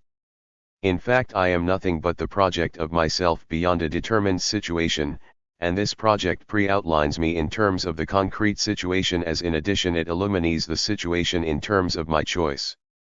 If therefore the situation in its ensemble is simplified, even if landslides, cave-ins, erosions have imprinted upon it a well-marked aspect of heavier features with violent contrasts, I shall myself be simple, for my choice, the choice which I am, is an apprehension of the situation here and can only be simple. The birth of new complications will have the result of presenting me with a complicated situation beyond which I shall find myself complicated. This is something which everyone has been able to establish if he has observed with what almost animal simplicity prisoners of war react following the extreme simplification of their situation. This simplification cannot modify the meaning of their project, but on the very foundation of my freedom it causes my environment to become condensed and uniform and to be constituted in and through a clearer, more brutal, and more condensed apprehension of the fundamental ends of the captive person. In short, we are dealing with an internal metabolism, not with a global metamorphosis which would affect as well the form of the situation. These are, nevertheless, changes which I discover as changes in my life, that is, changes within the unitary compass of a single project. 3. Freedom and responsibility. Although the considerations which are about to follow are of interest primarily to the ethicist, it may nevertheless be worthwhile after these descriptions and arguments to return to the freedom of the for itself and to try to understand what the fact of this freedom represents for human destiny. The essential consequence of our earlier remarks is that man, being condemned to be free, carries the weight of the whole world on his shoulders. He is responsible for the world and for himself as a way of being. We are taking the word responsibility in its ordinary sense as consciousness, of, being the incontestable author of an event or of an object. In this sense the responsibility of the for itself is overwhelming, since he 25 is the one by whom it happens that there is a world, since he is also the one who makes himself be, then whatever may be the situation in which he finds himself, the for itself must wholly assume this situation with its peculiar coefficient of adversity, even though it be insupportable. He must assume the situation with the proud consciousness of being the author of it, for the very worst disadvantages or the worst threats which can endanger my person have meaning only in and through my project, and it is on the ground of the engagement which I am that they appear. It is therefore senseless to think of complaining, since nothing foreign has decided what we feel, what we live, or what we are. Furthermore, this absolute responsibility is not resignation, it is simply the logical requirement of the consequences of our freedom. What happens to me happens through me, and I can neither affect myself with it nor revolt against it nor resign myself to it. Moreover, everything which happens to me is mine. By this we must understand first of all that I am always equal to what happens to me qua man, for what happens to a man through other men and through himself can be only human. The most terrible situations of war, the worst tortures do not create a non-human state of things. There is no non-human situation. It is only through fear, flight, and recourse to magical types of conduct that I shall decide on the non-human, but this decision is human, and I shall carry the entire responsibility for it. But in addition, the situation is mine because it is the image of my free choice of myself, and everything which it presents to me is mine in that this represents me and symbolizes me. Is it not I who decide the coefficient of adversity in things and even their unpredictability by deciding myself? Thus there are no accidents in a life. A community event which suddenly bursts forth and involves me in it does not come from the outside. If I am mobilized in a war, this war is my war, it is in my image and I deserve it. I deserve it first because I could always get out of it by suicide or by desertion. These ultimate possibles are those which must always be present for us when there is a question of envisaging a situation. For lack of getting out of it, I have chosen it. This can be due to inertia, to cowardice in the face of public opinion, or because I prefer certain other values to the value of the refusal to join in the war, the good opinion of my relatives, the honor of my family, etc. Any way you look at it, it is a matter of a choice. This choice will be repeated later on again and again without a break until the end of the war. Therefore we must agree with the statement by J. Romanes, In war there are no innocent victims. 27 If therefore I have preferred war to death or to dishonor, everything takes place as if I bore the entire responsibility for this war. Of course others have declared it, and one might be tempted perhaps to consider me as a simple accomplice. But this notion of complicity has only a juridical sense, and it does not hold here. For it depended on me that for me and by me this war should not exist, and I have decided that it does exist. There was no compulsion here, for the compulsion could have got no hold on a freedom. I did not have any excuse, for as we have said repeatedly in this book, the peculiar character of human reality is that it is without excuse. Therefore it remains for me only to lay claim to this war. But in addition the war is mine because by the sole fact that it arises in a situation which I cause to be and that I can discover it there only by engaging myself for or against it, I can no longer distinguish at present the choice which I make of myself from the choice which I make of the war. To live this war is to choose myself through it and to choose it through my choice of myself. There can be no question of considering it as 4 years of vacation or as a reprieve, as a recess, the essential part of my responsibilities being elsewhere in my married, family, or professional life. In this war which I have chosen I choose myself from day to day, and I make it mine by making myself. If it is going to be 4 empty years, then it is I who bear the responsibility for this. Finally, as we pointed out earlier, each person is an absolute choice of self from the standpoint of a world of knowledges and of techniques which this choice both assumes and illumines. Each person is an absolute upsurge at an absolute date and is perfectly unthinkable at another date. It is therefore a waste of time to ask what I should have been if this war had not broken out, for I have chosen myself as one of the possible meanings of the epoch which imperceptibly led to war. I am not distinct from this same epoch, I could not be transported to another epoch without contradiction. Thus I am this war which restricts and limits and makes comprehensible the period which preceded it. In this sense we may define more precisely the responsibility of the for itself if to the earlier quoted statement, there are no innocent victims, we add the words, we have the war we deserve.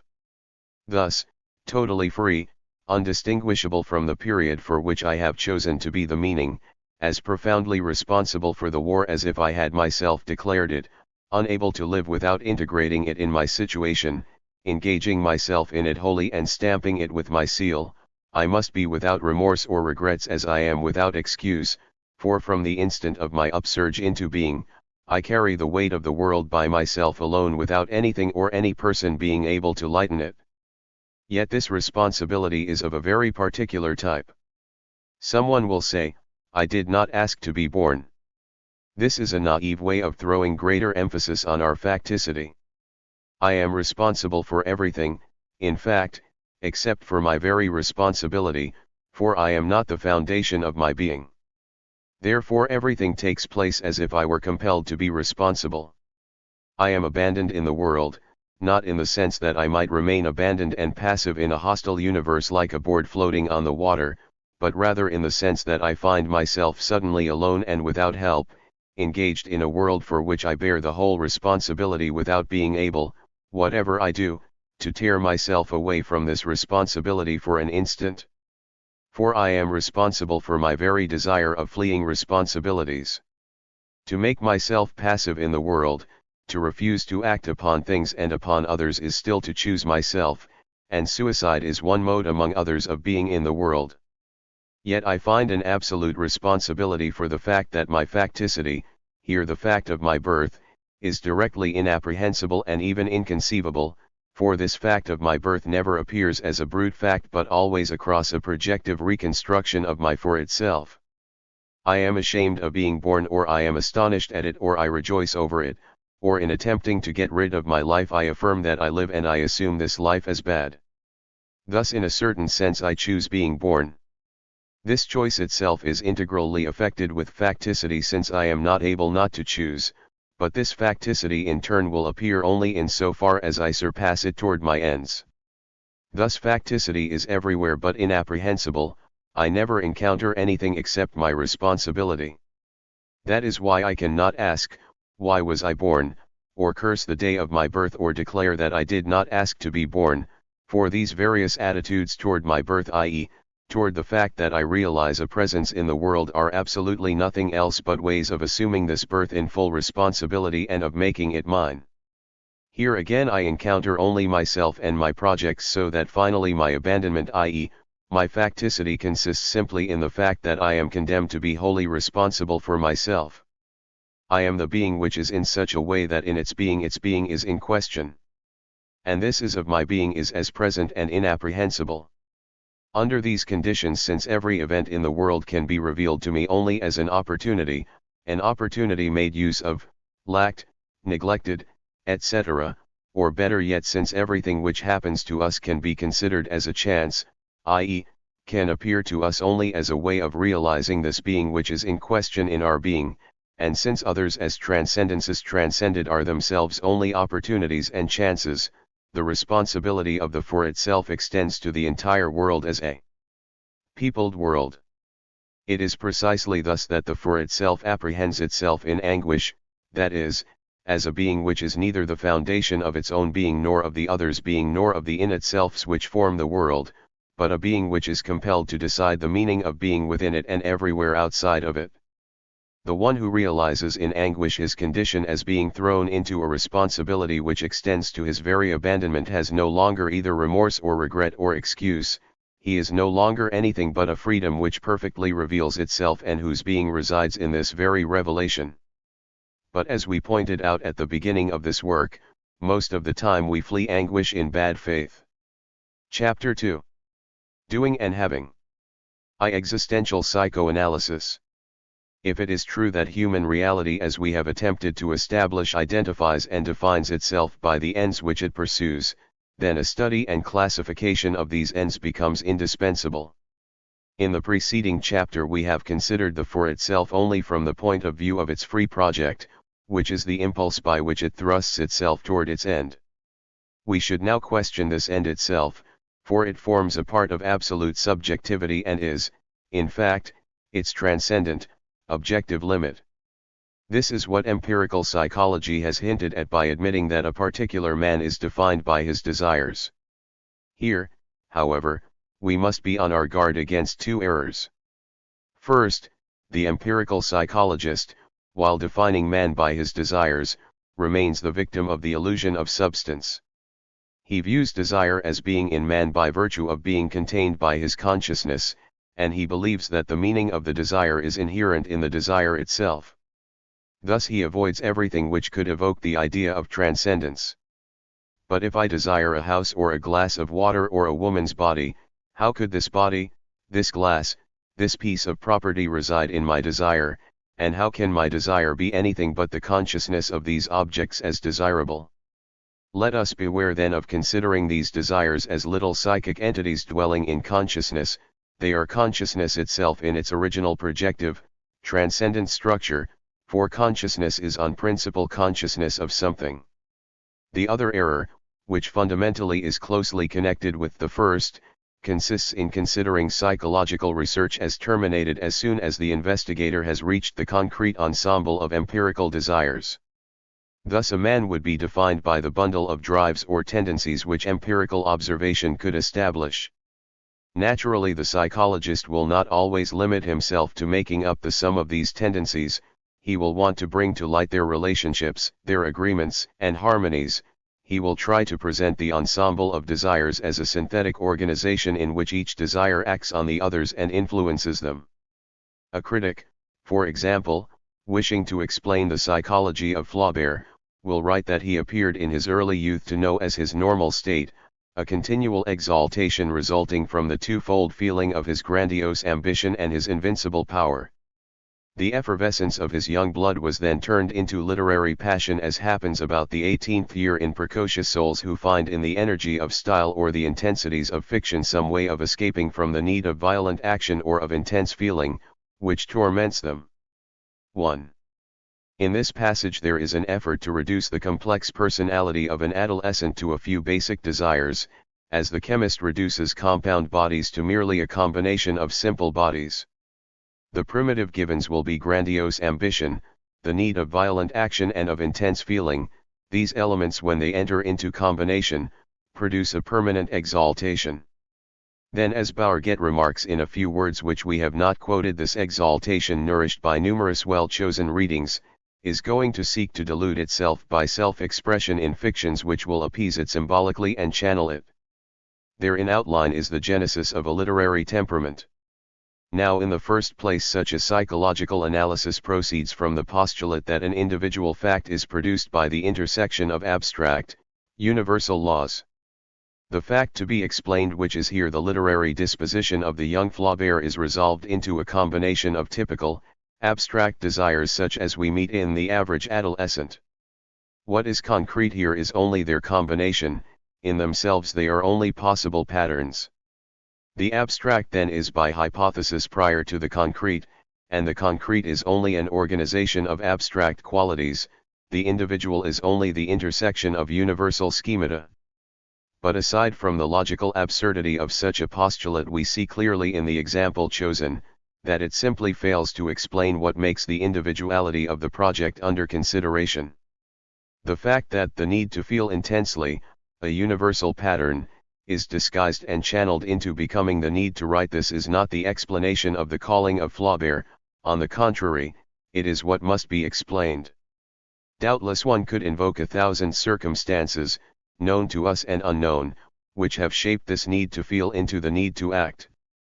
But this is to give up at the start all attempt to explain and refers the question to the undiscoverable point. 2. In addition, this method rejects the pure individual who has been banished from the pure subjectivity of Flaubert into the external circumstances of his life.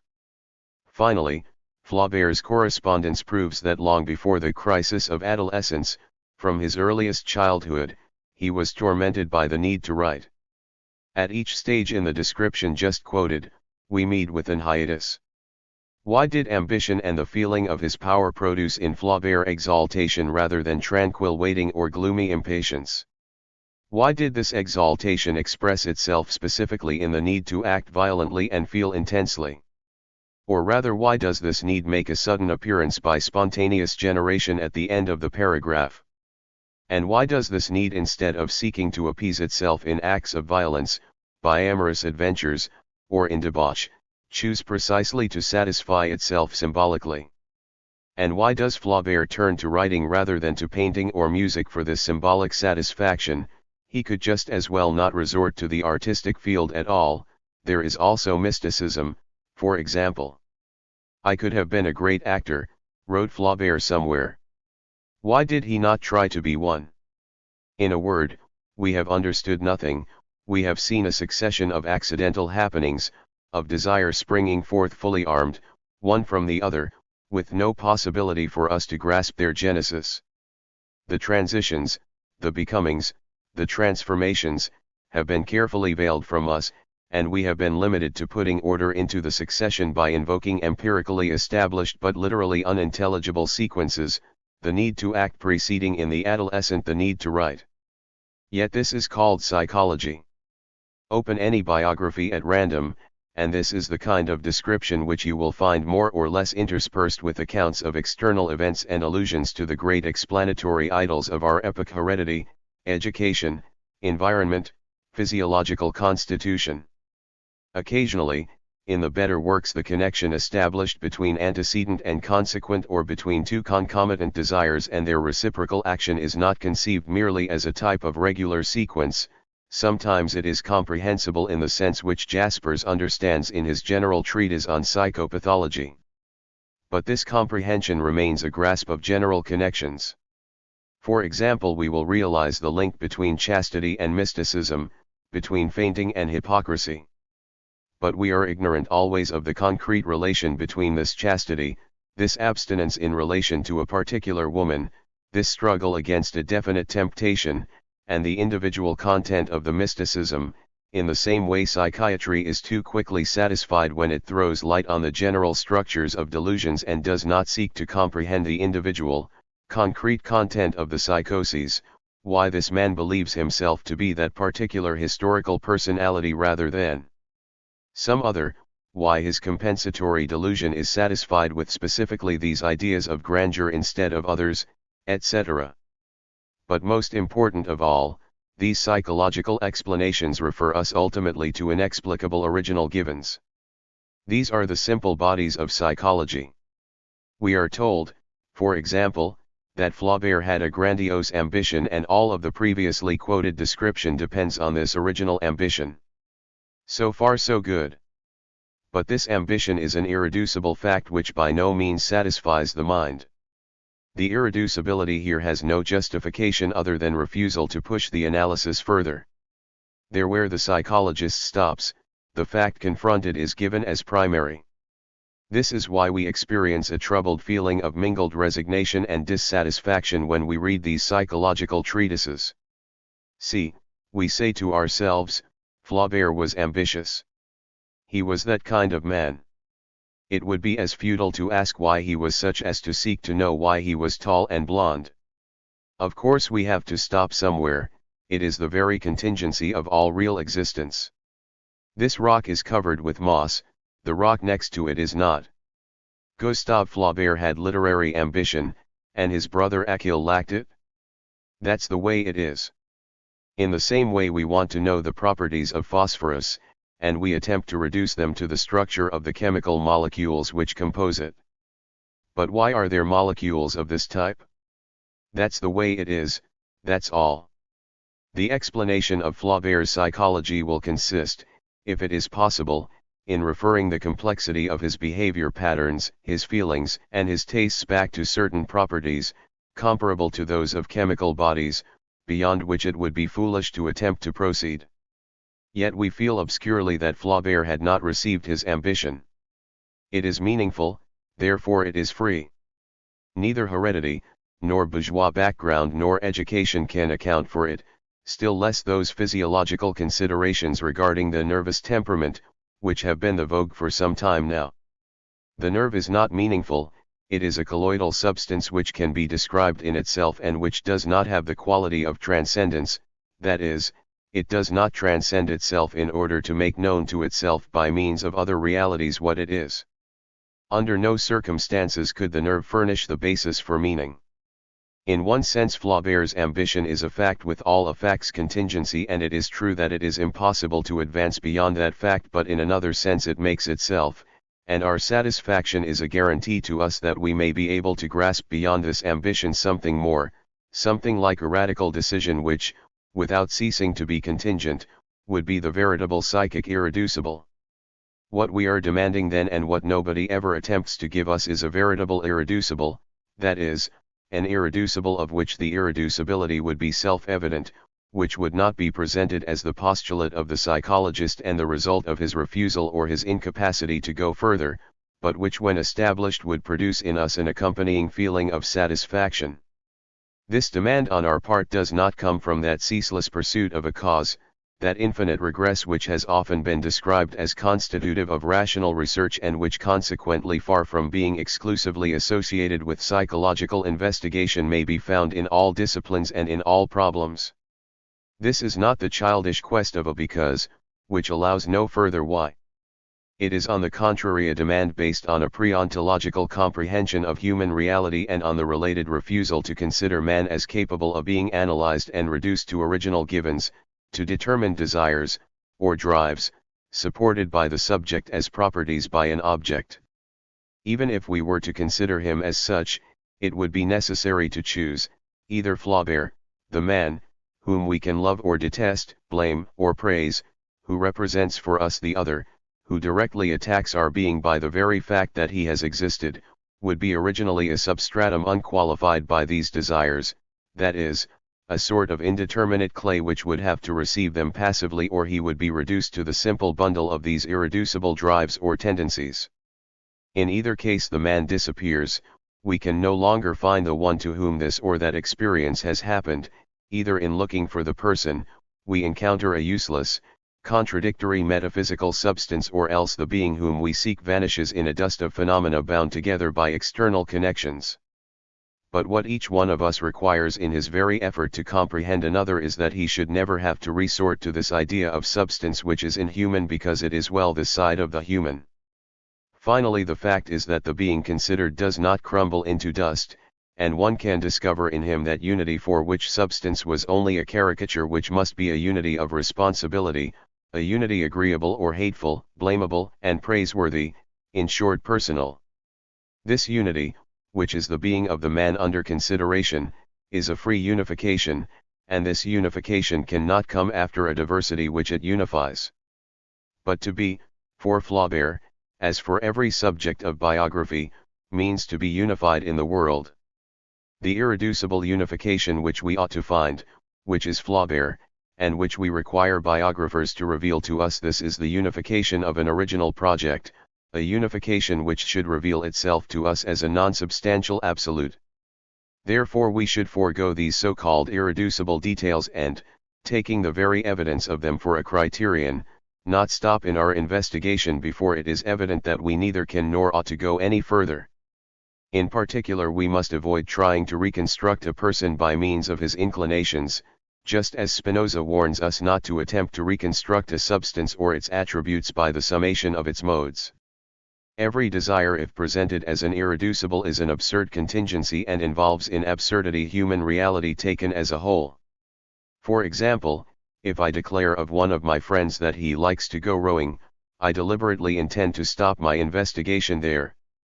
But on the other hand, I thus establish a contingent fact, which nothing can explain and which, though it has the gratuity of free decision, by no means has its autonomy. I cannot in fact consider this fondness for rowing as the fundamental project of Pierre, it contains something secondary and derived. Those who portray a character in this way by successive strokes come close to holding that each of these strokes, each one of the desires confronted, is bound to the others by connections which are purely contingent and simply external. Those who, on the other hand, try to explain this liking will fall into the view of what Comte called materialism, that is, of explaining the higher by the lower. Someone will say, for example, that the subject considered is a sportsman who likes violent exercise and is in addition a man of the outdoors who especially likes open-air sports. By more general and less differentiated tendencies he will try to explain this desire, which stands in exactly the same relation to them as the zoological species does to the genus. Thus the psychological explanation, when it does not suddenly decide to stop, is sometimes the mere putting into relief relations of pure concomitance or of constant succession, and it is at other times a simple classification. To explain Pierre's fondness for rowing is to make it a member of the family of fondness for open-air sports and to attach this family to that of fondness for sport in general. Moreover, we will be able to find still more general and barren rubrics if we classify the taste for sports as one aspect of the love of chance, which will itself be given as a specific instance of the fundamental fondness for play. It is obvious that this so-called explanatory classification has no more value or interest than the classifications in ancient botany.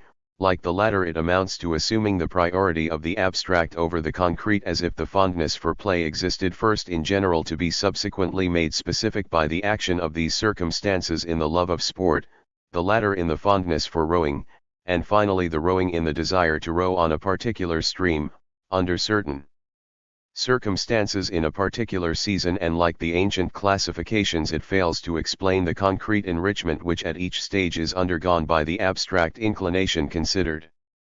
Furthermore, how are we to believe that a desire to row is only a desire to row? Can we truthfully admit that it can be reduced so simply to what it is? The most discerning ethicists have shown how a desire reaches beyond itself. Pascal believed that he could discover in hunting, for example, or tennis, or in 100 other occupations, the need of being diverted. He revealed that in an activity which would be absurd if reduced to itself, there was a meaning which transcended it, that is, an indication which referred to the reality of man in general and to his condition. Similarly, Stendhal, in spite of his attachment to ideologists, and Proust, in spite of his intellectualistic and analytical tendencies, have shown that love and jealousy cannot be reduced to the strict desire of possessing a particular woman, but that these emotions aim at laying hold of the world in its entirety through the woman. This is the meaning of Stendhal's crystallization, and it is precisely for this reason that love, as Stendhal describes it, appears as a mode of being in the world. Love is a fundamental relation of the for itself to the world and to itself, selfness, through a particular woman, the woman represents only a conducting body which is placed in the circuit. These analyses may be inexact or only partially true, nevertheless they make us suspect a method other than pure analytical description. In the same way Catholic novelists immediately see in carnal love its surpassing toward God in Don Juan, the eternally unsatisfied, in sin, the place empty of God. There is no question here of finding again an abstract behind the concrete. The impulse toward God is no less concrete than the impulse toward a particular woman. On the contrary, it is a matter of rediscovering under the partial and incomplete aspects of the subject the veritable concreteness which can be only the totality of his impulse toward being, his original relation to himself, to the world, and to the other, in the unity of internal relations and of a fundamental project. This impulse can be only purely individual and unique. Far from estranging us from the person, as Bauer-Getz analysis, for example, does in constituting the individual by means of a summation of general maxims, this impulse will not lead us to find in the need of writing and of writing particular books the need of activity in general. On the contrary, rejecting equally the theory of malleable clay and that of the bundle of drives, we will discover the individual person in the initial project which constitutes him. It is for this reason that the irreducibility of the result attained will be revealed as self-evident, not because it is the poorest and the most abstract but because it is the richest. The intuition here will be accompanied by an individual fullness. The problem poses itself in approximately these terms: if we admit that the person is a totality, we cannot hope to reconstruct him by an addition or by an organization of the diverse tendencies which we have empirically discovered in him. On the contrary, in each inclination, in each tendency the person expresses himself completely, although from a different angle, a little as Spinoza's substance expresses itself completely in each of its attributes. But if this is so, we should discover in each tendency, in each attitude of the subject, a meaning which transcends it. A jealousy of a particular date in which a subject historicizes himself in relation to a certain woman, signifies for the one who knows how to interpret it, the total relation to the world by which the subject constitutes himself as a self. In other words, this empirical attitude is by itself the expression of the choice of an intelligible character. There is no mystery about this. We no longer have to do with an intelligible pattern which can be present in our thought only, while we apprehend and conceptualize the unique pattern of the subject's empirical existence. If the empirical attitude signifies the choice of the intelligible character, it is because it is itself this choice. Indeed, the distinguishing characteristic of the intelligible choice, as we shall see later, is that it can exist only as the transcendent meaning of each concrete, empirical choice. It is by no means first effected in some unconscious or on the noumenal level to be subsequently expressed in a particular observable attitude. There is not even an ontological preeminence over the empirical choice, but it is on principle that which must always detach itself from the empirical choice as its beyond and the infinity of its transcendence. Thus, if I am rowing on the river, I am nothing either here or in any other world save this concrete project of rowing. But this project itself, inasmuch as it is the totality of my being, expresses my original choice in particular circumstances. It is nothing other than the choice of myself as a totality in these circumstances. That is why a special method must aim at detaching the fundamental meaning which the project admits and which can be only the individual secret of the subject's being in the world. It is then rather by a comparison of the various empirical drives of a subject that we try to discover and disengage the fundamental project which is common to them all, and not by a simple summation or reconstruction of these tendencies. Each drive or tendency is the entire person. There is naturally an infinity of possible projects as there is an infinity of possible human beings. Nevertheless, if we are to recognize certain common characteristics among them, and if we are going to attempt to classify them in larger categories, it is best first to undertake individual investigations in the cases which we can study more easily. In our research, we will be guided by this principle, to stop only in the presence of evident irreducibility, that is, never to believe that we have reached the initial project until the projected end appears as the very being of the subject under consideration. This is why we cannot stop at those classifications of authentic project and unauthentic project of the self which Heidegger wishes to establish.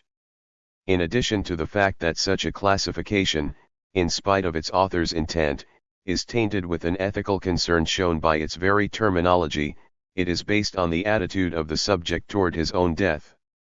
Now if death causes anguish, and if consequently we can either flee the anguish or throw ourselves resolutely into it, it is a truism to say that this is because we wish to hold on to life.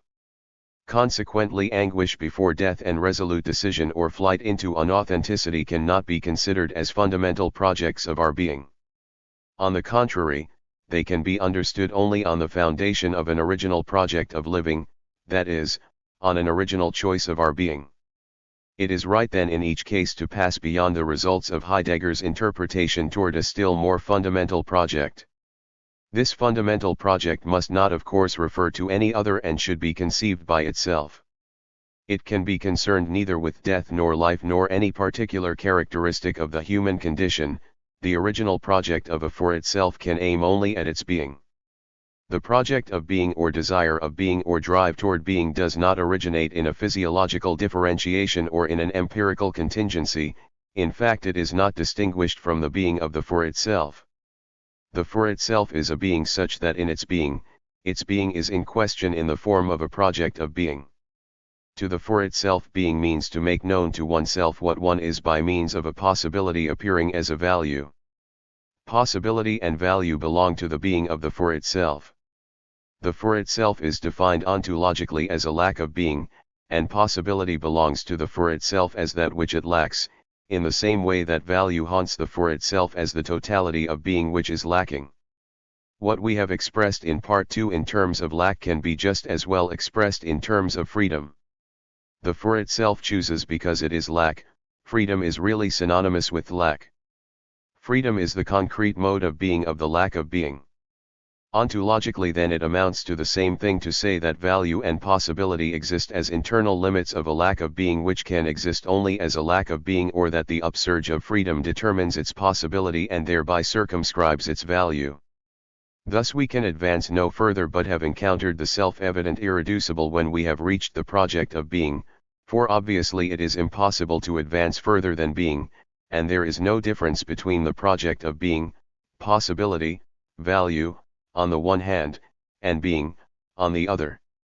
Fundamentally man is the desire to be, and the existence of this desire is not to be established by an empirical induction, it is the result of an a priori description of the being of the for itself, since desire is a lack and since the for itself is the being which is to itself its own lack of being. The original project which is expressed in each of our empirically observable tendencies is then the project of being, or, if you prefer, each empirical tendency exists with the original project of being, in a relation of expression and symbolic satisfaction, just as conscious drives, with Freud, exist in relation to the complex and to the original libido. Moreover, the desire to be by no means exists first in order to cause itself to be expressed subsequently by desires a posteriori. There is nothing outside of the symbolic expression which it finds in concrete desires. There is not first a single desire of being, then 1,000 particular feelings, but the desire to be exists and manifests itself only in and through jealousy, greed, love of art, cowardice, courage, and 1,000 contingent, empirical expressions which always cause human reality to appear to us only as manifested by a particular man, by a specific person. As for the being which is the object of this desire, we know a priori what this is. The for itself is the being which is to itself its own lack of being. The being which the for itself lacks is the in itself. The for itself arises as the nihilation of the in itself, and this nihilation is defined as the project toward the in itself. Between the nihilated in itself and the projected in itself, the for itself is nothingness. Thus the end and the goal of the nihilation which I am is the in itself. Thus human reality is the desire of being in itself. But the in itself which it desires cannot be pure contingent, absurd in itself, comparable at every point to that which it encounters and which it annihilates. The annihilation, as we have seen, is in fact like a revolt of the in itself, which annihilates itself against its contingency. To say that the for itself lives its facticity, as we have seen in the chapter concerning the body, amounts to saying that the nihilation is the vain effort of a being to found its own being, and that it is the withdrawal to found being which provokes the minute displacement by which nothingness enters into being. The being which forms the object of the desire of the for itself is then an in itself which would be to itself its own foundation, that is, which would be to its facticity in the same relation as the for itself is to its motivations. In addition, the for itself, being the negation of the in itself, could not desire the pure and simple return to the in itself.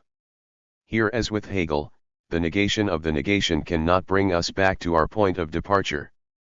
Quite the contrary, what the for itself demands of the in itself is precisely the totality detotalized in itself nihilated in for itself. In other words, the for itself projects being as for itself, a being which is what it is. It is as being which is what it is not, and which is not what it is, that the for itself projects being what it is. It is as consciousness that it wishes to have the impermeability and infinite density of the in itself.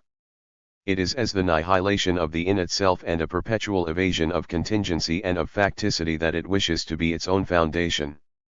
This is why the possible is projected in general as what the for itself lacks in order to become in itself for itself.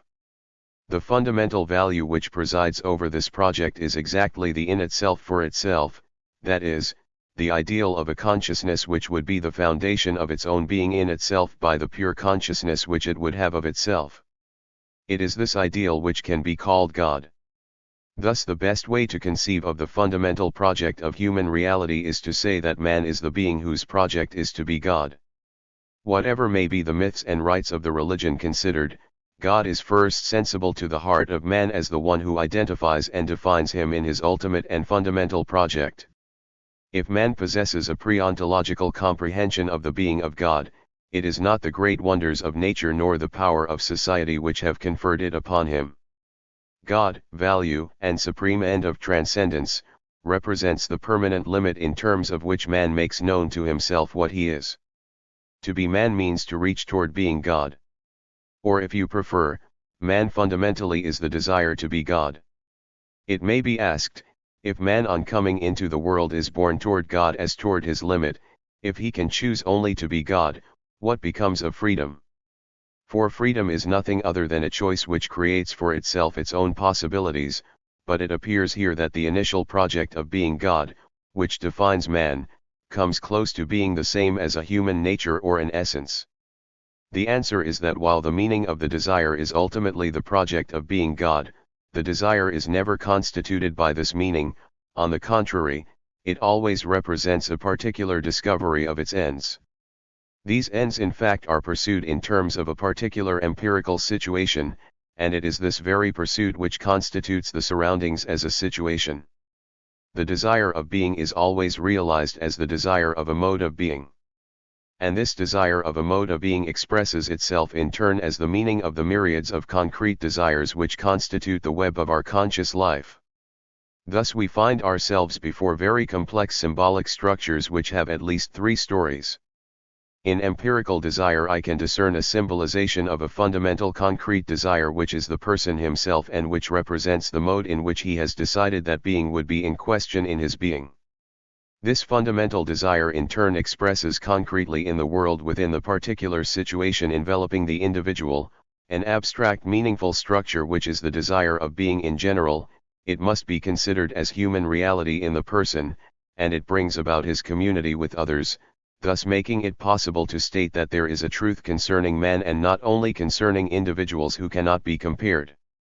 Absolute concreteness, completion, existence as a totality belong then to the free and fundamental desire which is the unique person. Empirical desire is only a symbolization of this, it refers to this and derives its meaning from it while remaining partial and reducible, for the empirical desire cannot be conceived in isolation. On the other hand, the desire of being in its abstract purity is the truth of the concrete fundamental desire, but it does not exist by virtue of reality. Thus the fundamental project, the person, the free realization of human truth is everywhere in all desires, save for those exceptions treated in the preceding chapter, concerning, for example, indifference. It is never apprehended except through desires, as we can apprehend space only through bodies which shape it for us, though space is a specific reality and not a concept. Or, if you like, it is like the object of Husserl, which reveals itself only by abscatogen, and which nevertheless does not allow itself to be absorbed by any one abscatum. We can understand after these remarks that the abstract, ontological desire to be is unable to represent the fundamental, human structure of the individual. It cannot be an obstacle to his freedom. Freedom, in fact, as we have shown in the preceding chapter, is strictly identified with annihilation. The only being which can be called free is the being which annihilates its being. Moreover, we know that annihilation is lack of being and cannot be otherwise. Freedom is precisely the being which makes itself a lack of being. But since desire, as we have established, is identical with lack of being, freedom can arise only as being which makes itself a desire of being, that is, as the project for itself of being in itself for itself. Here we have arrived at an abstract structure which can by no means be considered as the nature or essence of freedom. Freedom is existence, and in it existence precedes essence. The upsurge of freedom is immediate and concrete and is not to be distinguished from its choice, that is, from the person himself. But the structure under consideration can be called the truth of freedom, that is, it is the human meaning of freedom. It should be possible to establish the human truth of the person, as we have attempted to do by an ontological phenomenology. The catalogue of empirical desires ought to be made the object of appropriate psychological investigations, observation and induction, and, as needed, experience can serve to draw up this list. They will indicate to the philosopher the comprehensible relations which can unite to each other various desires and various patterns of behaviors, and will bring to light certain concrete connections between the subject of experience and situations experientially defined, which at bottom originate only from limitations applied in the name of positivity to the fundamental situation of the subject in the world. But in establishing and classifying fundamental desires of individual persons, neither of these methods is appropriate.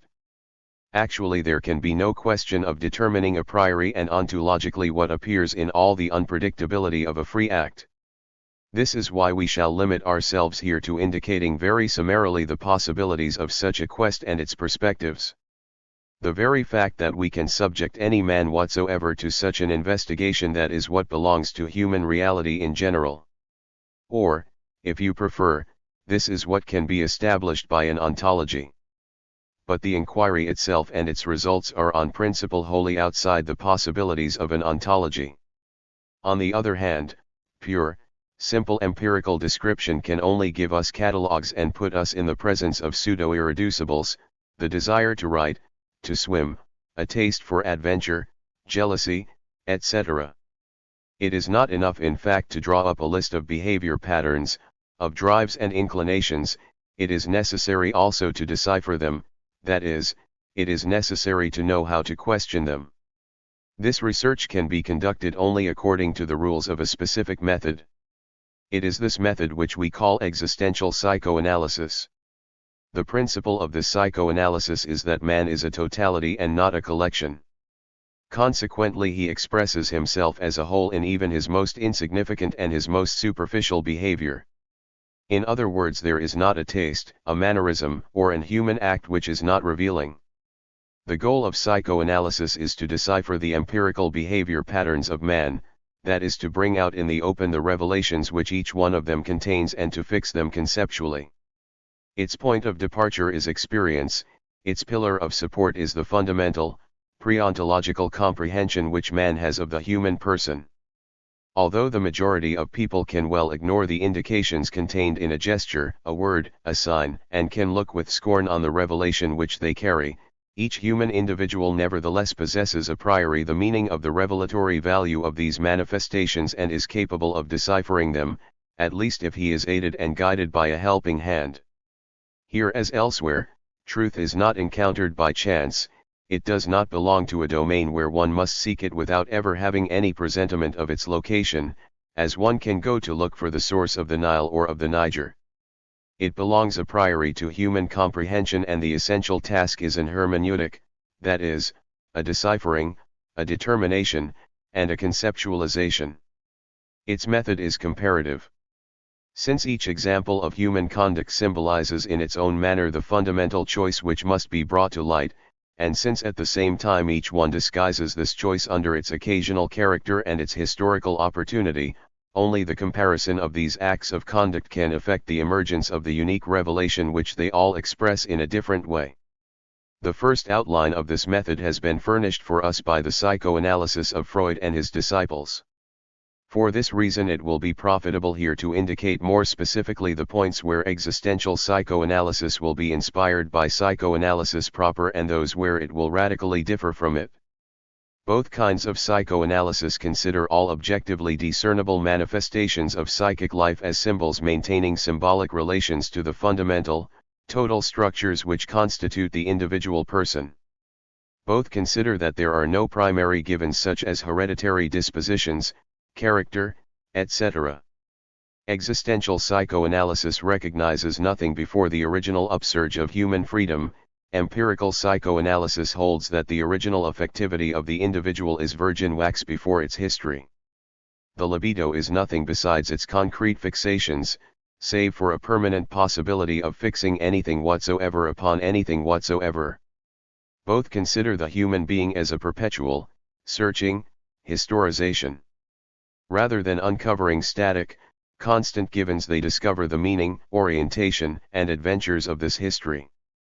Due to this fact, both consider man in the world and do not imagine that one can question the being of a man without taking into account all his situation. Psychological investigations aim at reconstituting the life of the subject from birth to the moment of the cure. They utilize all the objective documentation which they can find, letters, witnesses, intimate diaries, social information of every kind. What they aim at restoring is less a pure psychic event than a twofold structure, the crucial event of infancy and the psychic crystallization around this event. Here again we have to do with a situation. Each historical fact from this point of view will be considered at once as a factor of the psychic evolution and as a symbol of that evolution. For it is nothing in itself. It operates only according to the way in which it is taken, and this very manner of taking it expresses symbolically the internal disposition of the individual.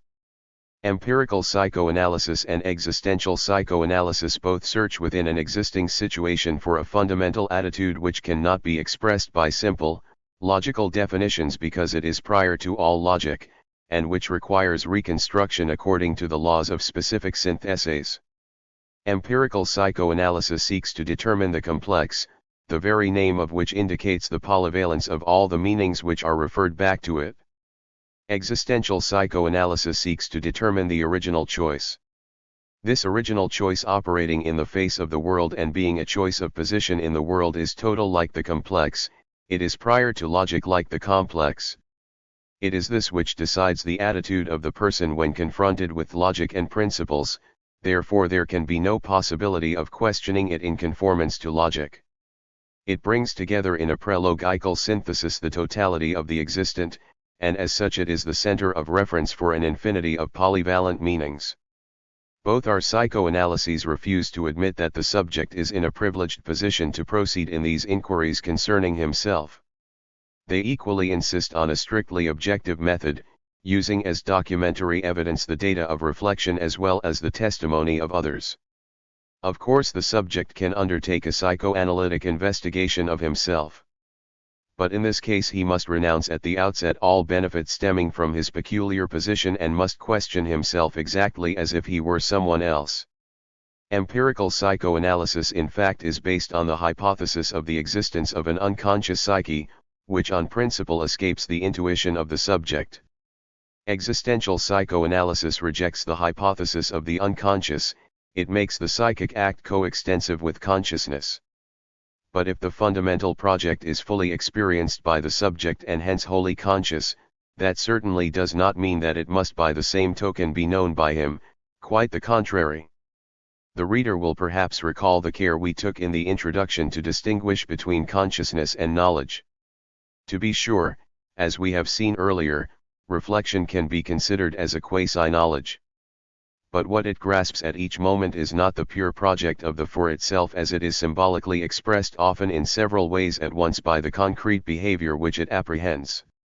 It grasps the concrete behavior itself, that is, the specific dated desire in all its characteristic network. It grasps at once symbol and symbolization. This apprehension, to be sure, is entirely constituted by a pre-ontological comprehension of the fundamental project, better yet, in so far as reflection is almost a non-thetic consciousness of itself as reflection, it is the same project, as well as the non-reflective consciousness. But it does not follow that it commands the instruments and techniques necessary to isolate the choice symbolized, to fix it by concepts, and to bring it forth into the full light of day. It is penetrated by a great light without being able to express what this light is illuminating. We are not dealing with an unsolved riddle as the Freudians believe, all is there, luminous, reflection is in full possession of it, apprehends all. But this mystery in broad daylight is due to the fact that this possession is deprived of the means which would ordinarily permit analysis and conceptualization.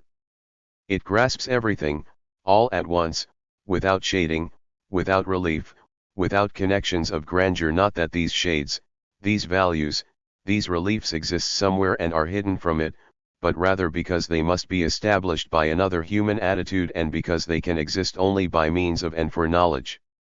Reflection, unable to serve as the basis for existential psychoanalysis, will then simply furnish us with the brute materials toward which the psychoanalyst must take an objective attitude. Thus only will he be able to know what he already understands. The result is that complexes uprooted from the depths of the unconscious, like projects revealed by existential psychoanalysis, will be apprehended from the point of view of the other. Consequently, the object thus brought into the light will be articulated according to the structures of the transcended transcendence, that is, its being will be the being for others even if the psychoanalyst and the subject of the psychoanalysis are actually the same person. Thus the project which is brought to light by either kind of psychoanalysis can be only the totality of the individual human being, the irreducible element of the transcendence with the structure of being for others. What always escapes these methods of investigation is the project as it is for itself, the complex in its own being. This project for itself can be experienced only as a living possession. There is an incompatibility between existence for itself and objective existence. But the object of the two psychoanalyses has in it nonetheless the reality of a being. The subject's knowledge of it can in addition contribute to clarify reflection, and that reflection can then become a possession which will be a quasi-knowing. At this point the similarity between the two kinds of psychoanalysis ceases. They differ fundamentally in that empirical psychoanalysis has decided upon its own irreducible instead of allowing this to make itself known in a self-evident intuition. The libido or the will to power in actuality constitutes a psychobiological residue which is not clear in itself and which does not appear to us as being beforehand the irreducible limit of the investigation. Finally, it is experience which establishes that the foundation of complexes is this libido or this will to power, and these results of empirical inquiry are perfectly contingent, they are not convincing. Nothing prevents our conceiving a priori of a human reality which would not be expressed by the will to power, for which the libido would not constitute the original, undifferentiated project. On the other hand, the choice to which existential psychoanalysis will lead us, precisely because it is a choice, accounts for its original contingency, for the contingency of the choice is the reverse side of its freedom. Furthermore, inasmuch as it is established on the lack of being, conceived as a fundamental characteristic of being, it receives its legitimacy as a choice, and we know that we do not have to push further. Each result then will be at once fully contingent and legitimately irreducible. Moreover, it will always remain particular, that is, we will not achieve as the ultimate goal of our investigation and the foundation of all behavior an abstract, general term, libido for example, which would be differentiated and made concrete first in complexes and then in detailed acts of conduct, due to the action of external facts and the history of the subject. On the contrary, it will be a choice which remains unique and which is from the start absolute concreteness. Details of behavior can express or particularize this choice, but they cannot make it more concrete than it already known in a self-evident intuition. The libido or the will to power in is. That is because the choice is nothing other than the being of each human reality. This amounts to saying that a particular partial behavior is or expresses the original choice of this human reality, since for human reality there is no difference between existing and choosing for itself. From this fact we understand that existential psychoanalysis does not have to proceed from the fundamental complex, which is exactly the choice of being, to an abstraction like the libido which would explain it. The complex is the ultimate choice, it is the choice of being and makes itself such. Bringing it into the light will reveal it each time as evidently irreducible. It follows necessarily that the libido and the will to power will appear to existential psychoanalysis neither as general characteristics common to all mankind nor as irreducibles. At most it will be possible after the investigation to establish that they express by virtue of particular ensembles in certain subjects of fundamental choice which cannot be reduced to either one of them. We have seen in fact that desire and sexuality in general express an original effort of the for itself to recover its being which has become estranged through contact with the other. The will to power also originally supposes being for others, the comprehension of the other, and the choice of winning its own salvation by means of the other. The foundation of this attitude must be an original choice which would make us understand the radical identification of being in itself for itself with being for others. The fact that the ultimate term of this existential inquiry must be a choice, distinguishes even better the psychoanalysis for which we have outlined the method and principal features. It thereby abandons the supposition that the environment acts mechanically on the subject under consideration. The environment can act on the subject only to the exact extent that he comprehends it, that is, transforms it into a situation. Hence no objective description of this environment could be of any use to us. From the start the environment conceived as a situation refers to the for itself which is choosing, just as the for itself refers to the environment by the very fact that the for itself is in the world. By renouncing all mechanical causation, we renounce at the same time all general interpretation of the symbolization confronted. Our goal could not be to establish empirical laws of succession, nor could we constitute a universal symbolism. Rather the psychoanalyst will have to rediscover at each step a symbol functioning in the particular case which he is considering. If each being is a totality, it is not conceivable that there can exist elementary symbolic relationships, e.g., the faces equals gold, or a pincushion equals the breast, which preserve a constant meaning in all cases, that is, which remain unaltered when they pass from one meaningful ensemble to another ensemble. Furthermore, the psychoanalyst will never lose sight of the fact that the choice is living and consequently can be revoked by the subject who is being studied. We have shown in the preceding chapter the importance of the instant, which represents abrupt changes in orientation and the assuming of a new position in the face of an unalterable past. From this moment on, we must always be ready to consider that symbols change meaning and to abandon the symbol used hitherto. Thus existential psychoanalysis will have to be completely flexible and adapt itself to the slightest observable changes in the subject. Our concern here is to understand what is individual and often even instantaneous. The method which has served for one subject will not necessarily be suitable to use for another subject or for the same subject at a later period.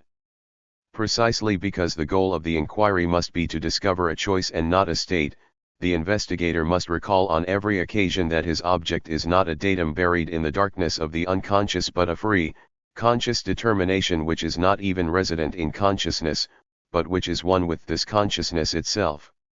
Empirical psychoanalysis, to the extent that its method is better than its principles, is often in sight of an existential discovery, but it always stops partway. When it thus approaches the fundamental choice, the resistance of the subject collapses suddenly and he recognizes the image of himself which is presented to him as if he were seeing himself in a mirror. This involuntary testimony of the subject is precious for the psychoanalyst. He sees there the sign that he has reached his goal, he can pass on from the investigation proper to the cure. But nothing in his principles or in his initial postulates permits him to understand or to utilize this testimony. Where could he get any such right? If the complex is really unconscious, that is, if there is a barrier separating the sign from the thing signified, how could the subject recognize it? Does the unconscious complex recognize itself? But haven't we been told that it lacks understanding? And if of necessity we granted to it the faculty of understanding the signs, would this not be to make of it by the same token a conscious unconscious? What is understanding if not to be conscious of what is understood? Shall we say on the other hand that it is the subject as conscious who recognizes the image presented? But how could he compare it with his true state, since that is out of reach and since he has never had any knowledge of it? At most he will be able to judge that the psychoanalytic explanation of his case is a probable hypothesis, which derives its probability from the number of behavior patterns which it explains. His relation to this interpretation is that of a third party, that of the psychoanalyst himself. He has no privileged position. And if he believes in the probability of the psychoanalytic hypothesis, is this simple belief, which lives in the limits of his consciousness, able to effect the breakdown of the barriers which dam up the unconscious tendencies? The psychoanalyst doubtless has some obscure picture of an abrupt coincidence of conscious and unconscious. But he has removed all methods of conceiving of this coincidence in any positive sense. Still, the enlightenment of the subject is a fact.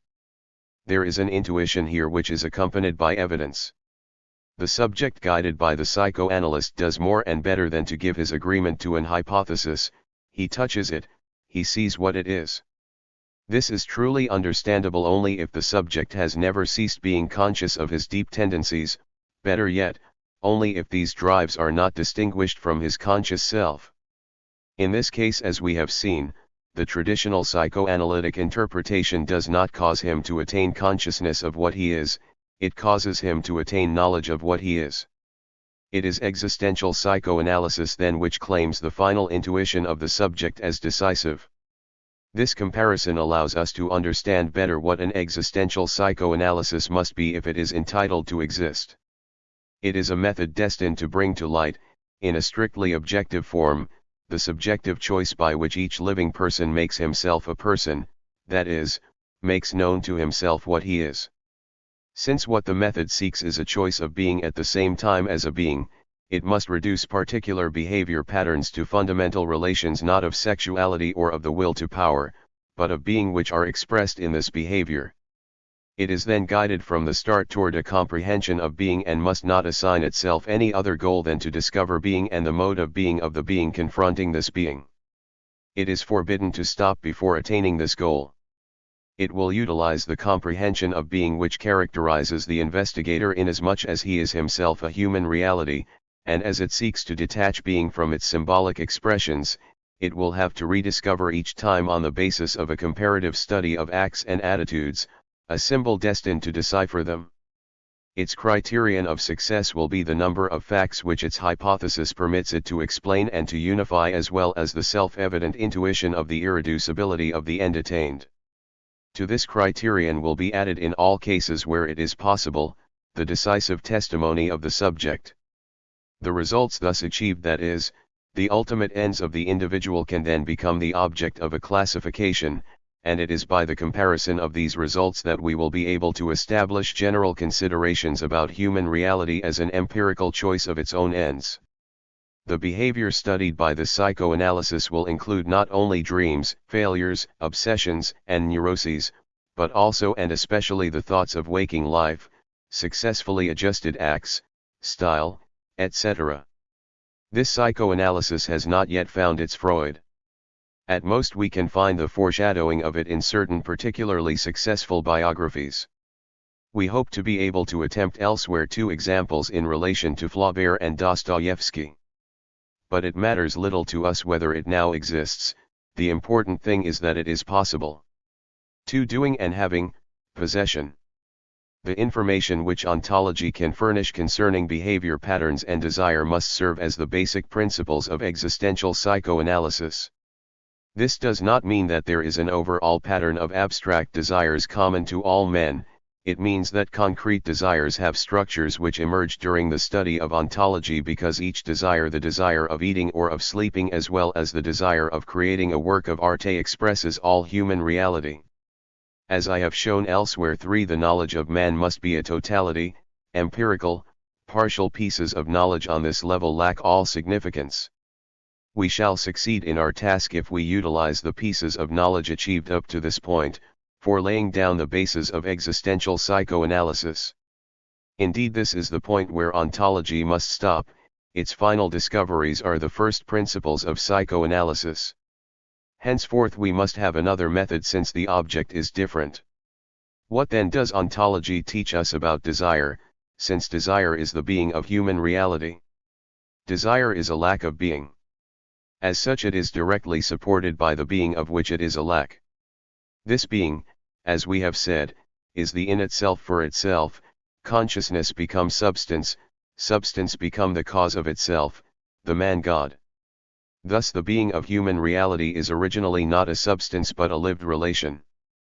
The limiting terms of this relation are first the original in itself, fixed in its contingency and its facticity, its essential characteristic being that it is, that it exists, and second the in itself for itself or value, which exists as the ideal of the contingent in itself and which is characterized as beyond all contingency and all existence.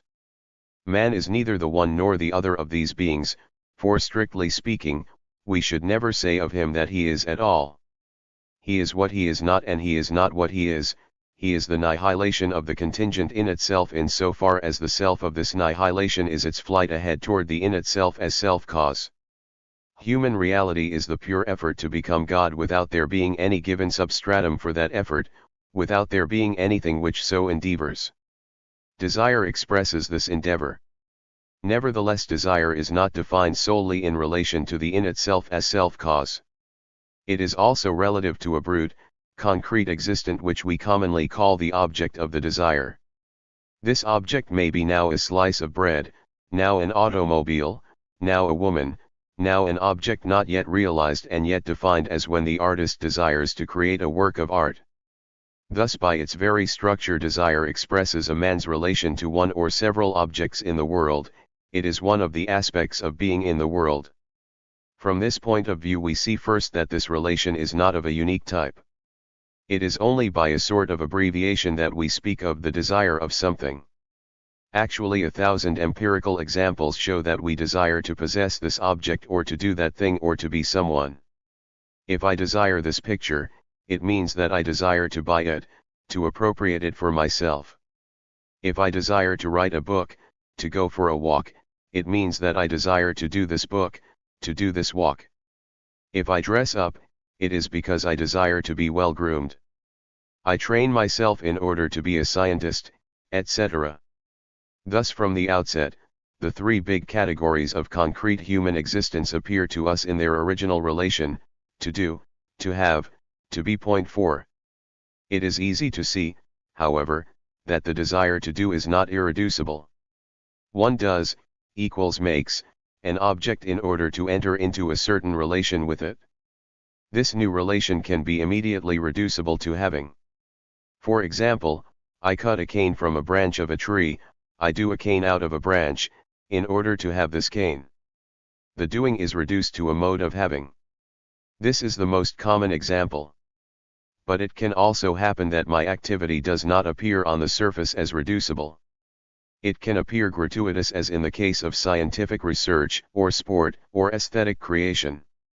Yet in these various examples doing is still not irreducible. If I create a picture, a drama, a melody, it is in order that I may be at the origin of a concrete existence. This existence interests me only to the degree that the bond of creation which I establish between it and me gives to me a particular right of ownership over it. It is not enough that a certain picture which I have in mind should exist, it is necessary as well that it exist through me.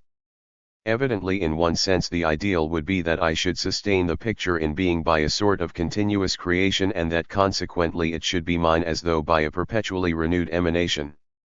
But in another sense it must be radically distinct from myself in order that it may be mine but not me. Here, as in the Cartesian theory of substances, there is danger that the being of the created object may be reabsorbed in my being because of lack of independence and objectivity. Hence it must of necessity exist also in itself, must perpetually renew its existence by itself. Consequently my work appears to me as a continuous creation but fixed in the in itself, it carries indefinitely my mark, that is, it is for an indefinite period my thought. Every work of art is a thought, an idea, its characteristics are plainly ideal to the extent that it is nothing but a meaning. But on the other hand, this meaning, this thought which is in one sense perpetually active as if I were perpetually forming it, as if a mind were conceiving it without respite, a mind which would be my mind, this thought sustains itself alone in being, it by no means ceases to be active when I am not actually thinking it. I stand to it then in the double relation of the consciousness which conceives it and the consciousness which encounters it. It is precisely this double relation which I express by saying that it is mine.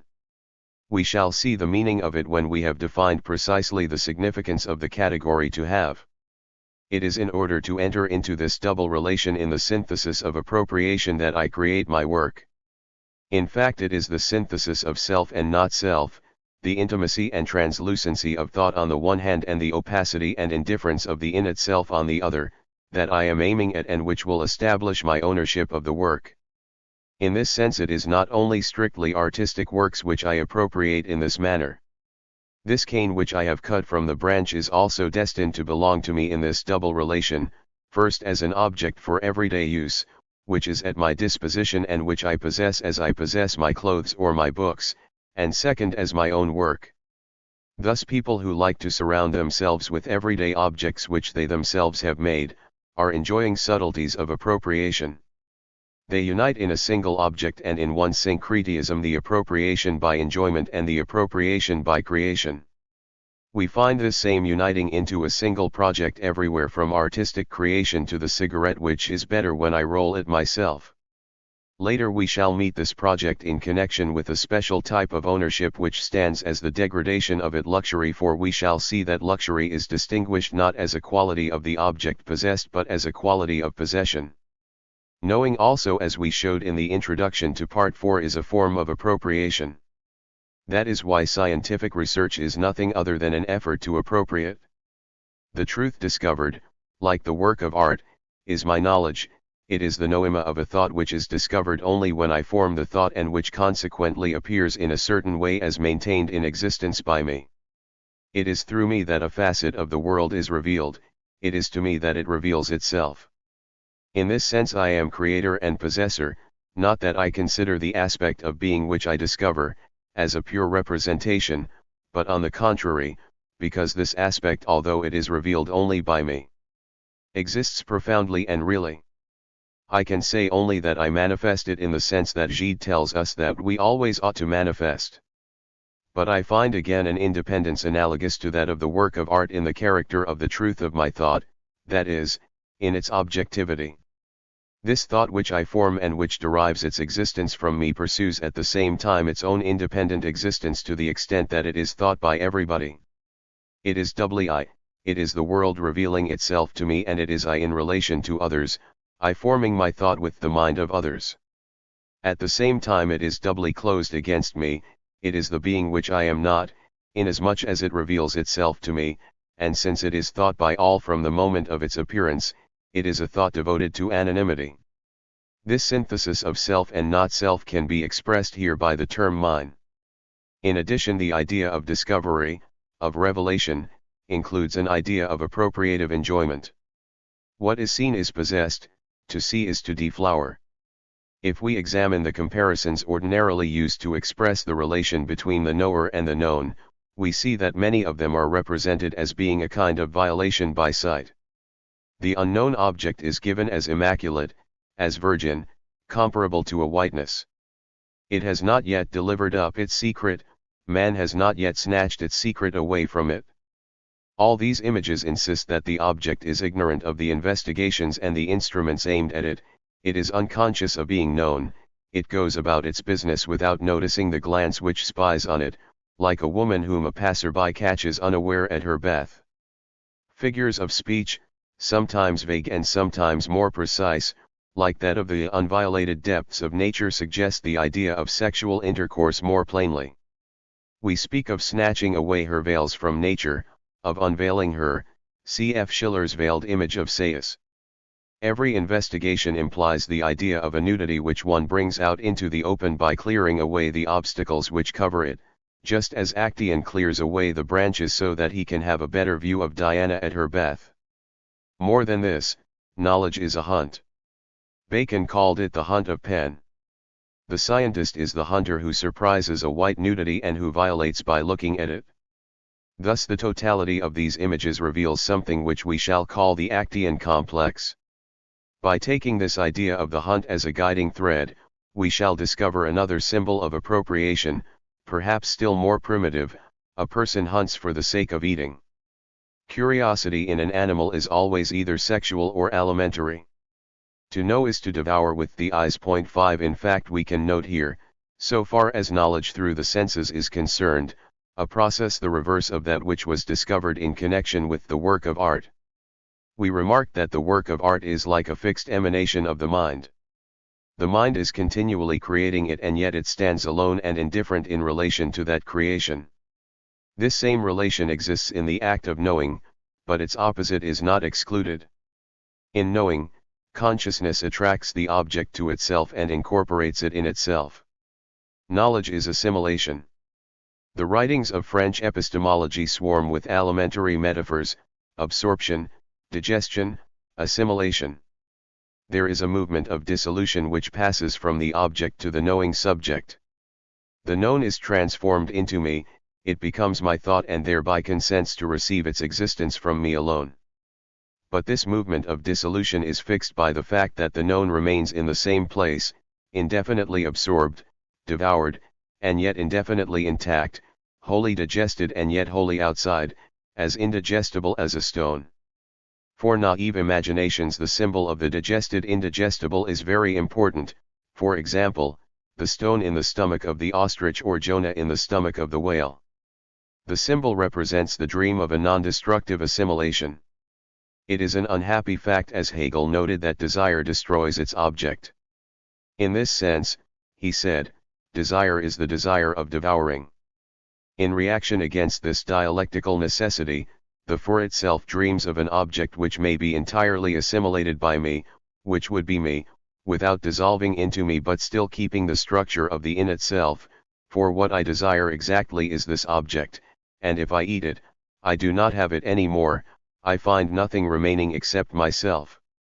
This impossible synthesis of assimilation and an assimilated which maintains its integrity, has deep-rooted connections with basic sexual drives. The idea of carnal possession offers us the irritating but seductive figure of a body perpetually possessed and perpetually new, on which possession leaves no trace. This is deeply symbolized in the quality of smooth or polished. What is smooth can be taken and felt but remains no less impenetrable, does not give way in the least beneath the appropriative caress. It is like water. This is the reason why erotic descriptions insist on the smooth whiteness of a woman's body. Smooth it is what reforms itself under the caress, as water reforms itself in its passage over the stone which has pierced it. At the same time, as we have seen earlier, the lover's dream is to identify the beloved object with himself and still preserve for it its own individuality: let the other become me without ceasing to be the other. It is at this point that we encounter the similarity to scientific research. The known object, like the stone in the stomach of the ostrich, is entirely within me, assimilated, transformed into myself, and it is entirely me, but at the same time it is impenetrable, untransformable, entirely smooth, with the indifferent nudity of a body which is beloved and caressed in vain. It remains outside. To know it is to devour it, yet without consuming it. We see here how the sexual and alimentary currents mingle and interpenetrate in order to constitute the Actaeon complex and the Jonah complex. We can see the digestive and sensual roots which are reunited to give birth to the desire of knowing. Knowledge is at one and the same time a penetration and a superficial caress, a digestion and the contemplation from afar of an object which will never lose its form, the production of a thought by a continuous creation and the establishment of the total objective independence of that thought. The known object is my thought as a thing. This is precisely what I profoundly desire when I undertake my research, to apprehend my thought as a thing and the thing as my thought. The syncretic relation which provides the basis for the ensemble of such diverse tendencies can be only a relation of appropriation. That is why the desire to know, no matter how disinterested it may appear, is a relation of appropriation. To know is one of the forms which can be assumed by to have. There remains one type of activity which we willingly admit is entirely gratuitous, the activity of play and the drives which relate back to it. Can we discover an appropriative drive in sport? To be sure, it must be noted first that play as contrasted with the spirit of seriousness appears to be the least possessive attitude, it strips the real of its reality. The serious attitude involves starting from the world and attributing more reality to the world than to oneself. At the very least the serious man confers reality on himself to the degree to which he belongs to the world. It is not by chance that materialism is serious, it is not by chance that it is found at all times and places as the favorite doctrine of the revolutionary. This is because revolutionaries are serious. They come to know themselves first in terms of the world which oppresses them, and they wish to change this world. In this one respect they are in agreement with their ancient adversaries, the possessors, who also come to know themselves and appreciate themselves in terms of their position in the world.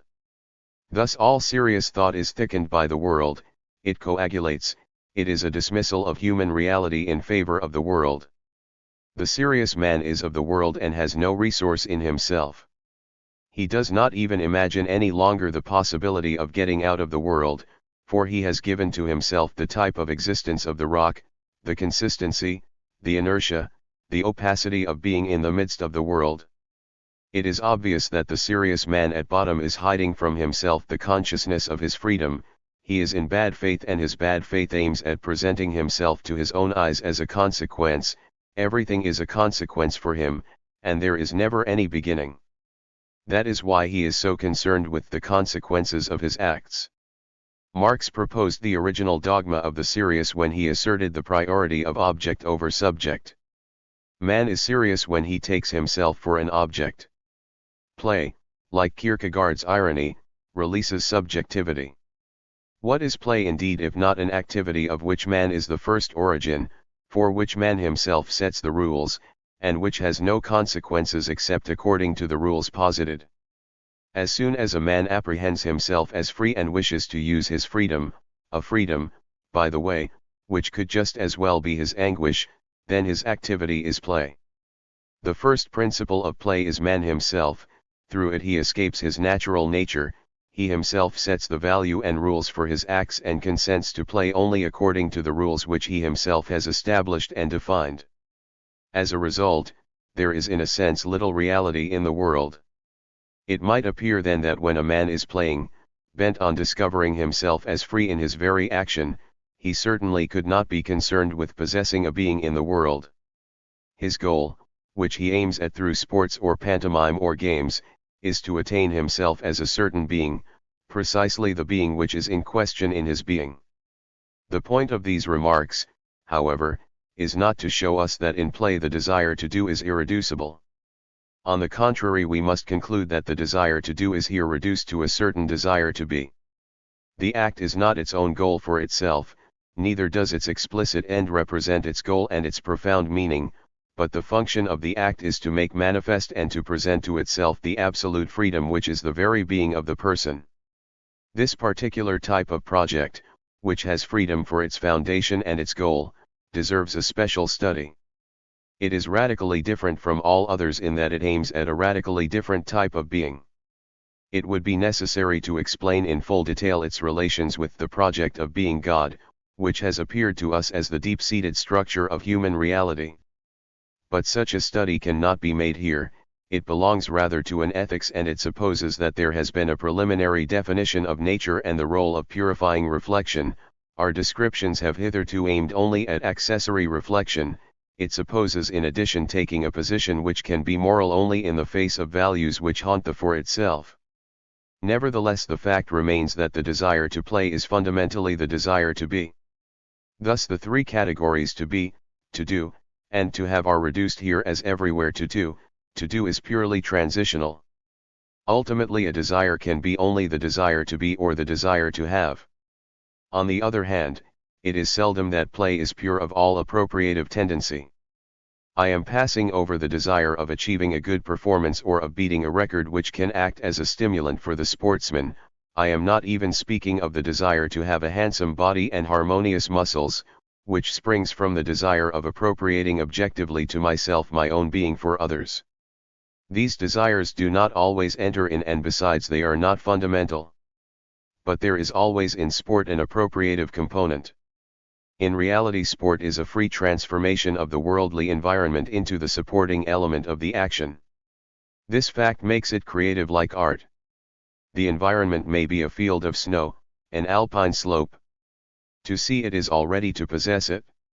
In itself it is already apprehended by sight as a symbol of being. It represents pure exteriority, radical spatiality, its undifferentiation, its monotony, and its whiteness manifest the absolute nudity of substance. It is the in itself which is only in itself, the being of the phenomenon, which being is manifested suddenly outside all phenomena.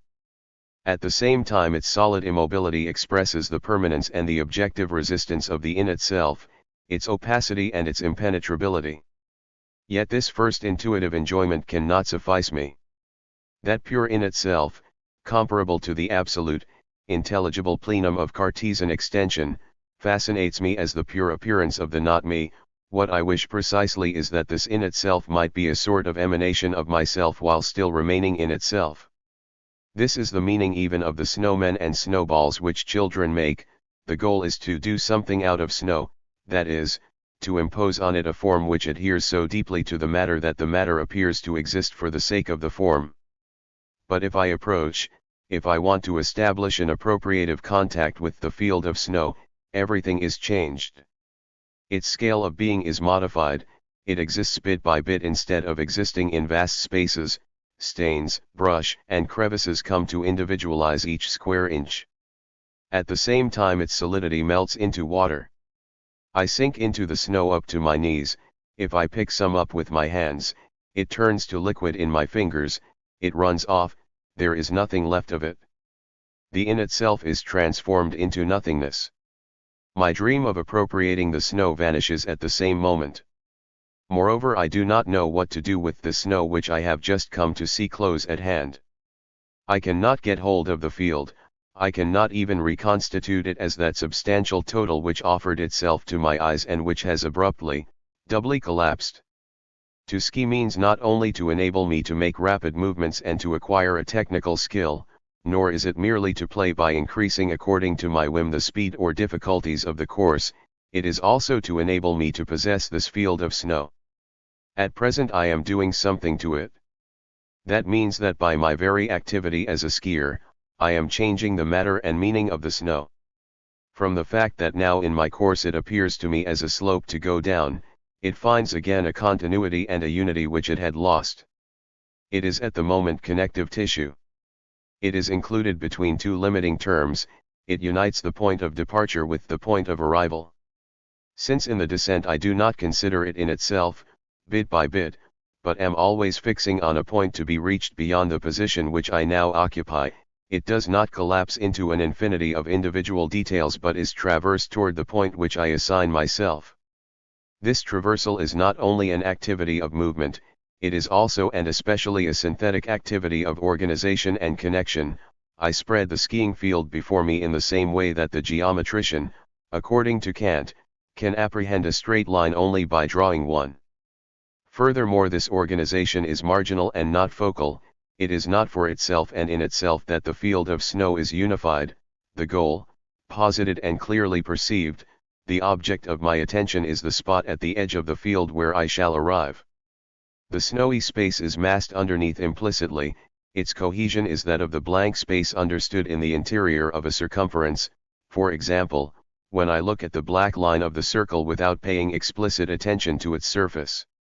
And precisely because I maintain it marginal, implicit, and understood, it adapts itself to me, I have it well in hand, I pass beyond it toward its end just as a man hanging a tapestry passes beyond the hammer which he uses, toward its end, which is to nail an arras on the wall. No appropriation can be more complete than this instrumental appropriation, the synthetic activity of appropriation is here a technical activity of utilization. The upsurge of the snow is the matter of my act in the same way that the upswing of the hammer is the pure fulfillment of the hammering. At the same time I have chosen a certain point of view in order to apprehend this snowy slope. This point of view is a determined speed, which emanates from me, which I can increase or diminish as I like. Through it the field traversed is constituted as a definite object, entirely distinct from what is would be at another speed. The speed organizes the ensembles at will. A specific object does or does not form a part of a particular group according to whether I have or have not taken a particular speed. Think, for example, of Provence seen on foot, by car, by train, by bicycle. It offers as many different aspects according to whether or not Béziers is 1 hour, a morning's trip, or 2 days distant from Narbonne, that is, according to whether Narbonne is isolated and posited for itself with its environs or whether it constitutes a coherent group with Béziers and Sète, for example. In this last case Narbonne's relation to the sea is directly accessible to intuition, in the other it is denied, it can form the object only of a pure concept. It is I myself then who give form to the field of snow by the free speed which I give myself. But at the same time I am acting upon my matter. The speed is not limited to imposing a form on a matter given from the outside, it creates its matter. The snow, which sank under my weight when I walked, which melted into water when I tried to pick it up, solidifies suddenly under the action of my speed, it supports me. It is not that I have lost sight of its lightness, its non-substantiality, its perpetual evanescence. Quite the contrary. It is precisely that lightness, that evanescence, that secret liquidity which hold me up, that is, which condense and melt in order to support me. This is because I hold a special relation of appropriation with the snow, sliding. This relation we will study later in detail. But at the moment we can grasp its essential meaning. We think of sliding as remaining on the surface. This is inexact, to be sure. I only skim the surface, and this skimming in itself is worth a whole study. Nevertheless I realize a synthesis which has depth. I realize that the bed of snow organizes itself in its lowest depths in order to hold me up. The sliding is action at a distance, it assures my mastery over the material without my needing to plunge into that material and engulf myself in it in order to overcome it. To slide is the opposite of taking root. The root is already half assimilated into the earth which nourishes it, it is a living concretion of the earth, it can utilize the earth only by making itself earth, that is, by submitting itself, in a sense, to the matter which it wishes to utilize. Sliding, on the contrary, realizes a material unity in depth without penetrating farther than the surface. It is like the dreaded master who does not need to insist nor to raise his voice in order to be obeyed. An admirable picture of power. From this comes that famous advice, slide, mortals, don't bear down. This does not mean stay on the surface, don't go deeply into things, but on the contrary, realize syntheses in depth without compromising yourself. Sliding is appropriation precisely because the synthesis of support realized by the speed is valid only for the slider and during the actual time when he is sliding. The solidity of the snow is effective only for me, is sensible only to me, it is a secret which the snow releases to me alone and which is already no longer true behind my back. Sliding realizes a strictly individual relation with matter, an historical relation. The matter reassembles itself and solidifies in order to hold me up, and it falls back exhausted and scattered behind me. Thus by my passage I have realized that which is unique for me. The ideal for sliding then is a sliding which does not leave any trace. It is sliding on water with a rowboat or motor boat or especially with water skis which, though recently invented, represent from this point of view the ideal limit of aquatic sports. Sliding on snow is already less perfect, there is a trace behind me by which I am compromised, however light it may be. Sliding on ice, which scratches the ice and finds a matter already organized, is very inferior, and if people continue to do it despite all this, it is for other reasons. Hence that slight disappointment which always seizes us when we see behind us the imprints which our skis have left on the snow.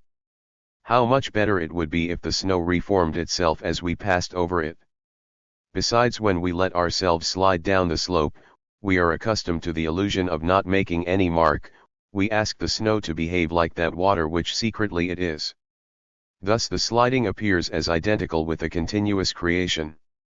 The speed is comparable to consciousness and here symbolizes consciousness. 7 While it exists, it affects in the material the birth of a deep quality which lives only so long as the speed exists, a sort of reassembling which conquers its indifferent exteriority and which falls back like a blade of glass behind the moving slider.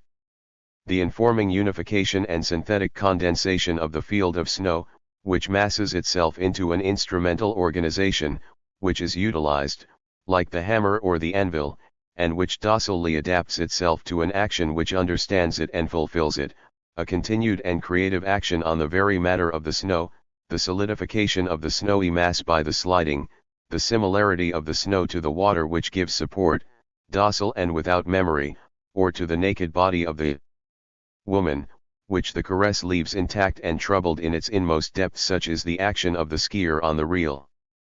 But at the same time the snow remains impenetrable and out of reach.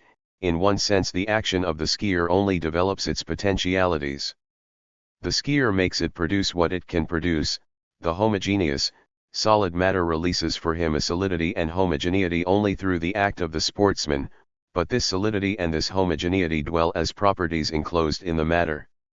This synthesis of self and not self which the sportsman's action here realizes is expressed, as in the case of speculative knowledge and the work of art, by the affirmation of the right of the skier over the snow. It is my field of snow, I have traversed it 100 times, 100 times I have through my speed effected the birth of this force of condensation and support, it is mine. To this aspect of appropriation through sport, there must be added a difficulty overcome. It is more generally understood, and we shall scarcely insist on it here. Before descending this snowy slope, I must climb up it. And this ascent has offered to me another aspect of the snow resistance. I have realized this resistance through my fatigue, and I have been able to measure at each instant the progress of my victory. Here the snow is identical with the other, and the common expressions to overcome, to conquer, to master, etc. indicate sufficiently that it is a matter of establishing between me and the snow the relation of master to slave. This aspect of appropriation which we find in the ascent, exists also in swimming, in an obstacle course, etc. The peak on which a flag is planted is a peak which has been appropriated. Thus a principal aspect of sport and in particular of open-air sports is the conquest of these enormous masses of water, of earth, and of air, which seem a priori indomitable and unutilizable, and in each case it is a question of possessing not the element for itself, but the type of existence in itself which is expressed by means of this element. It is the homogeneity of substance which we wish to possess in the form of snow, it is the impenetrability of the in itself and its non-temporal permanence which we wish to appropriate in the form of the earth or of the rock, etc. Art, science, play are activities of appropriation, either wholly or in part, and what they want to appropriate beyond the concrete object of their quest is being itself, the absolute being of the in itself. Thus ontology teaches us that desire is originally a desire of being and that it is characterized as the free lack of being. But it teaches us also that desire is a relation with a concrete existent in the midst of the world and that this existent is conceived as a type of in itself. It teaches us that the relation of the for itself to this desired in itself is appropriation. We are, then, in the presence of a double determination of desire. On the one hand, desire is determined as a desire to be a certain being, which is the in itself for itself and whose existence is ideal. On the other hand, desire is determined in the vast majority of cases as a relation with a contingent and concrete in itself which it has the project of appropriating. 8 Does one of these determinations dominate the other? Are the two characteristics compatible? Existential psychoanalysis can be assured of its principles only if ontology has given a preliminary definition of the relation of these two beings, the concrete and contingent in itself or object of the desire, and the in itself for itself or ideal of the desire, and if it has made explicit the relation which unites appropriation as a type of relation to the in itself, to being, as a type of relation to the in itself for itself. This is what we must attempt at present. What is meant by to appropriate? Or if you prefer, what do we understand by possessing an object? We have seen the reducibility of the category to do, which allows us to see in it at one time to be and at another to have. Is it the same with the category to have? It is evident that in a great number of cases, to possess an object is to be able to use it. However, I am not satisfied with this definition. In this cafe I use this plate and this glass, yet they are not mine. I cannot use that picture which hangs on my wall, and yet it belongs to me. The right which I have in certain cases to destroy what I possess is no more decisive. It would be purely abstract to define ownership by this right, and furthermore in a society with a planned economy an owner can possess his factory without having the right to close it. In imperial Rome the master possessed his slave but did not have the right to put him to death. Besides, what is meant here by the right to destroy, the right to use? I can see that this right refers me to the social sphere and that ownership seems to be defined within the compass of life in society. But I see also that the right is purely negative and is limited to preventing another from destroying or using what belongs to me. Of course we could try to define ownership as a social function. But first of all, although society confers in fact the right to possess according to certain rules, it does not follow that it creates the relation of appropriation. At the very most it makes it legal. If ownership is to be elevated to the rank of the sacred, it must first of all exist as a relation spontaneously established between the for itself and the concrete in itself. If we can imagine the future existence of a more just collective organization, where individual possession will cease to be protected and sanctified at least within certain limits, this does not mean that the appropriative tie will cease to exist. It can remain indeed by virtue of a private relation of men to things. Thus in primitive societies where the matrimonial bond is not yet a legal one and where hereditary descent is still matrilineal, the sexual tie exists at the very least as a kind of concubinage. It is necessary then to distinguish between possession and the right to possess. For the same reason I must reject any definition of the type which Proudhon gives, such as ownership is theft, for it begs the question. It is possible of course for private property to be the product of theft and for the holding of this property to have for its result the robbing of another. But whatever may be its origin and its results, ownership remains no less capable of description and definition in itself. The thief considers himself the owner of the money which he has stolen. Our problem then includes describing the precise relation of the thief to the stolen goods as well as the relation of the lawful owner to property honestly acquired. If I consider the object which I possess, I see that the quality of being possessed does not indicate a purely external denomination marking the object's external relation to me. On the contrary, this quality affects its very depths. It appears to me and it appears to others as making a part of the object's being. This is why primitive societies say of certain individuals that they are possessed, the possessed are thought of as belonging to. This is also the significance of primitive funeral ceremonies where the dead are buried with the objects which belong to them. The rational explanation, so that they can use the objects, is evidently after the event. It is more probable that at the period when this kind of custom appeared spontaneously, no explanation seemed to be required. The objects had the specific quality belonging to the deceased. They formed a whole with him. There was no more question of burying the dead man without his usual objects than of burying him without one of his legs. The corpse, the cup from which the dead man drank, the knife which he used make a single dead person. The custom of burning widows in Malabar can very well be included under this principle. The woman has been possessed, the dead man takes her along with him in his death. In the eyes of the community, by rights she is dead. The burning is only to help her pass from this death by right to death in fact. Objects which cannot be put in the grave are haunted. A ghost is only the concrete materialization of the idea that the house and furnishings are possessed. To say that a house is haunted means that neither money nor effort will efface the metaphysical, absolute fact of its possession by a former occupant. It is true that the ghosts which haunt ancestral castles are degraded lorries. But what are these lorries if not layers of possession which have been deposited one by one on the walls and furnishings of the house?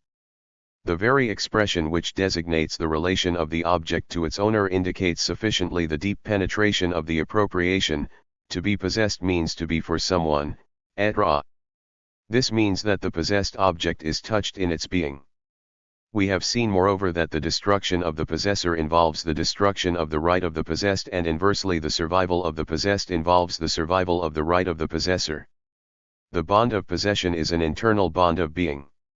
I meet the possessor in and through the object which he possesses.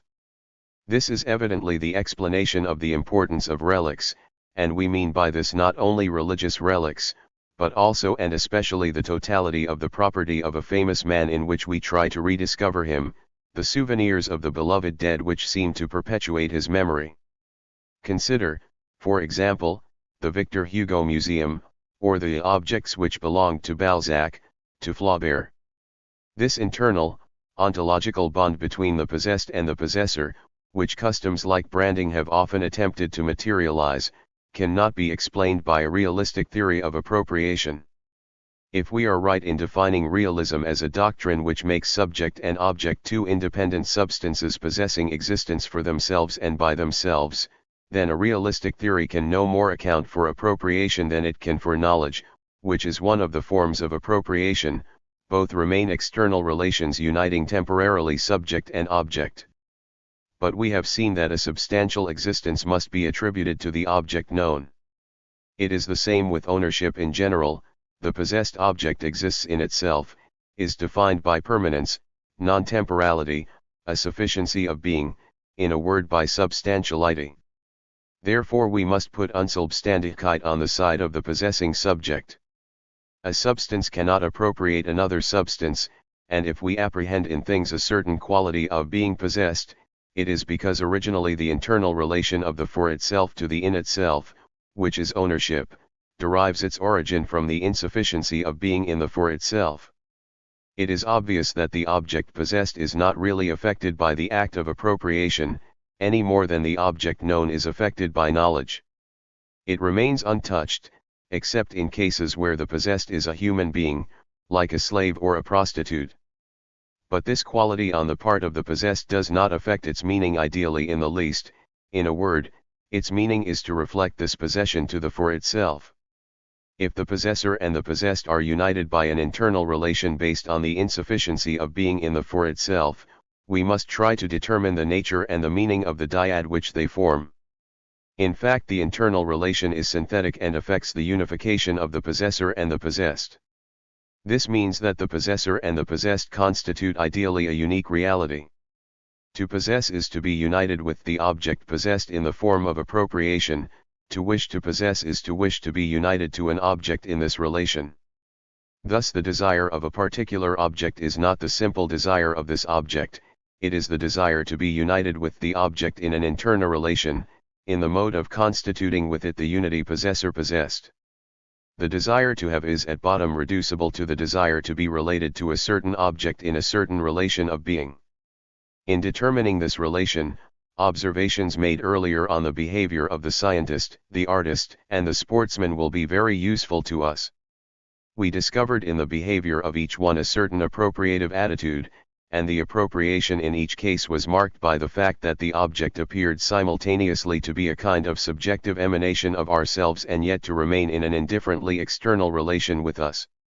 The mine appeared to us then as a relation of being intermediate between the absolute interiority of the me and the absolute exteriority of the not me.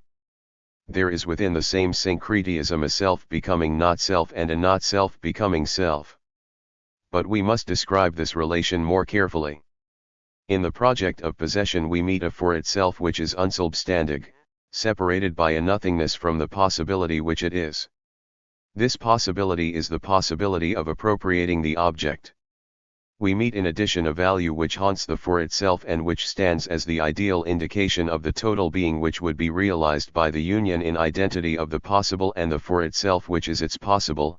I mean here the being which would be realized if I were in the indissoluble unity of identity myself and my property. Thus appropriation would be a relation of being between a for itself and a concrete in itself, and this relation would be haunted by the ideal indication of an identification between this for itself and the in itself which is possessed. To possess means to have for myself, that is, to be the unique end of the existence of the object. If possession is entirely and concretely given, the possessor is the raison d'être of the possessed object. I possess this pen, that means this pen exists for me, has been made for me. Moreover, originally it is I who make for myself the object which I want to possess. My bow and arrows, that means the objects which I have made for myself. Division of labor can dim this original relation but cannot make it disappear. Luxury is a degradation of it. In the primitive form of luxury, I possess an object which I have had made, done, for myself by people belonging to me, slaves, servants born in the house. Luxury therefore is the form of ownership closest to primitive ownership. It is this which next to ownership itself throws the most light on the relation of creation which originally constitutes appropriation. This relation in a society where the division of labor is pushed to the limit, is hidden but not suppressed. The object which I possess is one which I have bought. Money represents my strength. It is less a possession in itself than an instrument for possessing. That is why, except in most unusual cases of avarice, money is effaced before its possibility for purchase. It is evanescent, it is made to unveil the object, the concrete thing. Money has only a transitive being. But to me it appears as a creative force. To buy an object is a symbolic act which amounts to creating the object. That is why money is synonymous with power, not only because it is in fact capable of procuring for us what we desire, but especially because it represents the effectiveness of my desire as such. Precisely because it is transcended toward the thing, surpassed, and simply implied, it represents my magical bond with the object. Money suppresses the technical connection of subject and object and renders the desire immediately operative, like the magic wishes of fairy tales. Stop before a showcase with money in your pocket, the objects displayed are already more than half yours. Thus money establishes a bond of appropriation between the for itself and the total collection of objects in the world. By means of money, desire as such is already informer and creator. Thus through a continuous degradation, the bond of creation is maintained between subject and object. To have is first to create. And the bond of ownership which is established then is a bond of continuous creation. The object possessed is inserted by me into the total form of my environment, its existence is determined by my situation and by its integration in that same situation. My lamp is not only that electric bulb, that shade, that wrought iron stand, it is a certain power of lighting this desk, these books, this table. It is a certain luminous nuance of my work at night in connection with my habits of reading or writing late. It is animated, colored, defined by the use which I make of it. It is that use and exists only through it.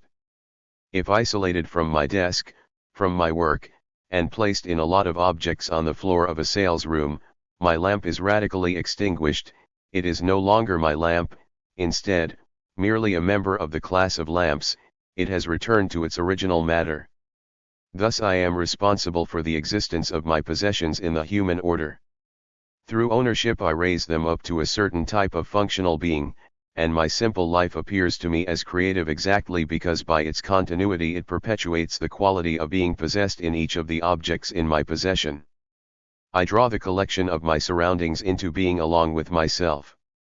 If they are taken from me, they die as my arm would die if it were severed from me. But the original, radical relation of creation is a relation of emanation, and the difficulties encountered by the Cartesian theory of substance are there to help us discover this relation. What I create is still me if by creating we mean to bring matter and form to existence. The tragedy of the absolute creator, if he existed, would be the impossibility of getting out of himself, for whatever he created could be only himself. Where could my creation derive any objectivity and independence since its form and its matter are from me? Only a sort of inertia could close it off from my presence, but in order for this same inertia to function, I must sustain it in existence by a continuous creation. Thus to the extent that I appear to myself as creating objects by the sole relation of appropriation, these objects are myself. The pen and the pipe, the clothing, the desk, the house are myself. The totality of my possessions reflects the totality of my being. I am what I have. It is I myself which I touch in this cup, in this trinket. This mountain which I climb is myself to the extent that I conquer it, and when I am at its summit, which I have achieved at the cost of this same effort, when I attain this magnificent view of the valley and the surrounding peaks, then I am the view, the panorama is myself dilated to the horizon, for it exists only through me, only for me. But creation is an evanescent concept which can exist only through its movement. If we stop it, it disappears. At the extreme limits of its acceptance, it is annihilated. Either I find only my pure subjectivity or else I encounter a naked, indifferent materiality which no longer has any relation to me. Creation can be conceived and maintained only as a continued transition from one term to the other. As the object rises up in my world, it must simultaneously be wholly me and wholly independent of me. This is what we believe that we are realizing in possession. The possessed object as possessed is a continuous creation, but still it remains there, it exists by itself, it is in itself. If I turn away from it, it does not thereby cease to exist. If I go away, it represents me in my desk, in my room, in this place in the world. From the start it is impenetrable. This pen is entirely myself, at the very point at which I no longer even distinguish it from the act of writing, which is my act. And yet, on the other hand, it is intact, my ownership does not change it, there is only an ideal relation between it and me. In a sense I enjoy my ownership if I surpass it toward use, but if I wish to contemplate it, the bond of possession is effaced, I no longer understand what it means to possess. The pipe there on the table is independent, indifferent. I pick it up, I feel it, I contemplate it so as to realize this appropriation, but just because these gestures are meant to give me the enjoyment of this appropriation, they miss their mark. I have merely an inert, wooden stem between my fingers. It is only when I pass beyond my objects toward a goal, when I utilize them, that I can enjoy their possession. Thus the relation of continuous creation encloses within it as its implicit contradiction the absolute, in itself independence of the objects created. Possession is a magical relation.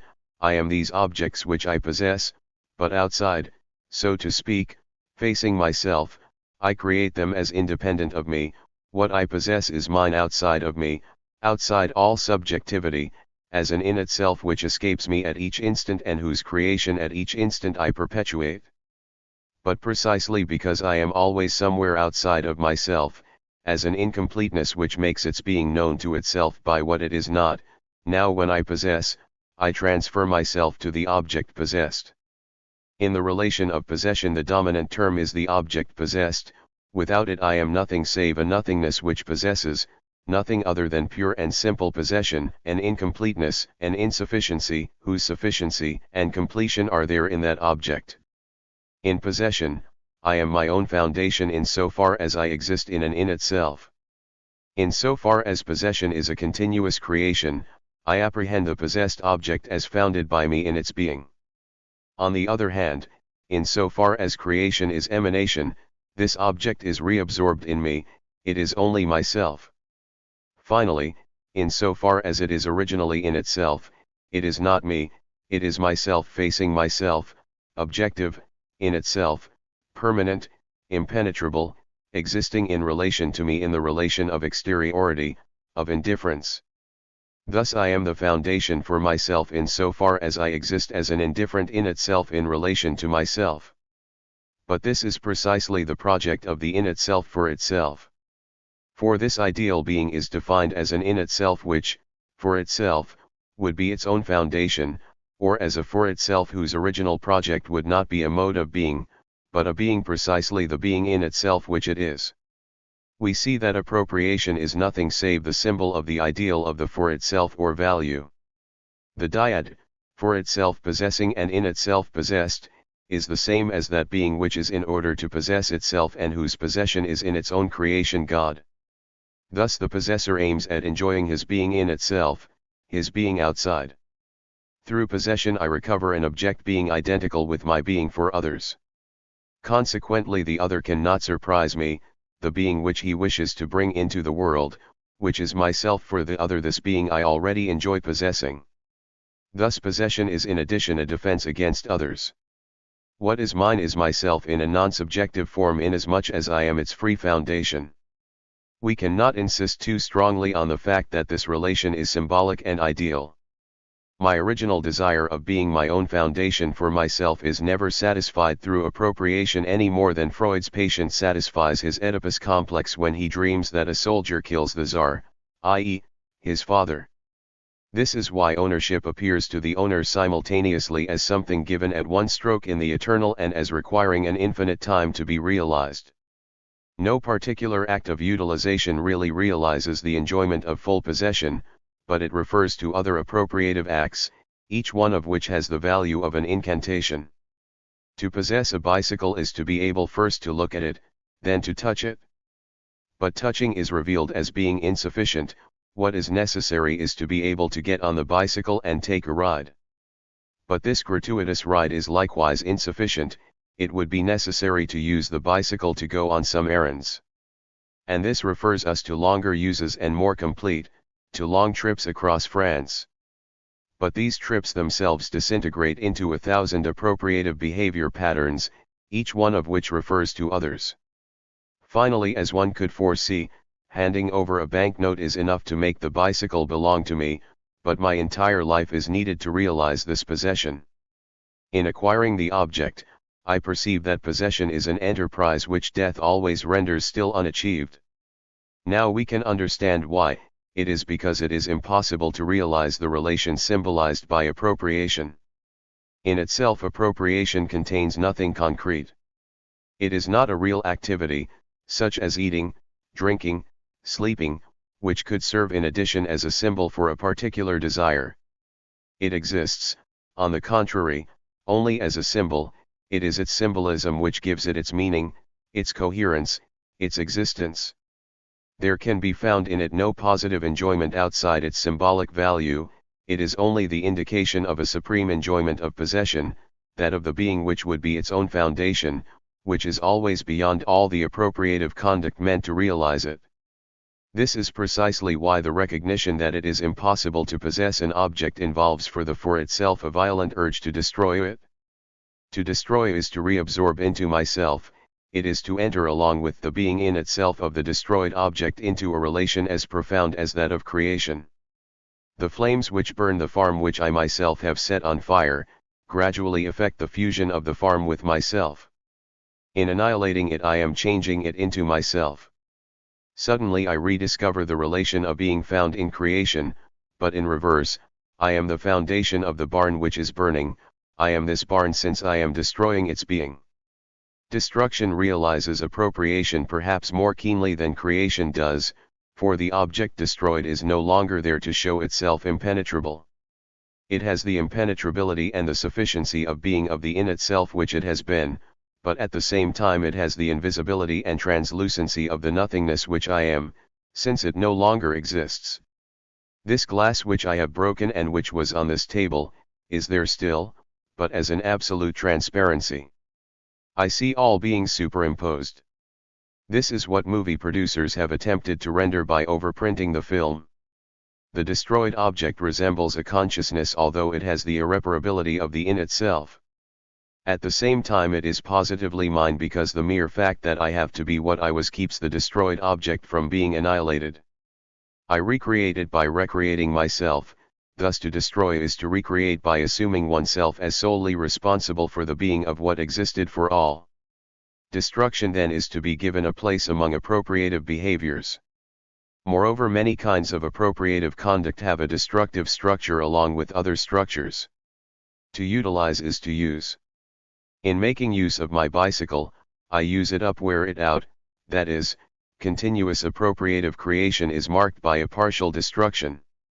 This wear can cause distress for strictly practical reasons, but in the majority of cases it brings a secret joy, almost like the joy of possession. This is because it is coming from us we are consuming. It should be noted that the word consume holds the double meaning of an appropriative destruction and an alimentary enjoyment. To consume is to annihilate and it is to eat, it is to destroy by incorporating into oneself. If I ride on my bicycle, I can be annoyed at wearing out its tires because it is difficult to find others to replace them, but the image of enjoyment which my body invokes is that of a destructive appropriation, of a creation destruction. The bicycle gliding alone, carrying me, by its very movement is created and made mine, but this creation is deeply imprinted on the object by the light, continued wear which is impressed on it and which is like the brand on the slave. The object is mine because it is I who have used it.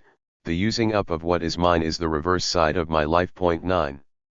These remarks will enable us to understand better the meaning of certain feelings or behavior ordinarily considered as irreducible, for example, generosity. Actually, the gift is a primitive form of destruction. We know, for example, that the potlatch involves the destruction of enormous quantities of merchandise. These destructions are forbidden to the other, the gifts enchain him. On this level it is indifferent whether the object is destroyed or given to another. In any case the potlatch is destruction and enchaining of the other. I destroy the object by giving it away as well as by annihilating it. I suppress in it the quality of being mine, which constituted it to the depths of its being. I remove it from my sight. I constitute it in relation to my table, to my room as absent. I alone shall preserve for it the ghostly, transparent being of past objects, because I am the one through whom beings pursue an honorary existence after their annihilation. Thus generosity is above all a destructive function. The craze for giving which sometimes seizes certain people is first and foremost a craze to destroy. It is equivalent to an attitude of madness, a love which accompanies the shattering objects. But the craze to destroy which is at the bottom of generosity is nothing else than a craze to possess. All which I abandon, all which I give, I enjoy in a higher manner through the fact that I give it away. Giving is a keen, brief enjoyment, almost sexual. To give is to enjoy possessively the object which one gives. It is a destructive appropriative contact. But at the same time the gift casts a spell over the recipient. It obliges him to recreate, to maintain in being by a continuous creation this bit of myself which I no longer want, which I have just possessed up to its annihilation, and which finally remains only as an image. To give is to enslave. That aspect of the gift does not interest us here, for it concerns primarily our relations with others. What we wish to emphasize is that generosity is not irreducible. To give is to appropriate by destruction while utilizing this destruction to enslave another. Generosity then is a feeling structured by the existence of the other and indicates a preference for appropriation by destruction. In this way it leads us toward nothingness still more than toward the in itself. We have here a nothingness of in itself which is evidently itself in itself but which as nothingness can symbolize with the being which is its own nothingness. If then existential psychoanalysis encounters evidence of generosity in a subject, it must search further for his original project and ask why the subject has chosen to appropriate by destruction rather than by creation. The answer to this question will reveal that original relation to being which constitutes the person who is being studied. These observations aim only at bringing to light the ideal character of the appropriative tie and the symbolic function of all appropriative conduct. It is necessary to add that the symbol is not deciphered by the subject himself. It has not been prepared by a symbolic process in an unconscious but comes from the very structure of being in the world.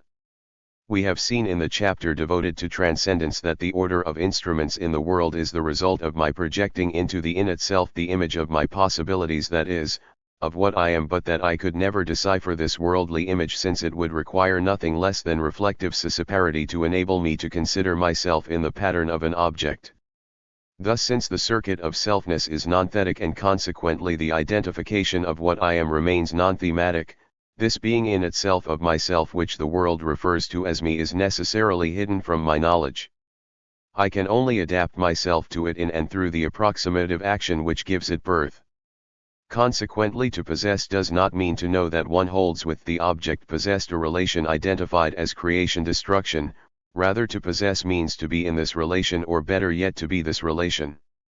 The possessed object has for us an immediately apprehensible quality which transforms it entirely, the quality of being mine, but this quality is in itself strictly undecipherable. It reveals itself in and through action. It makes clear that it has a particular meaning, but from the moment that we want to withdraw a little in relation to the object and to contemplate it, the quality vanishes without revealing its deeper structure and its meaning. This withdrawal indeed is itself destructive of the appropriative connection. An instant earlier I was engaged in an ideal totality, and precisely because I was engaged in my being, I could not know it. An instant later the totality has been broken and I cannot discover the meaning of it in the disconnected fragments which formerly composed it. This can be observed in that contemplative experience called depersonalization which certain patients have in spite of efforts to resist it. We are forced then to have recourse to existential psychoanalysis to reveal in each particular case the meaning of the appropriative synthesis for which we have just determined a general, abstract meaning by ontology. It remains to determine in general the meaning of the object possessed. This investigation should complete our knowledge of the appropriative project. What then is it which we seek to appropriate? In the first place, it is easy to see abstractly that we originally aim at possessing not so much the mode of being of an object as the actual being of this particular object. In fact, it is as a concrete representative of being in itself that I desire to appropriate it, that is, to apprehend that ideally I am the foundation of its being in so far as it is a part of myself, and on the other hand to apprehend that empirically the appropriated object is never valid in itself alone nor for its individual use. No particular appropriation has any meaning outside its indefinite extensions. The pen which I possess is the same as all other pens, it is the class of pens which I possess in it. But in addition I possess in it the possibility of writing, of tracing with certain characteristic forms and color, for I combine the instrument itself and the ink which I use in it. These characteristic forms and color with their meaning are condensed in the pen as well as the paper, its special resistance, its odor, etc.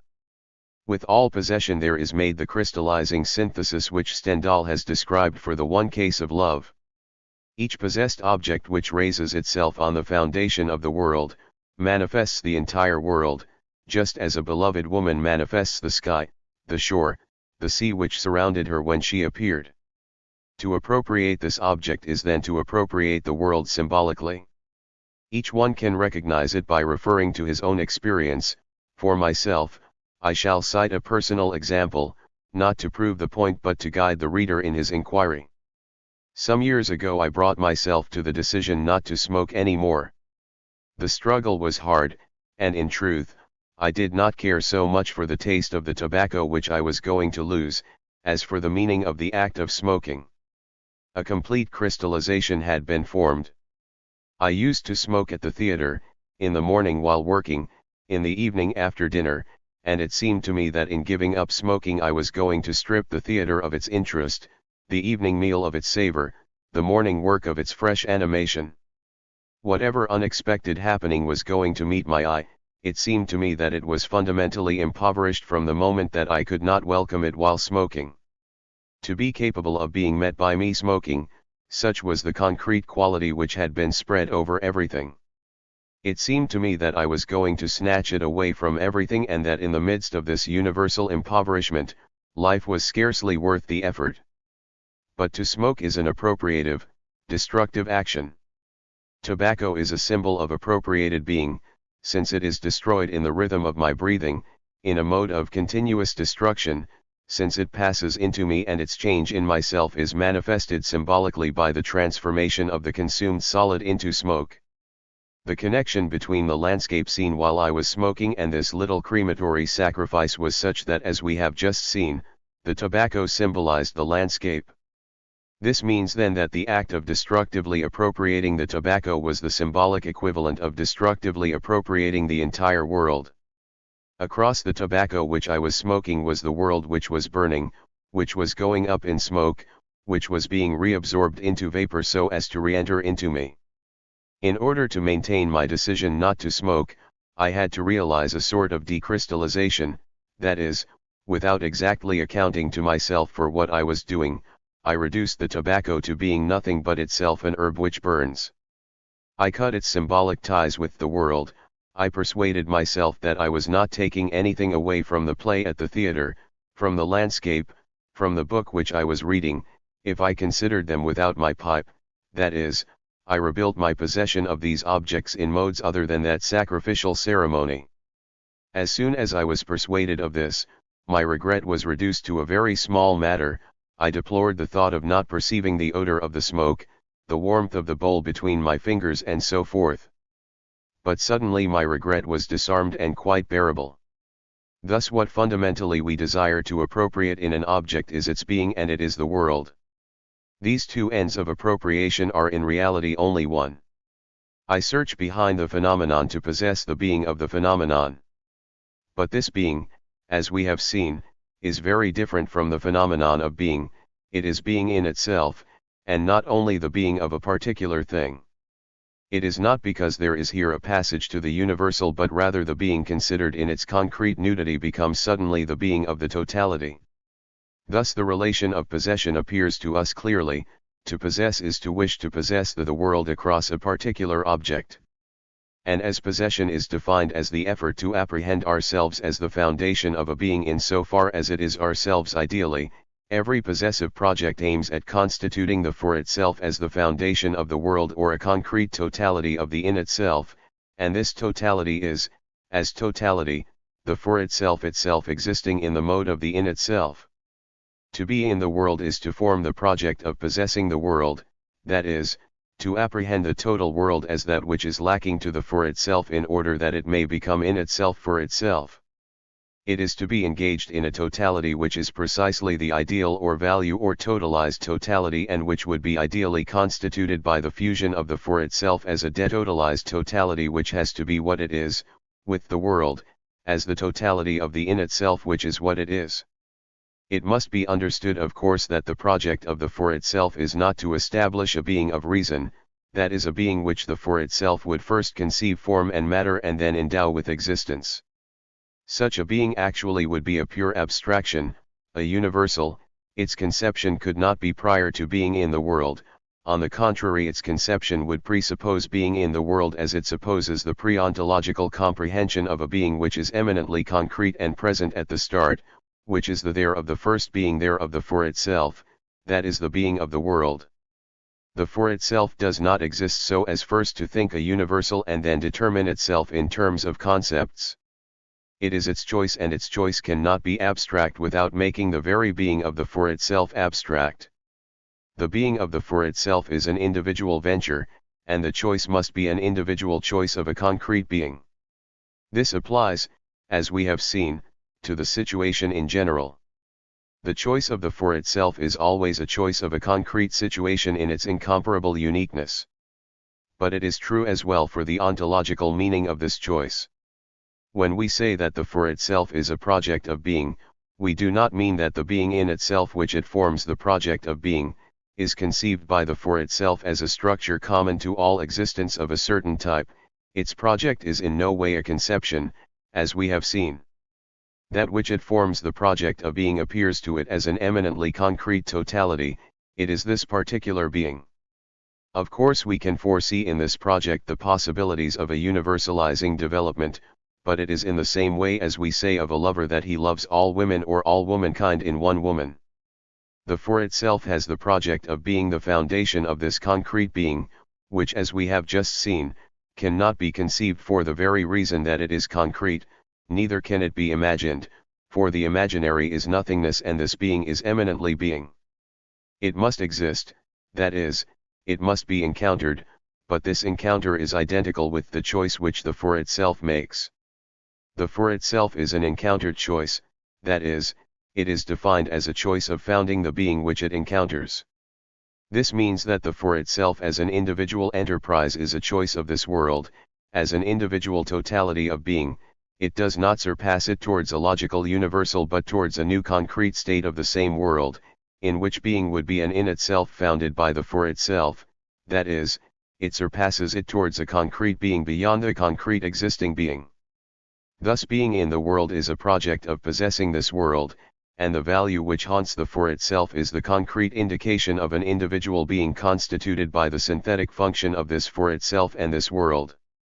Being, in fact, whatever it may be, wherever it may come from and in whatever mode we may consider it, whether it is in itself or for itself or the impossible ideal of in itself for itself, is in its original contingency an individual venture. Now we can define the relations which unite the two categories, to be and to have. We have seen that desire can be originally either the desire to be or the desire to have. But the desire to have is not irreducible. While the desire to be bears directly on the for itself and has the project of conferring on it without intermediary the dignity of in itself for itself, the desire to have aims at the for itself on, in, and through the world. It is by the appropriation of the world that the project to have aims at realizing the same value as the desire to be. That is why these desires, which can be distinguished by analysis, are in reality inseparable.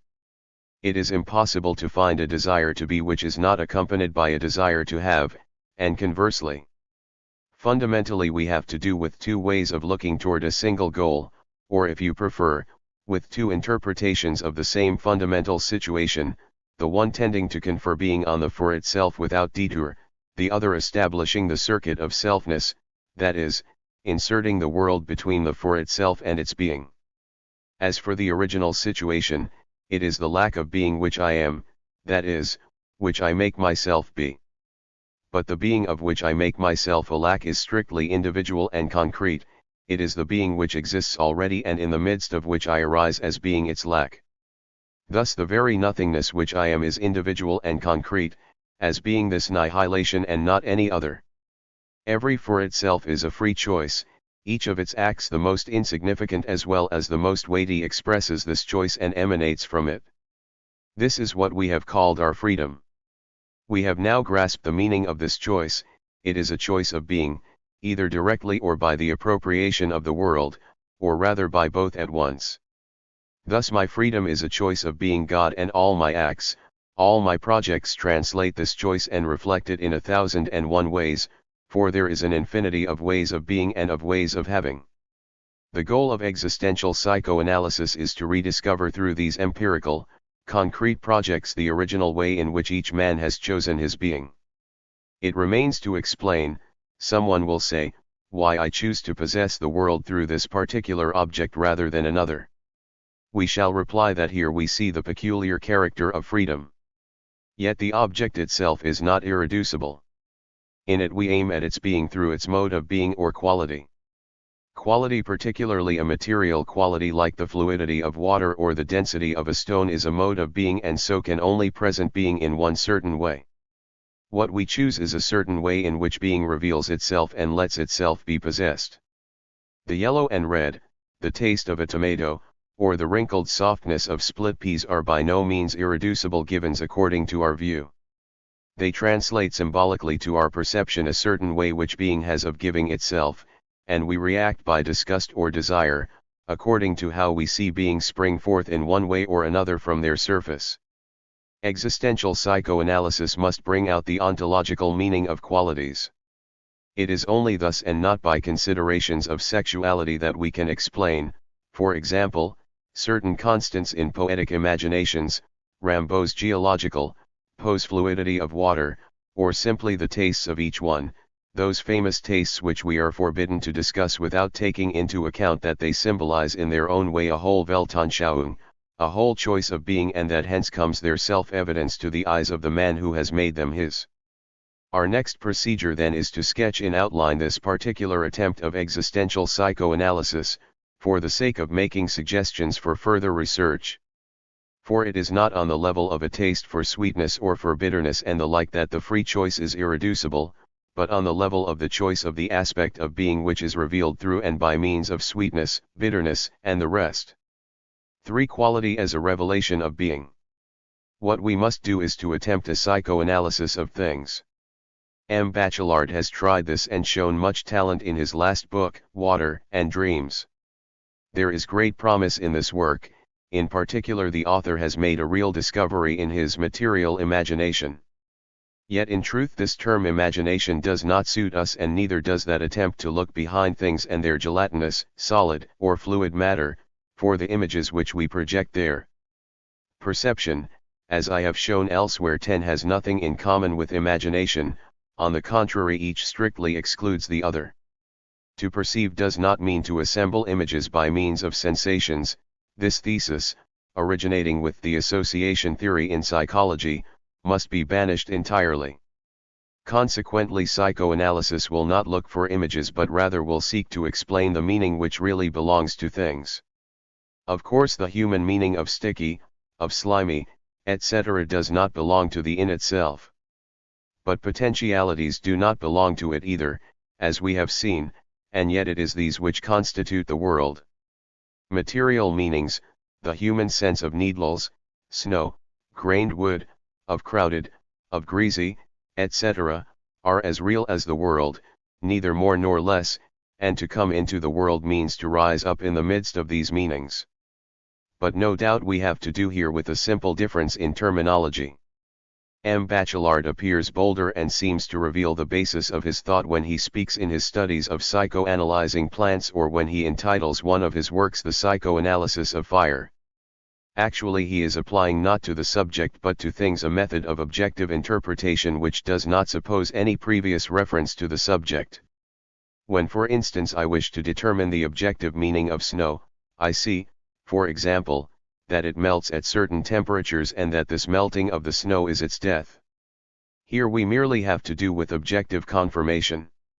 When I wish to determine the meaning of this melting, I must compare it to other objects located in other regions of existence but equally objective, equally transcendent ideas, friendship, persons concerning which I can also say that they melt. Money melts in my hands. I am swimming and I melt in the water. Certain ideas in the sense of socially objective meaning snowball and others melt away. 11 We say, how thin he has become. How he has melted away. Comme il a fondu. Doubtless I shall thus obtain a certain relation binding certain forms of being to certain others. It is important to compare the melting snow to certain other more mysterious examples of melting. Take for example the content of certain old myths.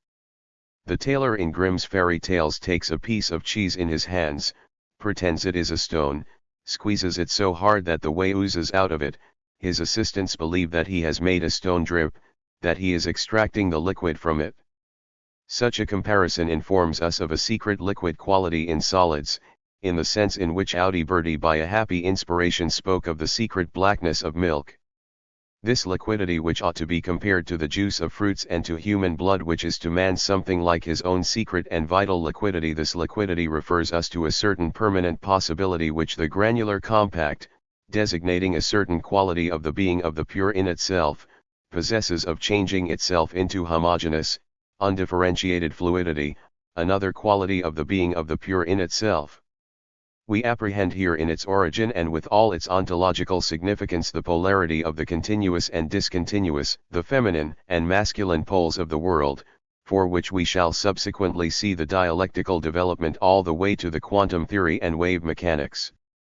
Thus we shall succeed in deciphering the secret meaning of the snow, which is an ontological meaning. But in all this, where is the relation to the subjective? To imagination? All we have done is to compare strictly objective structures and to formulate the hypothesis which can unify and group these structures. That is why psychoanalysis depends here on the things themselves, not upon men. That is also why I should have less confidence than M. Bachelard in resorting at this level to the material imaginations of poets, whether Lautréamont, Rimbaud, or Poe. To be sure, it is fascinating to look for the bestiary of Lautréamont.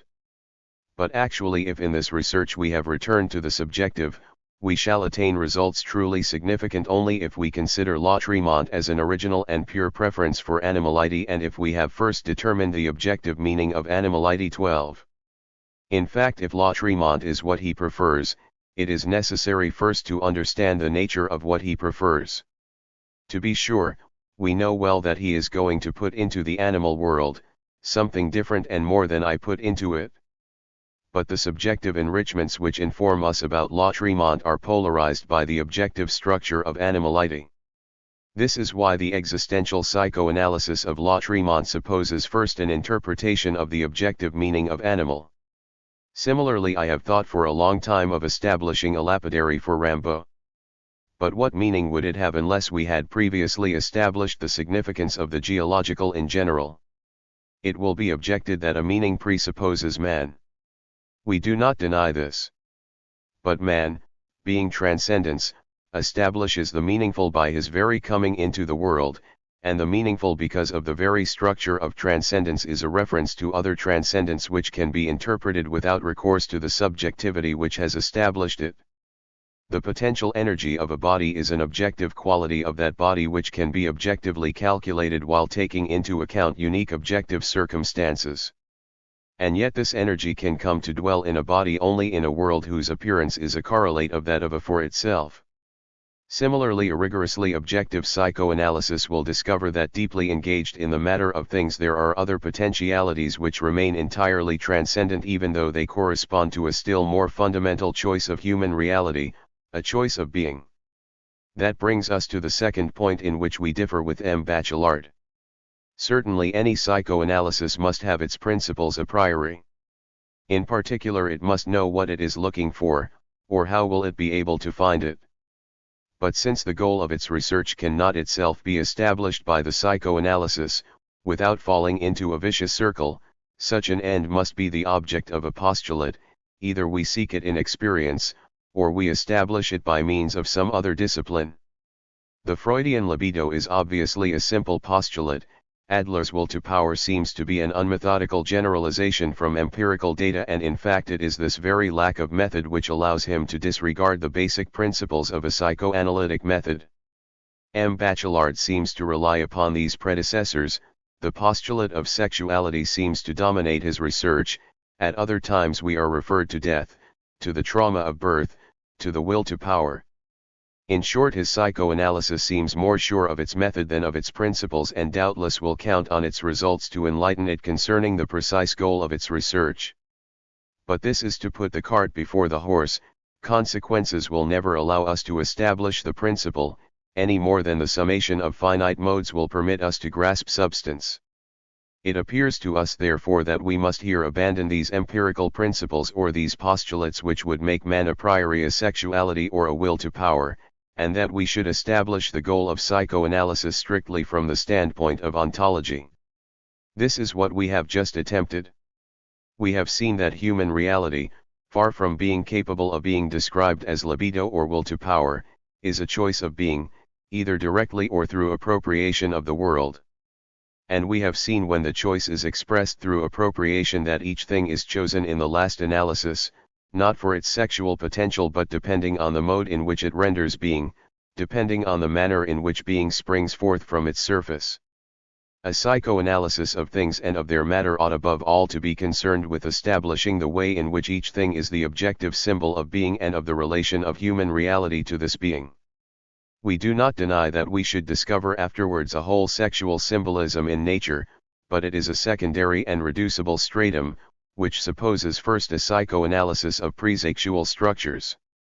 Thus M. Bachelard's study of water, which abounds in ingenious and profound insights, will be for us a set of suggestions, a precious collection of materials which should now be utilized by a psychoanalysis which is aware of its own principles. What ontology can teach psychoanalysis is first of all the true origin of the meanings of things and their true relation to human reality. Ontology alone in fact can take its place on the plane of transcendence and from a single viewpoint apprehend being in the world with its two terms, because ontology alone has its place originally in the perspective of the cogito. Once again, the ideas of facticity and situation will enable us to understand the existential symbolism of things. We have seen that it is in theory possible but in practice impossible to distinguish facticity from the project which constitutes it in situation. This observation can be of use to us here. We have seen that there is no necessity to hold that the this has any meaning whatever when considered in the indifferent exteriority of its being and independently from the upsurge of the for itself. Actually its quality, as we have seen, is nothing other than its being. The yellow of the lemon, we said, is not a subjective mode of apprehending the lemon, it is the lemon.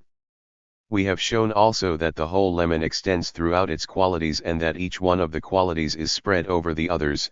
That is what we have correctly called this 13. Every quality of being is all of being, it is the presence of its absolute contingency, it is its indifferent irreducibility. Yet in part 2 we insisted on the inseparability of project and facticity in the single quality. For in order for there to be quality, there must be being for a nothingness which by nature is not being. Quality is the whole of being unveiling itself within the limitations of the there is. Thus from the beginning we could not attribute the meaning of a quality to being in itself, since the there is already necessary, that is, the annihilating meditation of the for itself must be there in order for qualities to be there. But it is easy to understand in view of these remarks that the meaning of quality in turn indicates something as a reinforcement of there is, since we take it as our support in order to surpass the there is toward being as it is absolutely and in itself. In each apprehension of quality, there is in this sense a metaphysical effort to escape from our condition so as to pierce through the shell of nothingness about the there is and to penetrate to the pure in itself. But obviously we can apprehend quality only as a symbol of a being which totally escapes us, even though it is totally there before us. In short, we can only make revealed being function as a symbol of being in itself. This means that a new structure of the there is constituted which is the meaningful level, although this level is revealed in the absolute unity of one and the same fundamental project. This structure we shall call the metaphysical purport of all intuitive revelation of being, and this is precisely what we ought to achieve and disclose by psychoanalysis. What is the metaphysical purport of yellow, of red, of polished, of wrinkled? And after these elementary questions, what is the metaphysical coefficient of lemon, of water, of oil, etc.? Psychoanalysis must resolve all these problems if it wants to understand someday why Pierre likes oranges and has a horror of water, why he gladly eats tomatoes and refuses to eat beans, why he vomits if he is forced to swallow oysters or raw eggs. We have shown also, however, the error which we would make by believing that we project our affective dispositions on the thing, to illuminate it or color it. First, as was seen early in the discussion, a feeling is not an inner disposition but an objective, transcending relation which has as its object to learn what it is. But this is not all. The explanation by projection, which is found in such trite sayings as a landscape is a spiritual state, always begs the question. Take for example that particular quality which we call slimy. 14. Certainly for the European adult it signifies a host of human and moral characteristics which can easily be reduced to relations of being. A handshake, a smile, a thought, a feeling can be slimy. The common opinion is that first I have experienced certain behavior and certain moral attitudes which displease me and which I condemn, and that in addition I have a sensory intuition of slimy. Afterwards, says the theory, I should establish a connection between these feelings and sliminess, and the slimy would function as a symbol of a whole class of human feelings and attitudes. I would then have enriched the slimy by projecting upon it my knowledge with respect to that human category of behavior. But how are we to accept this explanation by projection? If we suppose that we have first grasped the feelings as pure psychic qualities, how will we be able to grasp their relation to the slimy? A feeling apprehended in its qualitative purity will be able to reveal itself only as a certain purely unextended disposition, culpable because of its relation to certain values and certain consequences. In any case it will not form an image unless the image has been given first. On the other hand, if slimy is not originally charged with an affective meaning, if it is given only as a certain material quality, one does not see how it could ever be chosen as a symbolic representation of certain psychic unities. In a word, if we are to establish consciously and clearly a symbolic relation between sliminess and the sticky baseness of certain individuals, we must apprehend baseness already in sliminess and sliminess in certain baseness. Consequently, the explanation by projection explains nothing, since it takes for granted what it ought to explain. Furthermore, even if it escaped this objection on principle, it would have to face another, drawn from experience and no less serious, The explanation by projection implies actually that the projecting subject has arrived by experience and analysis at a certain knowledge of the structure and effects of the attitudes which he calls slimy. According to this concept, the recourse to sliminess does not as knowledge enrich our experience of human baseness. At the very most it serves as a thematic unity, as a picturesque rubric for bits of knowledge already acquired. On the other hand, sliminess proper, considered in its isolated state, will appear to us harmful in practice, because slimy substances stick to the hands and clothes and because they stain, but sliminess then is not repugnant. In fact, the disgust which it inspires can be explained only by the combination of this physical quality with certain moral qualities. There would have to be a kind of apprenticeship for learning the symbolic value of slimy. But observation teaches us that even very young children show evidence of repulsion in the presence of something slimy, as if it were already combined with the psychic. We know also that from the time they know how to talk, they understand the value of the words soft, low, etc., when applied to the description of feelings. All this comes to pass as if we come to life in a universe where feelings and acts are all charged with something material, have a substantial stuff, are really soft, dull, slimy, low, elevated, etc., and in which material substances have originally a psychic meaning which renders them repugnant, horrifying, alluring, etc. No explanation by projection or by analogy is acceptable here. To sum up, it is impossible to derive the value of the psychic symbolism of slimy from the brute quality of the this, and equally impossible to project the meaning of the this in terms of a knowledge of psychic attitudes.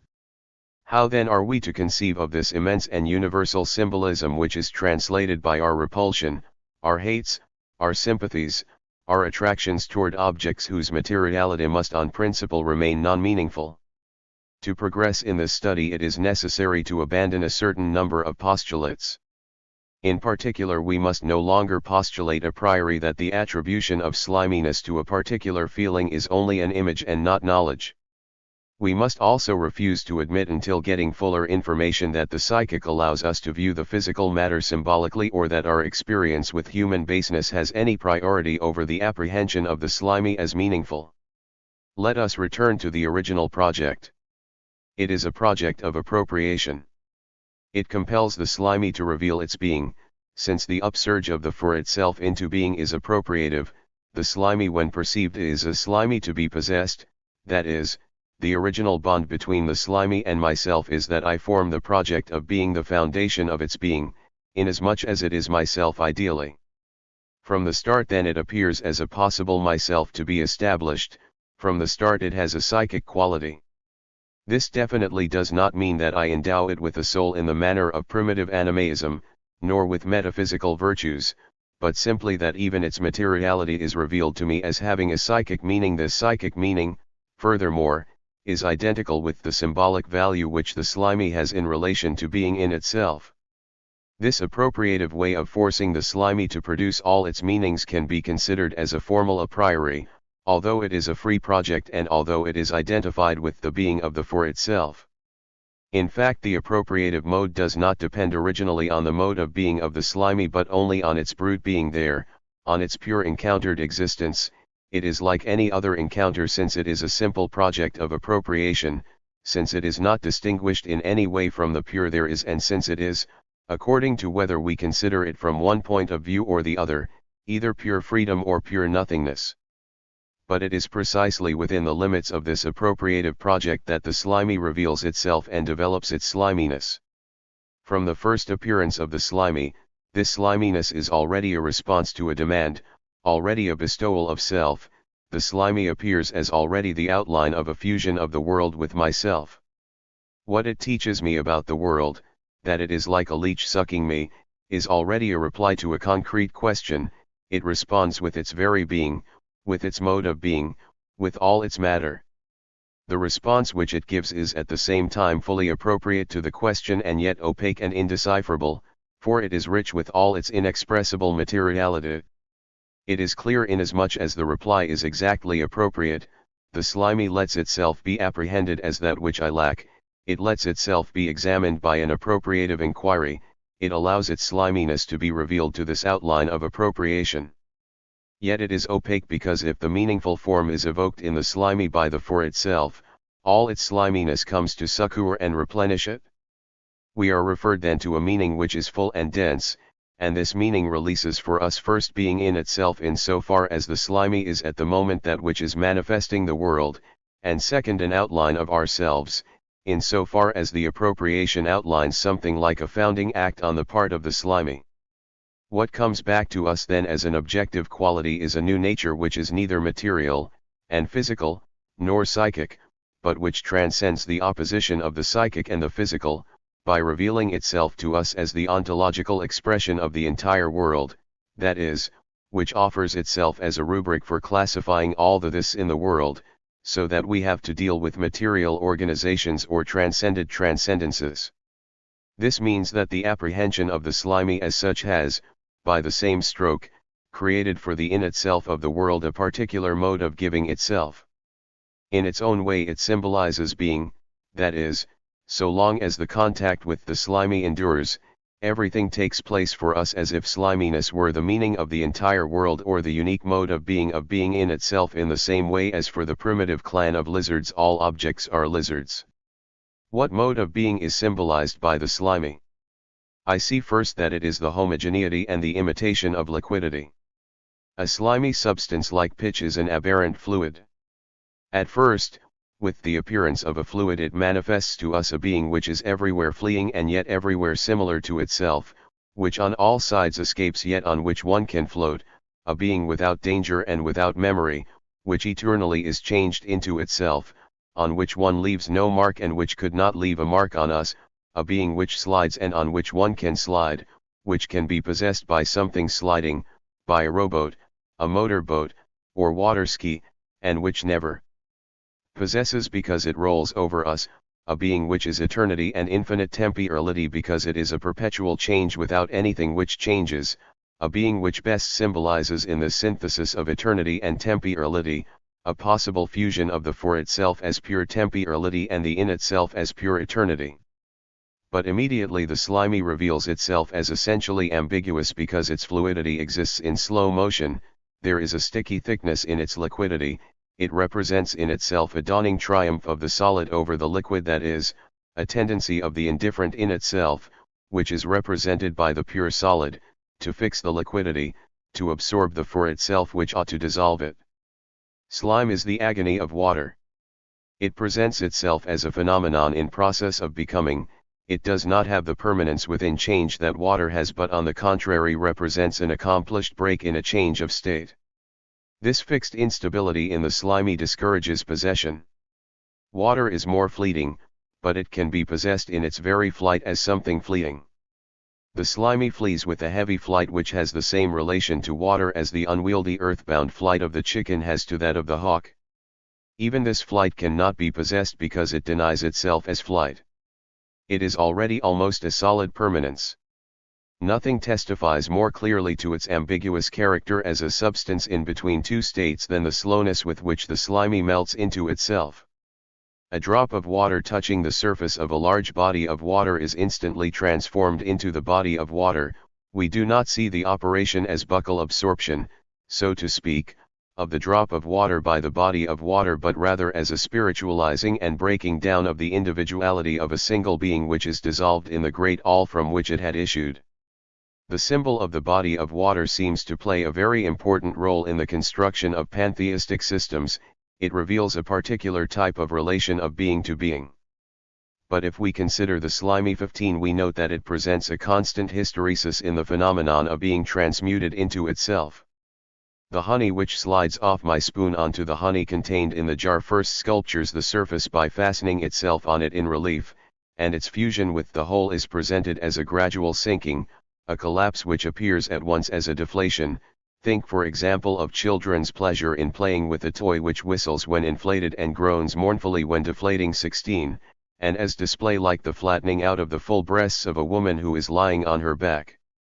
In the slimy substance which dissolves into itself there is a visible resistance, like the refusal of an individual who does not want to be annihilated in the whole of being, and at the same time a softness pushed to its ultimate limit.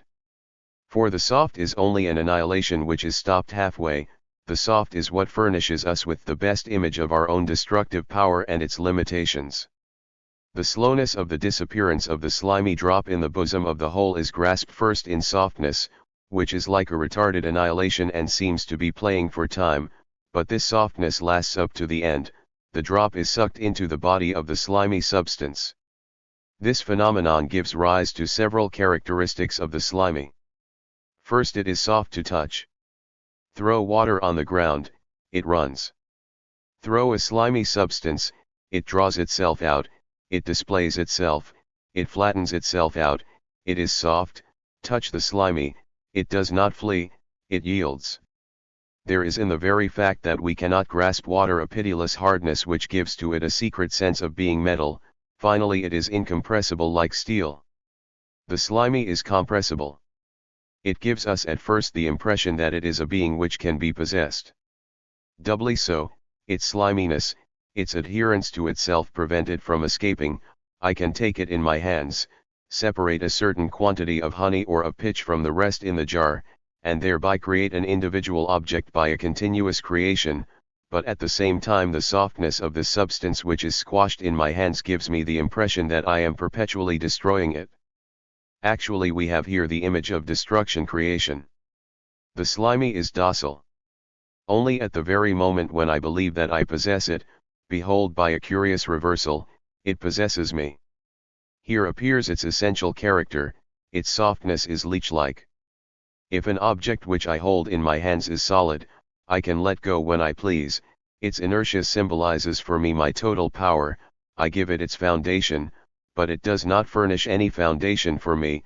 The for itself collects the in itself in the object and raises the object to the dignity of the in itself without compromising itself, i.e., the self of the for itself, but always remaining an assimilating and creative power.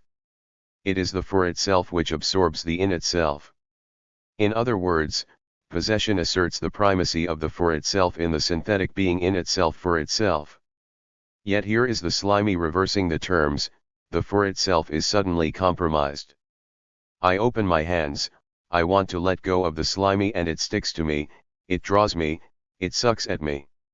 Its mode of being is neither the reassuring inertia of the solid nor a dynamism like that in water which is exhausted in fleeing from me. It is a soft, yielding action, a moist and feminine sucking. It lives obscurely under my fingers, and I sense it like a dizziness. It draws me to it as the bottom of a precipice might draw me. There is something like a tactile fascination in the slimy. I am no longer the master in arresting the process of appropriation. It continues. In one sense it is like the supreme docility of the possessed, the fidelity of a dog who gives himself even when one does not want him any longer, and in another sense there is underneath this docility a surreptitious appropriation of the possessor by the possessed. Here we can see the symbol which abruptly discloses itself. There exists a poisonous possession. There is a possibility that the in itself might absorb the for itself, that is, that a being might be constituted in a manner just the reverse of the in itself for itself, and that in this new being the in itself would draw the for itself into its contingency, into its indifferent exteriority, into its foundationless existence. At this instant I suddenly understand the snare of the slimy. It is a fluidity which holds me and which compromises me. I cannot slide on this slime, all its suction cups hold me back. It cannot slide over me, it clings to me like a leech. The sliding, however, is not simply denied as in the case of the solid, it is degraded. The slimy seems to lend itself to me, it invites me, for a body of slime at rest is not noticeably distinct from a body of very dense liquid. But it is a trap. The sliding is sucked in by the sliding substance, and it leaves its traces upon me.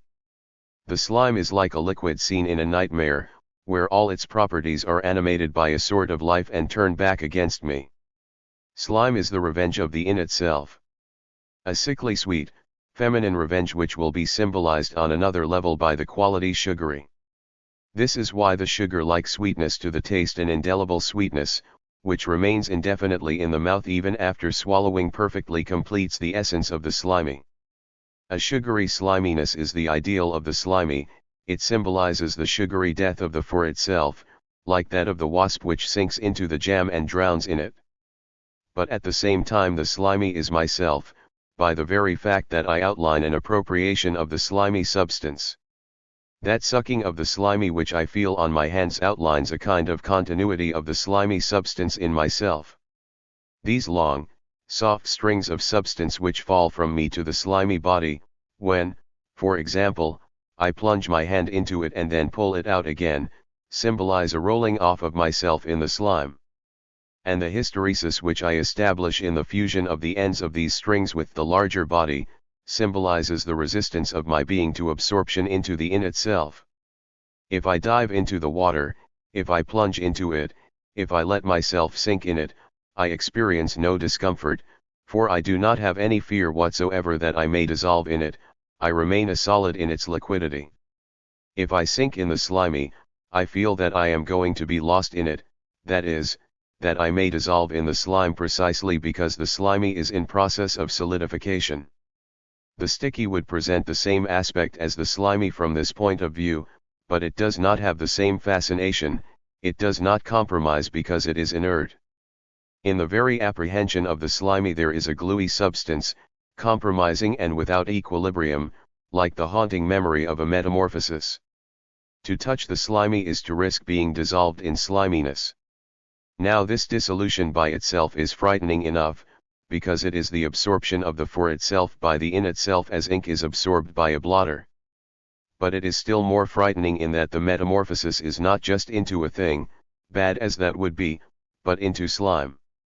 Even if I could conceive of a liquefaction of myself, that is, a transformation of my being into water, I would not be inordinately affected because water is the symbol of consciousness, its movement, its fluidity, its deceptive appearance of being solid, its perpetual flight, everything in it recalls the for itself, to such a degree that psychologists who first noted the characteristics of duration of consciousness, James, Bergson, have very often compared it to a river.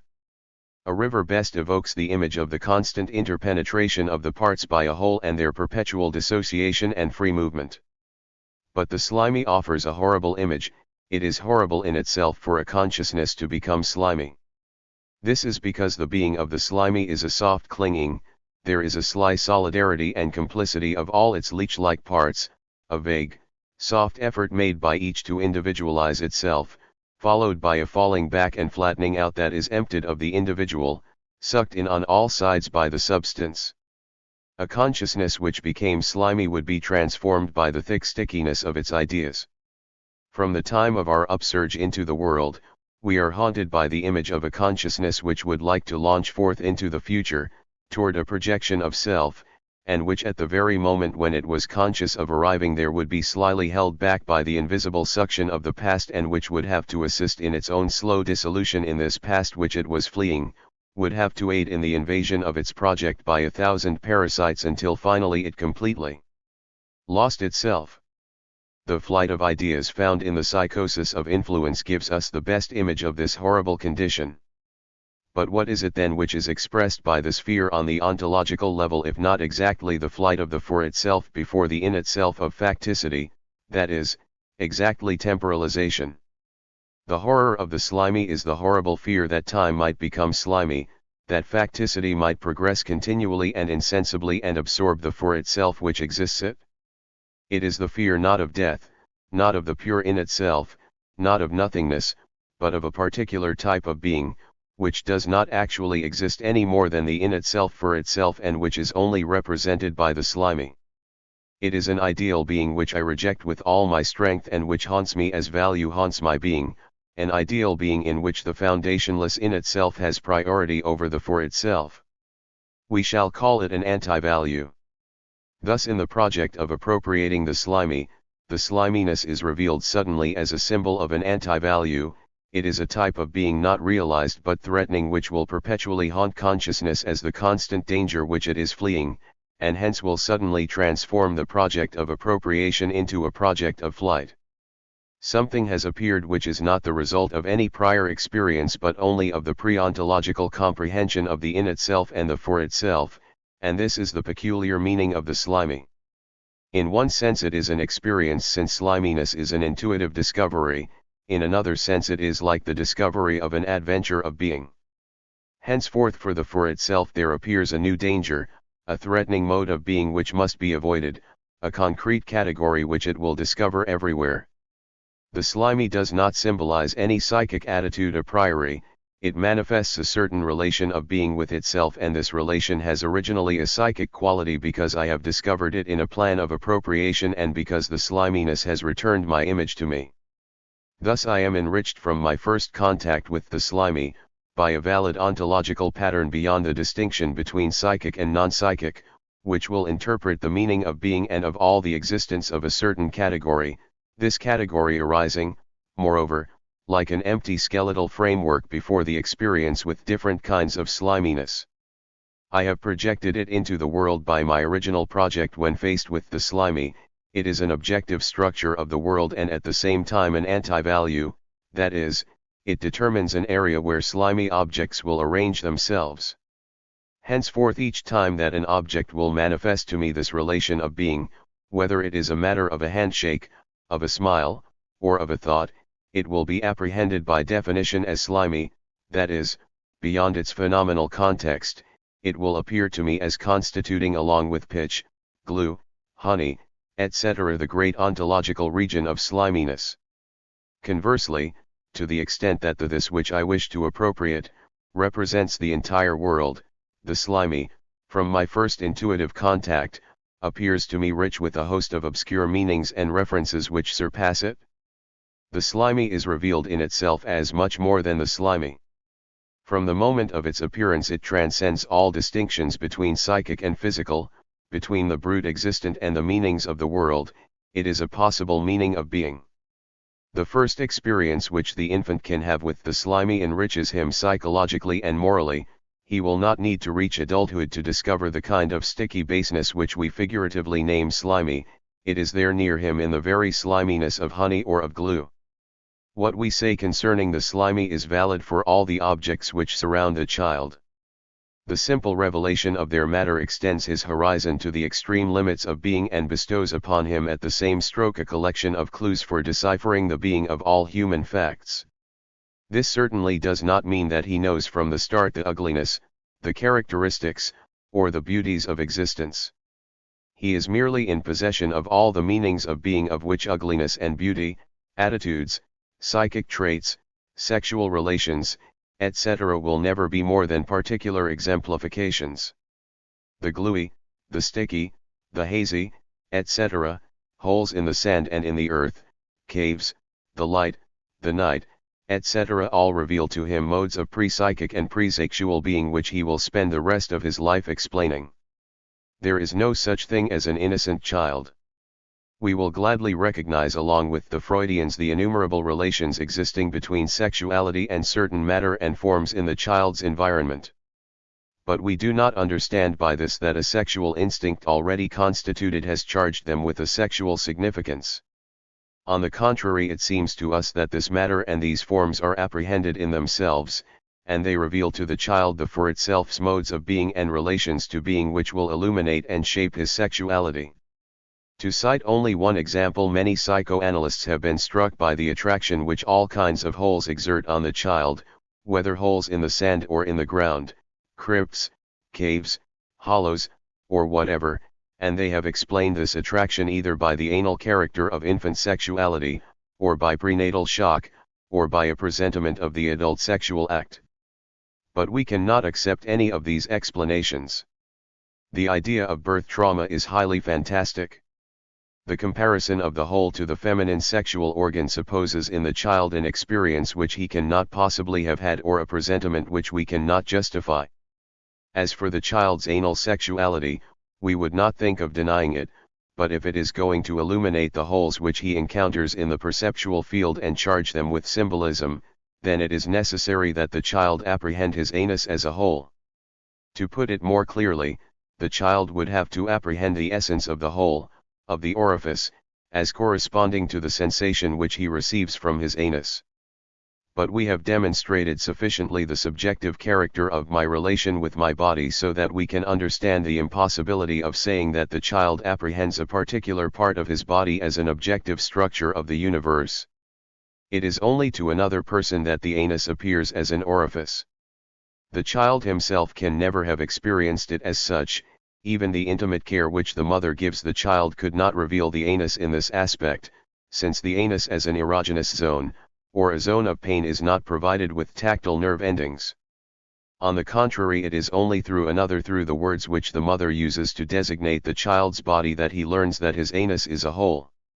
It is therefore the objective nature of the hole perceived in the world which is going to illuminate for him the objective structure and the meaning of the anal zone, and which will give a transcendent meaning to the erogenous sensations which hitherto he was limited to merely existing. In itself then the whole is the symbol of a mode of being which existential psychoanalysis must elucidate. We cannot make such a detailed study here. One can see at once, however, that the whole is originally presented as a nothingness to be filled with my own flesh. The child cannot restrain himself from putting his finger or his whole arm into the hole. It presents itself to me as the empty image of myself. I have only to crawl into it in order to make myself exist in the world which awaits me. The ideal of the whole is then an excavation which can be carefully molded about my flesh in such a manner that by squeezing myself into it and fitting myself tightly inside it, I shall contribute to making a fullness of being exist in the world. Thus to plug up a hole means originally to make a sacrifice of my body in order that the plenitude of being may exist, that is, to subject the passion of the for itself so as to shape, to perfect, and to preserve the totality of the in itself. 17. Here at its origin we grasp one of the most fundamental tendencies of human reality, the tendency to fill. We shall meet with this tendency again in the adolescent and in the adult. A good part of our life is passed in plugging up holes, in filling empty places, in realizing and symbolically establishing a plenitude. The child recognizes as the results of his first experiences that he himself has holes. When he puts his fingers in his mouth, he tries to wall up the holes in his face. He expects that his finger will merge with his lips and the roof of his mouth and block up the buccal orifice as one fills the crack in a wall with cement. He seeks again the density, the uniform and spherical plenitude of Parmenidean being. If he sucks his thumb, it is precisely in order to dissolve it, to transform it into a sticky paste which will seal the whole of his mouth. This tendency is certainly one of the most fundamental among those which serve as the basis for the act of eating. Nourishment is the cement which will seal the mouth. To eat is among other things to be filled up. It is only from this standpoint that we can pass on to sexuality. The obscenity of the feminine sex is that of everything which gapes open. It is an appeal to being as all holes are. In herself woman appeals to a strange flesh which is to transform her into a fullness of being by penetration and dissolution. Conversely, woman senses her condition as an appeal precisely because she is in the form of a whole. This is the true origin of Adler's complex. Beyond any doubt her sex is a mouth, and a voracious mouth which devours the penis, a fact which can easily lead to the idea of castration. The amorous act is the castration of the man, but this is above all because sex is a whole. We have to do here with a pre-sexual contribution which will become one of the components of sexuality as an empirical, complex, human attitude, but which, far from deriving its origin from the sexed being, has nothing in common with basic sexuality, the nature of which we have explained in Part 3. Nevertheless, the experience with the whole, when the infant sees the reality, includes the ontological presentiment of sexual experience in general. It is with his flesh that the child stops up the whole, and the whole, before all sexual specification, is an obscene expectation, an appeal to the flesh. We can see the importance which the elucidation of these immediate and concrete existential categories will assume for existential psychoanalysis. In this way we can apprehend the very general projects of human reality. But what chiefly interests the psychoanalyst is to determine the free project of the unique person in terms of the individual relation which unites him to these various symbols of being. I can love slimy contacts, have a horror of holes, etc. That does not mean that for me the slimy, the greasy, a hole, etc. have lost their general ontological meaning, but on the contrary that because of this meaning, I determine myself in this or that manner in relation to them. If the slimy is indeed the symbol of a being in which the for itself is swallowed up by the in itself, What kind of a person am I if in encountering others, I love the slimy?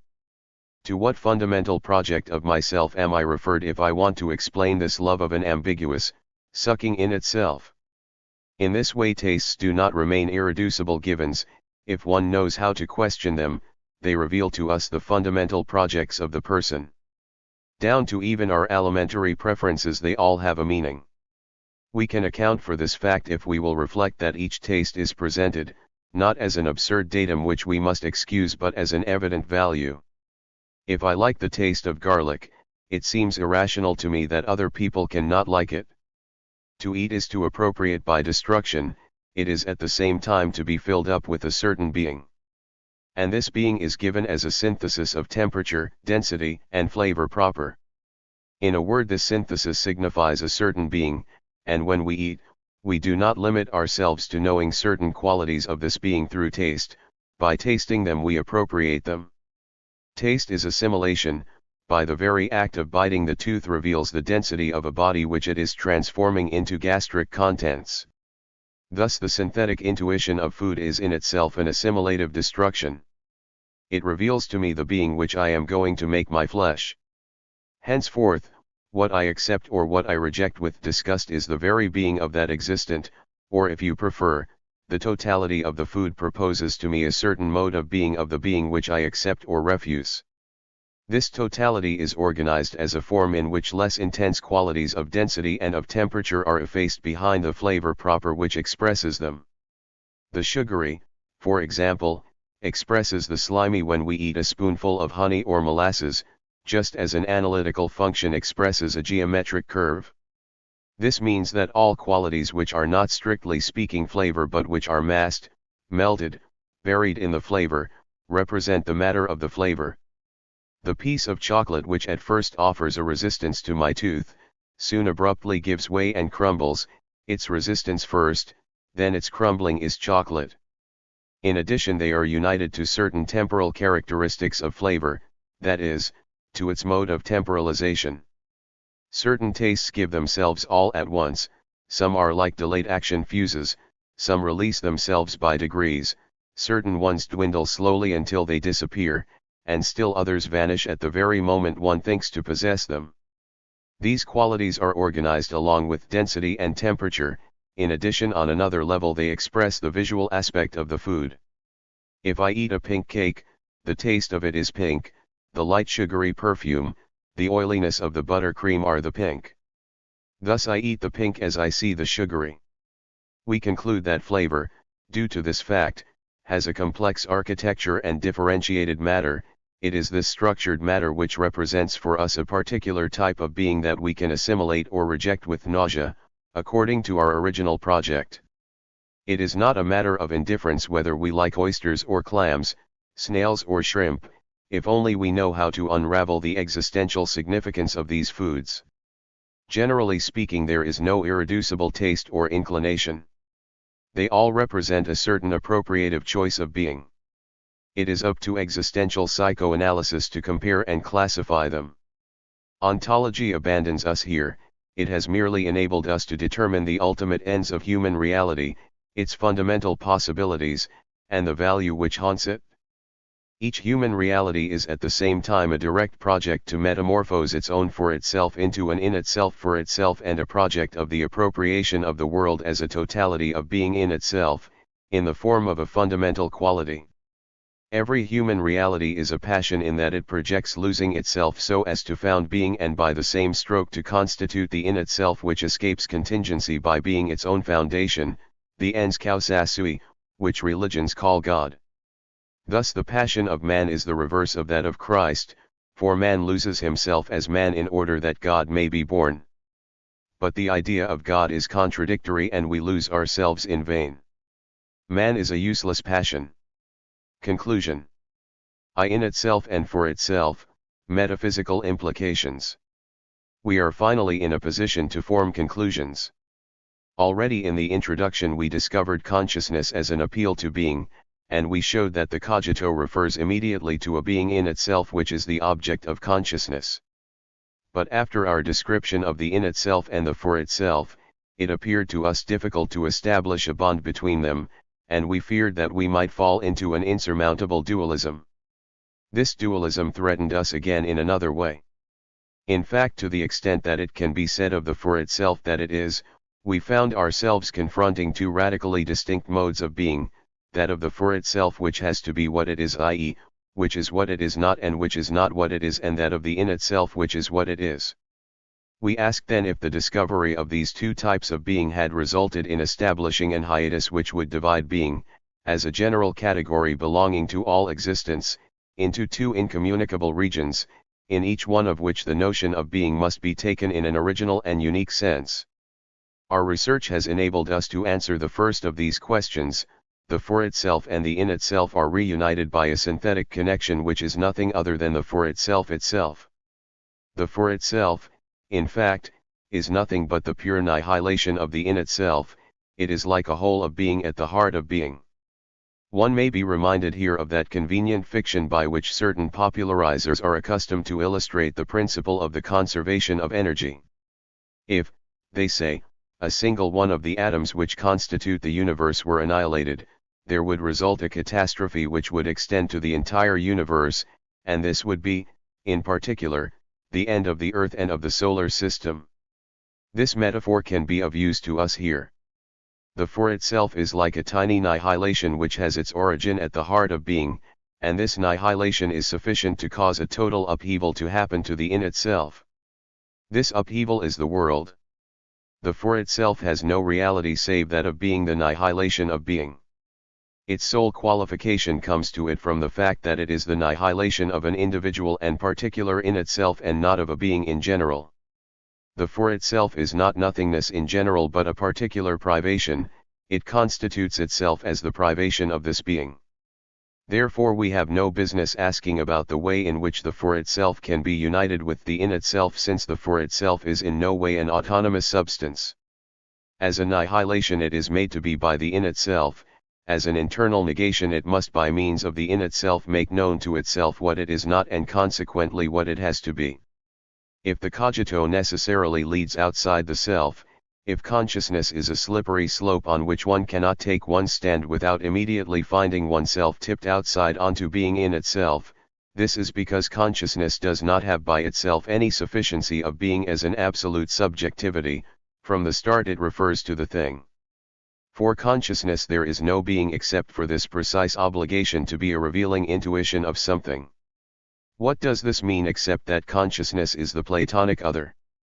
We may recall the fine description which the stranger in the Sophist gives of this other, one which can be apprehended only as in a dream, which has no being except its being other, i.e., which enjoys only a borrowed being, which if considered by itself disappears and which takes on a marginal existence only if one fixes his look on being, this other which is exhausted in being other than itself and other than being.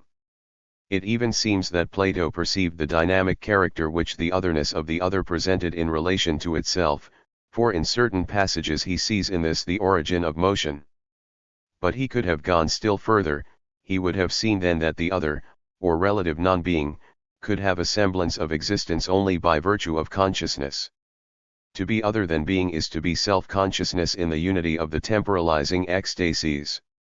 Indeed, what can the otherness be if not that game of musical chairs played by the reflected and the reflecting which we described as at the heart of the for itself? For the only way in which the other can exist as other is to be consciousness of being other. Otherness is, in fact, an internal negation, and only a consciousness can be constituted as an internal negation. Every other conception of otherness will amount to positing it as an in itself, that is, establishing between it and being an external relation which would necessitate the presence of a witness so as to establish that the other is other than the in itself. However, the other cannot be other without emanating from being. In this respect it is relative to the in itself. But neither can it be other without making itself other, otherwise its otherness would become a given and therefore a being capable of being considered in itself. In so far as it is relative to the in itself, the other is affected with facticity. In so far as it makes itself, it is an absolute. This is what we pointed out when we said that the for itself is not the foundation of its being as nothingness of being, but that it perpetually founds its nothingness of being. Thus the for itself is an absolute unsubstantig, what we have called a non-substantial absolute. Its reality is purely interrogative. If it can posit questions, this is because it is itself always in question. Its being is never given but interrogated, since it is always separated from itself by the nothingness of otherness. The for itself is always in suspense because its being is a perpetual reprieve. If it could ever join with its being, then the otherness would by the same stroke disappear, and along with it possibles, knowledge, the world. Thus the ontological problem of knowledge is resolved by the affirmation of the ontological primacy of the in itself over the for itself. But this immediately gives rise to a metaphysical interrogation. The upsurge of the for itself starting from the in itself is in no way comparable to the dialectical genesis of the Platonic other starting from being. Being and other are, for Plato, genera. But we, on the contrary, have seen that being is an individual venture. Similarly, the appearance of the for itself is the absolute event which comes to being. There is therefore room here for a metaphysical problem which could be formulated thus: why does the for itself arise in terms of being? We, indeed, apply the term metaphysical to the study of individual processes which have given birth to this world as a concrete and particular totality. In this sense, metaphysics is to ontology as history is to sociology. We have seen that it would be absurd to ask why being is other, that the question can have meaning only within the limits of a for itself, and that it even supposes the ontological priority of nothingness over being. It can be posited only if combined with another question which is externally analogous and yet very different: why is it that there is being? But we know now that we must carefully distinguish between these two questions. The first is devoid of meaning. All the whys in fact are subsequent to being and presuppose it. Being is without reason, without cause, and without necessity. The very definition of being releases to us its original contingency. To the second question we have already replied, for it is not posited on the metaphysical level but on that of ontology. There is being because the for itself is such that there is being. The character of a phenomenon comes to being through the for itself. But while questions on the origin of being or on the origin of the world are either devoid of meaning or receive a reply within the actual province of ontology, the case is not the same for the origin of the for itself. The for itself is such that it has the right to turn back on itself toward its own origin. The being by which the why comes into being has the right to posit its own why, since it is itself an interrogation, a why. To this question ontology cannot reply, for the problem here is to explain an event, not to describe the structures of a being. At most it can point out that the nothingness which is made to be by the in itself is not a simple emptiness devoid of meaning. The meaning of the nothingness of the nihilation is to be made to be in order to found being. Ontology furnishes us two pieces of information which serve as the basis for metaphysics. First, that every process of a foundation of the self is a rupture in the identity of being of the in itself, a withdrawal by being in relation to itself and the appearance of presence to self or consciousness. It is only by making itself for itself that being can aspire to be the cause of itself. Consciousness as the nihilation of being appears therefore as one stage in a progression toward the immanence of causality, i.e., toward being a self-cause. The progression, however, stops there as the result of the insufficiency of being in the for itself. The temporalization of consciousness is not an ascending progress toward the dignity of the causa sui, it is a surface run-off whose origin is, on the contrary, the impossibility of being a self-cause. Also the ens causa sui remains as the lact, the indication of an impossible vertical surpassing which by its very non-existence conditions the flat movement of consciousness.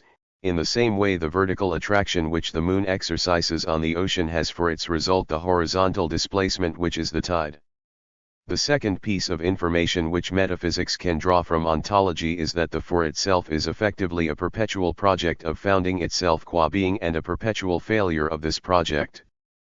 Presence to itself with the various directions of its nihilation, the ecstatic nihilation of the three temporal dimensions, the twin nihilation of the dyad reflecting, represents the primary upsurge of this project.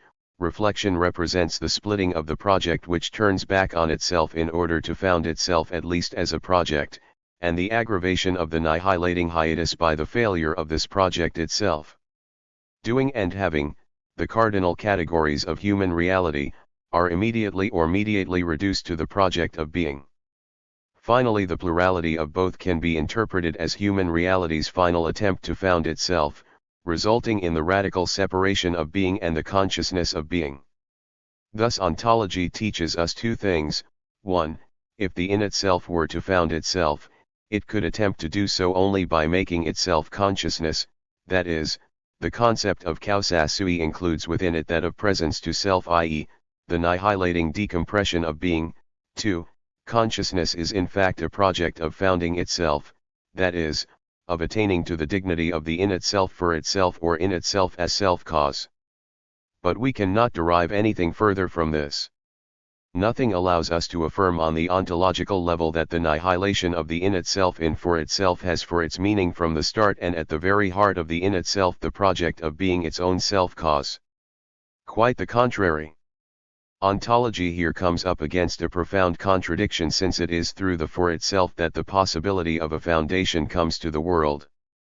In order to be a project of founding itself, the in itself would of necessity have to be originally a presence to itself, i.e., it would have to be already consciousness. Ontology will therefore limit itself to declaring that everything takes place as it the in itself in a project to found itself gave itself the modification of the for itself. It is up to metaphysics to form the hypotheses which will allow us to conceive of this process as the absolute event which comes to crown the individual venture which is the existence of being. It is evident that these hypotheses will remain hypotheses, since we cannot expect either further validation or invalidation. What will make their validity is only the possibility which they will offer us of unifying the givens of ontology. This unification naturally must not be constituted in the perspective of an historical becoming, since temporality comes into being through the for itself. There would be therefore no sense in asking what being was before the appearance of the for itself. But metaphysics must nevertheless attempt to determine the nature and the meaning of this prehistoric process, the source of all history, which is the articulation of the individual venture, or existence of the in itself, with the absolute event, or upsurge of the for itself. In particular, the task belongs to the metaphysician of deciding whether the movement is or is not a first attempt on the part of the in itself to found itself, and to determine what are the relations of motion as a malady of being with the for itself as a more profound malady pushed to annihilation. It remains for us to consider the second problem which we formulated in our introduction: if the in itself and the for itself are two modalities of being, is there not an hiatus at the very core of the idea of being? And is its comprehension not severed into two incommunicable parts by the very fact that its extension is constituted by two radically heterogeneous classes? What is there in common between the being which is what it is, and the being which is what it is not and which is not what it is? What can help us here, however, is the conclusion of our preceding inquiry. We have just shown in fact that the in itself and the for itself are not juxtaposed. Quite the contrary. The for itself without the in itself is a kind of abstraction. It could not exist any more than a color could exist without form, or a sound without pitch and without timbre. A consciousness which would be consciousness of nothing would be an absolute nothing. But if consciousness is bound to the in itself by an internal relation, doesn't this mean that it is articulated with the in itself so as to constitute a totality, and is it not this totality which would be given the name being or reality? Doubtless the for itself is annihilation, but as annihilation it is, and it is in a priori unity with the in itself. Thus the Greeks were accustomed to distinguish cosmic reality, which they called, from the totality constituted by this and by the infinite void which surrounded it, a totality which they called, to be sure, we have been able to call the for itself a nothing, and to declare that there is outside of the in itself nothing except a reflection of this nothing which is itself polarized and defined by the in itself, inasmuch as the for itself is precisely the nothingness of this in itself. But here, as in Greek philosophy, a question is raised: which shall we call real? To which shall we attribute being? To the cosmos, or to what we called? To the pure in itself, or to the in itself surrounded by that shell of nothingness which we have designated by the name of the for itself? But if we are to consider total being as constituted by the synthetic organization of the in itself and of the for itself, are we not going to encounter again the difficulty which we wished to avoid? And as for that hiatus which we revealed in the concept of being, are we not going to meet it at present in the existent itself? What definition indeed are we to give to an existent which as in itself would be what it is and as for itself would be what it is not? If we wish to resolve these difficulties, we must take into account what is required of an existent if it is to be considered as a totality. It is necessary that the diversity of its structures be held within a unitary synthesis in such a way that each of them considered apart is only an abstraction. And certainly consciousness considered apart is only an abstraction, but the in itself has no need of the for itself in order to be.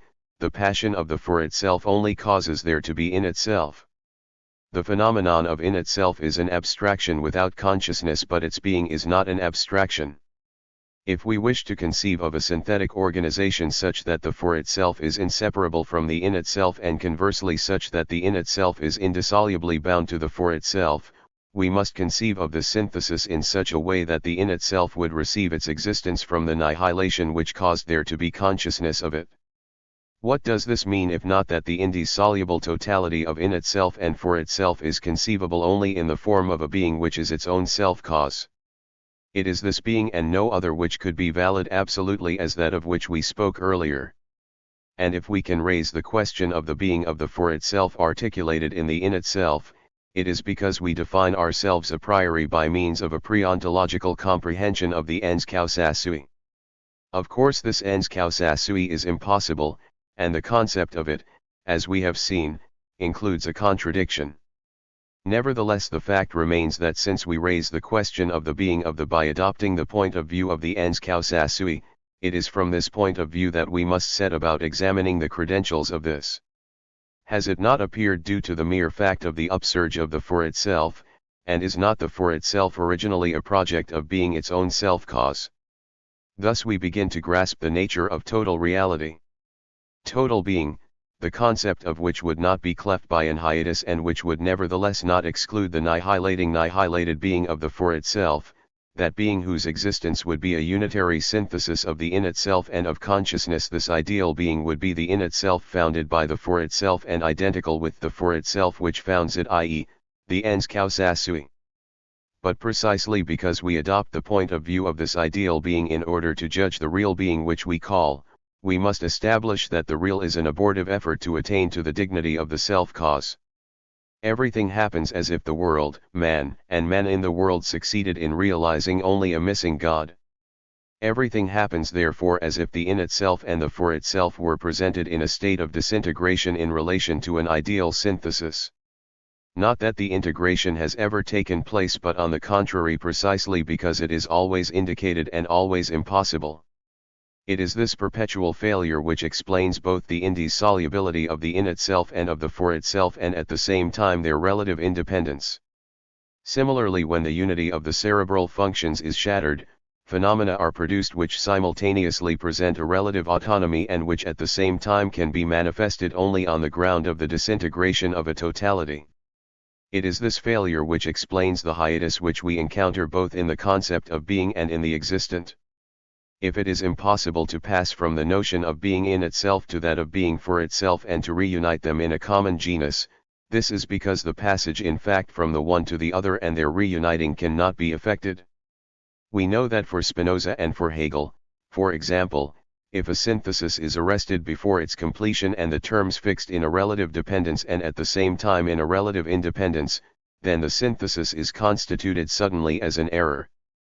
For example, it is in the notion of a sphere that for Spinoza the rotation of a semicircle around its diameter finds its justification and its meaning. But if we imagine that the notion of a sphere is on principle out of reach, then the phenomenon of the rotation of the semicircle becomes false. It has been decapitated. The idea of rotation and the idea of a circle are held together without being able to be united in a synthesis which surpasses them and justifies them. The one remains irreducible to the other. This is precisely what happens here. We shall say therefore that the we are considering is like a decapitated notion in perpetual disintegration.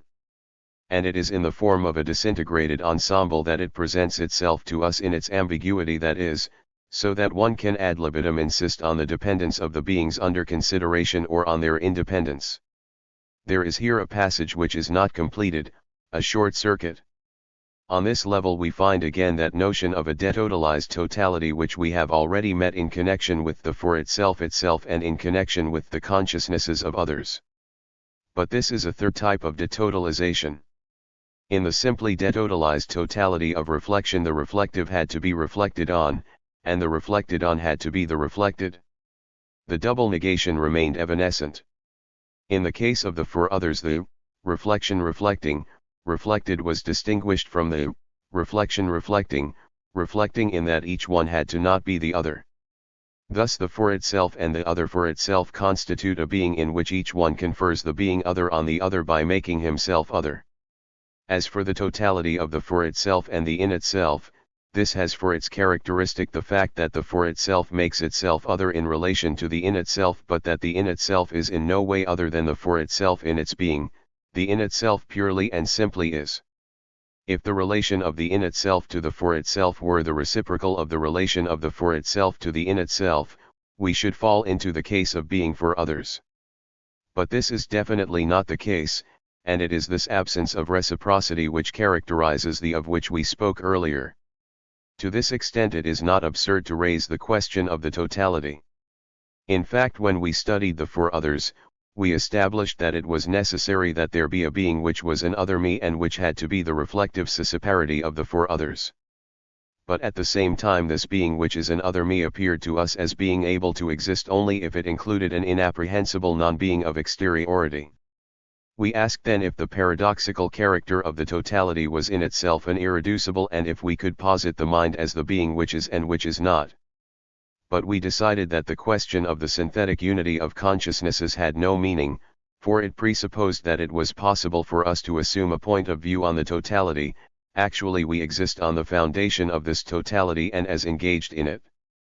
But if we cannot adopt a point of view on the totality, this is because the other on principle denies that he is I as I deny that I am he. It is the reciprocity of the relation which prevents me from ever grasping it in its integrity. In the case of the internal negation for itself in itself, on the contrary, the relation is not reciprocal, and I am both one of the terms of the relation and the relation itself. I apprehend being, I am the apprehension of being, I am only an apprehension of being. And the being which I apprehend is not posited against me so as to apprehend me in turn, it is what is apprehended. Its being simply does not coincide in any way with its being apprehended. In one sense therefore I can pose the question of the totality. To be sure, I exist here as engaged in this totality, but I can be an exhaustive consciousness of it since I am at once consciousness of the being and self-consciousness. This question of the totality, however, does not belong to the province of ontology. For ontology the only regions of being which can be elucidated are those of the in itself, of the for itself, and the ideal region of the self-cause. For ontology it makes no difference whether we consider the for itself articulated in the in itself as a well-marked duality or as a disintegrated being. It is up to metaphysics to decide which will be more profitable for knowledge, in particular for phenomenological psychology, for anthropology, etc. Will it deal with a being which we shall call the phenomenon and which will be provided with two dimensions of being, the dimension in itself and the dimension for itself. From this point of view there would be only one phenomenon, the world, just as in the physics of Einstein it has been found advantageous to speak of an event conceived as having spatial dimensions and a temporal dimension and as determining its place in a space-time, or, on the other hand, will it remain preferable despite all to preserve the ancient duality consciousness being. The only observation which ontology can hazard here is that in case it appears useful to employ the new notion of a phenomenon as a disintegrated totality, it will be necessary to speak of it both in terms of immanence and in terms of transcendence. The danger, in fact, would be of falling into either a doctrine of pure immanence, Husserlian idealism, or into one of pure transcendence which would look on the phenomenon as a new kind of object. But immanence will be always limited by the phenomenon's dimension in itself, and transcendence will be limited by its dimension for itself. After having decided the question of the origin of the for itself and of the nature of the phenomenon of the world, the metaphysician will be able to attack various problems of primary importance, in particular that of action. Action, in fact, is to be considered simultaneously on the plane of the for itself and on that of the in itself, for it involves a project which has an immanent origin and which determines a modification in the being of the transcendent. It would be of no use to declare that the action modifies only the phenomenal appearance of the thing. If the phenomenal appearance of a cup can be modified up to the annihilation of the cup qua cup, and if the being of the cup is nothing but its quality, then the action envisaged must be capable of modifying the very being of the cup. The problem of action therefore supposes the elucidation of the transcendent efficacy of consciousness, and it puts us on the path of its veritable relation of being with being. It reveals to us also, owing to the repercussions of an act in the world, a relation of being with being which, although apprehended in exteriority by the physicist, is neither pure exteriority nor immanence but which refers us to the notion of the Gestalt form. It is therefore in these terms that one might attempt a metaphysics of nature. 2. Ethical implications. Ontology itself cannot formulate ethical precepts. It is concerned solely with what is, and we cannot possibly derive imperatives from ontology's indicatives. It does, however, allow us to catch a glimpse of what sort of ethics will assume its responsibilities when confronted with a human reality in situation. Ontology has revealed to us, in fact, the origin and the nature of value.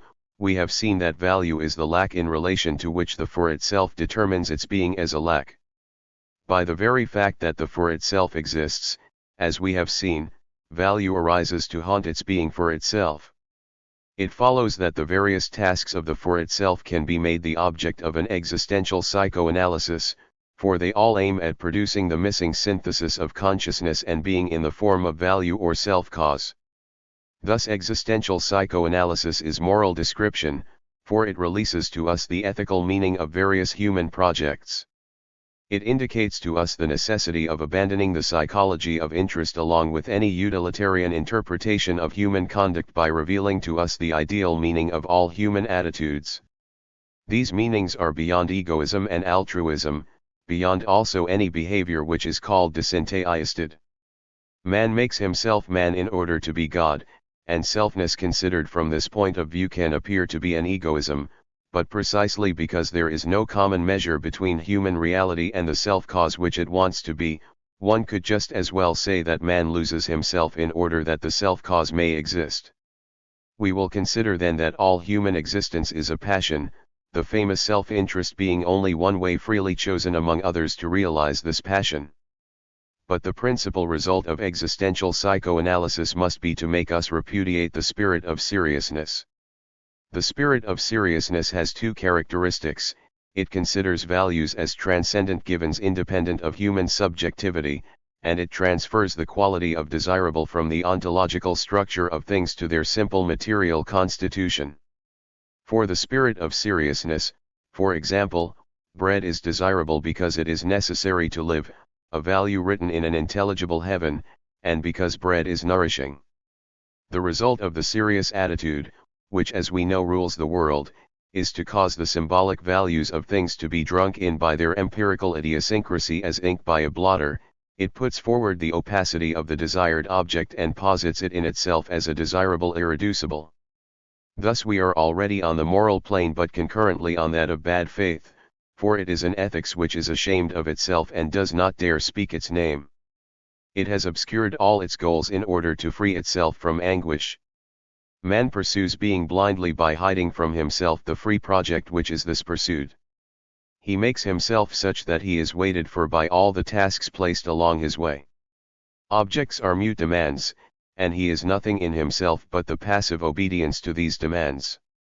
Existential psychoanalysis is going to reveal to man the real goal of his pursuit, which is being as a synthetic fusion of the in itself with the for itself. Existential psychoanalysis is going to acquaint man with his passion. In truth, there are many men who have practiced this psychoanalysis on themselves and who have not waited to learn its principles in order to make use of them as a means of deliverance and salvation. Many men, in fact, know that the goal of their pursuit is being, and to the extent that they possess this knowledge, they refrain from appropriating things for their own sake and try to realize the symbolic appropriation of their being in itself.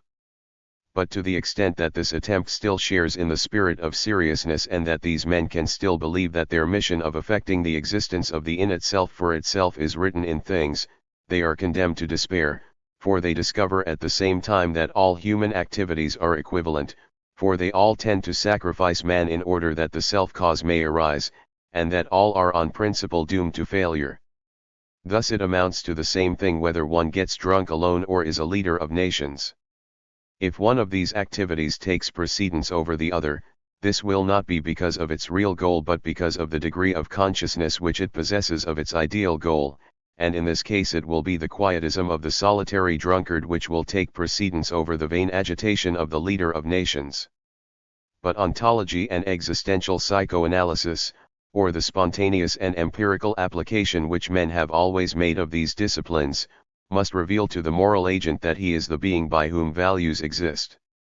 It is then that his freedom will become conscious of itself and will reveal itself in anguish as the unique source of value and the nothingness by which the world exists. As soon as freedom discovers the quest for being and the appropriation of the in itself as its own possibles, it will apprehend by and in anguish that they are possibles only on the ground of the possibility of other possibles. But hitherto, although possibles could be chosen and rejected ad libitum, the theme which made the unity of all choices of possibles was the value or the ideal presence of the ens causa sui. What will become of freedom if it turns its back upon this value? Will freedom carry this value along with it whatever it does, and even in its very turning back upon the in itself for itself? Will freedom be reapprehended from behind by the value which it wishes to contemplate? Or will freedom, by the very fact that it apprehends itself as a freedom in relation to itself, be able to put an end to the reign of this value? In particular, is it possible for freedom to take itself for a value as the source of all value, or must it necessarily be defined in relation to a transcendent value which haunts it? And in case it could will itself as its own possible and its determining value, what would this mean? A freedom which wills itself freedom is in fact a being which is not what it is and which is what it is not, and which chooses as the ideal of being what it is not and not being what it is. This freedom chooses then not to recover itself but to flee itself, not to coincide with itself but to be always at a distance from itself. What are we to understand by this being which wills to hold itself in awe, to be at a distance from itself? Is it a question of bad faith or of another fundamental attitude? And can one live this new aspect of being? In particular, will freedom by taking itself for an end escape all situation? Or on the contrary, will it remain situated? Or will it situate itself so much the more precisely and the more individually as it projects itself further in anguish as a conditioned freedom and accepts more fully its responsibility as an existent by whom the world comes into being? All these questions, which refer us to a pure and not an accessory reflection, can find their reply only on the ethical plane. We shall devote to them a future work. The end.